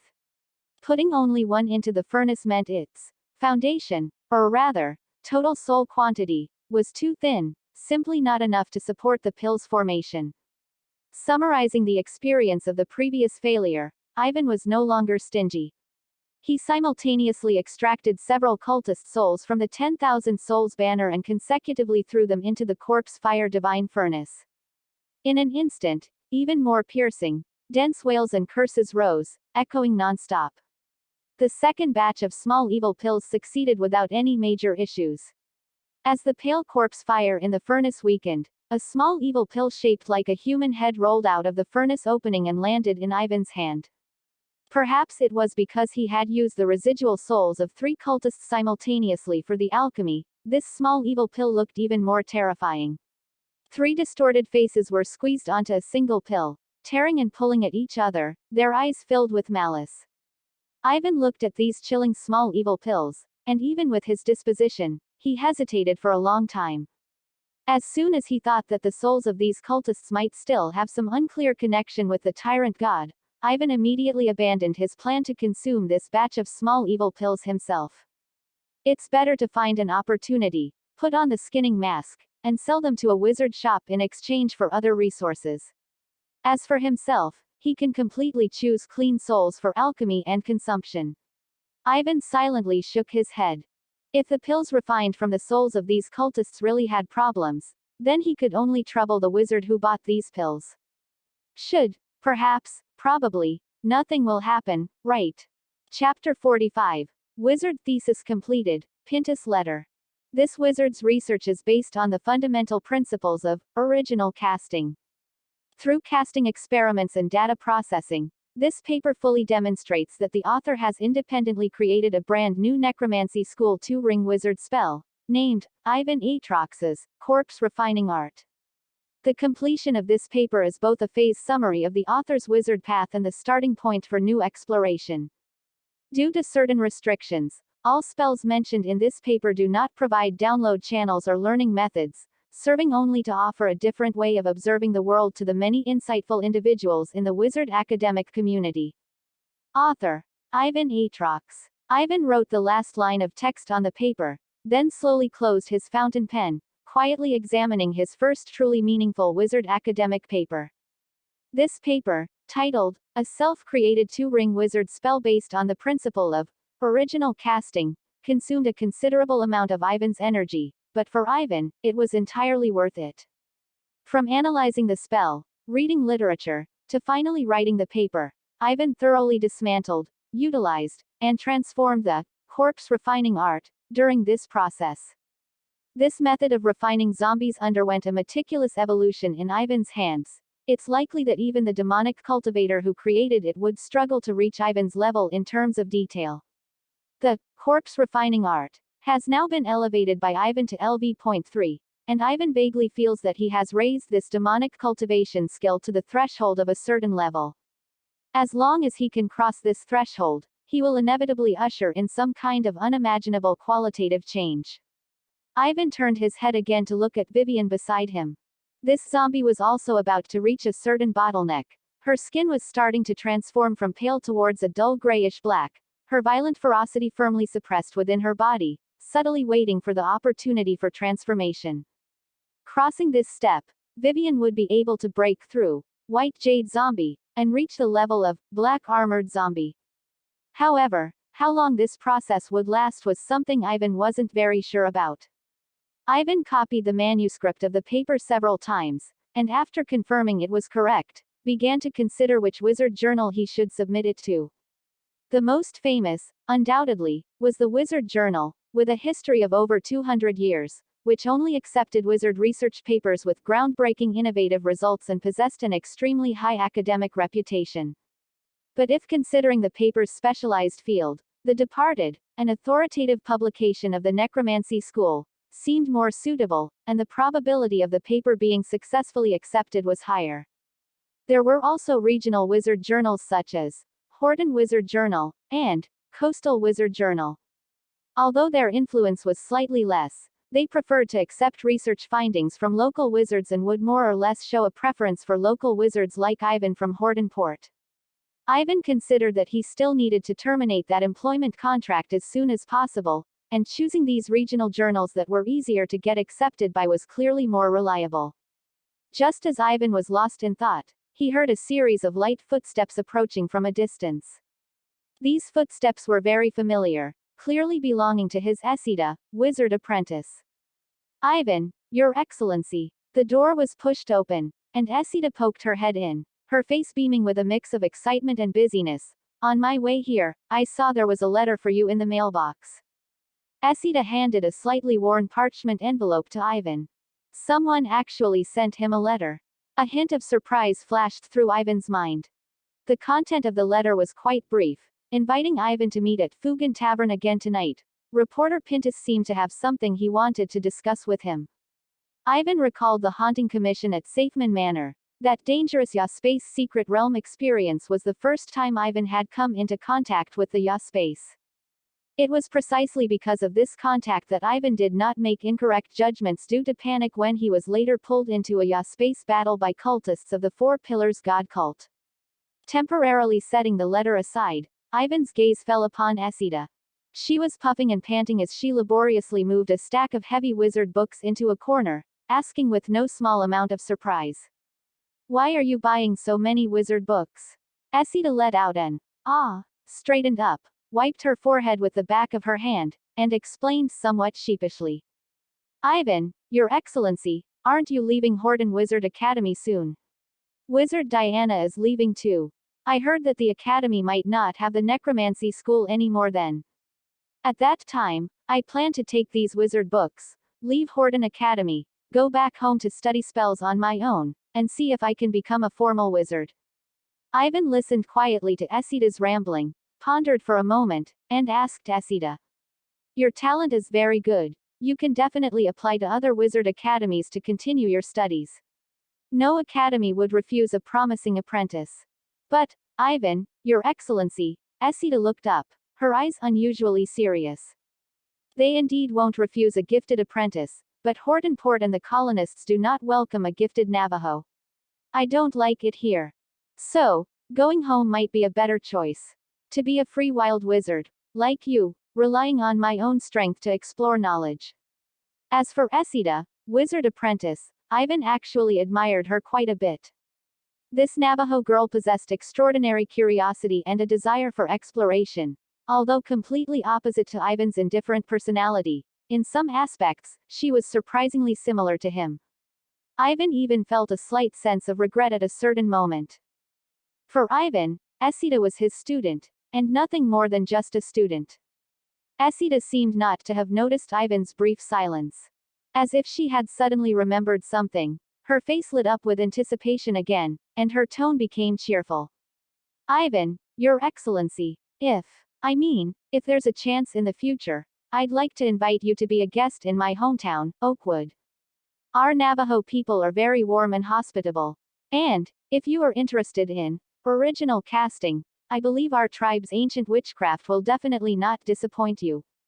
Ivan looked at Esida's eager face and finally nodded. "There will be a chance. Port District, Fugan Tavern." Ivan pushed open the creaking wooden door, and almost immediately, he saw the figure of reporter Pintus. The man was standing in front of the bar counter, and upon seeing Ivan, he immediately waved his hand to signal. "Mr. Ivan, long time no see."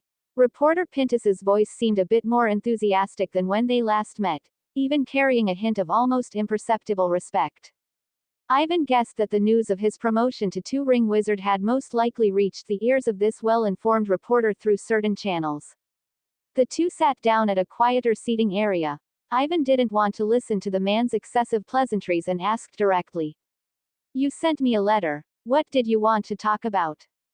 Reporter Pintus seemed accustomed to Ivan's direct way of conversing. He mysteriously handed over a letter from his pocket, pushing it towards Ivan with both hands. "Mr. Ivan, this is a letter related to you. The owner of this letter is Dean Roosevelt of Horton Wizard Academy. He seems to have some opinions about you. So, please read this letter, Mr. Ivan, and then we can continue our conversation." Chapter 46 News from the sub-publication of The Witcher. Ivan quickly read the contents of the letter. He admitted that reporter Pintus's rather showy tone had indeed caught his attention, and he really wanted to see what Dean Roosevelt was up to now. The content of this letter, unsurprisingly, was related to Ivan. The recipient of this letter was a wizard named Jack. According to the content of the letter, he was an editor-in-chief of the Horton Wizard Journal, whose main job was to review papers submitted by wizards and decide whether to accept and publish them. In this letter, Dean Roosevelt, in his capacity as the Dean of the Wizard Academy, unreservedly demanded that the editors of the Horton Wizard Journal blacklist Ivan Atrox. And the conditions offered by Dean Roosevelt included both enticement and coercion.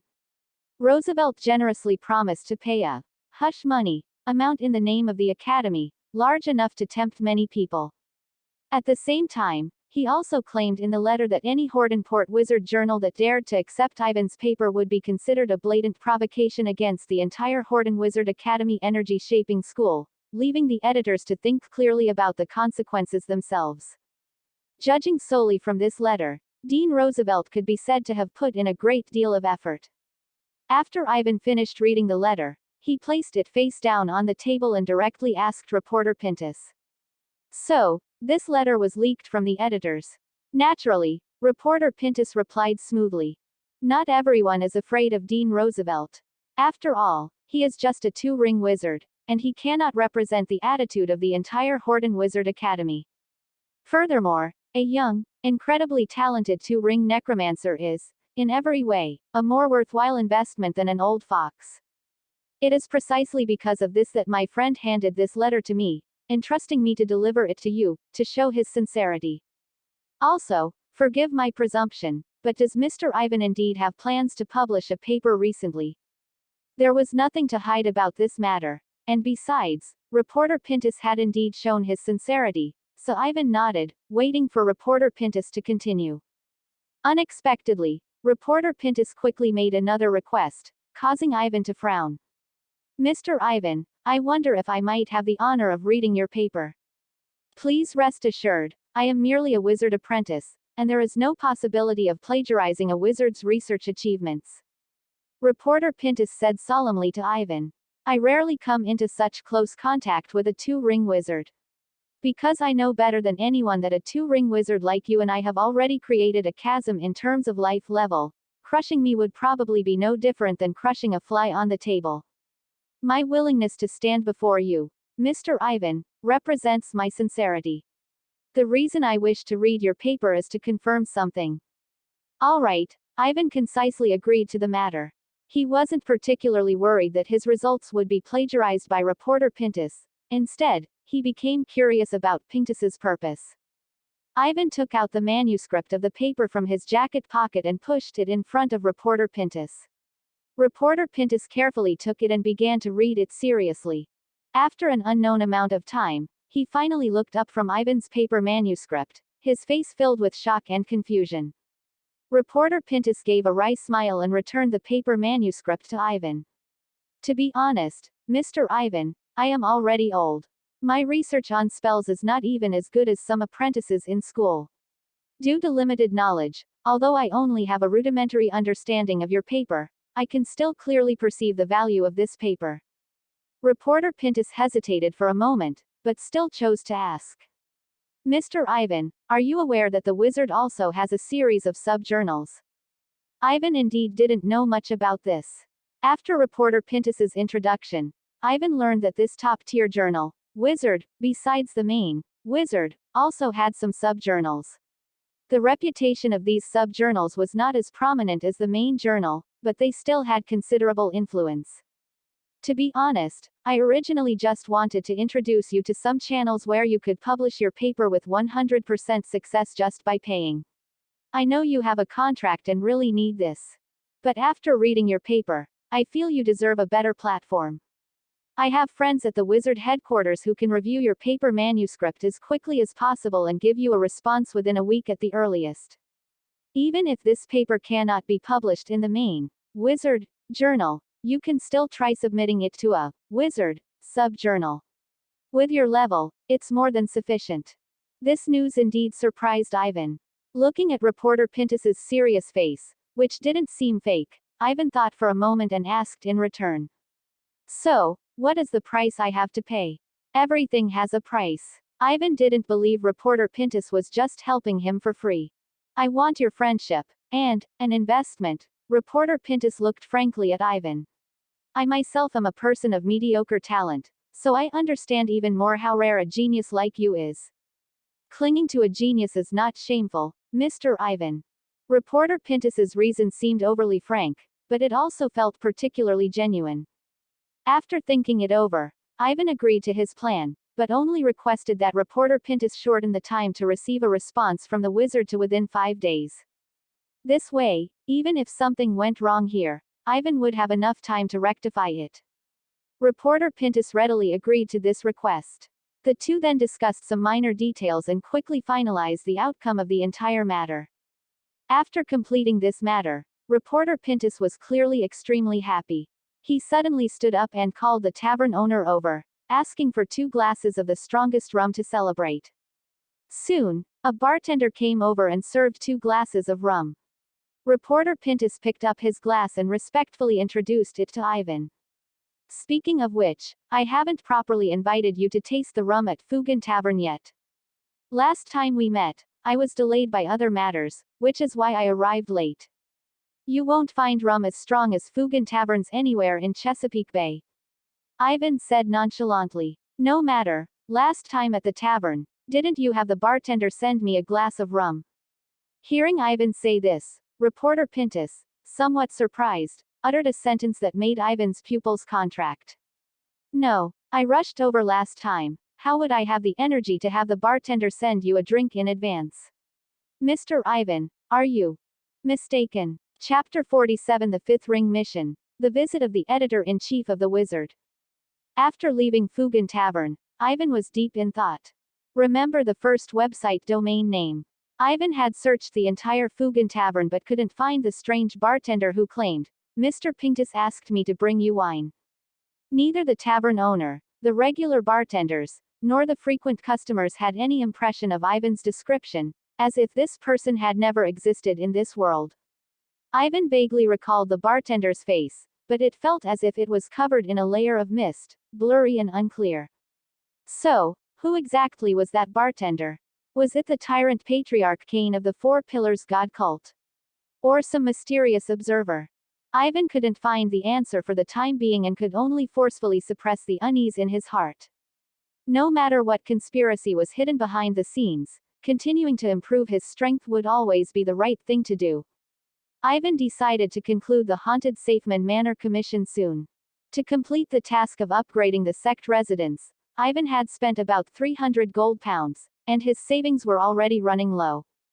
The commission reward of 1,500 gold pounds was a strong supplement for Ivan, and besides, Ivan was also very curious about what kind of gains he could obtain if he successfully cleared the Subspace secret realm. Ivan's gaze swept across his task list again, looking towards the 5th ring task of the serial event, Mystery of Immortals and Gods. Task Ring 5. The cultivators who believe in the tyrant have suffered heavy losses at your hands. You have learned from the mouths of the dead that these cultivators who believe in the tyrant seem to have a golden core stage elder still hidden in this area. Since when did mere golden core stage dare to be presumptuous in front of you, a demonic cultivator ancestor? Find the whereabouts of the golden core elder. Reward: demonic path points times 8. As the serial event task rings became higher and higher, Ivan clearly felt that the task difficulty was also rapidly increasing. At first, it was just tasks like inquiring about information or exploring a certain place, but by the 5th ring task, it had already started requiring Ivan to search for Cain's whereabouts. As for what the content of the next ring task would be after finding Cain, did he still need to guess? Ivan's strength was still growing rapidly, but even with the bonuses from many demonic cultivation skills, Ivan did not believe he could directly confront the 3-ring peak tyrant patriarch Cain head-on. Even with the high reward of 8 demonic path points, Ivan began to hesitate whether to continue completing this serial event. Ivan had no clue how to find Cain's whereabouts, so he simply put the matter aside and focused on preparing for his upcoming plans. However, Ivan did not expect that the reply from the wizard's sub-journal would be much faster than he had imagined. Inside Ivan's necromantic laboratory, Ivan reassembled the corpse fire divine furnace in Vivian's chest, a hint of fatigue in his eyes. In the past 2 days, Ivan had not only completely refined the souls of those dozen or so cultists into small evil pills but had also, without any major mishaps, refined the soul of the tyrant high priest into a great evil pill. These pills, made from the souls of cultists as the base material, Ivan, out of caution, planned to sell at an appropriate time and did not intend to consume them himself. Ivan also refined a few cleaner small evil pills, mainly using the souls of the Black Rats gang thugs who had been absorbed into the 10,000 Souls banner. These Black Rats gang thugs' souls had been nourished in the 10,000 souls banner for a period of time, becoming more solid and robust than when they had just died, and could be considered good materials for refining pills. The small evil pills Ivan refined using the souls of these Black Rats gang thugs were, in terms of effect, even slightly stronger than the small evil pills exchanged in the game panel. Currently, Ivan had a total of 5 small evil pills refined from cultists, 3 pure and clean small evil pills, and 1 great evil pill refined from the soul of the tyrant high priest. Just as Ivan was immersed in the white bone contemplation method, quickly recovering from his fatigue, he suddenly received a letter from Pinctus. The Wizard sub-journal had sent a chief editor named Howard to Hordenport. Regarding Ivan's thesis, he seemed to have many topics he wanted to discuss. Ivan naturally had no objection to this, and soon, he met this chief editor named Howard in his Ivan's necromantic laboratory. Chief editor Howard looked about 40 years old and was quite capable. When he saw Ivan, he proactively extended his hand to shake Ivan's. "It's a pleasure to meet you, Mr. Ivan. Let me introduce myself. My name is Howard, a 2-ring transformation school wizard, and currently a regular chief editor at the Wizard Journal." Chief editor Howard was clearly very talkative, which might be related to his profession. Obviously, his introduction of himself was a bit too humble. A 2-ring wizard, even working in a journal of the level of the wizard, could not be an ordinary person. Fortunately, due to work requirements, I am currently on a business trip near Hordenport. After receiving notification from the headquarters, I was able to arrive here quickly. Mr. Ivan looks to be only around 25 years old. Ivan nodded and let out a noncommittal, which served as a response. In fact, according to the original owner's physical age, Ivan was only just over 20 now. Truly, boundless potential. Chief editor Howard sincerely praised. "I didn't expect a small place like Hordenport to produce a genius like Mr. Ivan. I have already read your thesis, an excellent article. Primitive spellcasting is a very niche research field, and there are not many scholars dedicated to it."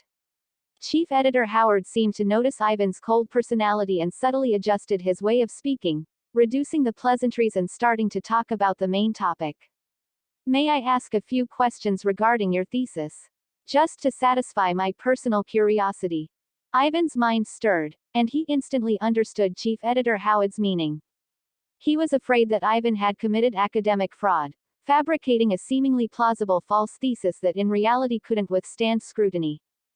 After all, most self-created spells do not disclose the casting principles and spell models, which is also the main insurance method for wizards to prevent their core spells from being learned and stolen.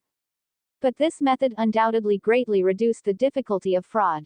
In the past few decades, there have been not a few low-level wizards who, relying solely on their imagination and storytelling abilities, fabricated a wizard thesis, causing quite a bit of trouble. Therefore, the more important a thesis is, the more rigorous the review it will face to prevent wizards from committing fraud.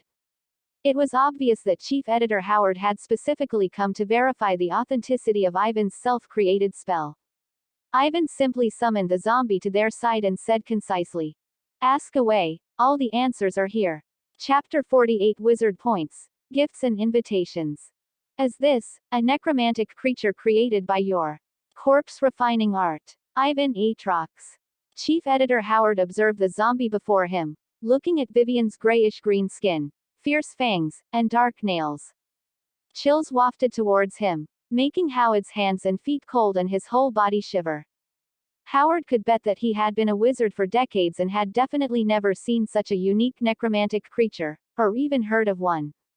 Remember the first website domain name. None of the low-level creations of the necromancy school, ghouls, stitched corpses, drowned walkers, could compare to this necromantic creation named zombie in front of him. It seems that Mr. Ivan has a high probability of having successfully created a 2-ring necromantic spell himself.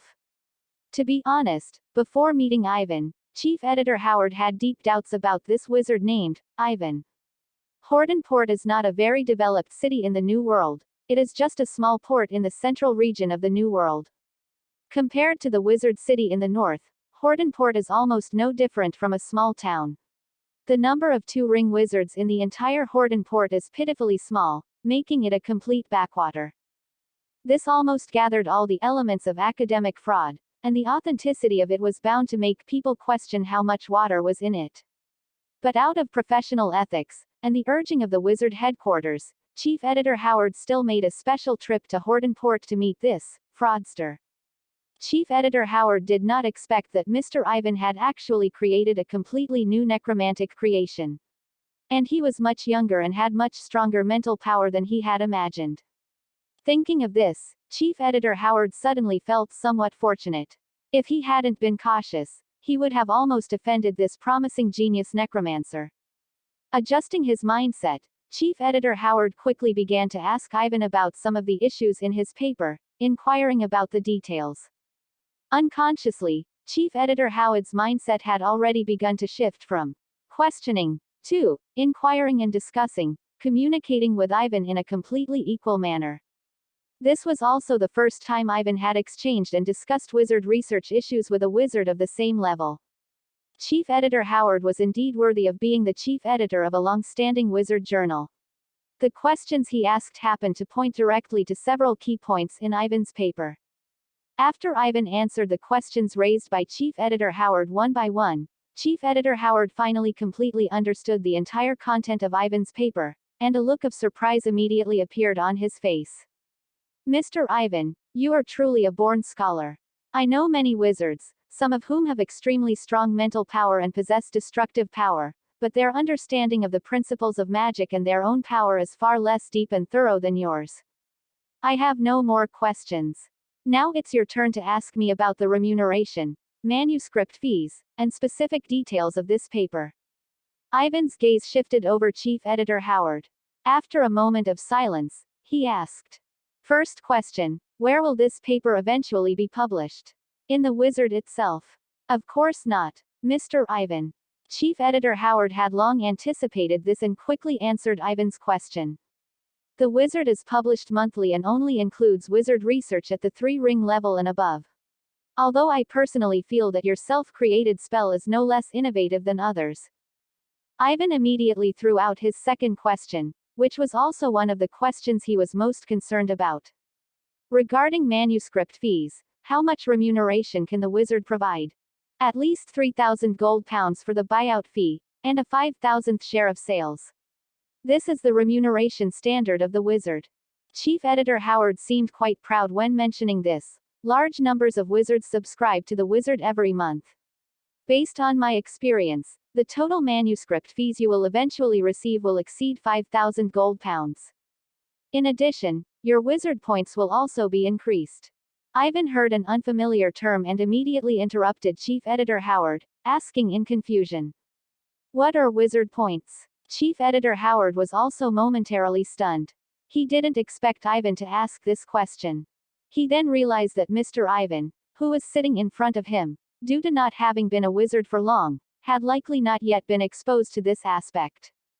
Mr. Ivan, have you used the wizard think tank? Of course. Horton Wizard Academy has a few old wizard think tank devices available for wizards to use. Hearing Ivan say this, Chief Editor Howard immediately understood the reason why Ivan didn't know what wizard points were. Mr. Ivan, the wizard think tank devices at Horton Wizard Academy are public models. If you have a wizard think tank connection device of your own, you can create your own personal account. Chief Editor Howard showed the wristband on his wrist, tapped it lightly, and gestured. For example, this portable wizard think tank on my hand can help me connect to the wizard think tank anytime, anywhere, query information, learn about news, purchase wizard items. Wizard points are registered under a personal account and their validity is recognized by the Wizard Council. They can be exchanged for knowledge, used to purchase items, increase titles. Speaking of this, Chief Editor Howard asked in confusion. Mr. Ivan, you are a 2-ring wizard. Even if you use the old public equipment, Horton Wizard Academy should have opened a personal exclusive account for you. Ivan immediately understood. This was mostly because he had completely fallen out with Dean Roosevelt and was being targeted everywhere, to the point where he wasn't even told about this matter. Chief Editor Howard looked at Ivan's reaction, seemingly pondering something in his heart. Finally, he gritted his teeth, took off the wristband from his hand, and said to Ivan solemnly. Ivan stared at the wristband Howard handed over in surprise. The silver-white dial was exceptionally exquisite, and it was clearly not a cheap item. How much does this wizard wristband cost? 5,000 gold pounds, Howard answered quickly. It is both to gain Mr. Ivan's friendship and because in a while, I may need to ask Mr. Ivan for help with something. Mr. Ivan, are you interested in working in the Wizard City? Chapter 49. The Wizard City of Akuheim, Wizard Watches and Forums. Wizard City of Akuheim. This name carried too many titles. Wizard Council Headquarters, the most developed city in the New World, a sleepless city where 1,000 ships docked. Almost all high-level wizards had left their indelible mark within the Wizard City of Akuheim. Facing the question posed by Chief Editor Howard, Ivan quickly responded. What exactly do you need me to do for the job you mentioned? It's an invitation from a wizard academy. Of course, Chief Editor Howard began to explain. In the Wizard City of Akuheim, there are dozens of wizard academies, big and small, and our publication, The Wizard, has always maintained close contact with these academies. Recently, a medium-sized wizard academy called Grey Blade encountered a rather tricky problem.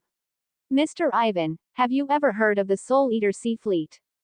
Ivan quickly searched for this name in the original owner's memory. Horton Port, as a bay port, allowed ships to sail directly into the Soul Eater Sea after leaving the harbor, traveling along different routes to other regions. The wealth brought by maritime trade, like a magnet attracting iron filings, also attracted countless desperate outlaws. Paupers, ruffians, the homeless, these people at the bottom of the New World who wanted to live a better life either went west to compete for living space with the Navajo natives, or they could only venture far out to sea and become a glorious pirate. As piracy in the Soul Eater Sea became increasingly rampant, several large pirate forces gradually emerged, and the Soul Eater Fleet, mentioned by Chief Editor Howard, was one such pirate group that had risen rapidly in recent years. Chief Editor Howard continued to explain. The Wizard Academy I mentioned once organized a wizard ship to go to the Old World and other colonies to recruit potential wizard apprentices.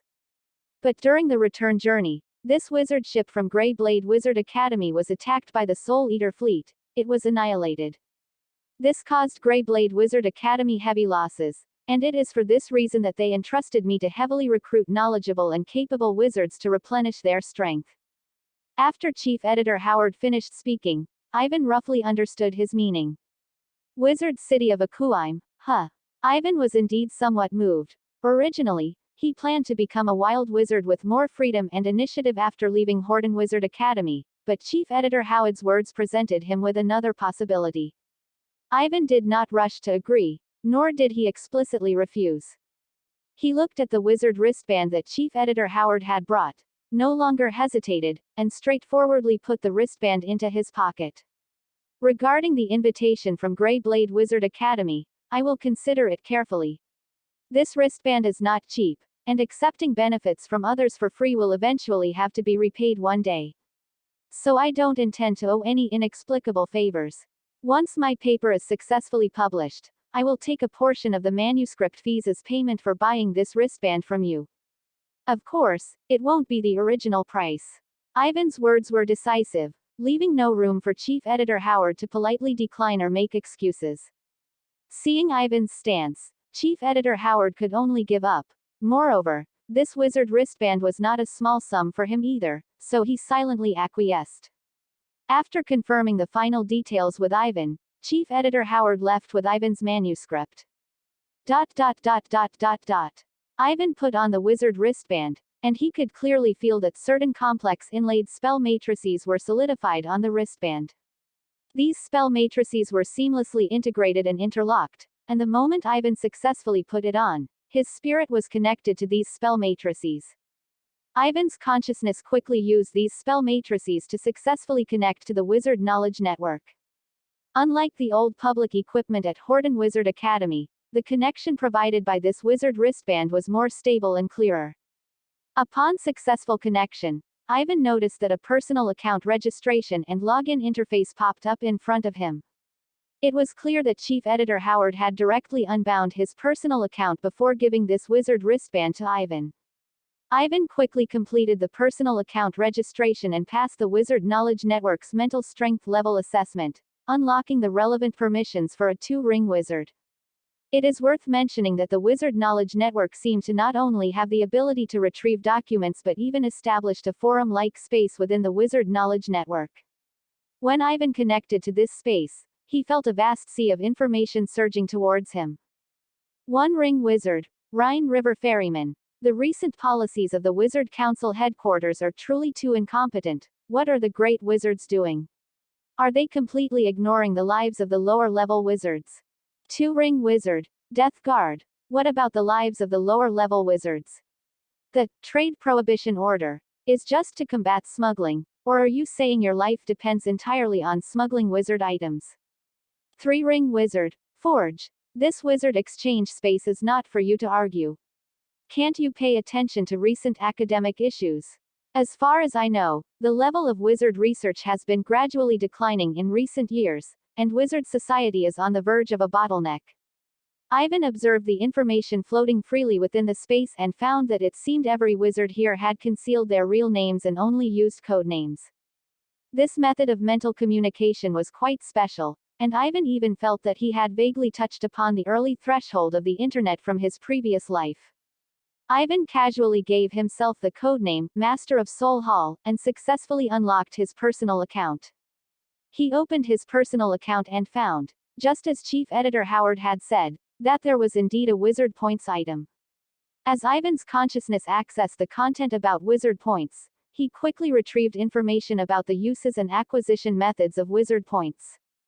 Wizard Points were not easy to obtain, and it was precisely because of the difficulty in acquiring them and the endorsement from the Wizard Council headquarters that they became a circulating currency in wizard society. Ivan retrieved that to obtain wizard points, one must first become at least a 1-ring official wizard to be eligible to create a personal account within the Wizard Knowledge Network. Having the qualification was just the first step. Only by successfully publishing wizard research papers of sufficient level in wizard periodicals and the Knowledge Network could one obtain varying amounts of wizard points. In addition, one could also exchange wizard points from others by selling knowledge-based content such as knowledge, spell models, and casting techniques. Wizard points had many uses, including exchanging for extraordinary knowledge, trading rare materials, and completing the promotion of wizard titles. All of these required wizard points. Ivan felt that the design concept of this wizard network was quite familiar. It bore some resemblance to the CNKI, databases, and academic forums from his previous life. Could it be that besides himself, there were other souls from different worlds in this world? Chapter 50. Selling small evil pills and testing drugs. Ivan tried to search for the designer's name, but found no useful information at all. Ivan guessed that either the Wizard Council deliberately concealed the designer's name, or he currently lacked the authority to access related information. Ivan browsed the Wizard forum again but found no useful information, so he quickly disconnected from the Wizard think tank network. The gain from this wizard's wristband was an unexpected delight for Ivan, and it further strengthened his idea of going to the wizard city of Akuime. At the entrance of Felix's wizard shop, Ivan straightened his clothes. He had now put on another peeled mask, wearing a new face. Ivan had also briefly suspected whether Felix's wizard shop had colluded with the cultists of the Four Pillars God cult, deliberately helping them spread false information to lure him in. But after carefully searching the memories of the tyrant high priest, Ivan confirmed that seeing the false information at the shop entrance that day was merely a coincidence. The tyrant believers had spread false resale information in almost all wizard markets. No matter which wizard shop Ivan went to, he would likely notice the bait spread by these tyrant believers. Ivan, wearing the face of a strange man, adjusted his posture and slowly walked into Felix's wizard shop. The moment he entered, one of the six-eyed ravens wearing a suit flapped its wings and flew out. This time, the one responsible for greeting Ivan was a raven wearing a dress, and it spoke with a sweet female voice. "Mister, it is a pleasure to serve you. What have you come to Mr. Felix's wizard shop to purchase?" Ivan lowered his voice and spoke with a deliberately arrogant tone. Where is your master? Why do you only use ravens to receive me? How can I trust your wizard shop like this? The six-eyed raven wearing the dress was startled and quickly explained. Mister, our master is Mr. Felix, and he is not in Hortonport. You can tell me anything you need, and I will provide you with good service. I don't care who serves me. As long as you can't offer a price that satisfies me, I will naturally leave. Ivan patted the briefcase and asked arrogantly, how many gold pounds are you willing to pay for a magic potion that can enhance spiritual power? When the six-eyed raven heard Ivan's words, its six blood-red eyes immediately lit up. It eagerly landed on the counter and asked in a fawning tone. You will definitely be satisfied, Mister. Mister, I wonder what kind of magic potion you have brought. Withered moonlight, reflection in water, or burning soul. As far as I know, these are the only magic potions that can enhance spiritual power. Ignorant creature, Ivan said with a rather disdainful expression, the magic potion I brought is stronger than those things. Ivan quickly opened the briefcase, revealing the jade bottle inside. The mouth of the bottle was tightly sealed, naturally covering up the wails emitted by the small evil pills. Hearing that it was a new magic potion, the six-eyed raven showed a hint of suspicion. It hesitated for a long time, stuttering as it wanted Ivan to take out the magic potion for a look, but was also worried about Ivan getting angry.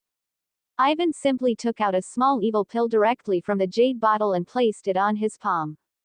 Immediately, the wailing sound of that small evil pill echoed throughout the entire wizard shop, causing all the six-eyed ravens to fly up in terror, flapping their wings around the briefcase and emitting uncertain discussions. What is this? Looking at the wailing human faces on the small evil pills, the six-eyed ravens couldn't help but tremble slightly.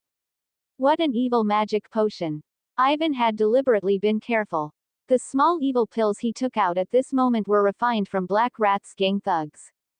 As for the small evil pills refined from cultists, Ivan had pulled out the tongues from the cultists' faces one by one, allowing them to only howl indistinctly, thus eliminating any possibility of intelligence leakage. Mister, this is the first time we have seen such a magic potion. How can you prove that its effect is as you say? The six-eyed raven asked nervously. The strange man in front of her had automatically been labeled as an evil wizard by her, and her speech naturally became more cautious. Too much nonsense, Ivan said impatiently. Just find someone to eat one and try it. Then you'll know, won't you?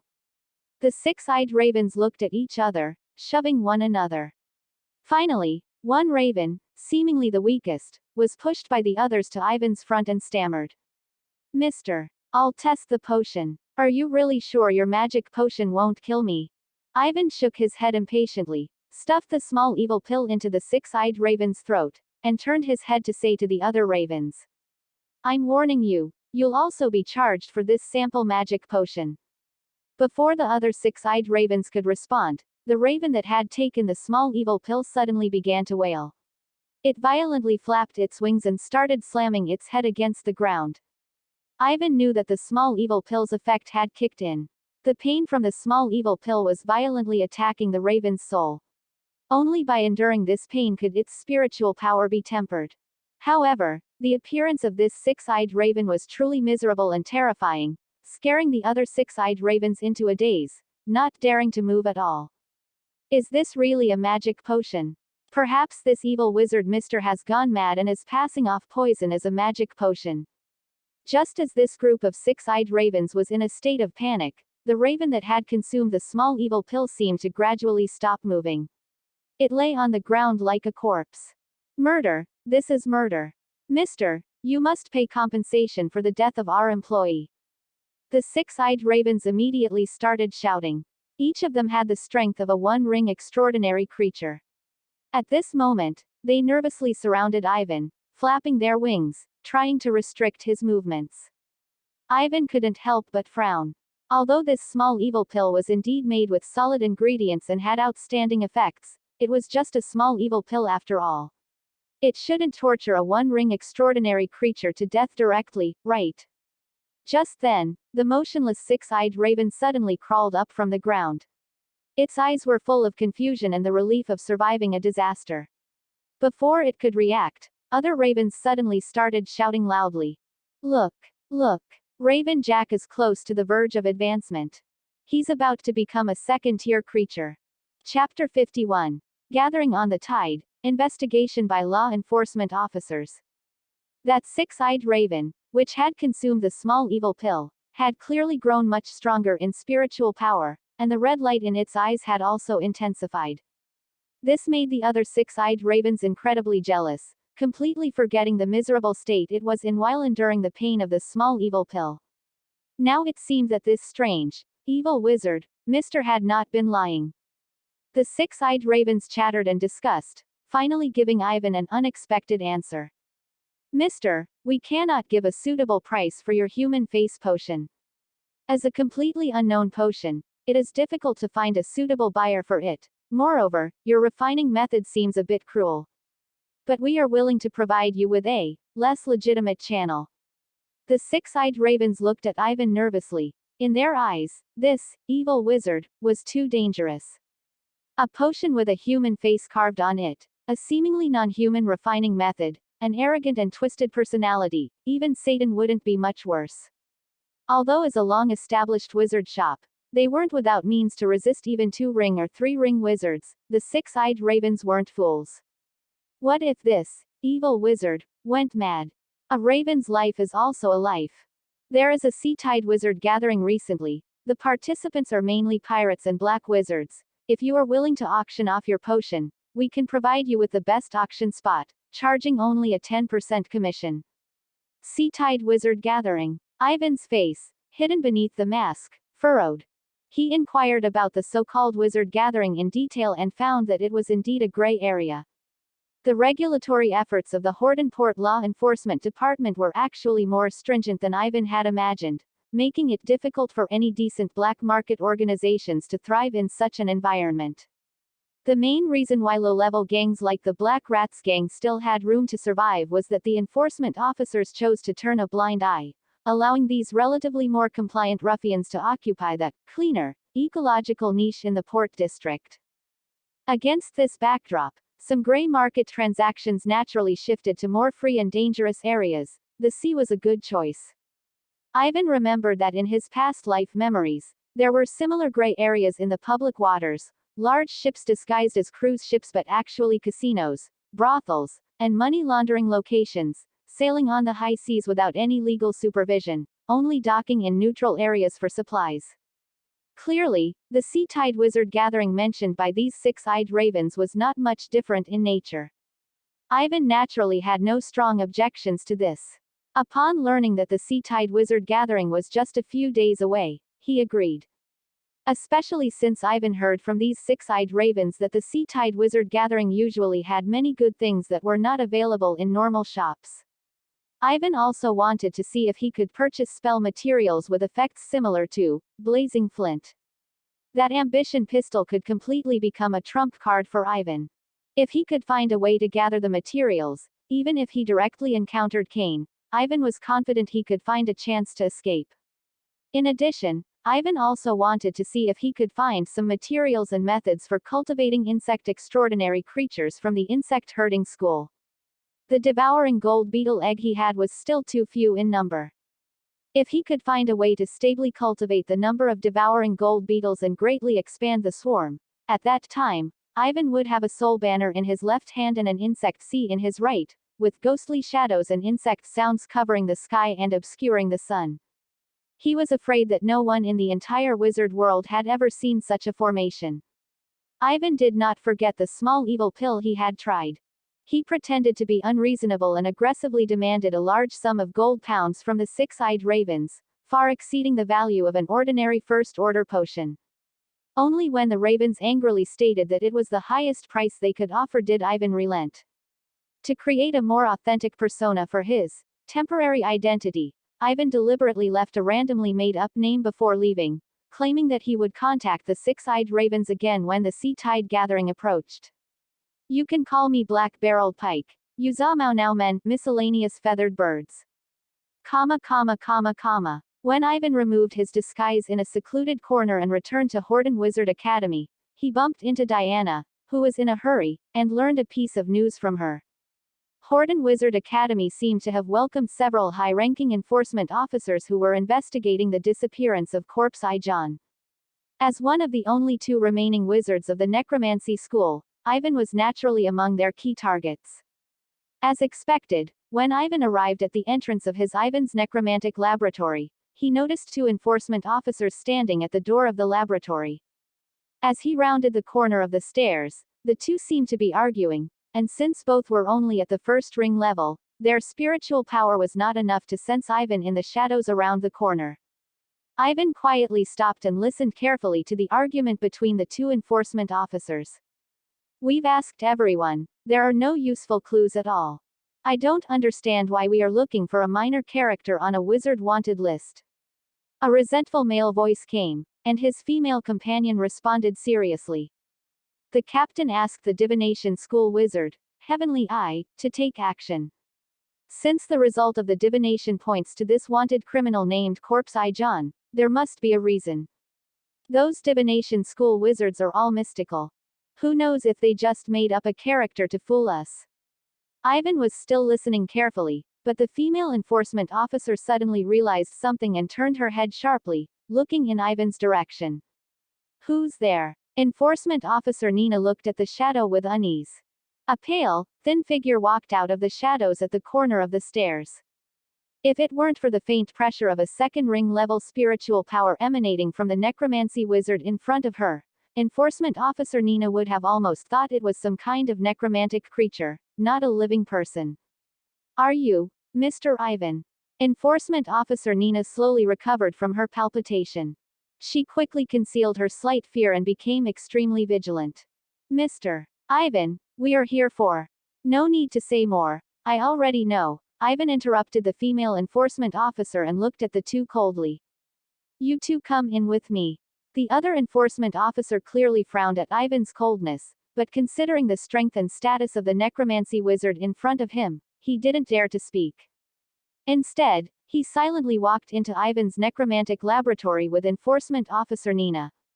The moment they entered the laboratory, they immediately felt waves of eerie coldness creeping up their limbs, and even their breathing became somewhat difficult. Such dense necromantic energy. They exchanged horrified glances. Enforcement Officer Nina even carefully stared at the surrounding walls, confirming that Ivan had not set up a necromantic array in this room, which increased her confusion and unease. How was this done? After Ivan upgraded the sect residence to LV.5, the yin energy in this Ivan's necromantic laboratory was nearly several times denser than before, which was the main reason why Enforcement Officer Nina and the other enforcement officer felt uncomfortable. In such an environment with dense yin energy, not only Ivan benefited, but Vivian the zombie was also subtly transforming towards a higher level in such a corpse-raising ground. Ivan motioned for the two enforcement officers to sit down at the large laboratory bench in front of him, tapped the table, and motioned for them to ask their questions. This feeling of being in someone else's control made the two enforcement officers quite uncomfortable, but due to Ivan's strength and status, they could only force themselves to endure it. "Mr. Ivan, please tell us in detail what your connection is with Corpse Ijan. When was the last time you saw him?" Chapter 52. Prophecy School, Sense of Urgency, and Diversion of Disaster. Ivan looked at the two enforcement officers in front of him with the same indifferent expression, but he already had a general guess in his heart. These should be the Cultivator team, mentioned in the game panel quests who came to investigate. Ivan looked at the description of Prologue Quest 7 and noticed something was slightly off. Prologue Quest 7. Wealth, companions, Dharma, land. If heaven does not grant it to me, I will take it myself. As your demonic sect grows stronger, the righteous immortal sect seems to have sensed a tumor of the demonic path sprouting and growing in this region. They have sent a team of cultivators to search for traces of the demonic sect. This is the final dormancy. Evade the pursuit of the cultivator team. Reward: 4 demonic path points. Myriad soul banner fragment times 4. The two enforcement officers in front of him were only at the level of a one-ring wizard, which clearly didn't quite match the dormancy mentioned in Prologue Quest 7. Ivan generally had a decision in his heart, and he asked the enforcement officer Nina in return. What do you think is my connection with Corpse Eye John? An accomplice in a murder case, or an enemy full of hatred? I don't even know what you are looking for him for. Enforcement Officer Nina was originally prepared to take notes, but was interrupted by Ivan's string of words, and was momentarily stuck. She paused, and tried her best to respond patiently. Mr. Ivan, the reason Corpse Eye John is wanted is naturally because he refused to pay the contract penalty of Horton Wizard Academy and absconded with the money. So he's just an ordinary wanted criminal who ran away after owing money. I thought he murdered some important figure, which is why you enforcement officers are making such a fuss. Ivan showed a slightly disappointed expression and asked Enforcement Officer Nina again. I am not at all interested in your true purpose. As for the connection, you actually know it yourself. Ivan shook his head. You have asked others, and you should know that I have almost no contact with anyone. Enforcement Officer Nina hesitated and wrote down these words. To be fair, she also didn't think Ivan and Corpse Eye John could have any secret connection. Even if there really was one, it would most likely not be a very friendly relationship. Regarding this young two-ring necromantic wizard, Enforcement Officer Nina had heard his name within Horton Wizard Academy quite a bit. Isolated, terrifying, from the poor neighborhood, and a strong rise, this series of labels naturally gave Enforcement Officer Nina a stereotype. However, Ivan's series of proactive questions made Enforcement Officer Nina quite uneasy, as if it wasn't Ivan who was being interrogated at this moment, but her, the enforcement officer. Enforcement Officer Nina was not reconciled and asked a few more questions, but found no useful clues at all. As if by some supernatural force, she suddenly asked a question that somewhat surprised Ivan. Mr. Ivan, you should have seen the news. Where were you on the night the Black Rats gang was wiped out by the enforcement officers? Numerous conjectures instantly surfaced in Ivan's mind. Combined with the argument between the two enforcement officers he had just heard at the corner of the stairs, he instantly reacted. These enforcement officers weren't looking for Corpse Eye John at all, they were looking for clues related to the Four Pillars God cult. Firstly, Enforcement Officer Nina's accent was not that of a local from Horton Port. These enforcement officers likely came from other larger cities. A team of enforcement officers who had traveled a long distance focused their attention on the annihilated Black Rats gang. Their purpose was clearly not related to those small fry, but must be to track down the traces of the Four Pillars God cult behind them. It's just that they didn't know what these enforcement officers were trying to find. They asked a wizard from the divination school to help, but the result pointed to the missing Corpse Eye John. From an outsider's perspective, the result of this divination spell was naturally without beginning or end. How could the traces of the Four Pillars God cult be related to a missing wizard from a wizard academy? But as the key figure in the entire incident, Ivan naturally knew that if Corpse Eye John was to be linked to the traces of the Four Pillars God cult, on this network of relationships, he was the crucial node that would affect the whole. Things had come to this point, and Ivan felt that he had made the correct guess, but he still felt something was not right.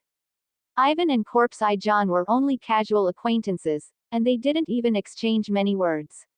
If the enforcement officers were really looking for Ivan, why would the divination spell lead the result to Corpse Eye John? Isn't this a bit too far-fetched? Unless there are other possibilities. Ivan didn't understand the spells of the divination school. As the most mysterious and unique school of magic in the entire wizard world, most wizards knew very little about this school. The problem exposed this time gave Ivan a sense of urgency. If the spells of the divination school were more accurate, wouldn't the enforcement officers have come directly to him? To avoid this situation, unless Ivan devotes his energy to studying the spells of the divination school, or see if there are any demonic cultivation skills in this area at the Magic Cave Bazaar. The flow of these thoughts was completed in almost an instant. Ivan raised his head and looked at the face of Enforcement Officer Nina. I was naturally in the laboratory meditating, doing experiments, resting, and completing my thesis. No one wants to end up like Corpse Eye John, being forced to abscond because they couldn't meet the Academy's requirements. If there's a chance, you should be able to find my thesis in the Wizard Journal next week. This touched upon Enforcement Officer Nina's blind spot of knowledge. She was a one-ring abjuration wizard with no academic talent, and she had hardly done any wizard research.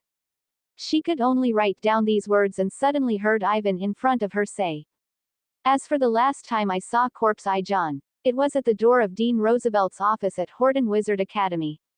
Dean Roosevelt had just talked to me about the contract at that time." Ivan intentionally or unintentionally led the conversation in a new direction and suddenly showed a rather malicious smile, which made Enforcement Officer Nina's heart tighten. "The last time I saw Corpse Eye John, he was heading towards Dean Roosevelt's office, most likely to discuss the contract issue with Dean Roosevelt. Judging by the result, it seems the negotiation broke down. This seems to be a key clue," Enforcement Officer Nina thought keenly. She thought about it and felt that she couldn't ask any more valuable questions, so she closed the notes in her hand, politely said goodbye to Ivan, and turned around and left Ivan's necromantic laboratory with her companion. As the enforcement officer turned and left, new text quickly appeared in front of Ivan. Successfully evaded the pursuit of the cultivator team. Prologue Quest 7 has been completed. Reward: Demonic Path Points ×4. Myriad Soul Banner Fragment ×4. ... After they were far away from that extremely cold Ivan's necromantic laboratory, Enforcement Officer Nina and her companion gradually felt their cold hands and feet recover a little. "This necromantic wizard is too oppressive. I don't even dare to speak loudly in front of him," another enforcement officer complained. Like Nina, he was just an ordinary one-ring wizard, and naturally lacked in presence when facing Ivan.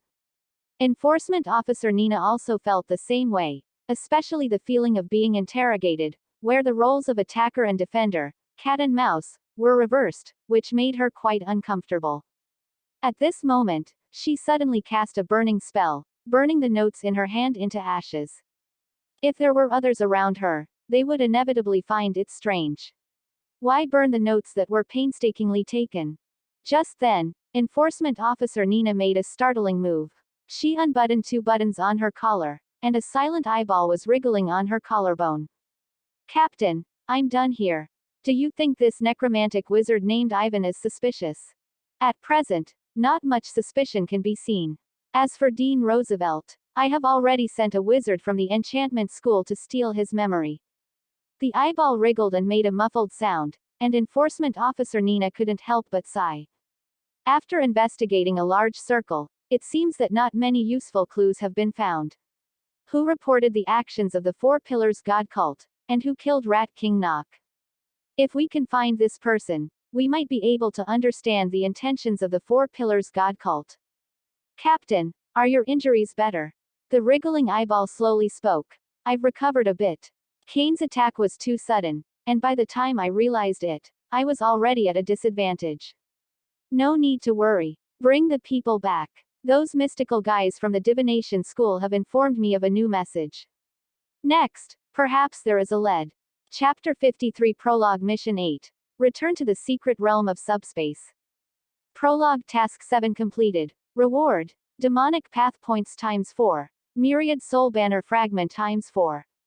This book is first published on the whole network.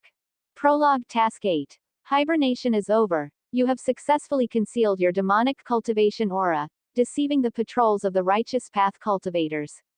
Watching the backs of the departing Righteous Path cultivators, you sneer repeatedly, preparing to take advantage of this opportunity to greatly expand your influence.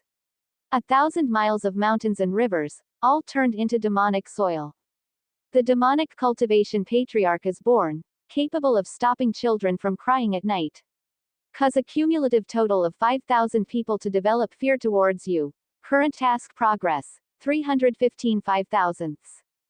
Reward: Demonic Path Points ×8. Myriad Soul Banner Fragment ×8. Ivan browsed the information in the task list, silently reviewing his conversation with Enforcement Officer Nina. Although Ivan wasn't sure what hidden means Enforcement Officer Nina possessed. But based on his intuition, it was impossible for the game panel to issue a hibernation task just because of 2 one-ring level enforcement officers.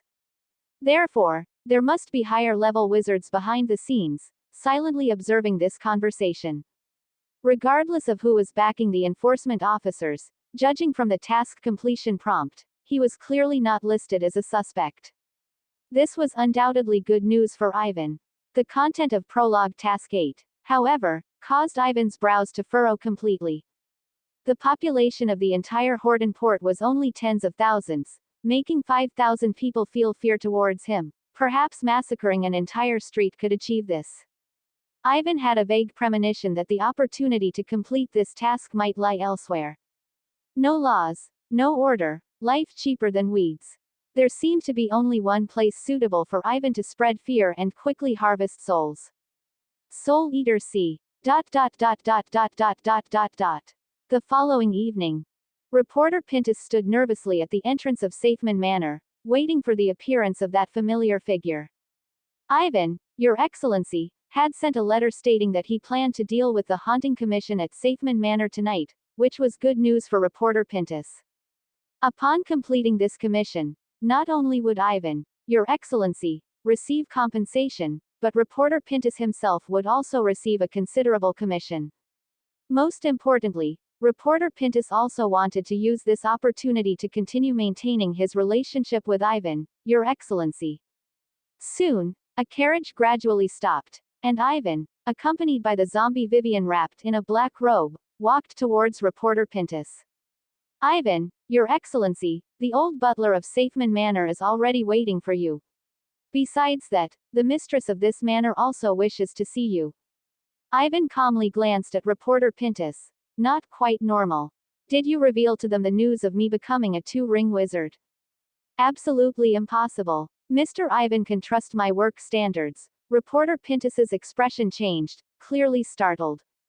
The mistress of Safeman Manor, her child, the illegitimate son of that naval commander, is an apprentice wizard at Horton Wizard Academy. Their source of information likely comes from there. Ivan nodded. He had indeed forgotten about that. By the time Ivan and reporter Pintus arrived at the castle entrance, as the heavy main door slowly opened, a woman wearing a thick and elaborate noble gown was quietly waiting for Ivan's arrival. The old butler buried his head extremely low at this moment, fearing Ivan would notice him. The last time Ivan came to Safeman Manor to resolve the haunting commission, the old butler thought Ivan was just an ordinary one-ring wizard that reporter Pintus had found anywhere. His own mistress could more or less be related to Safeman Commander, a high-level wizard, so the old butler felt he didn't need to care about the thoughts of an ordinary one-ring wizard at all and gave Ivan no good looks. But only 1 or 2 weeks had passed, and more news about this Mr. Ivan came, causing the old butler to fall into panic and stupor. The youngest two-ring wizard at Horton Wizard Academy openly mocked the dean of the Wizard Academy and remained unharmed, possessing the most terrifying necromancy school methods. Every time he thought of these things, the old butler felt his shoulders sag a little more, almost shrinking into a ball. It's over. This Mr. Ivan saw me. He will definitely torture me with necromancy spells. Ivan's gaze swept over the mistress of this high-level wizard before him, and the many servants standing behind her. Unlike the old butler's imagination, Ivan had no interest in him at all. Instead, he took a couple more glances at this voluptuous mistress. According to Ivan's understanding, the higher the level of wizards, the more their life level would naturally transform towards a more non-human state. In this situation, the higher the level of the wizard, the harder it was to produce offspring. This mistress was wearing a proper gown. Although it was evident she was no longer young, the aging process could clearly be slowed down by gold coins, and she still possessed an indescribable allure. Mr. Ivan, welcome to our home. The reception hall has prepared a top-tier banquet for you. No need. Ivan felt a bit annoyed. He didn't like this kind of ineffective communication filled with formalities, and he had no interest in the so-called banquet. I'll just wait here until night falls, deal with the haunting incident, and then leave with the reward. I don't need anything else. After saying this, Ivan carefully examined every corner. The black cloth Ivan had left last time was still firmly fixed in every place that could potentially create a mirror surface. It seemed these guys were quite obedient and hadn't added any extra difficulty for Ivan. The mistress hadn't expected Ivan to be so decisive, but she didn't seem angry. Instead, she instructed the old butler and servants to clear away the banquet. Ivan simply found a relatively empty spot in the hall and meditated while waiting for night to fall. It seemed they felt that with Ivan's strength as a two-ring wizard, the haunting incident was naturally no big deal. Whether it was reporter Pintus, the old butler, or the mistress, they all chose to stay in the castle and wait overnight. Ivan merely gave a cold warning regarding this. If you don't want to die, don't look at anything that can be considered a mirror surface after night falls. Even urinating is not allowed. After finishing the warning, Ivan immersed his mind into the game panel and opened the Secret Realm Sweep interface. Secret Realm Sweep. Unlocked Secret Realm. Asura Cave. Current exploration progress. 0.01%. Difficulty. 1 star. Remaining sweep attempts. 1 point can be restored every 7 days. Equipment slot. 0/1. This Subspace Secret Realm in Safeman Manor seemed far more deep than the Subspace Secret Realms summoned by Tyrant Believers. After Ivan entered it, all his extraordinary abilities would be restricted and sealed. However, the equipment slot in the Secret Realm Sweep interface gave Ivan a vague possibility. If Ivan put the various demonic cultivation skills he had mastered into the equipment slot, would he be able to use these extraordinary abilities in the Subspace Secret Realm? Ivan tried them one by one. Whether it was corpse refining art, animal creation technique, or other demonic cultivation skills, they could all be put into this equipment slot. But just now, Ivan thought of another possibility. With a slight movement of his mind, he focused his consciousness on the 10,000 Souls banner in his embrace. The next moment, the 10,000 Souls banner surprisingly appeared in the equipment slot. Could the 10,000 Souls banner really be taken into the Subspace Secret Realm? Subscribe to Chinese Novel Audiobook YouTube channel.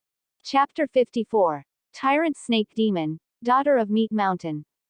The night was deep. Ivan took out a small mirror wrapped in black cloth from his Zhang, took a deep breath, and suddenly unveiled the protective black cloth. He saw the mirror surface again, as well as the strange reflection within the mirror. In a trance, Ivan once again perceived an indescribable change occurring in the world around him. This time, Ivan was well prepared. The moment the world changed, he restrained himself and used his mental tendrils to sense the feeling of entering Subspace. This feeling was very strange, like passing through a layer of illusory bubbles, or like unconsciously falling into a dream. Ivan looked around and found himself back in the child's room filled with wooden dolls and fairy tale books. It was almost exactly the same as last time, the only difference being. Ivan reached into his Zhang, and upon his fingers touching the cold, hard banner body of the 10,000 Souls banner, he couldn't help but let out a sigh of relief. The equipment slot of Secret Realm Sweep could indeed bring cultivation skills from the material world, and even magic treasures like the 10,000 Souls banner, into Subspace. Soon, Ivan noticed a series of light footsteps coming from outside the door, almost exactly the same as when Ivan entered this Subspace Secret Realm last time. Repeating plot, very much like a recurring dream. The door creaked open slowly, and the old servant's figure appeared again. He mechanically stared at Ivan with his cloudy eyes and slowly said, "Young master, the night is deep, you should rest." The plot was exactly the same, the only change being Ivan the actor. Ivan silently touched the 10,000 Souls banner in his hand and replied, "I'll go to sleep now, but can you tell me who sent you to urge me to sleep?" Ivan did not choose to act immediately. He tried to communicate with the old servant to see if he could get more clues about the secret realm. The old servant remained silent. Just as Ivan thought he was about to go berserk again and turn into a monster to attack him, the old servant finally spoke. It's the mistress who sent me to urge the young master to sleep. She told me to keep a close eye on you. Mistress." Ivan subconsciously connected this name with the mistress in the material world. "Why does she want you to watch me sleep? If you tell me, I'll go to sleep obediently," Ivan added, noticing that the old servant seemed to be acting strangely, but he still answered honestly. "The manor has guests the mistress needs to entertain. Young master, you should sleep." The old servant seemed to sense that Ivan was reluctant to go to sleep as he said. His expression turned fierce, his flesh began to melt and twist, bull's horns grew on his head, and a serpent's tongue flicked from his mouth. Ivan recognized at a glance that the monster the old servant transformed into was the same as those tyrant believers. Both were tyrant snake demon.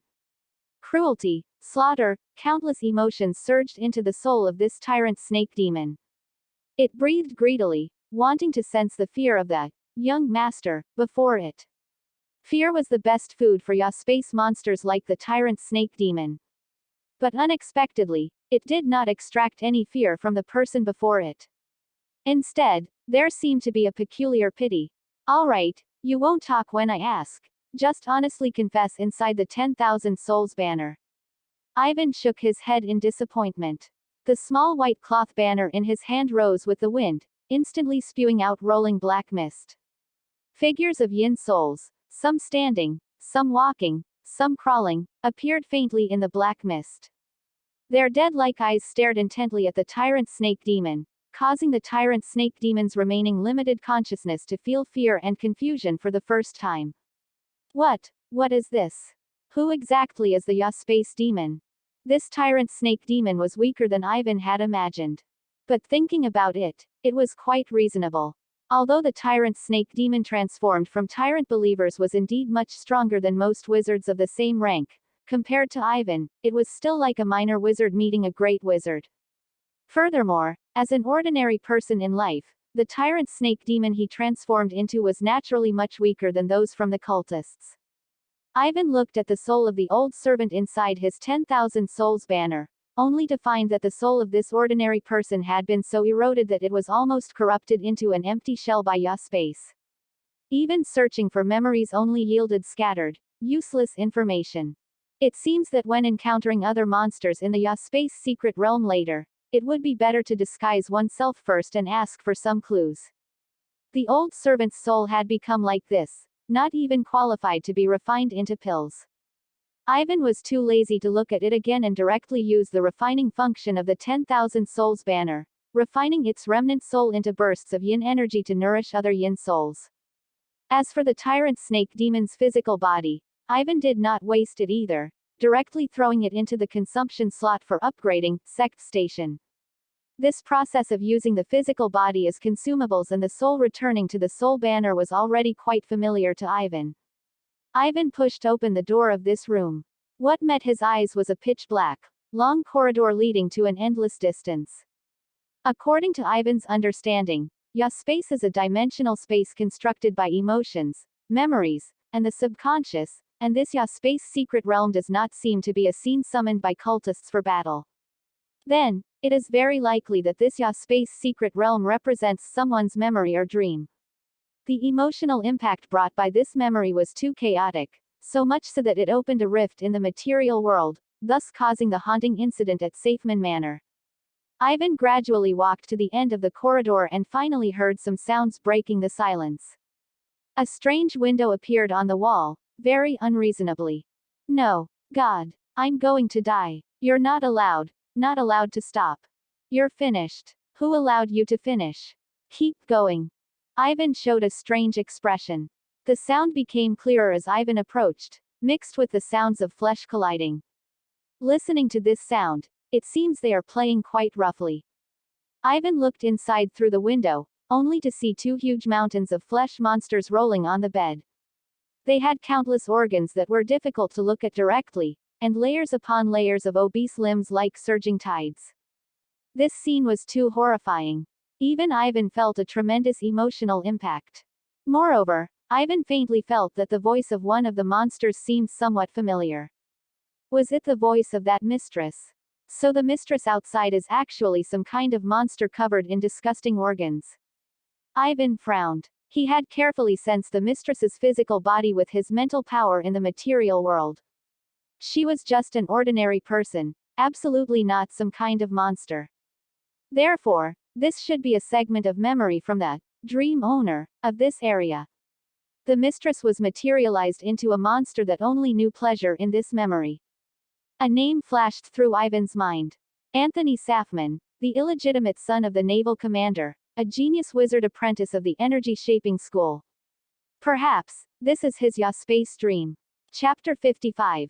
Internal conflicts of the Four Pillars religion, and the traces of Cain.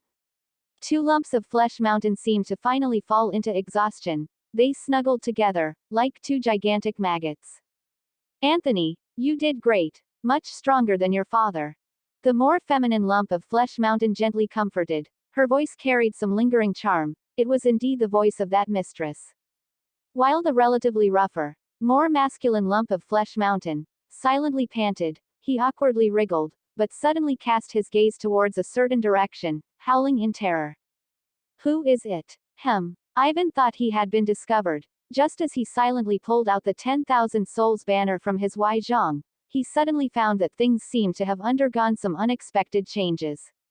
Ivan looked through the window into the room, where a silver-white bat had appeared at some point. It was about half the size of a person, its crimson eyes emitting a chilling light.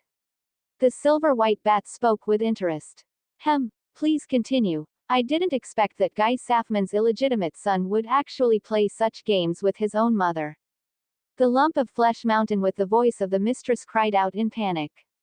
Who are you? My husband is Safman, the Navy commander of Horton Port. If you dare touch us, he won't let you off. The silver-white bat just swept its crimson eyes over the mistress, and said coldly. Shut up. The next moment, the mistress could no longer speak. The silver-white bat stood elegantly in front of the two lumps of flesh mountain, gently stroking with its wing claws, the face of the lump of flesh mountain representing the illegitimate son, Anthony Safman. Strictly speaking, perhaps that Guy Safman and I could even be considered colleagues. Few people would associate the patriarch of the god of pleasure with a high-ranking wizard holding power. I also only learned by chance that that disgusting Guy Safman actually has an illegitimate son in such a small city, just right for me to borrow for a while. This body is really good. The silver-white bat inserted its wing claw into the chest of the flesh mountain, seemingly searching for something. Soon, he touched a heart, and his entire being instantly transformed into a flowing stream of blood, drilling into that heart. The next moment, the lump of flesh mountain representing the illegitimate son, Anthony Safman, melted away.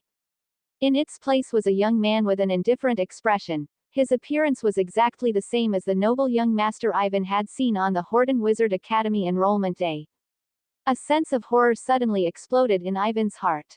Countless scattered clues now gathered like beads on a string, forming a thread-like sequence of events. The news of the Four Pillars God cult secretly invading Horton Port. The controlled Black Rats gang members. The vanished patriarch tyrant Cain. The noble young man with an indifferent expression on the Horton Wizard Academy enrollment day. Although Ivan still didn't know why patriarch tyrant Cain had usurped the identity of the illegitimate son, Anthony Hoffman. But there was no doubt that this powerful cult leader at the peak of the Third Ring had already silently infiltrated the Horton Wizard Academy and transformed himself into a genius wizard apprentice. Ivan had likely brushed past this tyrant patriarch countless times without knowing it. Escape. When Ivan realized that this silver-white bat was patriarch tyrant Cain, the first reaction that surged into his mind was to escape. As a wizard at the peak of the Third Ring, Cain's strength was beyond doubt. In addition, as the patriarch who worshipped the tyrant god, he must also have more hidden trump cards. Even if Ivan had many trump cards, it would be difficult to bridge the huge gap in realm, and even whether he could successfully escape was a question. But he quickly calmed down, carefully observing Anthony Safman, which was patriarch tyrant Cain possessing the body of this noble young master. Ivan realized that this Subspace secret realm, as a dream constructed from subconscious and emotions, everything within it was not real. This, Cain, was just a phantom, a segment of memory. Under Ivan's mental power perception, the aura fluctuation of the fake Cain was only around the first ring, further supporting his idea. Seemingly sensing Ivan's mental power perception, Anthony Safman coldly turned his face and looked in Ivan's direction. Who are you, a peeping Tom?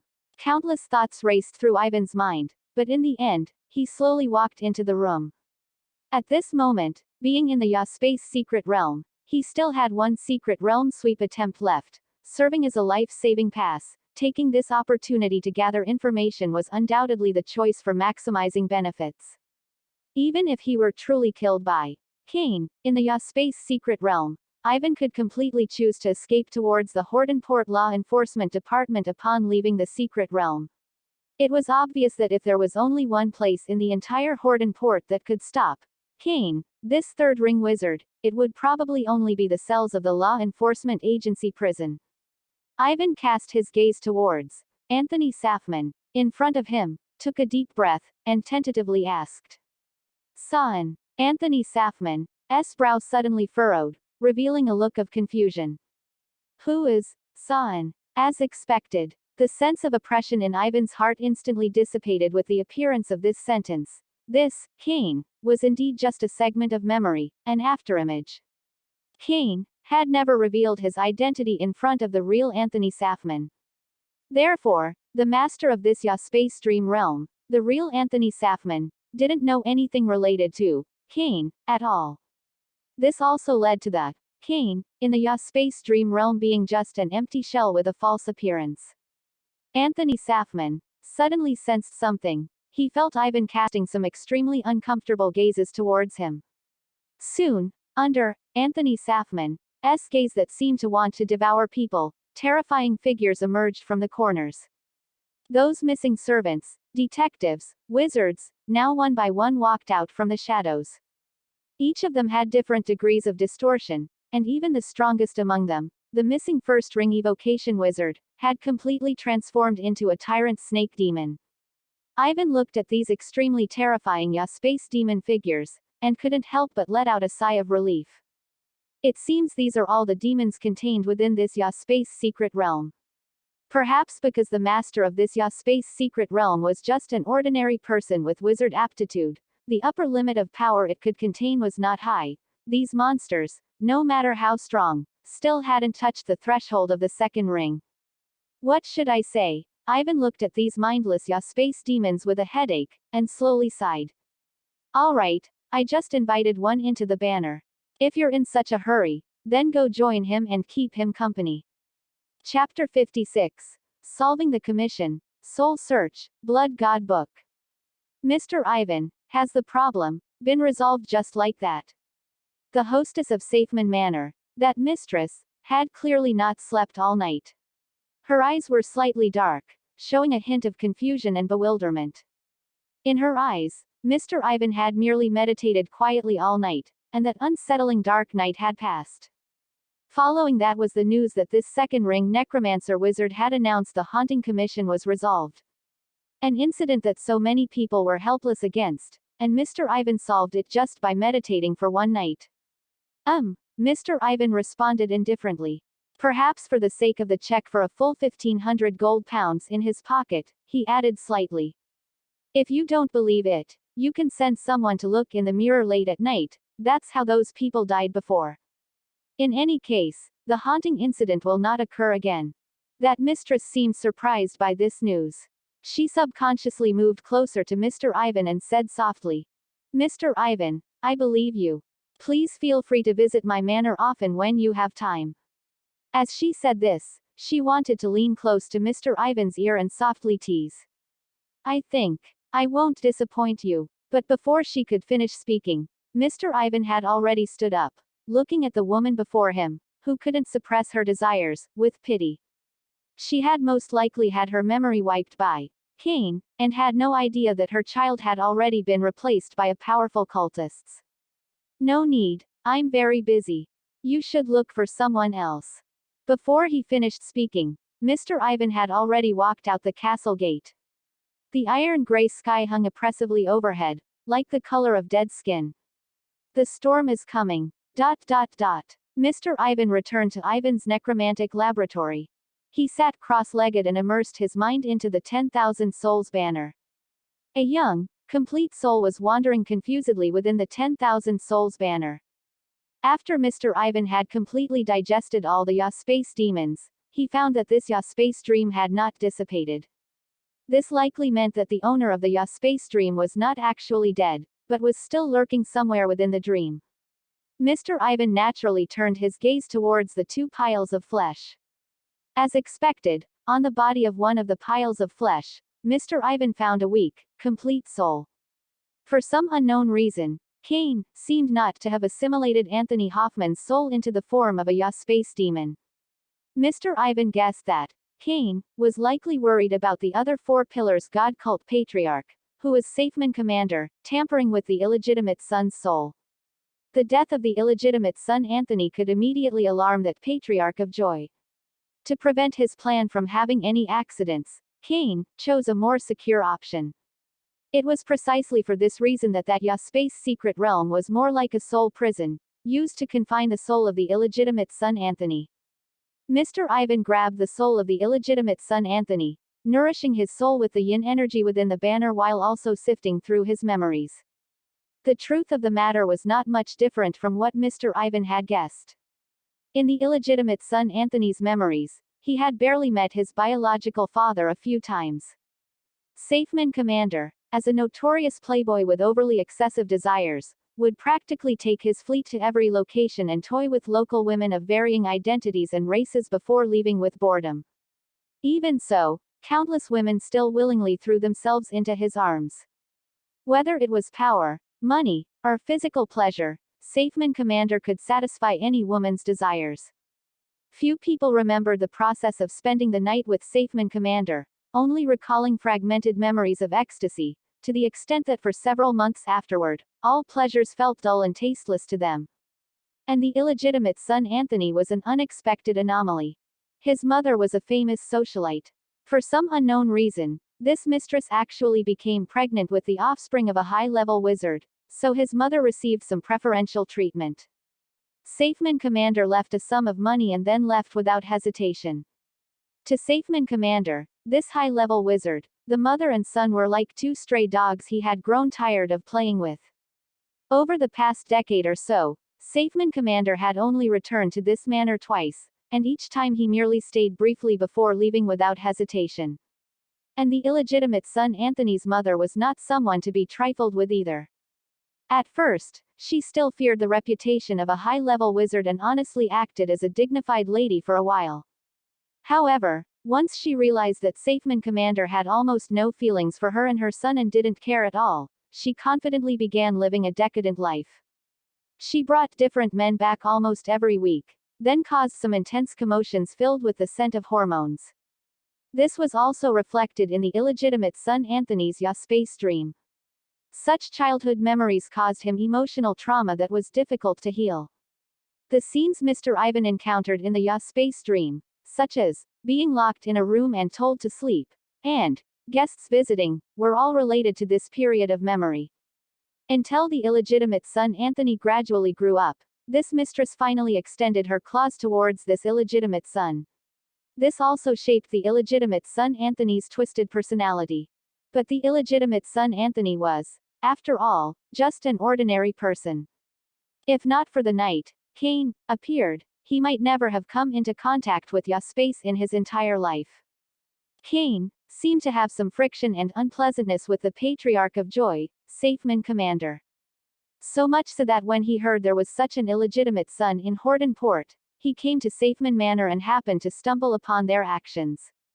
Mr. Ivan didn't know what Cain's subsequent plan was. In short, he usurped the illegitimate son Anthony's identity, erased the mistress's relevant memories, and then high-profilely joined the energy-shaping school of Horton Wizard Academy as a genius wizard apprentice. As for the illegitimate son Anthony's soul, Cain used his emotions and subconscious to open a Subspace rift and imprisoned him in this jail hidden in another dimension. Without Mr. Ivan's appearance, almost no one would have been able to reach the illegitimate son Anthony's soul. The survival rate in Subspace is extremely low, and ordinary wizards would find it very difficult to escape from it alive. This prison itself was a tomb for burying secrets. Furthermore, Mr. Ivan faintly felt that the Subspace dream where the illegitimate son Anthony's soul was imprisoned seemed deeper than he had imagined, very likely having left the realm of shallow Subspace and entered the deeper layers of Subspace. This was all the information Mr. Ivan had found in Anthony's memories. As for what Cain's plan actually was, Mr. Ivan didn't know for the time being and had no desire to investigate it at all. It was very clear that getting himself involved in it was an extremely dangerous matter. Every time he thought about having brushed past this third ring wizard, Mr. Ivan felt a chill run down his spine. Mr. Ivan planned to handle everything at Horton Wizard Academy as quickly as possible, then take a ship to leave Horton Port and head to the wizard city of Arkham, getting away from the center of the storm as fast as possible. It was very clear that these cultists causing such a big commotion couldn't possibly just be to play a game of cat and mouse with Mr. Ivan. According to what the butler and servants revealed, after young Master Anthony Safman entered Horton Wizard Academy, he hadn't returned to the manor for a long time, only occasionally exchanging messages. In other words, Mr. Ivan had a temporary period of safety to deal with the aftermath. Thinking of this, Mr. Ivan silently counted the people who knew he had completed the Safeman Manor haunting commission. Mistress, the butler, the servants, and Pinctus. Those who needed to be dealt with must be dealt with, preferably acting as black-barreled pike, so investigations would have difficulty tracing back to him. Mr. Ivan exhaled deeply, recalling everything that had happened recently. Enforcement officer, tyrant believers, third ring wizard, unknown conspiracy. Horton Port was already shrouded under an invisible storm. The calm only meant one possibility, that he was in the eye of the storm. Fortunately, Mr. Ivan wasn't without gains now. He cast his gaze towards his quest list. The quest to find the whereabouts of the Core Formation Elder had now clearly changed to a completed status. Mr. Ivan suddenly remembered that the automatic refresh countdown for his Magic Cave Bazaar had already reached 0. He could likely purchase new demonic cultivation skills. When Mr. Ivan opened the Magic Cave Bazaar, he was surprised to find that he had once again refreshed a rare quality item. It was even a fundamental cultivation method item that Mr. Ivan had always been thinking about. A line of faint red small text appeared before his eyes. Blood God Scripture. Chapter 57 Blood God Son. Corpse Raising Coffin. Open black lens bracket Magic Cave Bazaar close black lens bracket. Open black lens bracket list of stolen goods for sale in the bazaar has been updated close black lens bracket. Open black lens bracket slot 2. Exclusive enhancement. Animal creation technique. Requires 3 heretical points close black lens bracket. Open black lens bracket note. Exclusive enhancement from the game system. Can upgrade animal creation technique to LV.2, gaining the Eternal Descent into Bestial Path trait. When transforming a person into a beast, you can pay a greater mental energy cost to permanently solidify them into a beast form. Close black lens bracket.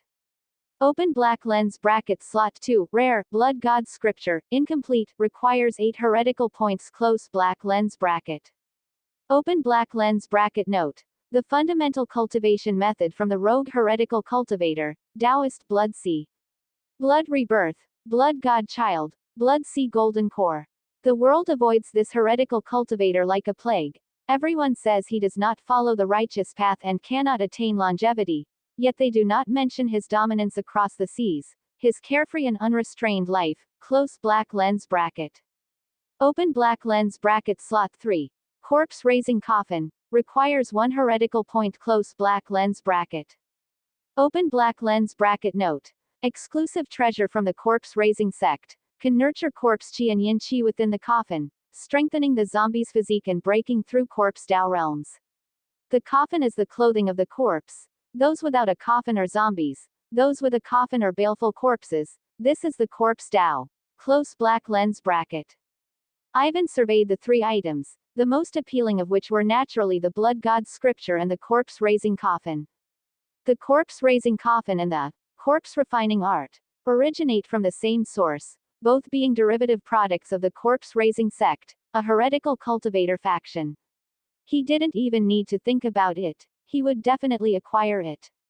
Vivian, this zombie, is now subtly approaching a breakthrough opportunity under the refinement of the Corpse Refining Art, but has been unable to find the direction for advancement. The appearance of the corpse-raising coffin might help Vivian, this zombie, quickly break through to the black armored zombie realm, thereby providing Ivan with stronger assistance. The incomplete volume of the Blood God Scripture in slot 2 made Ivan unable to help but hold his breath. Ivan had always thought that the open black lens bracket Magic Cave Bazaar close black lens bracket could at most refresh some rewards like heretical cultivator skills and evil arts, and would not feature cultivation methods.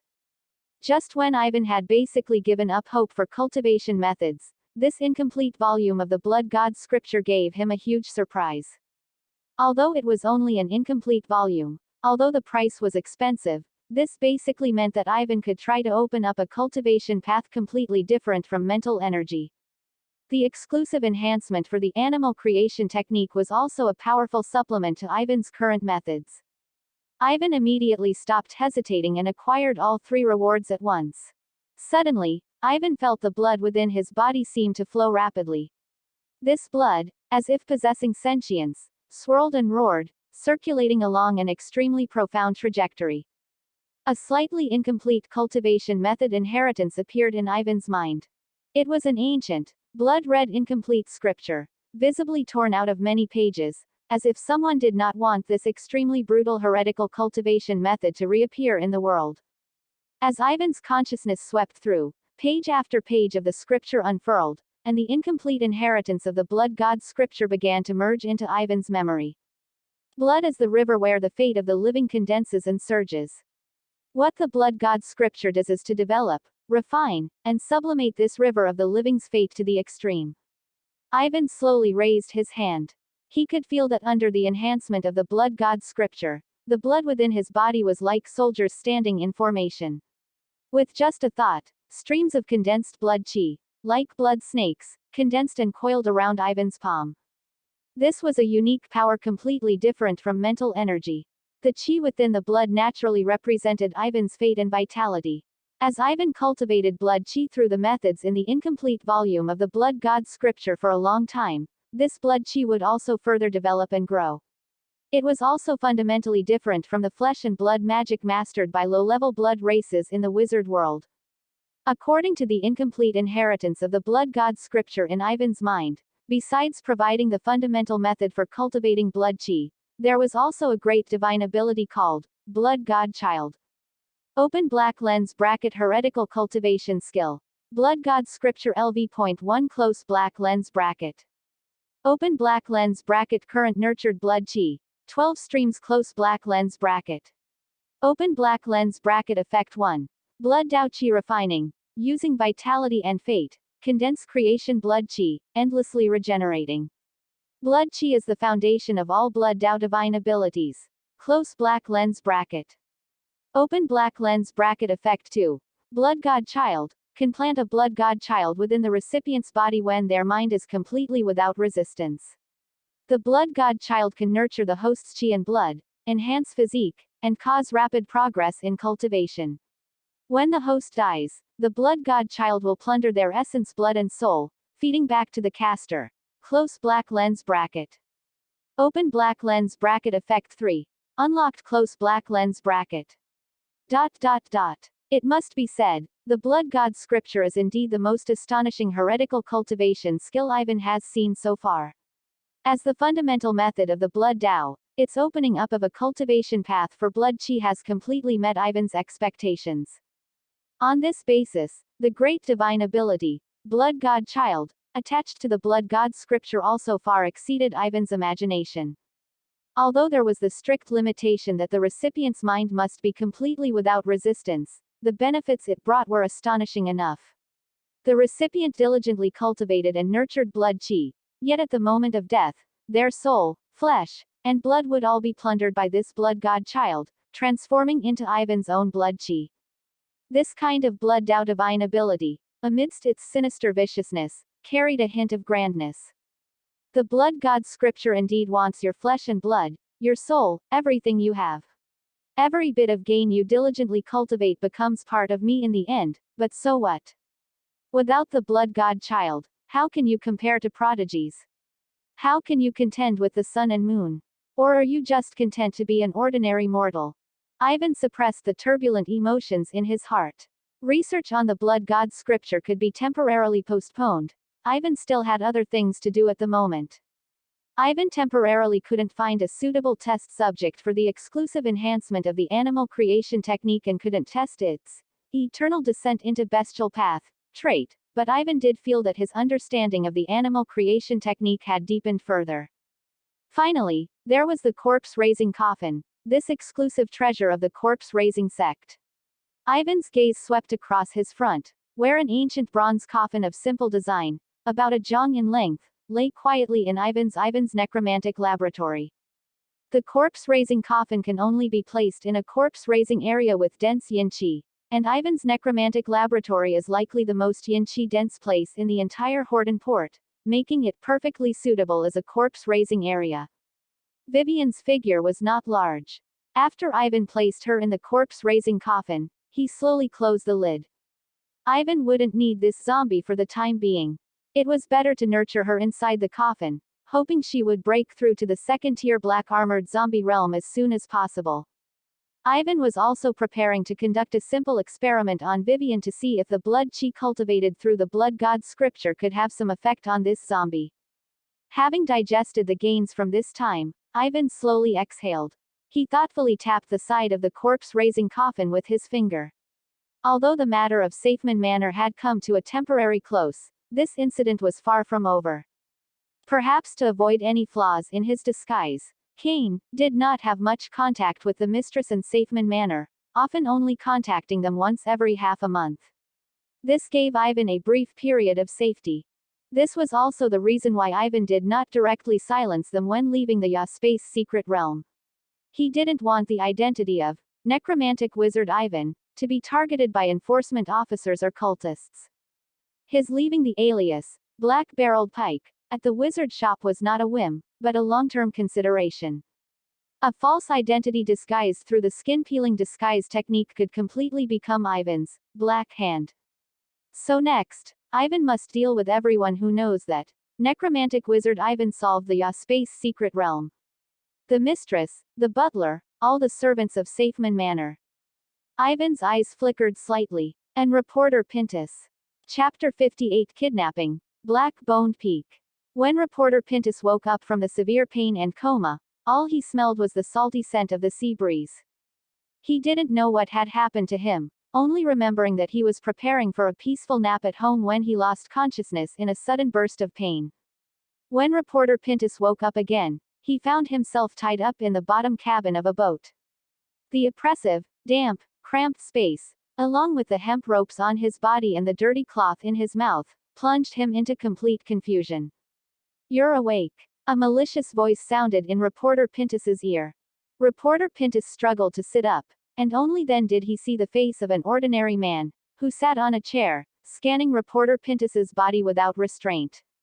"You can call me Black-Barreled Pike," the ordinary man introduced himself casually, his voice rough and hoarse, especially chilling. "Ah, right, I forgot you can't speak yet." Black-Barreled Pike patted his head and reached out to pull the dirty cloth stuffed in Reporter Pintus's mouth. "What do you want? I can give you anything. Money, women, information. There's nothing I can't give." Reporter Pintus gasped loudly, despair showing in his eyes, but calculating his location inwardly. But soon, his heart slowly sank. He had likely already moved far away from Horton Port, kidnapped to this sea area. Black-Barreled Pike showed an appreciative look when he heard Reporter Pintus say this, spat on the ground, and revealed an utterly evil smile. "Since you're so sensible, I'll be direct. I want all the information about what happened recently at Safeman Manor, including that." "Mr. Ivan." Reporter Pintus's heart suddenly tightened, and he stammered, trying to brush it off. "What information about Safeman Manor? I was just invited there as a guest recently, and I don't really know that, Mr. Ivan." As his voice fell, the sole of a leather shoe landed on his face with fierce force, kicking him so hard he almost died from the pain. Black-Barreled Pike clapped his hands, exaggeratedly circling around him and mocking loudly. "What a loyal dog. You don't think I'm an idiot, do you? Actually, although I'm a bit crazy, I think I'm quite smart." Black-Barreled Pike leaned his face close to Reporter Pintus's face, his mouth stretched unnaturally wide, almost not like a living person. "Honestly, tell me yourself, what did that Mr. Ivan do at Safman Manor?" Reporter Pintus took a deep breath, pretending to be scared, and said, "Mr. Ivan actually accepted the mistress's commission to help her find her husband." The next moment, Reporter Pintus's throat was seized, and Black-Barreled Pike stared at him with cold eyes and said, "Say that again, if you're still thinking of lying to me." He suddenly revealed a strange smile. Guess what I left inside your body? He waved his hand casually, and reporter Pintus felt strange movements in his throat. Nausea, dry heaving, a bloody smell. Soon, to his terrified and despairing gaze, a blood-red seed emerged from his throat, like a deformed ball of flesh. This thing is called Tyrant Blood Seed, planted inside your body. As long as I want, with just a thought. Bang! Black-barreled Pike released his hand from reporter Pintus's throat and said softly. You'll explode, turning into a flower of flesh and blood. Now, think carefully about the question I asked again. Under this terrifying scene, reporter Pintus finally fell into a panic. He weighed the pros and cons and finally stammered out the entire truth, not daring to entertain the slightest thought of lying again. And at this moment, beneath the peeled mask of black-barreled Pike, Ivan's face still let out a sigh. Frankly, Ivan didn't really want to silence reporter Pintus. Reporter Pintus had indeed helped Ivan and was still somewhat useful to him, but this person knew far too much. Reporter Pintus was involved in almost the entire process of the haunting commission at Safeman Manor. If Kane truly found reporter Pintus, it would be almost impossible for him to keep the secret. This had nothing to do with morality, thoughts, or character. It was simply because, as a wizard apprentice, reporter Pintus and Kane had already reached a huge gap in life level. With this gap, it would be as easy as turning one's hand for Kane to extract reporter Pintus's memories. However, Ivan had a bold plan. That was to try using reporter Pintus's bait, leaving him alive to mislead Kane. Before kidnapping reporter Pintus, Ivan had actually already captured everyone in the entire Safeman Manor. Ivan looked at the nearby fishing crates, filled with twitching, terrified small fish. Each fish represented a living soul. Including the mistress, everyone from Safeman Manor was here. Ivan was worried that Kane, or the mysterious Safeman commander, had tampered with these people. If he forcibly killed them, it might attract some unnecessary anomalies. So Ivan simply captured them one by one and used the eternal fall into the animal path of the animal creation technique to solidify them into fish. After Ivan finished dealing with matters related to reporter Pintus, he would throw these mermaids into the sea. As for whether they could survive, that would depend on their own abilities. Ivan was not a bloodthirsty person. On the contrary, he actually found meaningless killing tiresome. If killing did not bring him benefits, then killing would be worthless. When these people from Safeman Manor were alive, they themselves posed a huge threat to Ivan's interests and even his life. In this situation, Ivan would not feel the slightest psychological burden for their demise. What exactly is a demonic cultivator? There seems to be no unified definition in the world. Some say that only those who kill countless people are demons. Some say that defying fate is being a demon. Some say that only those who practice demonic arts are demons. But Ivan always felt that a demon should be a seeker of the Tao who adheres to their beliefs and never wavers. Ignoring rules, ignoring morality, ignoring responsibility. These seekers of the Tao can destroy the world for longevity, or kill countless people for profit. Only such extremely self-centered people would be scorned by the world as demonic heads. According to this standard, Ivan should indeed be a thorough demonic cultivator. Ivan brought his thoughts and gaze back to reporter Pintus in front of him. This guy was the key point in his upcoming plan. Leaving him alive to mislead the potentially tracking Kane, clearly aligned with Ivan's interests. This is very demonic cultivator-like.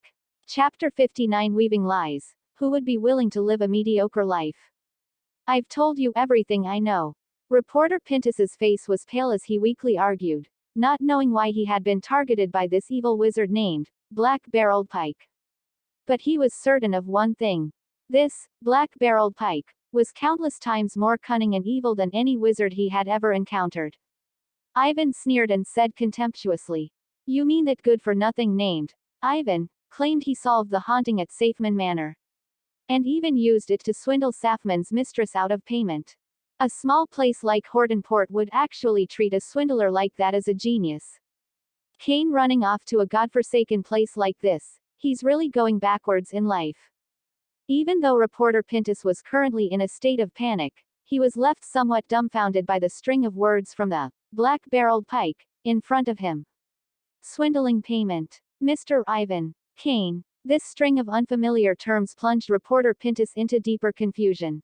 Ivan didn't care what reporter Pintus was thinking at all, or rather, Pintus's thoughts weren't important in the slightest.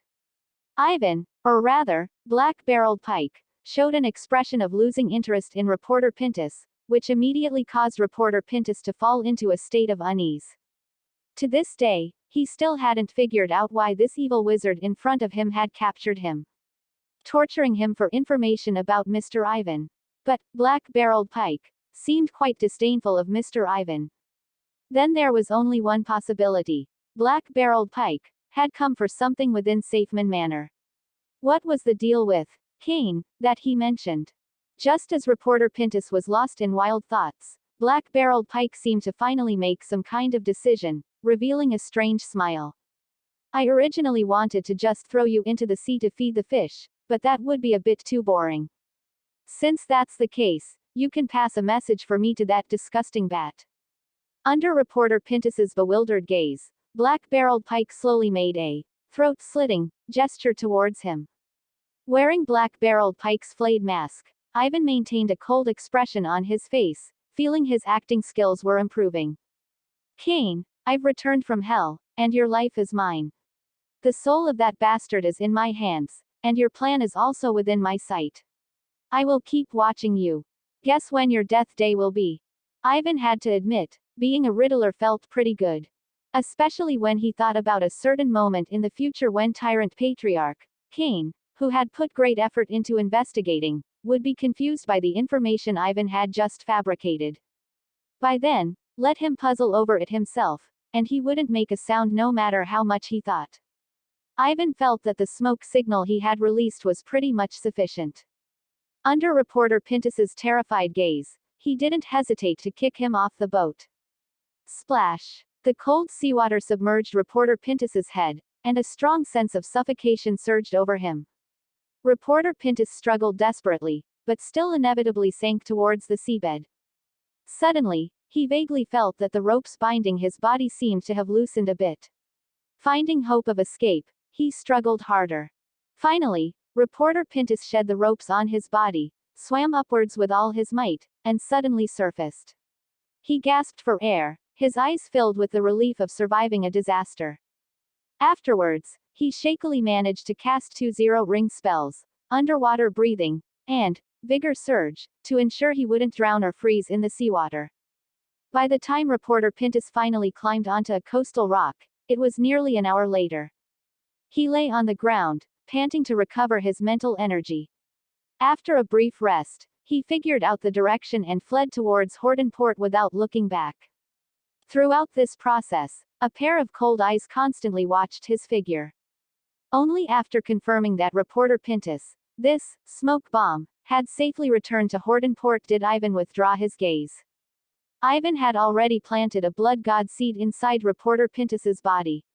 With the vague sensing of this blood god seed, Ivan could even faintly perceive reporter Pintus's emotional changes. The blood god seed's control over the target was stronger than Ivan had imagined, and the consumption was also a bit more than Ivan had imagined. After mastering the blood god book, Ivan had cultivated over a dozen streams of blood energy within his body. Just condensing one blood god seed nearly depleted all of this blood energy.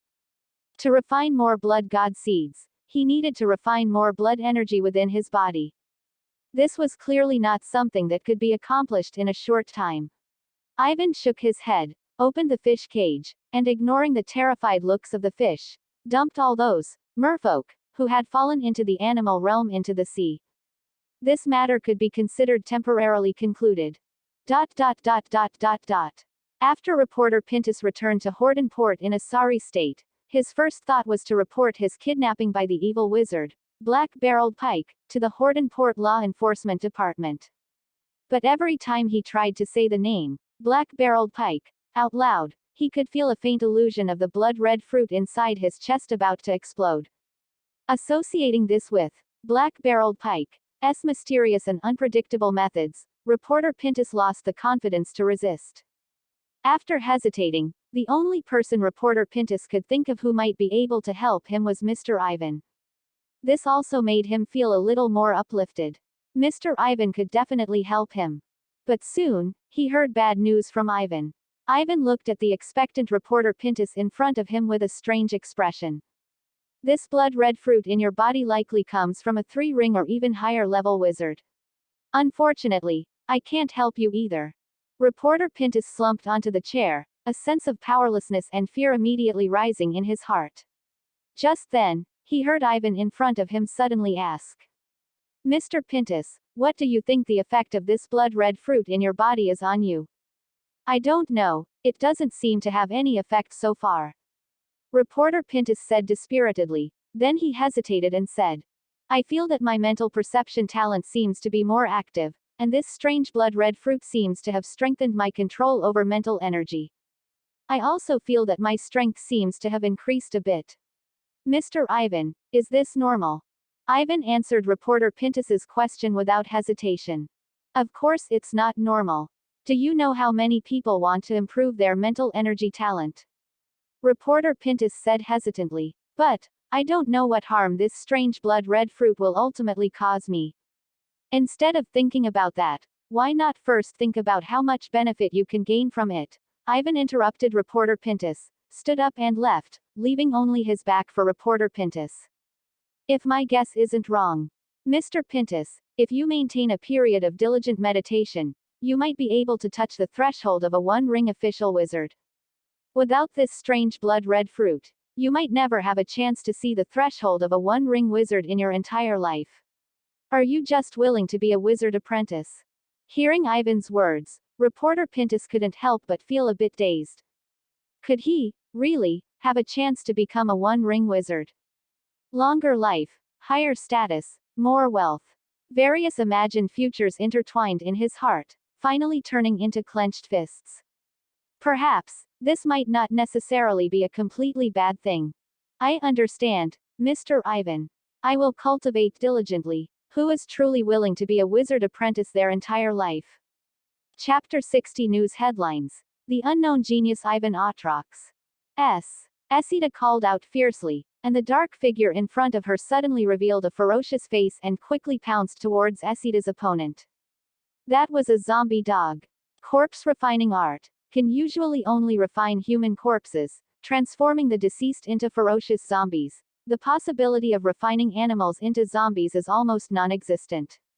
However, perhaps due to variations caused by different world rules, or perhaps Esida stumbled upon some trick, she refined the large dog's corpse that Ivan gave her into a monster that was neither quite a zombie nor quite a corpse.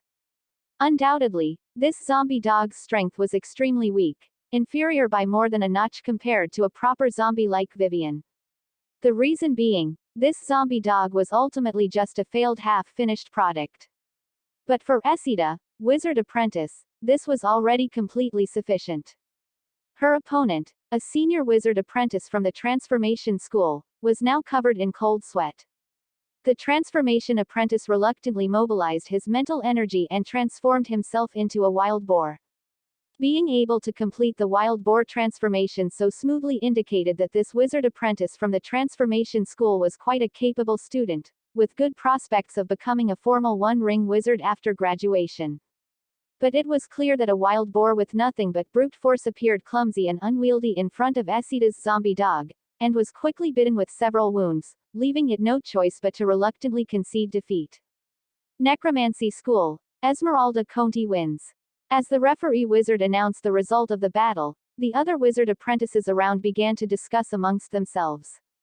Is the Necromancy School really that powerful? I heard before that the Necromancy School was so weak that the Academy was about to disband it. That's all lies from the Academy's higher-ups. Haven't you heard of the famous, corpse-refining Professor, Ivan? The youngest 2-ring wizard at our Horton Wizard Academy. This Esida, wizard apprentice, who has already earned 20 competition points, seems to be, corpse-refining Professor, Ivan's research assistant and student. No wonder, turns out she got lucky and benefited from Professor Ivan. Esida could hear these people's whispers, but she didn't take it to heart at all, her mind was only thinking about other things. During the process of controlling the zombie dog in combat, Esida gradually discovered some of its flaws. This creation indeed has a huge gap compared to a real zombie, which is an undead creation like Miss Vivian. It can only be considered a defective product at best. But there seem to be some ways to modify it, to make animals become zombies while trying to retain the characteristics of a zombie. Even if it's not as powerful as a real zombie, it would still be a big improvement for me. It's so difficult. Should I go ask Ivan, Your Excellency, for guidance? Esida had no idea that she was actually already on the path of spell modification. It was just that her mental energy and basic knowledge were not sufficient to support her in completing the modification process, and the animal zombification she modified would also be difficult to reach the level of the original corpse refining art, but this natural spellcasting intuition was also extremely valuable. Just as Esida was thinking about these things, she suddenly heard a great commotion coming from the crowd further away.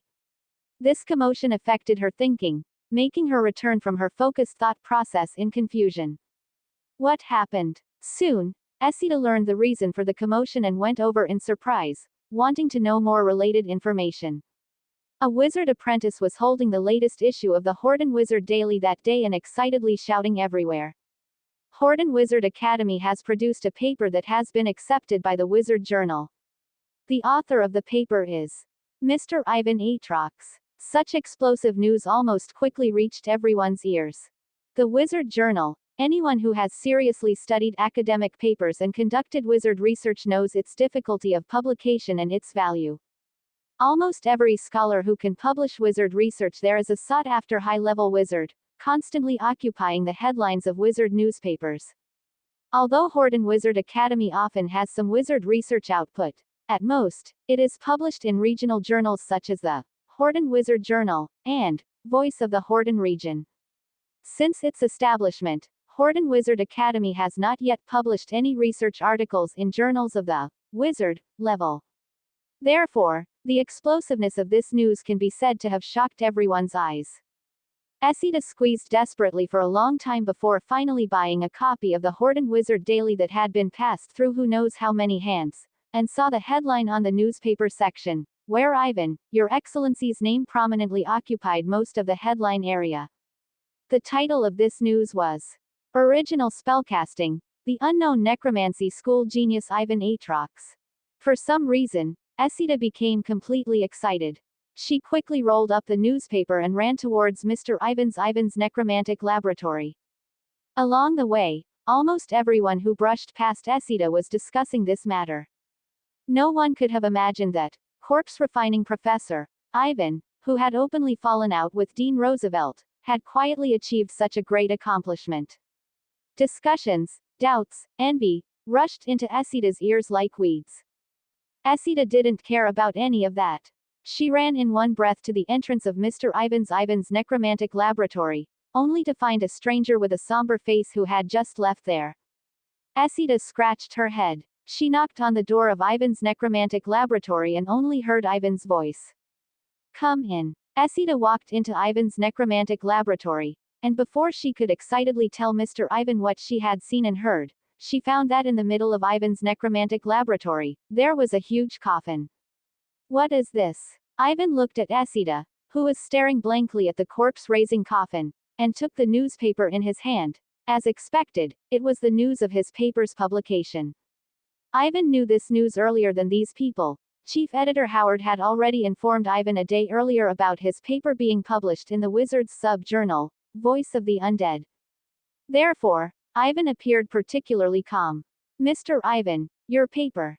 By the time Esida reacted and quickly wanted to tell Ivan the good news, she only heard Ivan hum in response, clearly already aware of the matter. Esida scratched her head and, remembering the strange man who had just left, asked curiously. Mr. Ivan, who was that just now? Chapter 61 Leaving the Academy, Soul-Devouring Sea. Dean Roosevelt's competitor, who wants to become the next dean of Horden Wizard Academy. Ivan explained simply. He wants me to be his henchman, or rather, a poisoned arrow aimed at Roosevelt, to jointly accuse Dean Roosevelt of his crimes, thus attacking his political enemy and pushing Dean Roosevelt off his position. This book is first published on the entire network. As long as I agree, whether it's a professorship, the position of the dean after the next, or the resources of Horden Wizard Academy, he can promise them to me. That good. Ivan, Your Excellency, then you're not leaving. Esida was instantly excited, her voice filled with irrepressible joy, the end of her words slightly rising. In her opinion, it was an excellent thing for Mr. Ivan to continue staying at Horden Wizard Academy.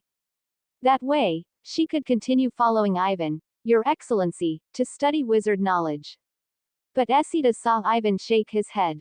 No, I refused his proposal. Refused. Esida was stunned. She remembered the strange wizard's livid face when he left just now, and could only lower her head dejectedly. Esida, don't you think Horden Wizard Academy is too small? Ivan's gaze returned to the laboratory bench, where a slightly messy employment contract lay quietly. Ever since Ivan's paper was publicly published, the magical light of the contract guardian spell on this contract quickly dimmed. At this moment, it was no different from ordinary waste paper. Ivan casually crumpled the contract into a ball of waste paper and threw it into the trash, thus the last bit of restraint on him completely disappeared. Ivan knew well the saying that the longer the night, the more dreams there are. The threat of Cain was still brewing, and every minute he stayed longer meant more danger. He planned to leave Horden Port tonight, not staying for a moment longer. Ivan raised his head, his gaze refocused on Esida. This young wizard apprentice was the leftover problem he had to deal with before leaving. Considering the game panel, Ivan wasn't sure if there would be any related side quests involving the wizard apprentice Esmeralda Conti, this true disciple, soul cultivation genius, in the future. And the threat of Cain teaching Esida corpse refining art. After this series of events, Ivan finally made a decision. He could not let such an apprentice with special potential and who knew some of his secrets fend for herself. He must firmly control her in his hands, whether as a student or otherwise. Esida, I will leave Horden Port tonight and head to the wizard city of Akuime. Right now, I can give you an opportunity to continue following me to study, but you must do one thing. An opportunity to continue following Ivan, Your Excellency, to study. The flame that had died down in Esida's heart gradually burned up again. She pricked up her ears, waiting quietly for Ivan's next words. Ivan's gaze was fixed tightly on the wizard apprentice Esmeralda Conti in front of him. He slowly raised his palm, and a blood godchild appeared in his palm, pulsating strangely like a heart, emitting a demonic blood-red light. Eat this, Ivan's voice sounded calmly. What surprised Ivan somewhat was that Esida didn't seem to hesitate much. She extended her hands, carefully held the blood godchild, and then swallowed it without hesitation. Ivan could clearly feel that the blood godchild smoothly went down Esida's throat, attaching itself downwards all the way, and finally firmly rooted itself on Esida's heart, becoming silent. Esida didn't show any resistance in her mind, which made Ivan a little surprised. Aren't you going to ask me what this is? No need, Ivan, Your Excellency. Actually, I can guess, it's some kind of spell that can control others. Esida's voice trembled slightly, but it carried an unusual calmness. She was actually a very smart person, far smarter than most people. Ivan, Your Excellency, I told you about my dream. Esida raised her head, looking at Ivan with firm eyes. If I return to the Navajo tribe now, and become a native, or a wild wizard, I might never be able to get out of that small tribe again. Only by following you can I see a glimmer of hope for my dream to come true. Esida's words implicitly expressed her attitude. For the sake of her persistence, she would rather choose to swallow the unknown blood godchild than chase that faint possibility. This was the second time Ivan had truly felt Esida's persistence. He shook his head, his tone softened slightly, and said to Esida, "It's not as serious as you think. Well, it even has some extra benefits for you. Go back and try meditating, and you should understand." Ivan didn't explain the function of the blood godchild too much, but instead explained his upcoming arrangements. For a long time to come, my journey will be overseas, and the path is dangerous, not suitable for taking you with me. Ivan explained to Esida, this time I am going to the wizard city of Akuime to fulfill an invitation. A new wizard academy is recruiting powerful wizards to supplement its strength. At that time, I will write you a letter of recommendation. You can go to the wizard city of Akuime to continue your studies with the letter of recommendation. No wizard academy would refuse a talented apprentice. Before that, you can arrange your time as you wish. Preferably leave Horton Port. It's not very safe here. Actually, Esida didn't quite know what kind of place the wizard city of Akuime was. But whenever she thought that she had a direction to move forward again, instead of just silently returning to the tribe and becoming a Navajo priest whose life could be seen at a glance, she fell into an irrepressible excitement. After dealing with the follow-up for the wizard apprentice Esida, Ivan simply said goodbye to her and began preparing for the final step before leaving. Ivan opened the Sect Construction section in the game panel and selected Relocation of Station. Immediately, a selectable option appeared in the Sect Station section. Ivan's necromantic laboratory is now a LV.6 level station, and it is an indispensable help to Ivan, so it is naturally impossible to abandon it. Ivan enveloped the entire Ivan's necromantic laboratory with his thoughts, and directly scanned in items including the corpse-raising coffin, laboratory bench, etc. As the relocation was completed, as if an invisible hand gently swept through this space, it wiped away all traces of the Ivan's necromantic laboratory's existence. Ivan confirmed the status of the Sect Station, which had turned gray, indicating relocating. Ivan slowly scanned the entire underground abandoned warehouse, silently bidding farewell to this rather familiar space in his heart. If there was anything worth commemorating in the entire Horton Wizard Academy, it was probably only this small laboratory. As for Ivan's next stop, it was the Soul Eater Sea, that notorious area in the wizarding world that had swallowed countless souls and ships. Chapter 62. Tide Wizards Gathering, Flesh and Blood Tentacles. Black-barreled pike, sir, please follow me. On the dark and silent street, a six-eyed raven was introducing Ivan with great enthusiasm, clearly aware that the black-barreled pike before him was not merely a customer. These six-eyed ravens from Felix's wizard shop had their own sources of information and were very perceptive. This black-barreled pike before them was very likely the culprit behind the mysterious disappearance case at Safeman Manor. An evil wizard. Ivan stared thoughtfully at the Horton Wizard Daily in his hand. When Esida had presented this newspaper to him earlier, he hadn't noticed that the back of the paper seemed to have an inconspicuous news item, occupying a very small space, which also seemed to be related to himself. Mysterious disappearance case at Safeman Manor in the suburbs. Enforcement officer announces that at the scene of the mysterious disappearance case at Safeman Manor, a black wizard named Black-Barreled Pike left a massive fang symbol at the crime scene, along with his name and a declaration of crime. The content of the crime declaration is, "I will always be watching you, Black-Barreled Pike," which is a blatant challenge to the authority of the law enforcement agency. In response, Enforcement Officer Nina announced that the Black Wizard, Black-Barreled Pike, has been added to the Wizard Wanted list, currently ranked 342nd. This is a very significant assessment. Ivan read through these lines of text. It seemed the clues he had deliberately left at Safeman Manor were starting to take effect. The fake identity of Black-Barreled Pike had already been brought into the open, attracting all the attention. Under these circumstances, Ivan's own identity was well concealed. What surprised Ivan even more was that he hadn't expected his mission progress to gradually change as the name of Black-Barreled Pike spread. Prologue Mission 8. Hibernation is over. You have successfully concealed your demon cultivation aura and deceived the patrols of the righteous cultivators.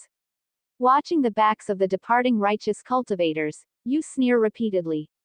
You plan to take advantage of this opportunity to expand your influence greatly. 1,000 miles of mountains and rivers, all transformed into demon land.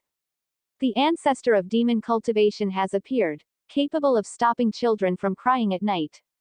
Cause a cumulative total of 5,000 people to feel fear towards you. Current mission progress. 672 5,000ths. Just an inconspicuous news item had increased Ivan's mission progress by nearly 400 people. Ivan hadn't anticipated that feeling fear towards Black-Barreled Pike could also count towards the mission progress on the game panel. If that was the case. Ivan narrowed his eyes, looking at the surging tide before him. A small boat was docked by the shore. It was the boat from Felix's extraordinary wizard shop. After Ivan met up with the six-eyed raven, he was led to this boat. "Mr. Pike, please come aboard," the six-eyed raven said ingratiatingly. Ivan snorted coldly, spat on the ground, and grumbled as he boarded the small boat. As Ivan and the six-eyed raven got on board, Ivan saw that the six-eyed raven had cast some kind of spell, and the small boat began to slowly move in a certain direction with the rise and fall of the waves. He didn't know how long it had been, so long that Ivan was gradually losing patience and had thoroughly cursed the six-eyed raven, who was now meek and submissive. It was then that he saw a dense shadow on the dark sea ahead. This dense shadow was so tall that Ivan almost thought a mountain range had appeared on the sea surface. However, Ivan quickly saw the full extent of the shadow. They were several massive tentacles, each several meters thick, standing up from the seawater like twisted pillars of flesh, supporting a huge building. "The Tide Wizard Market has arrived, Mr. Pike.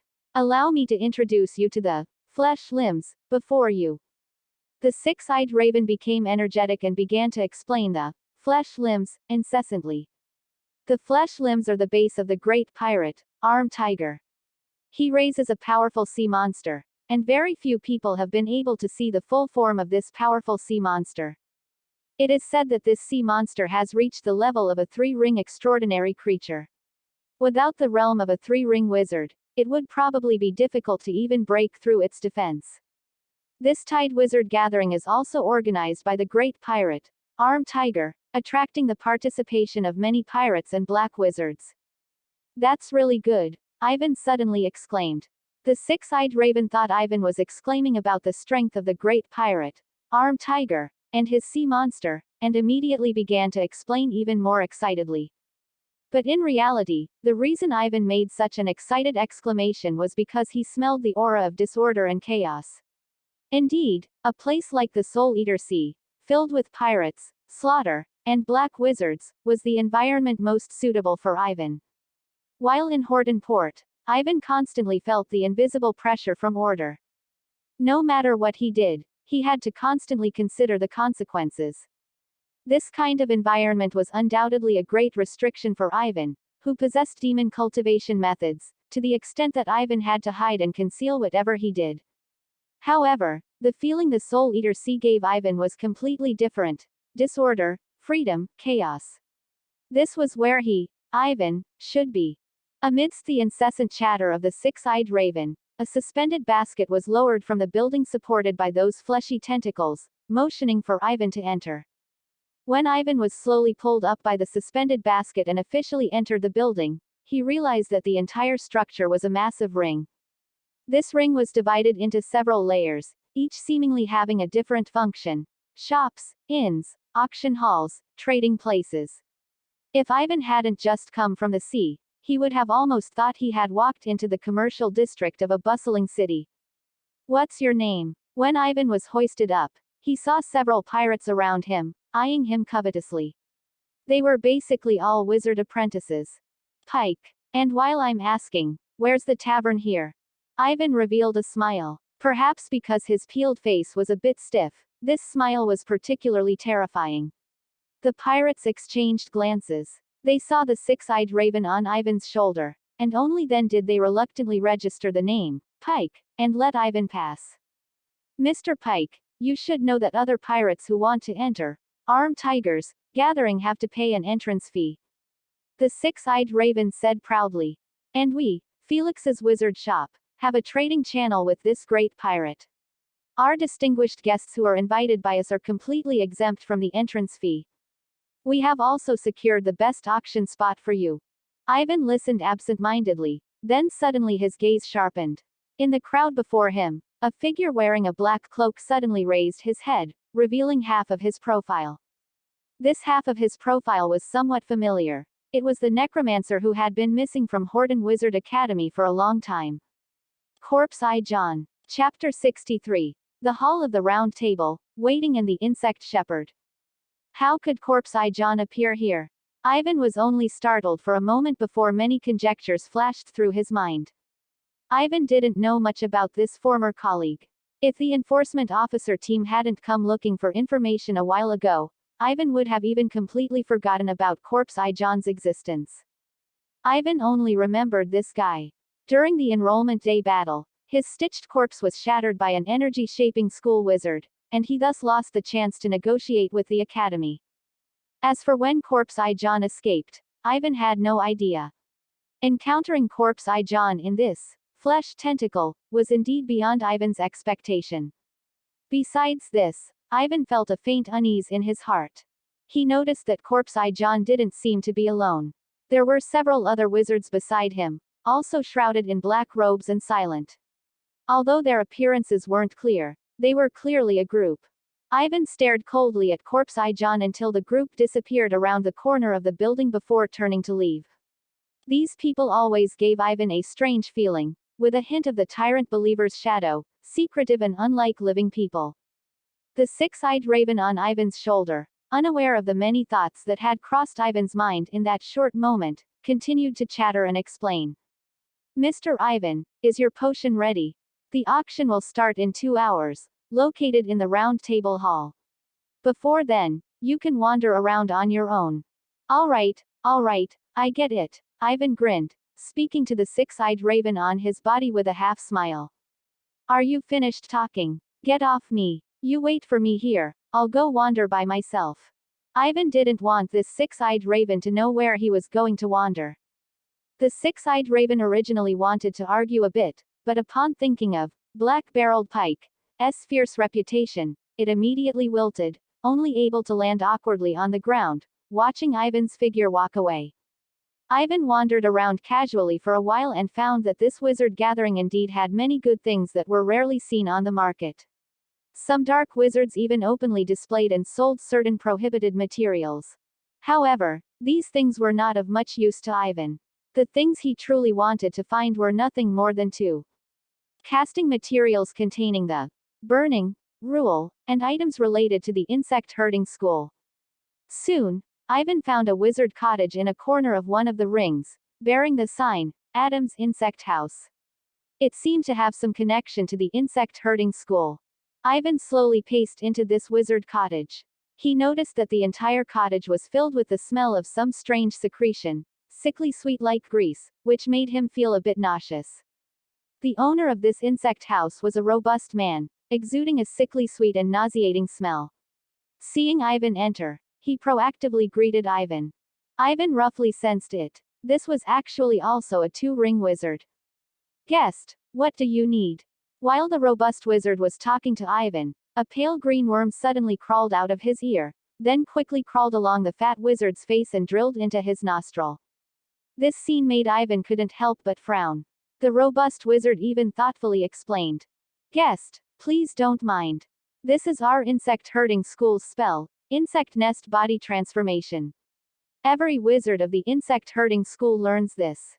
Are you looking to buy any insect materials? Ivan thought to himself, at least he hadn't come to the wrong place. This was indeed the insect herding school wizard he was looking for. I need some breeding manuals and basic spells from the insect herding school regarding extraordinary insect creatures. Ivan glanced at the entire cottage and stated his needs. All right, the robust wizard agreed readily. He also introduced himself. You can just call me Insect Herder Adam. To be honest, you've come to the right person by finding me. The insect herding school is a small wizard school with not many members. There are probably only a few two-ring level insect herding wizards in the entire Soul Eater Sea region. Insect herder Adam took down a spellbook from the shelf and pushed it in front of Ivan. Ivan roughly browsed through it. It was exactly basic breeding manual for insect herders. The latter half of the manual was attached with multiple spell models from the insect herding school. The two-ring spell named Insect Nest Body Transformation was also prominently listed there. This did indeed meet Ivan's needs very well. He also purchased a few relatively basic breeding materials for extraordinary insect creatures in the store, preparing to go back and see if they would be effective on the gold-eating worm. 560 gold pounds, or 50 wizard points. Mister, which method of payment do you intend to use? Ivan directly chose to pay using gold pounds. His current identity was Black-Barreled Pike, so naturally, he didn't want to expose his personal wizard account outside. As Ivan completed his purchase, insect herder Adam was clearly quite satisfied and specifically reminded Ivan. "Mister, you must be here to attend today's auction, right? Before the auction begins, the Round Table Hall has a special gladiatorial performance for guests to enjoy. You might want to enter half an hour before the auction starts to see this special duel performance. I believe you won't regret this trip." Ivan finished browsing most of the wizard shops and didn't find anything else worth buying. He then wandered back to the auction venue, found the bored-waiting six-eyed raven, and urged it to take him inside. Only after Ivan successfully entered the Round Table Hall, used for the auction, did he realize that the so-called Round Table Hall was actually located at the bottom of the circular building. Rather than an auction hall, it was more like a gladiatorial arena. The six-eyed raven prepared a box with a decent view for Ivan, where he could clearly see the scene in the gladiatorial arena. "Mr. Pike, before the auction starts, there will also be a gladiatorial performance here. Although it's a performance, you can also place bets. If you bet on the winner, you can also get a considerable income." Ivan shook his head, indicating he wasn't interested in betting. He simply closed his eyes to meditate, quietly waiting for the auction to begin. Suddenly, a burst of fierce cheering erupted from various corners of the Round Table Hall, interrupting Ivan's meditation. He frowned and looked towards the bottom of the Round Table Hall. This gladiatorial performance had already ended. A group of bloody and mangled corpses lay sprawled on the ground, leaving only a massive figure whose face couldn't be seen standing in the center of the arena, panting heavily. The giant has already won 18 consecutive matches. No, counting this match, it's the 19th. What an astonishing record. If it were me down there, standing in the arena, I probably wouldn't survive 5 matches. Ivan heard the whispers of the onlookers outside the nearby boxes, watching the figure named Giant at the bottom of the arena. What made Ivan quite strange was that this Giant's mental energy fluctuation was not strong, seemingly no different from ordinary wizard apprentices. Suddenly, Ivan noticed a new quest prompt pop up on his game panel. This was a long-awaited sudden quest.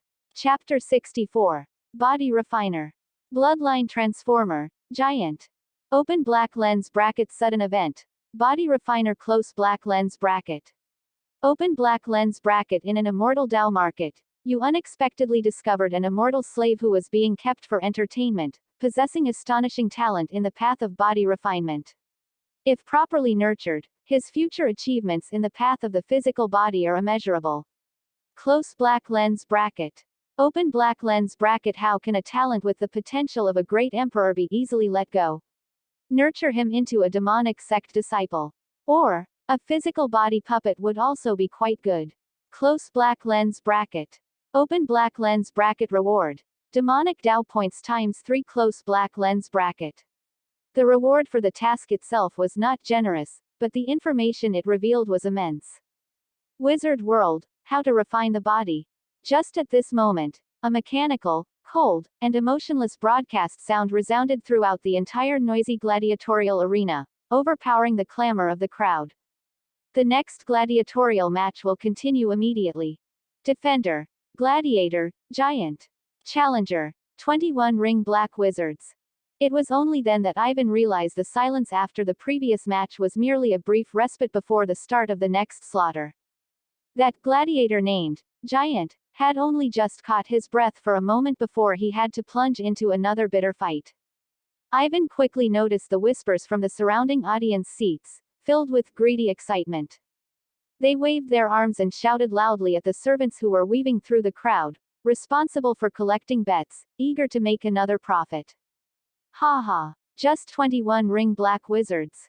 It seems, Giant is truly going to create a miracle of 19 consecutive wins tonight. I bet 200 gold pounds, Giant wins. Hurry, hurry, if you drag on any longer, those 20 black wizards will all be killed. Ivan's gaze swept over the fanatical betting audience, his brow furrowing tighter and tighter. He withdrew his gaze and refocused on the blood-stained gladiatorial arena below.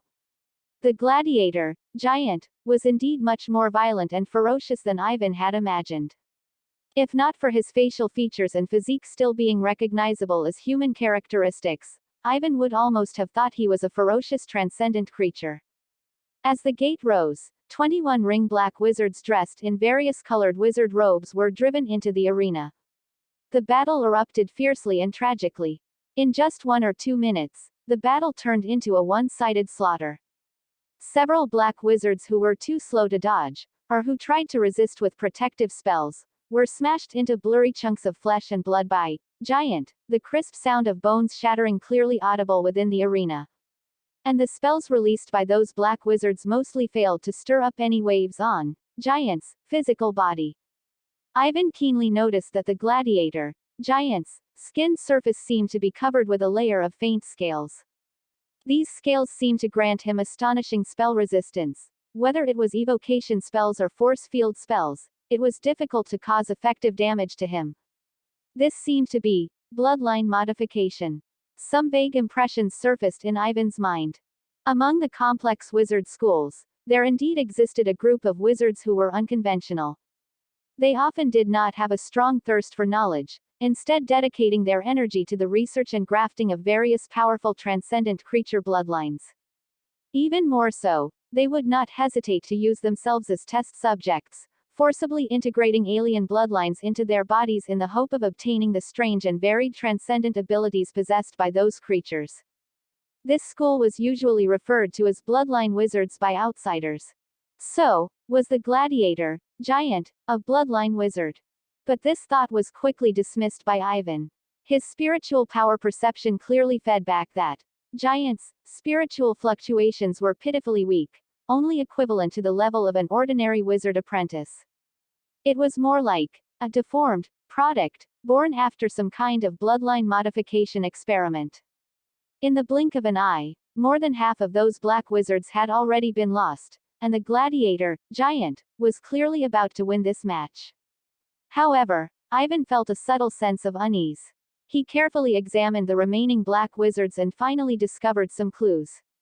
Among these black wizards, a few figures were particularly familiar. One of the figures eerily overlapped with the outline of that gloomy corpse John in Ivan's memory. It was corpse John and that group of black wizards. A great sense of unease instantly arose in Ivan's heart. He firmly locked his gaze on the gladiatorial arena. The sudden change arrived at this very moment. The gladiator, giant, roared and seized a weakness exposed by a black wizard during the interval between casting spells. Crack! The bone-chilling sound of bones breaking was clearly audible. That black wizard's body twisted at a strange angle, clearly not going to survive. However, just as giant was preparing to throw the corpse aside and continue his attack, he felt the corpse in his hand become sticky and soft. He slowly lowered his head. The black wizard's flesh and blood began to melt and squirm.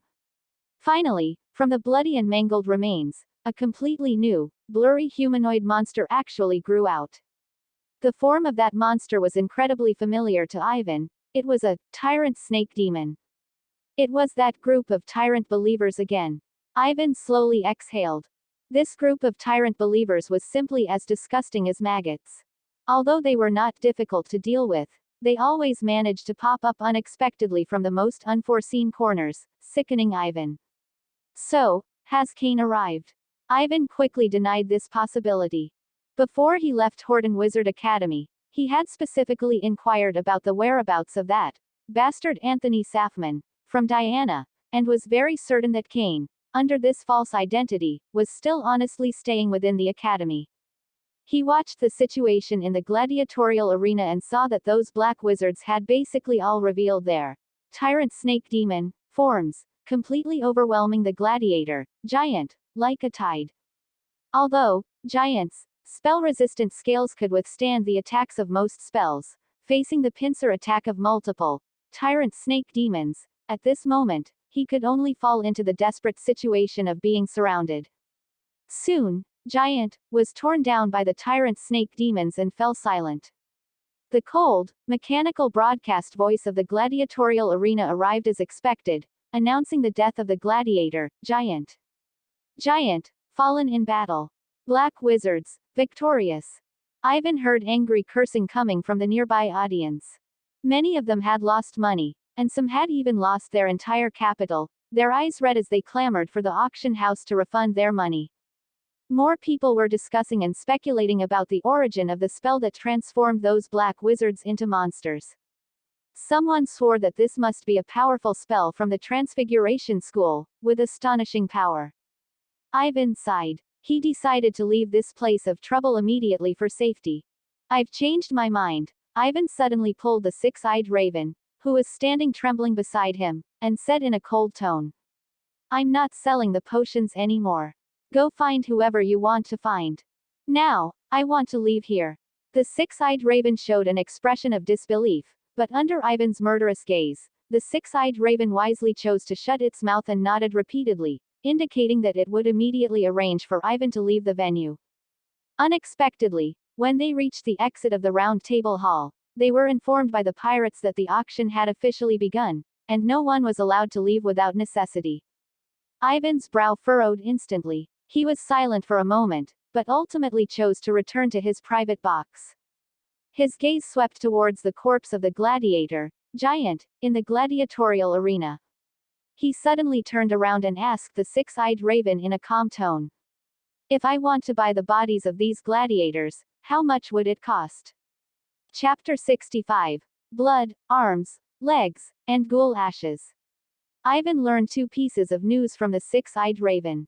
The first piece of news was about the corpse of the gladiator, Giant. Previously, no one was interested in the bodies of those killed in battle.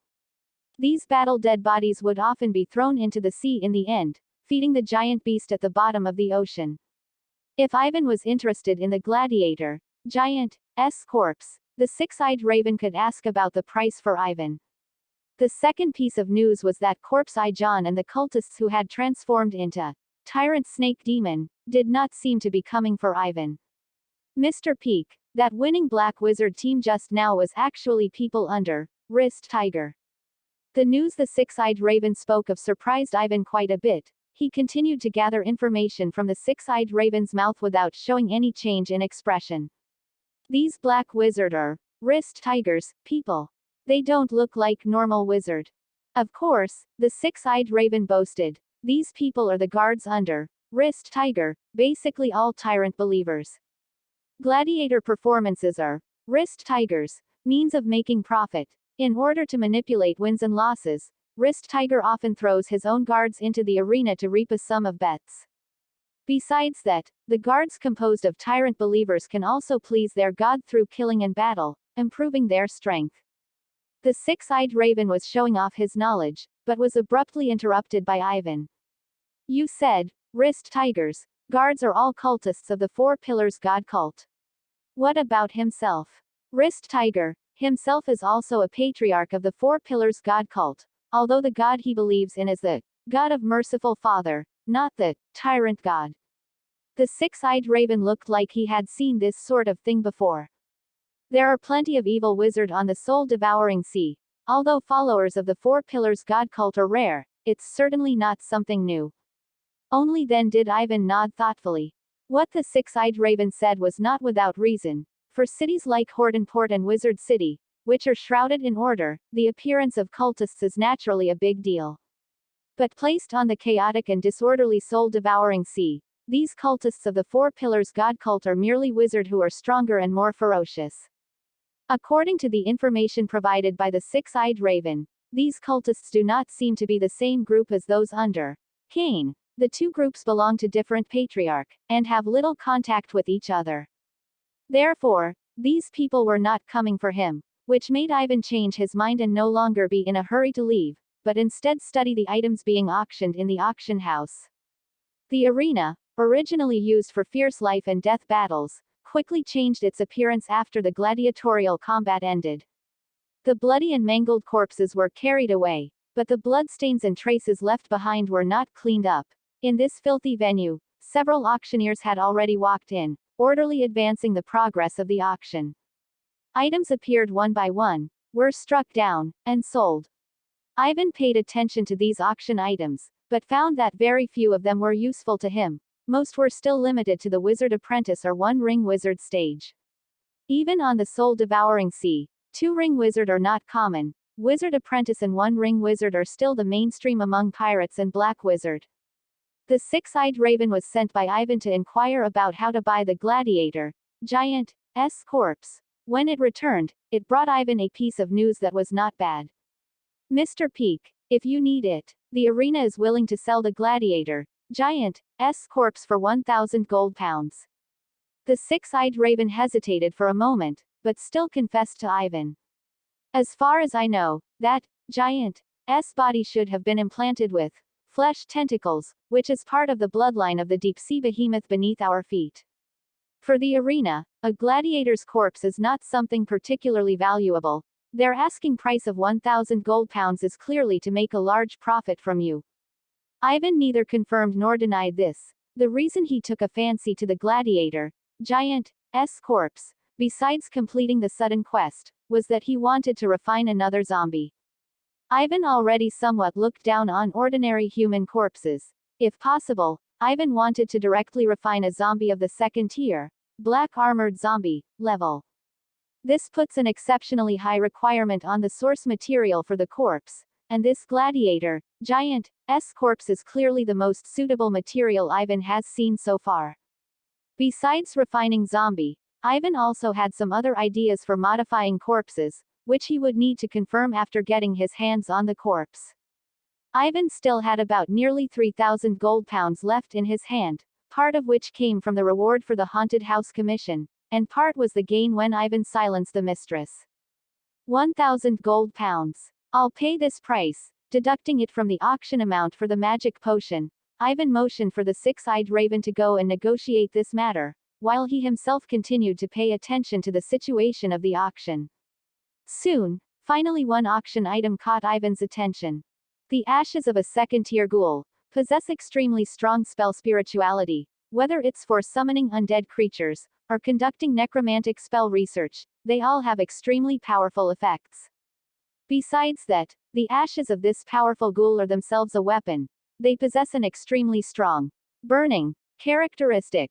When ignited and thrown, they can form a violent field of fire. The auctioneer's words clearly wanted to arouse more people's interest, but there were obviously few responders. Ghoul ashes are not some rare spell material. Most pirates and black wizard have come into contact with this kind of monster. Only some necromantic wizard would be interested in this material.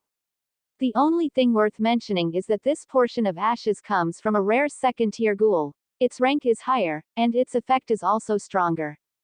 Sparse spitting sounds entered Ivan's ears. Ivan carefully evaluated this auction item. Firstly, it could very likely satisfy the burning principle required for the pistol, ambition's spellcasting, and was even quite compatible with Ivan's own power. The biggest problem was whether it was a complete trap, just like the blazing flint last time. After careful consideration, Ivan felt that this possibility was not great, but to be on the safe side, Ivan called over the six-eyed raven and had it buy this portion of ghoul ashes in the name of Felix Wizard Shop. This six-eyed raven clearly understood. He chuckled wickedly twice and said dryly to Ivan, "Mr. Peak, this auction is conducted anonymously. You don't need to worry about being recognized for buying something. However, if you insist on having me block malicious gazes for you, my requirement is not much, collecting a quarter of the transaction price as compensation. Do you agree?" Ivan silently agreed to this matter, and that six-eyed raven began to make arrangements. Just a few minutes later, that portion of second-tier ghoul ashes was delivered to the box where Ivan was, costing Ivan a full 600 gold pounds. The gladiator, giant, the ashes of the second-tier ghoul, plus the shepherd school's cultivation manual and spells. After Ivan purchased these three things, more than half of the wealth in his hand was consumed. But fortunately, soon, Ivan heard the voice of the auctioneer. Next, what we are going to introduce to the many bidders is a brand new magic potion that can enhance mental strength. Its refiner was a master potion maker from the ancient wizard era, and there is also a thrilling legendary story behind it. Ivan listened to the nonsense fabricated by the auctioneer and immediately showed a strange expression. He turned his head to look at the six-eyed raven beside him, only to see it nodding slightly and coughing twice, following the auctioneer's words seriously. Mr. Peak, you know, sometimes, goods need some appropriate false advertising. Anyway, the final beneficiary is you, isn't it? Subscribe to Chinese Novel Audiobook YouTube channel. Chapter 66 Felix's Invitation, Sailing Out to Sea. The few little evil pills and great evil pills were finally sold for a total price close to 2,000 gold pounds. Ivan hadn't expected that magic potions capable of directly increasing spiritual power would be so popular among these pirates and black wizards. Especially after the auctioneer announced the strength of the spiritual power increase from the little evil pills, the entire auction hall was almost plunged into discussion.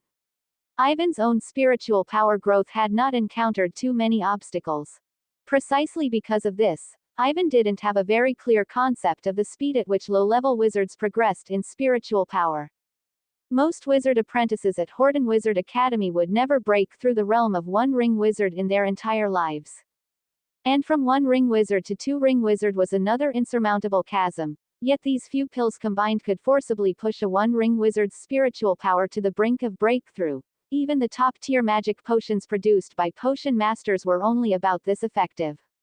Despite the auctioneer repeatedly emphasizing that these magic potions might have unknown side effects and risks, and were far more dangerous than other magic potions on the market, it did not deter the enthusiasm of the bidders. No matter how dangerous a magic potion was, how could it be more dangerous than the life of a pirate who licked blood from a knife's edge? This was the thought of the vast majority of people. Mr. Peak, please rest assured, the six-eyed raven said proudly, showing goodwill towards Ivan. The Felix Wizard Shop claims to the auction organizers that these magic potions were refined by our own cultivated potion masters, so it won't affect your safety. Ivan stared at the six-eyed raven, a chilling smile appearing on his peeled mask. What about you then? Is the Felix Wizard Shop not interested in these magic potions? Since boarding the flesh arm tentacle, Ivan had vaguely felt that this six-eyed raven was perhaps overly eager and attentive to him, already exceeding the scope of employer and employee. Whether it was asking the six-eyed raven to buy ghoul ashes for him, or the goodwill it was showing now, it made Ivan vigilant. Seeing Ivan's expression, the six-eyed raven quickly flapped its wings to show that it had no ill intentions. Mr. Peak, we have no ill intentions towards you. In fact, Mr. Felix wants to extend an invitation to you through our goodwill. Felix, the mysterious owner behind the wizard shop. Ivan frowned, not rushing to accept the invitation, but instead asked back. Why, I'm a black wizard on the wanted list. Mr. Peak, none of that is important, the six-eyed raven interrupted Ivan, revealing a mysterious expression. When you arrive at the wizard city of Akuime, perhaps you can try to accept the invitation from our Mr. Felix. He has been watching you for a long time. Riddler. Ivan rubbed his temples in annoyance, suddenly realizing a problem. He seemed to have never told this six-eyed raven that his destination was the wizard city of Akuime. Had his disguise been exposed? In the time that followed, no matter how Ivan probed, the six-eyed raven skillfully evaded his questions. Ivan had no choice but to temporarily put this matter aside. Currently, the mysterious Felix had shown him clear goodwill, and besides that, Ivan knew nothing about him. To know the answer to this question, he would likely have to go to the wizard city of Akuime. Ivan looked at the wizards who had bought the little evil pills and great evil pills and shook his head. These guys had better hope that the souls of the cultists hadn't brought any side effects to the pills. Thinking of this, Ivan suddenly asked the six-eyed raven beside him out of curiosity. By selling these magic potions with side effects, isn't Wrist Tiger afraid of his auction's reputation deteriorating? Ah, you're talking about that. The six-eyed raven scratched its head with a wing. Generally speaking, if the side effects are severe, there's a high probability they won't have a chance to leave a bad review for the auction. If they're not severe, then it will indeed have some impact, but next time, Wrist Tiger and his flesh arm tentacle, who knows which sea area they'll be wandering near. In other words, they'll just sell in a different place. As for the lives and opinions of these pirates and black wizards, no one cares. They are just seaweed in the sea, cut one swath, and there will always be another. After the auction ended, Ivan did not leave the round table hall immediately. The corpse of the gladiator giant was currently placed in front of Ivan and the six-eyed raven, noticeably larger than Ivan had imagined. This was a middle-aged man with a blurred face, about 2 meters tall, his face seemingly erased by some power, and his body covered in clearly defined, explosive muscles. Ivan noticed that there were many places on the man's skin with a texture like fish scales. These were his scales that possessed magic resistance. Mr. Peak, you are probably looking for a ship to go to the wizard city of Akuaim next, aren't you? The six-eyed raven asked abruptly. Although Ivan had vaguely guessed that his intentions might have been seen through by the mysterious Felix. But hearing the six-eyed raven ask this, Ivan still felt a bit uncomfortable. He looked coldly at the six-eyed raven and asked back. What if I am, and what if I'm not? Ah, we have prepared a sufficiently safe ship for you. As long as you take this ship, even if there are some bumps along the way, you will definitely be able to reach the wizard city of Akuaim. The six-eyed raven didn't seem to notice Ivan's expression, just continued speaking to itself. As for this gladiator's corpse, if you agree to this matter, I can have someone move it onto that ship for you. It had to be said that the six-eyed raven's suggestion did align with Ivan's next course of action. Even without the six-eyed raven providing a ship to the wizard city, Ivan would have found a suitable ship to take on his own. This feeling of being arranged everywhere made Ivan feel particularly uncomfortable, and even gave him a faint sense of familiarity. Ivan recalled that when he encountered the tyrant high priest on Mayflower Avenue, he had originally intended to leave, but was held back by a series of strange accidents, falling into the encirclement of the tyrant believers. This feeling of being subtly arranged by fate was remarkably similar to the present moment. Could it be that the situation back then was also orchestrated by this mysterious Felix? But why exactly would this mysterious Felix target him? When did it start? Various thoughts surged in Ivan's mind. He took a deep breath, stared intently at the six-eyed raven's scarlet eyes, and through these eyes, Ivan seemed to vaguely see a blurred face, belonging to Felix. All right, take me to the ship.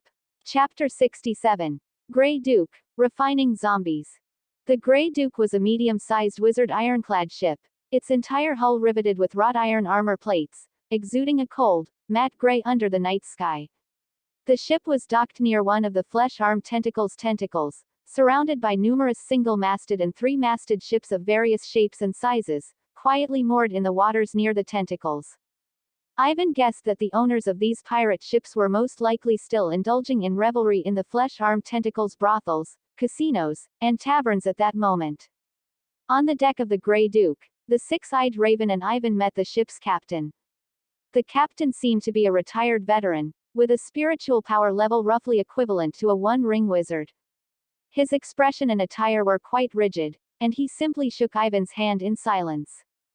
Captain Clark, this is our distinguished guest from Felix Wizard Shop.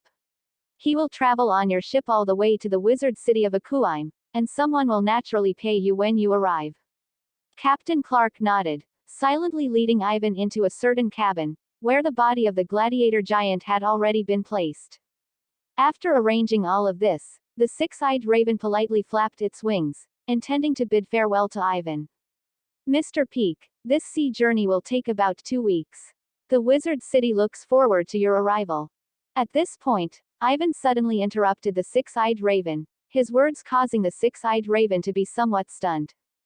There's one thing I'm still quite curious about, Ivan said, meeting the six-eyed raven's crimson eyes.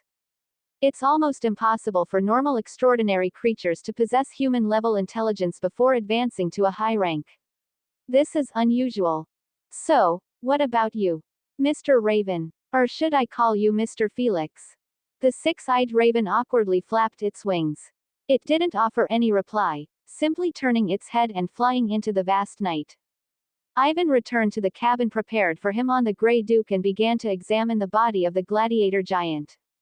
The immediate priority was to refine the gladiator giant's body into a zombie, which would both complete the sudden event body refiner and, to some extent, supplement his own combat strength.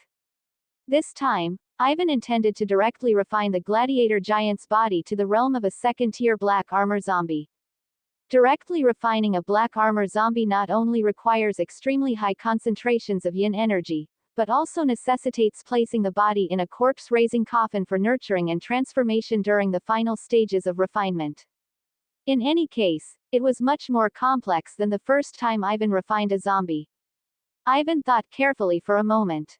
He looked at the base relocation function in the game panel and decided to temporarily relocate Ivan's necromantic laboratory into this cabin.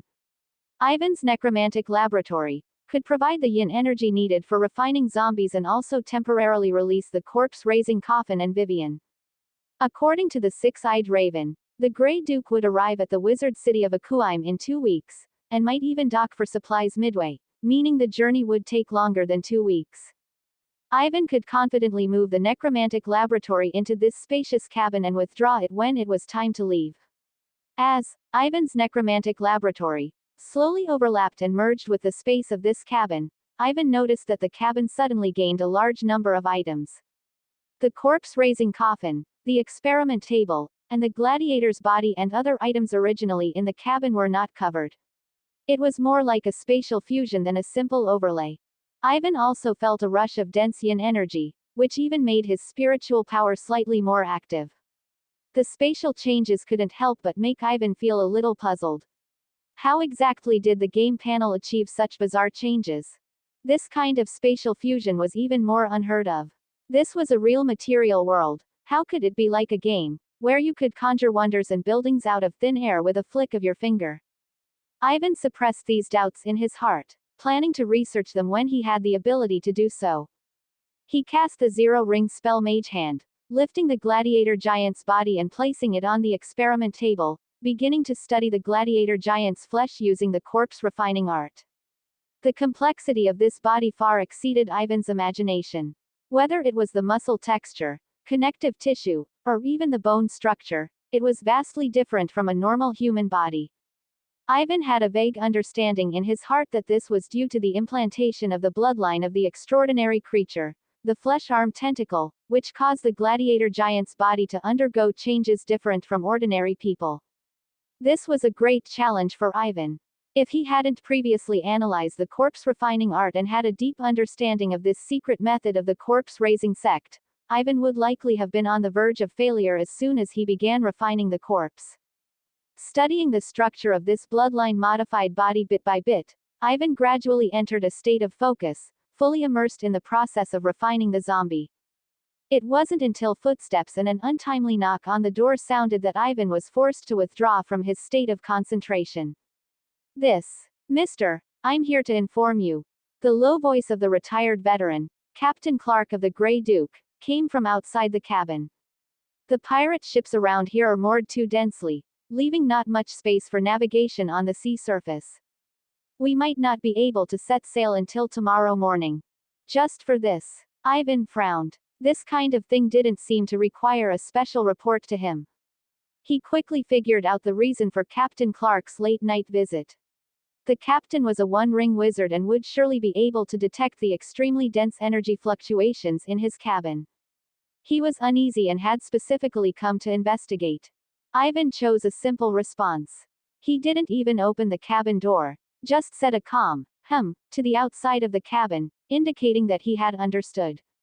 Outside the cabin, Captain Clark frowned. As a soldier who had retired due to spiritual damage, his perception of danger was exceptionally clear. He was startled awake from his sleep and felt extremely cold and dense necromantic energy surging on his ship. Although this energy was tightly confined within a certain cabin, Captain Clark knew his ship like the back of his hand and almost instantly identified the source of this energy. It was the Mr. Peak who had just boarded the ship. Captain Clark was not aware of Ivan's identity, but as a guest specially sent by Felix Wizard Shop, he dared not neglect him in the slightest and rushed to check immediately. Feeling that the Mr. Peak inside was not in any danger, he slowly relaxed. But the intuition of danger still faintly surged in Captain Clark's heart. A vague guess suddenly arose in his mind. The source of the danger, perhaps it came from Mr. Peak himself. Chapter 68. The sun rises above the sea, and the body of the flesh and blood arms. After Captain Clark left, Ivan continued refining the body of the gladiator giant.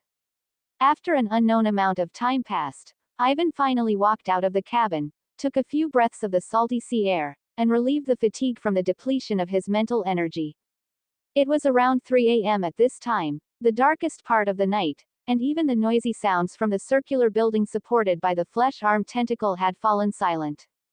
Ivan estimated that most of the pirates were either passed out drunk or in a peaceful sleep after indulging themselves, which was why it had quieted down. He slowly paced on the deck and only then noticed that a tall figure was still standing in the captain's cabin. It was Captain Clark. Mr. Peak. Captain Clark greeted Ivan somewhat stiffly. He had already classified the Mr. Peak before him as an extremely dangerous individual. Fortunately, the other party needed to take his ship to the wizard city of Akuime, so there shouldn't be any risks arising from this dangerous guest. Captain, why aren't you resting? Ivan asked casually, while Captain Clark showed a very strange expression. Why aren't I resting? Don't you have any idea? I'm a bit uneasy. Captain Clark adjusted his hat brim, looking out at the place where the sea met the night sky, but could only see a patch of darkness. There are simply too many pirate ships here. Although the round table hall of the Great Pirate Wrist Tiger is a good place for trading and indulgence in the eyes of pirates, it shouldn't attract so many pirates.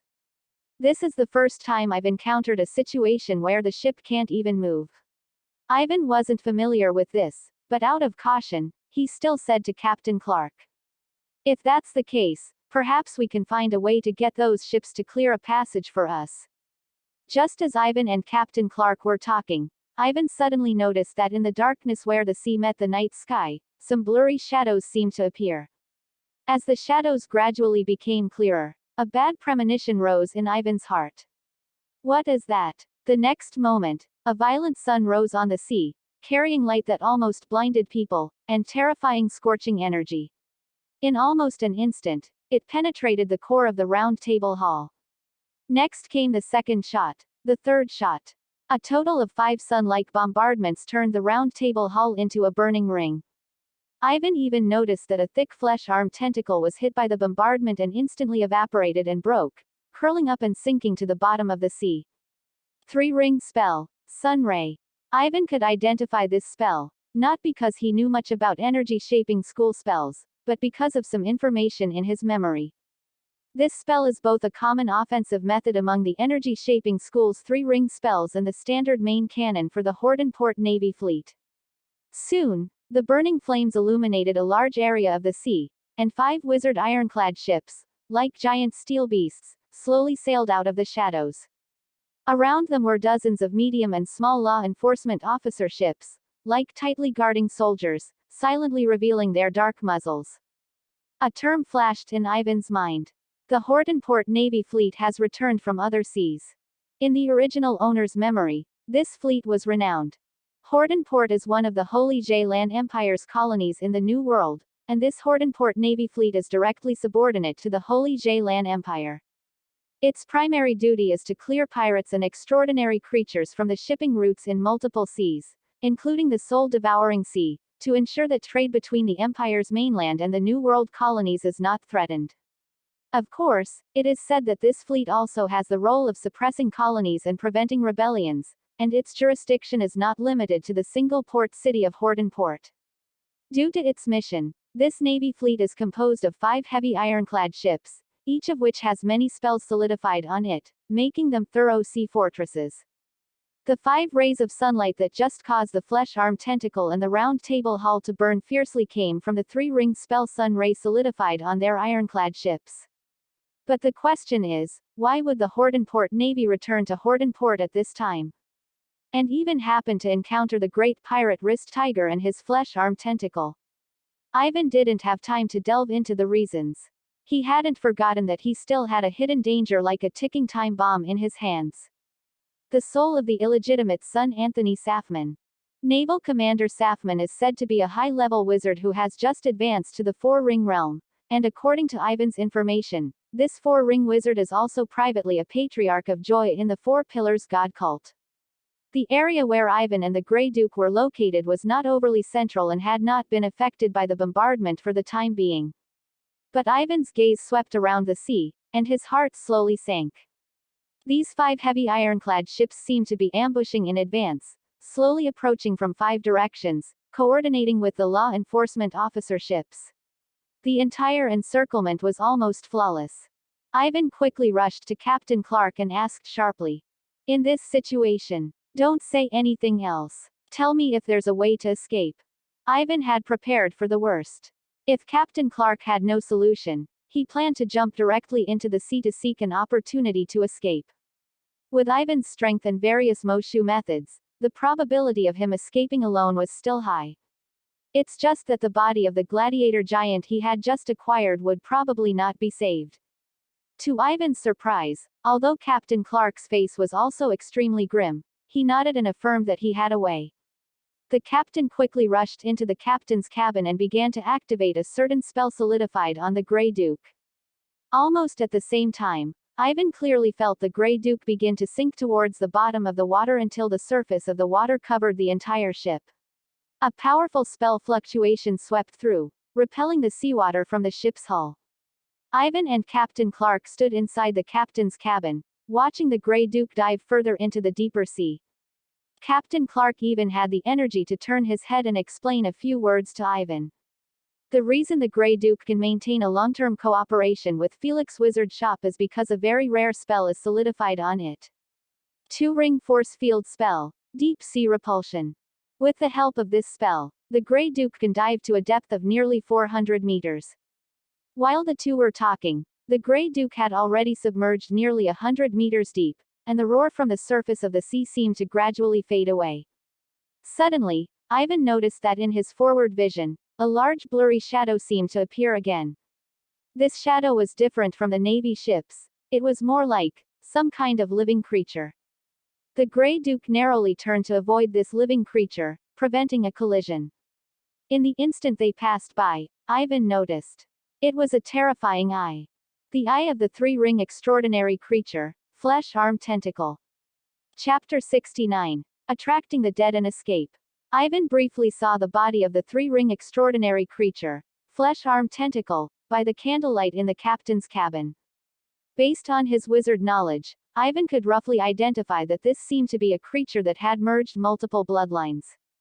It had the suckers and tentacles of a giant cephalopod, abdominal gills only found in fish pulsed on its sides, and partially exposed stomach sacs gleamed with a nauseating rotten sheen, while its overall body vaguely resembled a whale. Bloodline characteristics from different creatures were roughly and bizarrely stitched together, forming the terrifying power of this 3-ring extraordinary creature. Ivan didn't doubt for a moment that in the water, this Flesh Arm Tentacle could likely exhibit the combined strength of 2 or 3 3-ring wizards. The introduction to the God of the Affectionate Father on the Wizard Wisdom Network suddenly surfaced in Ivan's mind. As the most gentle, yet most terrifying deity among the 4 pillar gods of Subspace, the God of the Affectionate Father often seems to be overlooked. His believers do not advocate for slaughter and excessive violence like tyrant believers. On the contrary, they love life, but the only problem is that from viruses to infants, the Affectionate Father treats all life forms equally. This love for life has even reached an anti-human level. Life modification, mental plagues, and extraordinary diseases have always been the specialties of the Affectionate Father's believers. Recalling these memories about the God of the Affectionate Father, Ivan looked at the 3-ring creature Flesh Arm Tentacle, which vanished into the cold seawater in an instant, and slowly exhaled. The Grey Duke was at the bottom of the sea, hundreds of meters down. Seeing the eyes of the Flesh Arm Tentacle here didn't mean this extraordinary creature was hundreds of meters tall. Evidently, this monster chose to drag the round table hull down into the seawater to avoid the Hordenport Navy fleet. Ivan faintly felt something strange. If this monster had the ability to dive to the seabed, why was the Hordenport Navy fleet completely unprepared underwater? It was as if an escape route had been left open. However, Ivan didn't dwell on this question for too long. He suddenly thought that the recent round of devastating shelling must have instantly harvested countless lives. These people's souls had just left their warm corpses, weren't they, in their purest, most bewildered state right now. Such souls were the most perfect nourishment for the 10,000 soul banner. Ivan immediately immersed his consciousness into the 10,000 soul banner. With its sensing ability, he was startled to find that the number of departed souls in this sea area could only be described as more than sand and mud. Ivan saw that some departed souls still lingered above the sea surface, bewilderedly repeating their last actions before death. More departed souls fell into the dark depths of the seawater along with their heavy, cold corpses. And in Ivan's perception, the place where departed souls were most dense and fresh was undoubtedly the circular structure held up by the flesh-armed tentacle. The souls that died in the arena, and a large number of souls that perished instantly in the naval shelling, were all concentrated within the flesh-armed tentacle, rapidly moving away as the monster swam underwater. Ivan didn't concern himself with the souls inside the flesh-armed tentacle. He calmly judged that the sheer number of these ownerless departed souls scattered in the sea area around the Grey Duke at this moment was already astonishing enough. If he could digest this batch entirely, it would probably be enough to completely fill the space constructed by yin energy inside the 10,000 soul banner. Ivan immediately returned to his Ivan's necromantic laboratory under the surprised gaze of Captain Clark. The Grey Duke's underwater speed was not fast. Ivan deliberately avoided the direction of the flesh-armed tentacle and the naval fleet. This was to prevent Wrist Tiger and Safeman Commander, these two high-level wizards, from detecting any abnormality. Ivan tightly gripped the small white cloth banner. Yin energy spread out, and soon, a vast yin energy domain, centered on the Grey Duke and with a diameter of nearly tens of meters, quietly formed. 1, 3, 5, 10. Ivan used the 10,000 soul banner to refine the newly surged departed souls as much as possible. At the same time, Rat King Knock, as the main soul of the 10,000 soul banner, used the main soul status provided by the 10,000 soul banner to madly devour the newly surged souls, making his aura and soul even stronger. Only when the small white cloth banner in Ivan's hand was packed with dense souls, leaving almost no space to stand, did Ivan retract the 10,000 soul banner. The departed souls below the sea surface were almost completely collected by Ivan. Approximately 200 to 300 souls of varying strengths were taken into the 10,000 soul banner by Ivan. Among them were even the souls of several two-ring wizards. These unlucky individuals weren't necessarily weak among wizards. They might have been famous black wizards, notorious pirates. Merely because they were grazed by the fleet's main cannons, their souls were severed here, becoming departed souls in Ivan's banner. This was the intensity of war. The remaining souls were mostly wizard apprentices and ordinary people, as well as a small handful of one-ring wizards. According to Ivan's pill refining experience, only the souls of wizards at the two-ring level and above could be refined into great evil pills. Even if these souls weren't used for refining pills, just using them for offense would be a significant enhancement for Ivan's 10,000 soul banner. The 10,000 soul banner, this demonic magic treasure, clearly had not reached the legendary level of, when the soul banner is raised, it covers the sky and obscures the sun. Perhaps it needed to be raised to a higher level to reproduce the demonic might of the soul banner. However, for Ivan, the current strength of the 10,000 soul banner was just right. It could provide him with immense assistance without being so powerful that Ivan would find it difficult to control, or even suffer backlash. That would be more loss than gain. As the Grey Duke gradually moved away from the smoky sea battlefield, the spell spirituality contained within the two-ring force field spell, repulsion of the deep sea, also began to inevitably weaken and dissipate.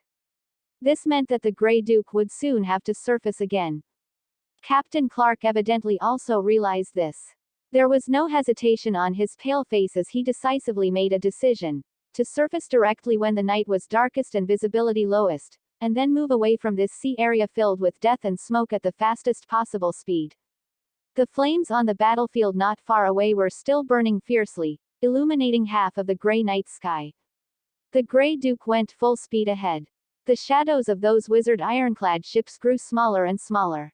The entire process was quite smooth, without any hitches, so smooth that Ivan felt a slight sense of unreality. Under the cover of night, the Grey Duke silently sailed north like a grey shark. That was the direction of Wizard City. Chapter 70. Harvest, Vivian's upcoming advancement, and the law enforcement officer's ship. For a full 10 hours, the Grey Duke encountered no other special circumstances. As far as Ivan could see, there was nothing but the boundless soul-devouring sea. Captain Clark only relaxed slightly after sailing dozens of nautical miles, then said to Ivan, "Mr. Peake, we should be safe now." Ivan was currently prying open a can of beef. For him, eating food no longer held much significance. Two-ring wizards could satisfy their physical needs simply through meditation and energy extraction. In other words, the transformation of their life level meant that wizards above the second ring no longer needed to eat to maintain vital signs. The energy naturally absorbed through meditation was enough for wizards to survive in extreme circumstances. However, Ivan still insisted on occasionally consuming some decent-tasting food to maintain his sensitivity to taste. "We've only sailed a few dozen nautical miles. No need to say such things." Ivan swallowed a large piece of beef and gestured for Captain Clark to sit down and chat. "Why do you think the Hordenport Navy fleet appeared near Wrist Tiger at this moment? It seems too much of a coincidence."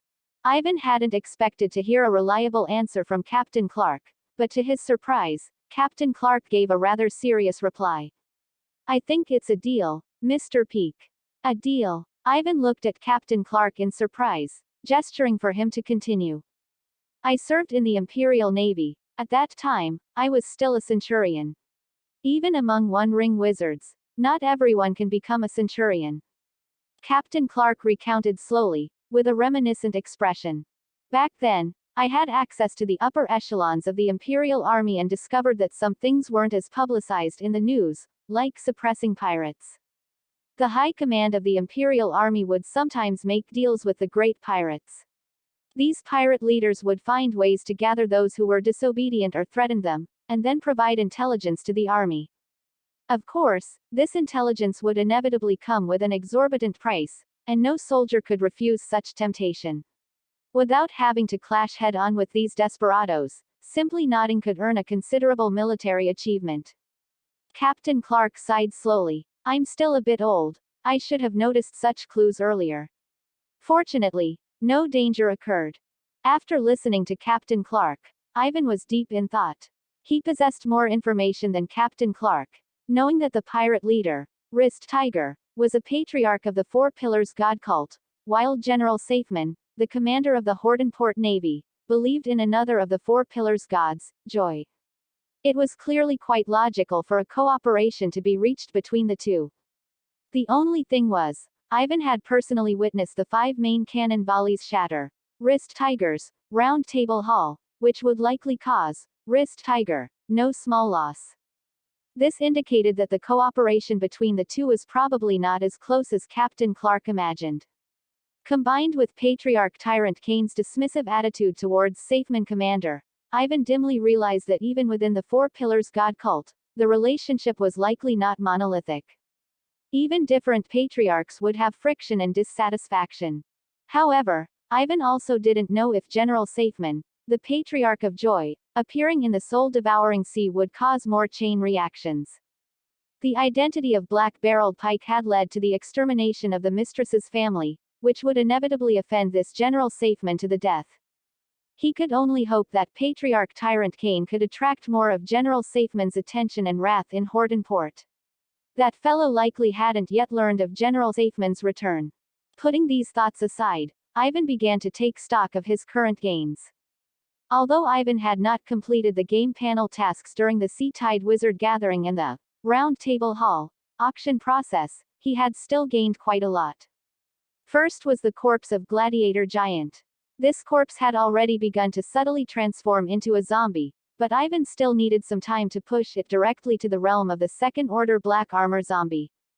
The ashes of the Second Order Ghoul, on the other hand, perfectly met Ivan's needs for materials containing the burning law. After Ivan's tests, this magical material could completely serve as the gunpowder for the third ring extraordinary pistol, Ambition. To pull the trigger of this pistol, Ivan still needed hard bullets capable of resisting the force field law, as well as his own mental energy reserves. It was also time to put the insect herding school cultivation manual and basic spells acquired from Adam's Insect House on the research agenda. The gold-eating insect egg in Ivan's hand still lay quietly within the jade box. Although Ivan could issue vague commands to it, to effectively use this great weapon, he still needed to find a way to stably control the gold-eating insect and cultivate it. Thinking of this, Ivan suddenly had a vague idea. He returned to Ivan's necromantic laboratory and took out the third ring pistol, Ambition, and the gold-eating insect egg from his possession. The gold-eating insect itself possessed the characteristic of devouring everything and being indestructible. In other words, it also had strong resistance to the spells of the wizarding world. Based on this, could this gold-eating insect egg be used as a bullet capable of withstanding the force field law to be used with this pistol? The more Ivan thought about it, the more feasible it seemed. If the gold-eating insect could withstand the requirements that the third ring pistol, Ambition, itself had for bullets, this would be Ivan's ultimate trump card.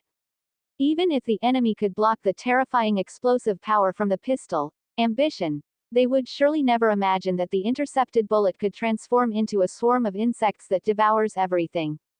Ivan temporarily placed this conjecture into his upcoming research plan. Speaking of Ivan's greatest gain from this trip, it was naturally the large number of high-quality souls in the 10,000 soul banner. As long as Ivan steadily digested them step by step, whether refining them into yin energy to nourish his main soul or refining them into pills to enhance Ivan's mental power, both were sure profit choices. Ivan finished inventorying his gains and turned his gaze towards the corpse cultivation coffin placed in the center of Ivan's necromantic laboratory. This coffin was now increasingly rich in yin energy, with black patterns flowing on its body like dark Cheyenne blood, and muffled knocks occasionally coming from inside the coffin. Vivian, the zombie that had accompanied Ivan for a long time, was currently being cultivated inside the coffin. According to Ivan's judgment, Vivian should not be far from advancing to a black armor zombie. The result would be known in at most 1 or 2 days. Ivan then turned back to continue refining the corpse of Gladiator Giant until Captain Clark's voice came from outside the cabin door again, bringing not very good news. Mr. Peak, an law enforcement officer ship is approaching us and has issued an order for us to stop. Captain Clark's voice held some tension. We seem to have been targeted. Chapter 71 Disguise and Deception, Law Enforcement Officer Nina's Suspicion. On the sea not far away, a law enforcement officer ironclad ship was slowly approaching, cutting through the waves. On this ship was a complete law enforcement wizard team, 1-2 ring wizard, 3-1 ring wizards. This was the full strength of this wizard team. If Ivan could see the scene on this law enforcement officer ship, he should be able to quickly recognize that one of the law enforcement officers was precisely law enforcement officer Nina, who had previously come to Horton Wizard Academy to interrogate him. This wizard team came from Horton Port, and they received a magic transmission from the Horton Port Navy fleet last night. General Safman, the Navy commander, demanded that all law enforcement officer teams in Horton Port gather together to cooperate with the Navy in eradicating the pirates. This magic transmission came very abruptly, but considering General Safman's powerful 4-ring strength, and the overbearing attitude of the Navy fleet, the Horton Port Law Enforcement Agency ultimately held their noses and carried out General Safman's order. Not only did the vast majority of law enforcement officers join this naval battle, but law enforcement officer Nina's elite wizard team was also required to enter the soul-devouring sea to fully search for the fleeing pirates.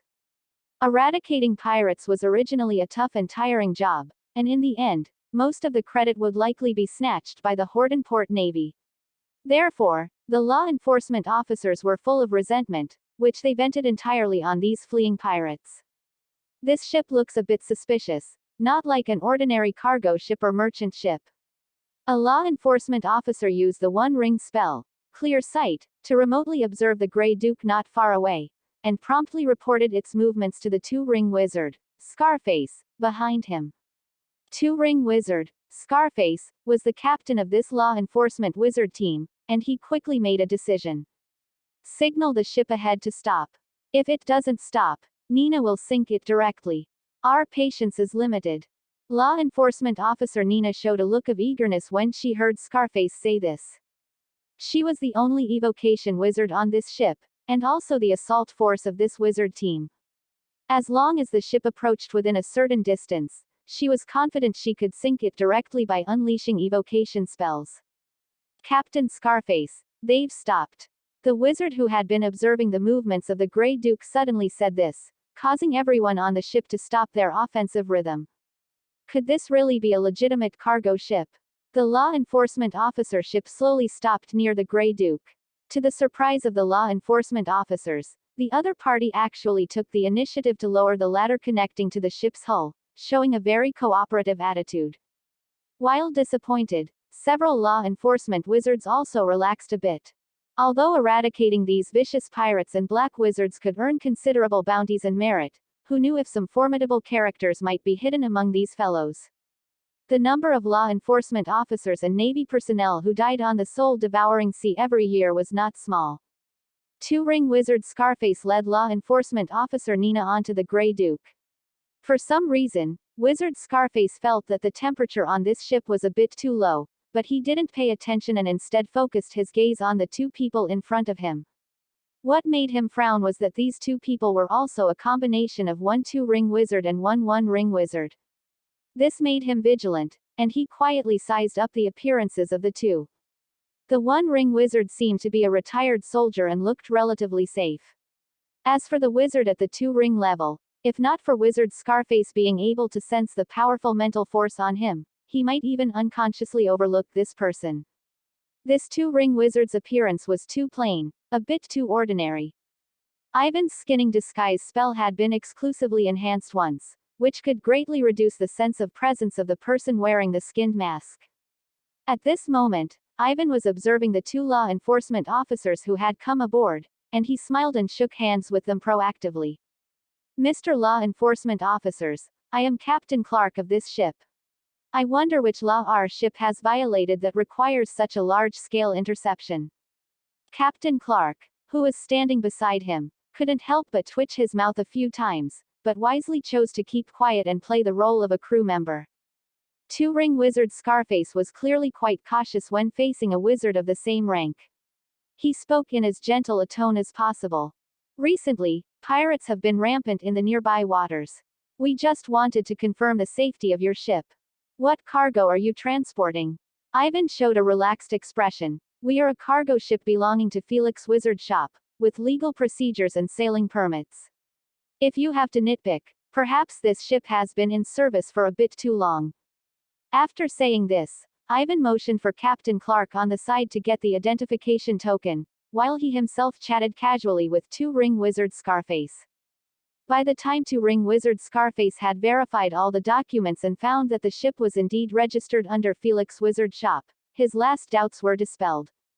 Before boarding, he had intended to forcibly search this gray ship, but after seeing the two-ring wizard Ivan, he quickly changed his mind. The status gap between a one-ring wizard and a wizard apprentice was already astonishing enough, let alone a two-ring wizard.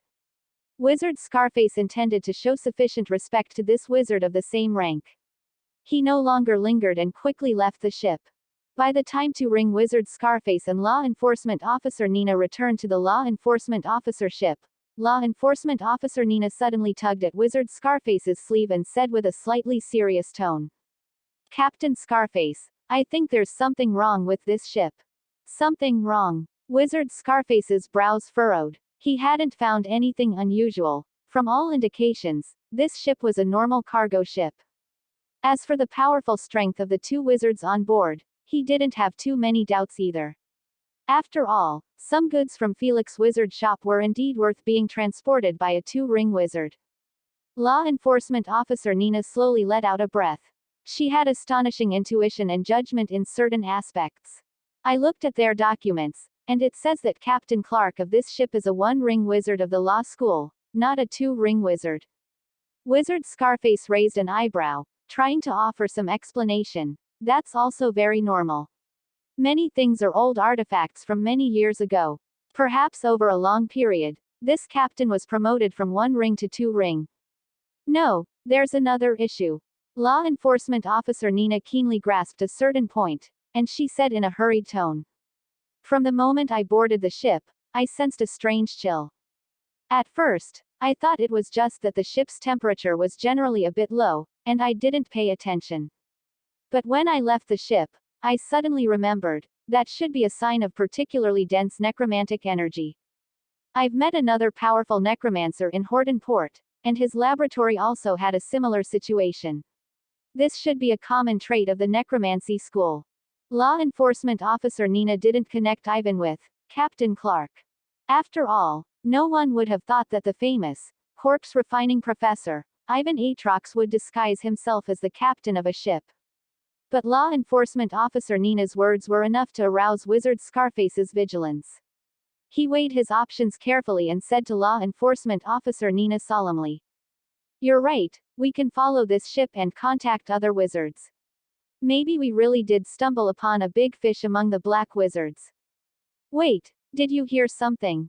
The wizard who had been using the one-ring spell, Clear Sight, to observe the Grey Duke suddenly interrupted their conversation, a hint of unease showing on his face. The few people exchanged glances, and the entire cabin fell silent. They could only hear some faint cracking sounds. This sound came from the bottom of the ship. Chapter 72. Gold-eating insects, falling into the sea, and underwater nightmare. Creak. The chilling cracking sound grew a little louder, and the faint sound of water flowing reached their ears. In just a few seconds, this water flow turned into a surging echo, sweeping across the entire law enforcement officer ship. The bottom of the ship is broken. Wizard Scarface rushed towards the bottom of the ship. His movements were extremely agile, far exceeding those of ordinary humans, and he had clearly undergone a life-level transformation during advancement. When he rushed into the damaged cabin, he discovered that a large hole had been broken in the bottom of the ship at some point, and seawater was pouring in like cannonballs. Wizard Scarface was surprised and also slightly disbelieving. Law enforcement officer ships were not ordinary vessels.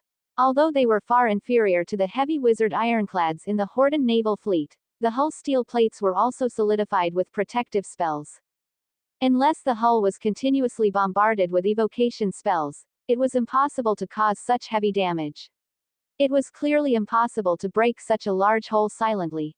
He even faintly saw a circle of small silver dots on the edge of the damaged hole, wriggling like insects, and the hole seemed to be expanding slightly. Wizard Scarface didn't bother to repair the hole in the hull and quickly led the other law enforcement officers onto the deck. He was a wizard with extremely rich combat experience and immediately realized that this was definitely just the beginning, and the enemy in the dark had already shown their fangs towards him and the others. It's just, using such means to destroy the ship, they really don't see us as wizards. Without needing Wizard Scarface's command, a one-ring wizard in the law enforcement officer team had already completed casting at an extremely fast speed. One-ring force field spell, mass levitation. How could wizards fear falling into the water like ordinary mortals?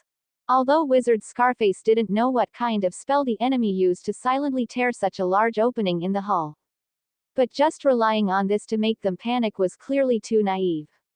As the spell took effect, Wizard Scarface and the other law enforcement officers felt repulsive forces transform into lifting force fields, raising them up and suspending them in midair. Looking at the gradually sinking law enforcement officer ship, Wizard Scarface's expression was grim. He turned his head and began to look for the direction of the ship they had just seen.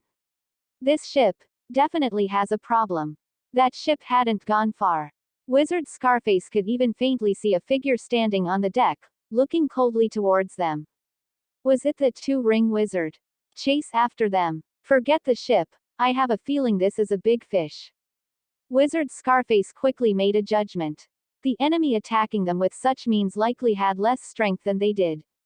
Otherwise, they could have just attacked directly when he boarded the ship, so why go through the trouble? Mage armor, danger sense. The law enforcement officers were all experienced wizards.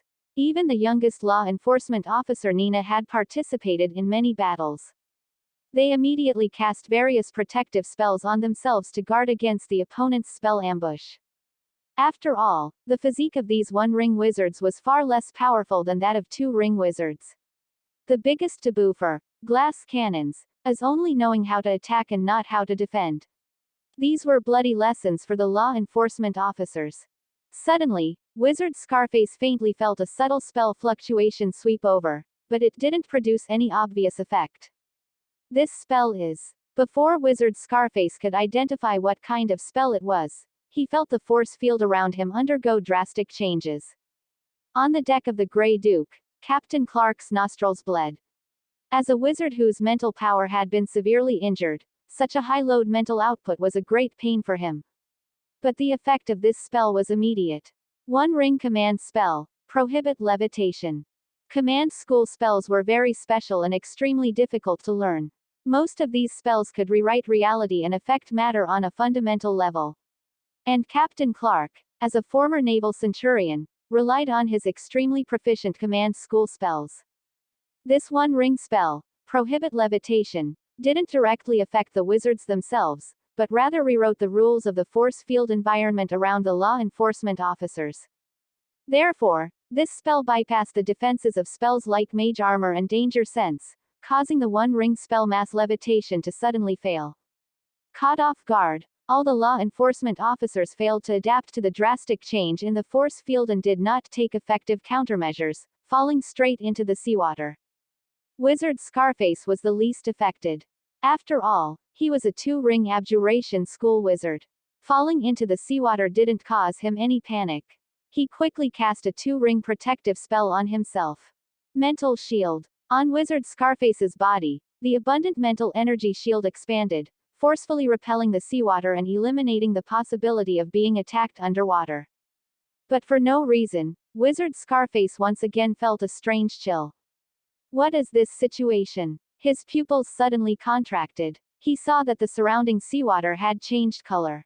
The dense yin energy was almost solidifying, turning the soul-devouring sea's water murky. Within this dense yin energy, countless undead souls floated in the seawater like corpses. They drifted slowly, their numb eyes fixed on Wizard Scarface and the other law enforcement officers. The impact of this scene was so powerful that Wizard Scarface's blood felt like it was freezing. These are all the souls of the deceased. Doesn't the necromancy school only involve the soul domain at 4 rings and above? Could I be facing a 4-ring level necromancy wizard? This conjecture almost destroyed Wizard Scarface's fighting spirit, but the abundant mental energy shield around him gave him a sense of security. No matter what, as long as this mental energy shield exists, even necromancy school soul spells cannot harm me. If I am really facing a 4-ring level necromancy wizard, I must escape before the mental shield is broken. Just as he was still planning his escape, he was stunned to see that his mental energy shield seemed to be stained with some silver-white color. These silver-white dots were wriggling on his mental energy shield, like countless insects that had found suitable prey. No, 2-ring wizard Scarface's expression changed instantly. These silver-white things were insects. He suddenly cast an offensive 2-ring spell. The violent mental energy impacted these insects, shaking off quite a few of them. This discovery reassured him greatly. But in an instant, Wizard Scarface was horrified to find that the swarm of insects that had been shaken off had suffered almost no serious damage. The silver swarm of insects just tumbled in the water a few times before rushing back again. With a crash, the silver-white insects seemed to turn into sawteeth cutting through the shield, rapidly dissolving and devouring the shield. No matter what kind of spell Wizard Scarface cast, he could only slow down this process, but was unable to find a way to break the situation. In his despairing gaze, the mental energy shield burst open, and the numb souls, like floating corpses, instantly surged forward, revealing twisted faces. Among these faces, there were pirates, black wizards, thugs, people with various unidentifiable faces. The last thing Wizard Scarface saw was an ordinary, unidentifiable, cold face. Chapter 73. Blood God's Seizure, Secret Peeping, and Transaction. 4 limp bodies lay twisted and sprawled on the ground, their heads covered with black cloth, looking at first glance like waterlogged corpses. Ivan waited patiently for them to wake up. It must be said that these law enforcement officers were indeed experienced. Almost everyone, upon waking from unconsciousness, would at most let out a couple of whimpers before reacting and continuing to feign unconsciousness, cautiously probing their surroundings. However, Ivan didn't have that much time to play cat and mouse with them. Crack! Almost the next moment, Ivan didn't hesitate. He suddenly lifted his right foot and stomped heavily on the right arm of a one-ring law enforcement officer. "Ah, you bastard! My hand!" Accompanied by the clear sound of bone cracking and screams, Ivan said coldly. "Stop pretending. I know you're all awake." Ivan pulled off the black cloth hoods of the 4 law enforcement officers one by one, and in their fearful, wary, and hateful eyes, he said unhurriedly. "If you're not idiots, you should have already realized. Your spiritual power has been sealed within your bodies by me. Without external force, you are now not even as capable as ordinary people without any extraordinary abilities. So, I ask, you answer. If I don't get the answer I want, someone will die. It's that simple." Ivan's gaze swept over the 4 of them, seemingly considering who to ask the question. "You answer." Ivan's gaze lingered on law enforcement officer Nina, revealing a malicious smile. Why did Hortonport Law Enforcement Department's wizard team suddenly appear in this sea area? Who is your superior? Law enforcement officer Nina forced herself to calm down and answered Ivan's questions one by one. She wanted to try and negotiate with the powerful black wizard before her, to see if she could bribe the man with benefits. "There is 1 2-ring wizard and 3 1-ring wizards among us, Mr. Hortonport Law Enforcement Department is willing to pay a large sum of money for our lives. As long as you are willing to let us live, there will be a very considerable income." But what law enforcement officer Nina didn't expect was that before she could finish her sentence, the terrifying man before her looked at her indifferently and retorted.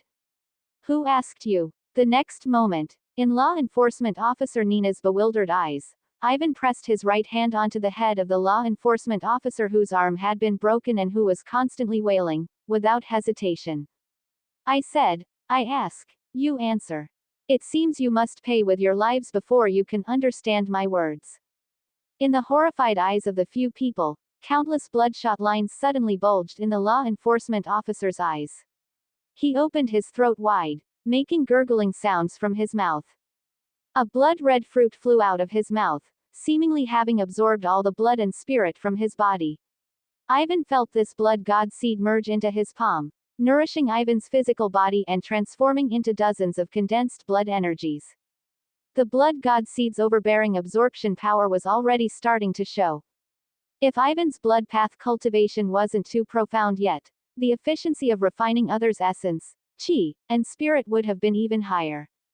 The law enforcement officer's entire body had been completely absorbed by the blood god seed, turning into an empty human skin that fell to the ground.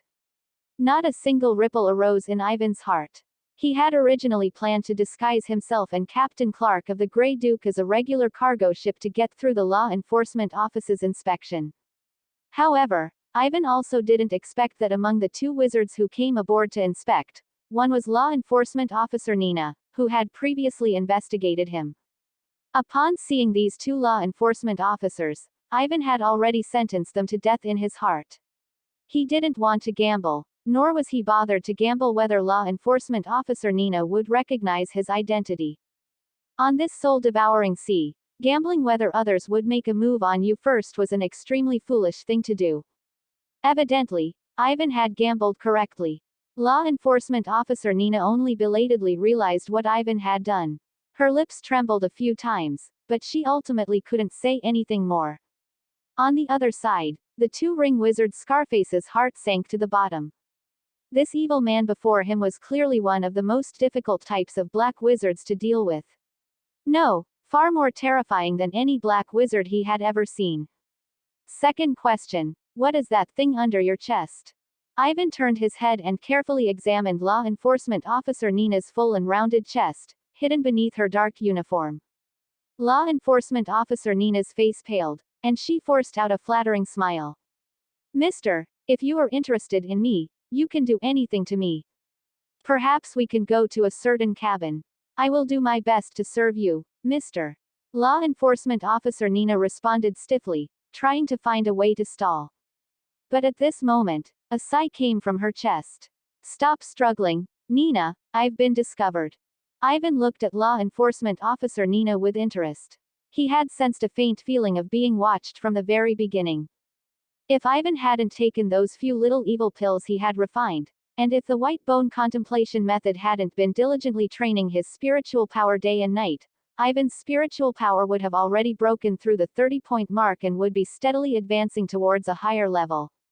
It was precisely with this spiritual power that Ivan was able to find the source of that feeling of being watched. Ivan reached out and roughly tore open law enforcement officer Nina's collar, ignoring her terrified eyes and large expanse of fair skin, his gaze sweeping towards her collarbone. A shriveled, rolling eyeball was meeting Ivan's gaze. Although it was just a magic eyeball, Ivan could faintly read a hint of sharpness from it. I am a three-ring wizard from the New Continent Colonial Law Enforcement Department. You can call me Seer. The eyeball slowly rotated, emitting a rather sharp male voice. However, before he could finish introducing himself, the eyeball saw that the crazy man before him, with interest, tore the eyeball from law enforcement officer Nina's chest. Ivan ignored law enforcement officer Nina's painful moans and placed the shriveled eyeball in front of his face, meeting its gaze. Very interesting. What kind of spell is this? Quote. Three-ring transformation spell, Seer's Eye. The three-ring wizard behind the shriveled eyeball was silent for a moment, silently raising Ivan's danger level another notch in his heart, before slowly speaking. On behalf of the New Continent Colonial Law Enforcement Department, I promise you that if you can release the remaining law enforcement officers, we are willing to write off the crimes you have committed, and not pursue them further. If you are not at ease, we can sign a high-level magic contract with you. Ivan's eyes flickered. He wasn't interested in having his crimes written off. Instead, he recalled that in the prologue Mission 7, the game panel had instructed him to avoid being detected by the Righteous Cultivators team. At that time, Ivan had merely dealt with law enforcement officer Nina's interrogation and had inexplicably completed the mission. Now it seems, law enforcement officer Nina, who came to interrogate him at that time, likely also carried this shriveled eyeball on her. His every move was also seen by the three-ring wizard behind the shriveled eyeball. No wonder the game panel's mission description was to have him avoid the pursuit of righteous cultivators. Law enforcement officer Nina was just a one-ring wizard. Ivan actually needed to hide from someone else. After hearing the shriveled eyeball's proposal, Ivan suddenly revealed a kind smile. Okay, I agree. The three-ring wizard behind the shriveled eyeball was clearly quite surprised. He had originally thought that this evil man would definitely try to negotiate with him, but he didn't expect him to agree to his proposal right away. This is good too. He can save Nina and Scarface. The owner of the shriveled eyeball thought silently. He coughed twice. Of course, writing off your crimes is a bit difficult. We need some time to prepare. No need. Ivan suddenly spoke, a very malicious smile appearing on his peeled mask. From his mouth, he said something that surprised the three-ring wizard. I don't need you to clear my name. On the contrary, I hope you can widely publicize it for me. I want to see my name appear on the front page of every newspaper in Hortonport. Black-barreled pike, you can call me that. I look forward to our future cooperation. Chapter 74. Prophecy Spell, Felix's Will. The three-ring wizard, Seer, slowly severed his connection with that shriveled eyeball, a heavy dark cloud still lingering in his heart. Black-barreled pike. He had an impression of this name, the exterminator of the Safeman Manor massacre, a newly emerged black wizard. Identity unknown, origin unknown, wizard school unknown. Before law enforcement officer Nina and the others had their accident, Seer didn't even put a black wizard of black-barreled pikes level in his eyes. His opponents should be people like the tyrant patriarch, Cain, and the patriarch, Wrist Tiger. But now, in his heart, he had already elevated black-barreled pike to an enemy worth using his full strength against. The Seer saw hints of many powerful black wizards in black-barreled pike. The soul-devouring sea was already chaotic enough, and now with the addition of such a crazy black wizard, it was really not a good thing. Go contact the wizards of the prophecy school and ask, Heaven's Eye, for help. Seer instructed the other law enforcement officers around him to contact the prophecy school wizards hired by the law enforcement agency. In reality, Seer had no intention of making a so-called deal with this black wizard black-barreled pike. Spells like Contract Guardian were originally researched by the high-level wizards of the law enforcement agency to maintain order in the Empire's mainland and overseas colonies. The wizards of the law enforcement agency had plenty of ways to bypass the restrictions of magic contracts, it's just that the outside world didn't know. However, what surprised Seer was that Black-Barreled Pike also didn't actively bring up the matter of signing a magic contract. Both sides tacitly put the matter aside and didn't mention it again. Seer's real intention was to use the spells of the prophecy school to find Black-Barreled Pike's whereabouts and movements, and take the initiative to hunt him down. How could he, Seer, one of the best among the three-ring wizards, hand over the initiative to a black wizard? Just as Seer was planning his next move, the law enforcement officers brought him bad news. You mean, the three-ring prophecy wizard Heaven's Eye just happened to be injured today due to wizard research. Currently unable to cast spells. A faint sense of anxiety welled up in Seer's heart. He vaguely felt that this matter seemed a bit too coincidental, but he couldn't pinpoint what was wrong. Hopefully, it's just a coincidence. If he couldn't invite the three-ring prophecy wizard, Heaven's Eye, to cast a spell, Seer could only settle for the next best thing and have a two-ring level prophecy wizard cast the spell instead. But this would greatly reduce the accuracy and clarity of the prophecy spell, and the impact on this incident would be immeasurable. Soon, the results of the prophecy spell came out, and this result made Seer's May-2 frown even tighter. Someone from the past, the sea to the north, and a word composed of demon and cultivation. What kind of prophecy result is this? Seer could barely make some interpretations. The sea to the north represents the area where Black-Barreled Pike is currently located, and the word composed of demon and cultivation could mean that this black wizard has some connection with Subspace demons. These prophecy results were too vague, and Seer's prepared next step could only be temporarily put on hold. He waited repeatedly and still called a law enforcement officer, asking him to notify all the newspapers and reporters in Hordenport. All next issues of newspapers in Hordenport must add a brief introduction and criminal history of the character, Black-Barreled Pike, and move up his ranking on the wizard wanted list. Hopefully, satisfying this black wizard's request can temporarily stabilize him for a period of time. Ivan didn't know about the little interlude that occurred on Seer's end, but his goal had been achieved at this moment. These few law enforcement officers had now become important bargaining chips in Ivan's hands. Ivan could certainly use these chips to achieve some of his goals. For example, spreading the demonic name of Black-Barreled Pike. In Ivan's current task list, both the prologue task and the chain event had been stagnant for a period of time. As the difficulty of the tasks increased, Ivan could imagine that the time and energy required to complete the tasks would also increase. But at present, Ivan had found the opportunity to complete the task of spreading the demonic name through the law enforcement officers and Seer. Open black lens bracket prologue task 8. The dormancy is over. You have successfully concealed your demonic cultivation aura and deceived the patrols of the righteous cultivators. You are preparing to take this opportunity to greatly expand your influence, turning 1,000 miles of mountains and rivers into demonic land. Close black lens bracket. Open black lens bracket. The demonic cultivation ancestor is born, enough to stop children from crying at night. Cause a cumulative total of 5,000 people to feel fear towards you. Current task progress. 704 5,000 close black lens bracket. Open black lens bracket reward. Demonic points times 8. Myriad soul banner fragment times 8 close black lens bracket. Ivan never took the words of that three-ring wizard Seer seriously. No one at that level could be a foolishly benevolent person. But this did not prevent Ivan from feigning compliance with him and using the power of the law enforcement agency to achieve his goals. When Ivan left the cabin where the law enforcement officers were held, he saw Captain Clark standing outside with a complex expression. Mr. Pike, you are playing with fire. We could have just killed these law enforcement officers and quickly fled to Wizard City, which is the safest way.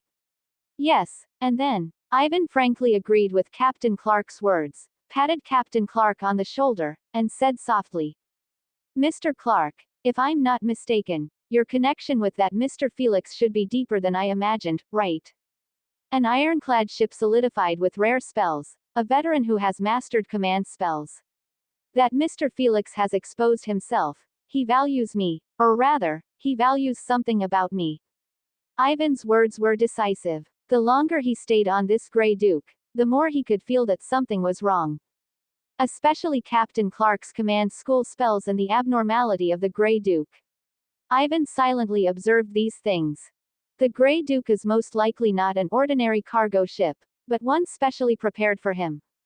Captain Clark didn't agree or disagree, just showed a very stiff smile on his face. "Then how should we proceed?" he asked. "Any way is fine, just not Wizard City for now. The law enforcement officers must be watching the movements of this ship." Ivan shook his head. "We'll just circle around at sea, confusing their sight and hearing, until I've gained enough benefits. If that Mr. Felix really values me that much, then I'll wait until I've gained enough benefits, and then go to Wizard City to see him." Captain Clark nodded. He was not an eloquent person to begin with, and at this moment, he only responded with a simple sentence. "Don't worry, Mr. Ivan, as long as Lord Felix wants you to stand before him, you will definitely be able to safely reach Wizard City. This is Felix's will." His words conveyed an indescribable trust in that Felix. Ivan was noncommittal about this, but at least so far, Felix had not shown too much malice towards him. "Then let's use this power, and fully reap the benefits that belong to me." 10,000 Soul Banner, Gold-Eating Insect, Corpse Refining Art, Blood God Book. Only by making his methods stronger can Ivan have more confidence to face the mysterious Felix, and the more dangerous, more complex world. As Ivan returned to his laboratory, the Grey Duke suddenly turned around on the sea. This grey ironclad ship pushed aside the cold soul-devouring sea water and sailed towards an unknown direction. The sea breeze still howled. Chapter 75. Pintus's Fear and the Conception of the Lord of Insects. Reporter Pintus has rarely shown up in public recently. Those familiar with him found it strange. But at this moment, he felt both confused and deeply understood what it truly felt like to be a genius. That black wizard named Black Barrel Pike had implanted a blood-red fruit of unknown origin into his body, which once plunged Reporter Pintus into anxiety and pain. Nothing was more terrifying than a time bomb, and if there was, it was a time bomb buried deep inside his own body. However, Reporter Pintus quickly discovered with surprise that his spiritual power level, which had been stagnant for many years, seemed to have gained a second life, rapidly increasing at a speed he had never experienced before. Was this blood-red fruit a murderous demon or a gift from the devil? Reporter Pintus gave up the so-called broker business, abandoned his job as a reporter, and began to fully devote himself to meditation and cultivation. If there was a chance to become a formal wizard, who would want to engage in mundane business? This world ultimately speaks based on strength. I wonder if Ivan, Your Excellency's journey to Wizard City is going smoothly. Reporter Pintus's thoughts suddenly drifted to Ivan. In his understanding, he still thought Ivan was crossing the mountains north of Horton Port, traveling by land to Wizard City. This was also the disguise Ivan had created before leaving. If anyone were to inquire about him at this moment, they would only find out the false whereabouts of dead spirit wizard Ivan.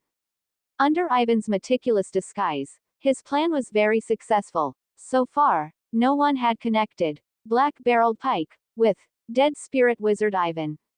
However, what surprised Reporter Pintus was that he received a request from the newspaper office.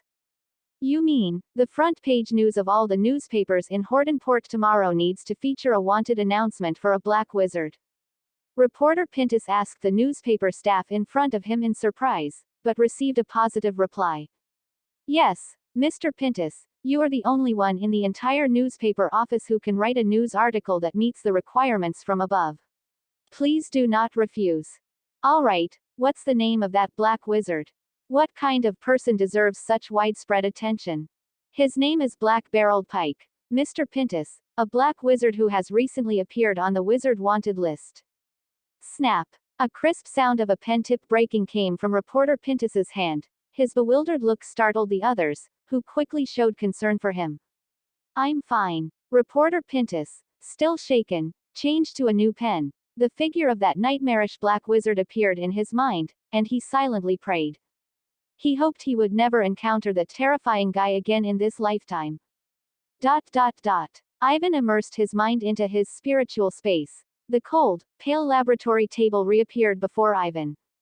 Compared to when he advanced to Two-Ring Wizard, Ivan's laboratory table now had some new additions. The human face mask, representing skinning and disguise. The crimson bead, representing the blood god book. For every demonic cultivation skill added, an item would appear in Ivan's spiritual space. What Ivan focused on more during this meditation, however, was something else. He found the spell he wanted to study from the pile of spell models. A two-ring insect-herding school spell, Insect Nest Body Transformation. Ivan spent a considerable amount of time constructing the spell model for this insect-herding school spell in his spiritual space. Although wizards universally believed that constructing spells from different schools had considerable benefits for wizards' own knowledge levels and spiritual power development. However, when a wizard became familiar with their own school's spells and then wanted to explore other fields, they often found it obscure and difficult to understand, achieving half the result with twice the effort. The vastly different methods of energy manipulation between different school spells often caused trouble for wizards. It was precisely because of this that most wizards would only specialize in a certain school, at most dabbling in a few related fields to supplement their own shortcomings. Ivan did not seem to encounter this kind of trouble. Perhaps because the difference between demonic cultivation skills and wizard's spells was inherently huge, the mutual exclusivity between different school spell models had minimal impact on Ivan. Therefore, Ivan did not spend too much effort to construct the Insect Nest Body Transformation, two-ring spell model within his spiritual space. This insect-herding spell was composed of multiple rules: life, control, dominion, insect swarm, growth. Ivan carefully felt the spell rules represented by this two-ring spell, gaining some understanding in his heart.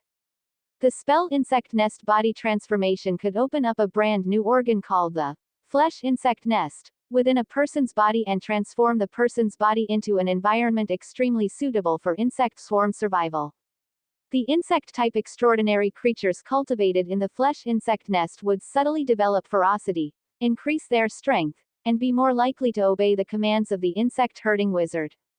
Although Ivan did not find a way to make gold-eating insects multiply and expand through the spell Insect Nest Body Transformation, the spell Insect Nest Body Transformation also gave him many ideas. Wizards of the insect-herding school would often use their own bodies as casting targets, constructing a flesh insect nest by modifying their bodies.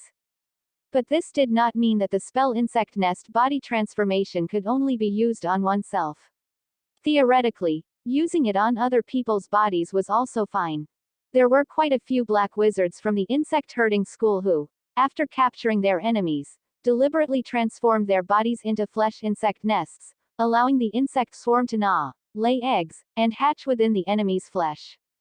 They would not stop until the enemy died from unbearable torture, their entire body turning into nourishment for the insect swarm. How could a wizard school capable of surviving on the soul-devouring sea be a gentle and kind bunch? Ivan originally wanted to try it on his own body, but he was somewhat hesitant. Some high-level spells of the necromancy school, especially lich transformation, soul jar creation, etc., had not low requirements for the integrity of the body and soul. Furthermore, Ivan was not sure what kind of hidden dangers the spells of the insect-herding school would cause when applied to a wizard's own body. He slowly opened his eyes and cast his gaze towards the corpse of gladiator giant on the laboratory table. This massive and muscular corpse, with the refinement of corpse refining art over the past 2 days, had gradually taken on a somber grayish-black color. Even on the face of the giant, iron blue tusks like sharp blades had grown, and this zombie was already beginning to take shape. What if he were to apply the two-ring spell Insect Nest Body Transformation to this zombie? The giant's corpse was clearly larger and had a stronger physique. Undoubtedly, placing the flesh insect nest inside the giant's body was a good choice, both in terms of the nest's capacity and the environment for nourishing the insect swarm. Perhaps this zombie could replace Ivan himself and become a better Lord of 10,000 Insects. Chapter 76: The Whereabouts of the Secret Peepers. Rod and Cane. Horton Port. Law Enforcement Agency Station. The three-ring wizard, Seer, scanned the detailed map of the entire Horton Port repeatedly, trying to find some clues. He looked to be in his 30s, with a somber demeanor. As a three-ring wizard of the Transformation School, Seer Road was much younger than people imagined. He was a wizard genius trained by the Law Enforcement Agency headquarters in the New World Colony, and there were rumors that he would advance to 4-ring within 10 years and become an Empire's Shield. Empire's Shield is a top title among law enforcement officers, usually only awarded to powerful wizards with both strength and qualifications. As a genius who had killed countless black wizards and extraordinary beings, Seer Road possessed an almost pathological self-confidence. Before coming to Horton Port, he never imagined that this remote port city would have such a complex and tricky situation.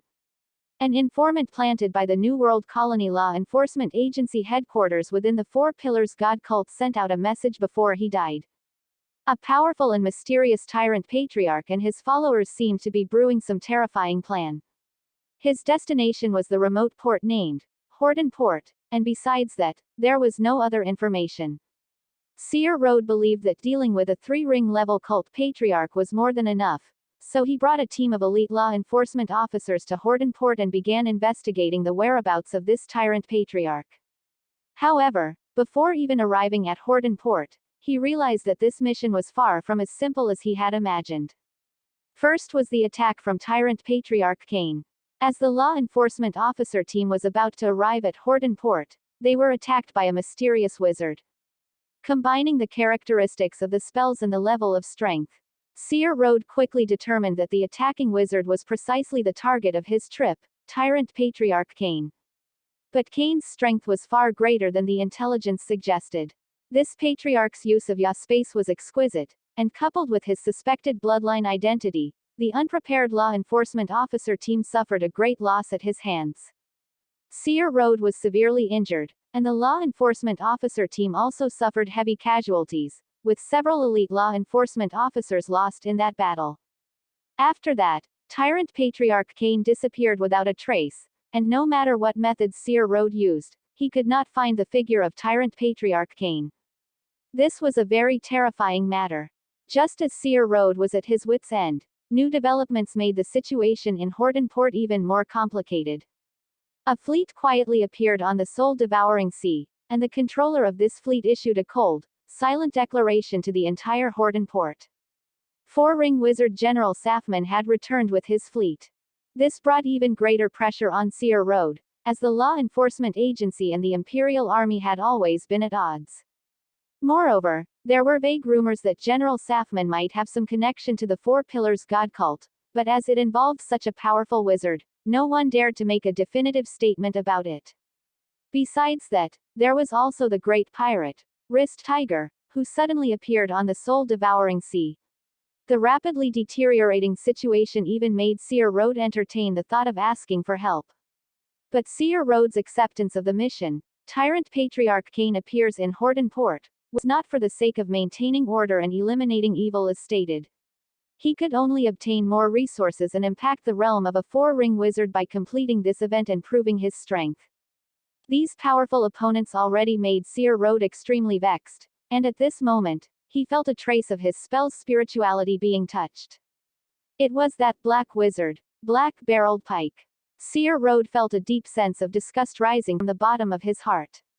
To be honest, if that so-called black-barreled pike really stood in front of him, he could probably crush him with a single finger. But this worm, at this critical juncture, was jumping around and even captured several of Seer Road's subordinates. This made Seer Road, who had no time to spare, feel as uncomfortable as if he had eaten a fly. Seer Road took a deep breath. He connected his mind to the touched spell spirituality, linking up with the shriveled eyeball controlled by Ivan. The next moment, black-barreled pike's disgusting, ordinary, and indifferent face appeared in his field of vision. "Good morning, Mr. Seer." Ivan sat relaxed in a chair and greeted the shriveled eyeball in front of him. Seer Road suppressed the impatience in his heart and said coldly, "We have done what you wanted. Now the headlines of all the newspapers in Horton Port are your name, Black-Barreled Pike. Tell me, when do you plan to release our people?" Ivan showed an exaggerated smile and said slowly, "Indeed, Mr. Seer, I must say, you law enforcement officers are very sincere. So I will also be a little sincere." Ivan dragged the law enforcement officer Nina, whose head was covered with a black cloth hood and her mouth and tongue were gagged with rags, in front of the shriveled eyeball. He patted law enforcement officer Nina's face, signaling her to move, to prove to the seer that she was still alive. This young one-ring wizard, her plump body couldn't help but tremble, but she endured and didn't make any sound. A hint of coldness flashed in Seer Road's eyes. He had already signaled his subordinates to find a wizard from the divination school to locate Ivan's position through divination spells. Now, no matter what the Black-Barreled Pike in front of him said, what Seer Road needed to do was to stall for time. A hint of gloom flashed in his heart. If he didn't want to lose more men in vain, why would he talk to a two-ring wizard like this? Black-Barreled Pike, the deal we made back then, do you want to break the contract? Not so. Ivan looked at the shriveled eyeball indifferently, then suddenly laughed, the corners of his mouth twisting into a strange arc. "Mr. Seer, I want to continue doing business with you." Seer Road's patience was running out. He didn't want to do any business with this disgusting worm in front of him. But the next moment, the words that came out of Ivan's mouth made Seer Road's heart skip a beat. "Mr. Seer, do you want to know the whereabouts of Cain?" After finishing his conversation with the seer, Ivan coldly threw law enforcement officer Nina aside and walked out of the cabin. Perhaps out of consideration for paralyzing himself, that seer did indeed fulfill Ivan's first request, spreading Black-Barreled Pike's notoriety throughout Horton Port. But Ivan could see that the three-ring wizard's patience was running out, and no matter what demands he made, the other party would likely turn hostile. At this moment, Ivan chose to throw out one of his chips, a hand, the whereabouts of Tyrant Patriarch, Cain. Ivan looked at his mission list, where the progress of the prologue mission 8 had been fulfilled, and lines of text appeared before his eyes. Number of people who feel fear towards you accumulated 5,000 5,000. Prologue mission 8 completed. Reward. Demon Path points times 8. Myriad Soul Banner Fragment times 8. It was time to exchange for new demonic cultivation skills. Thank you for watching. Continue exploring the fascinating world of Chinese novels with us. Hit that subscribe button on Chinese Novel Audiobook to stay updated with our latest stories, and never miss out on a great listen.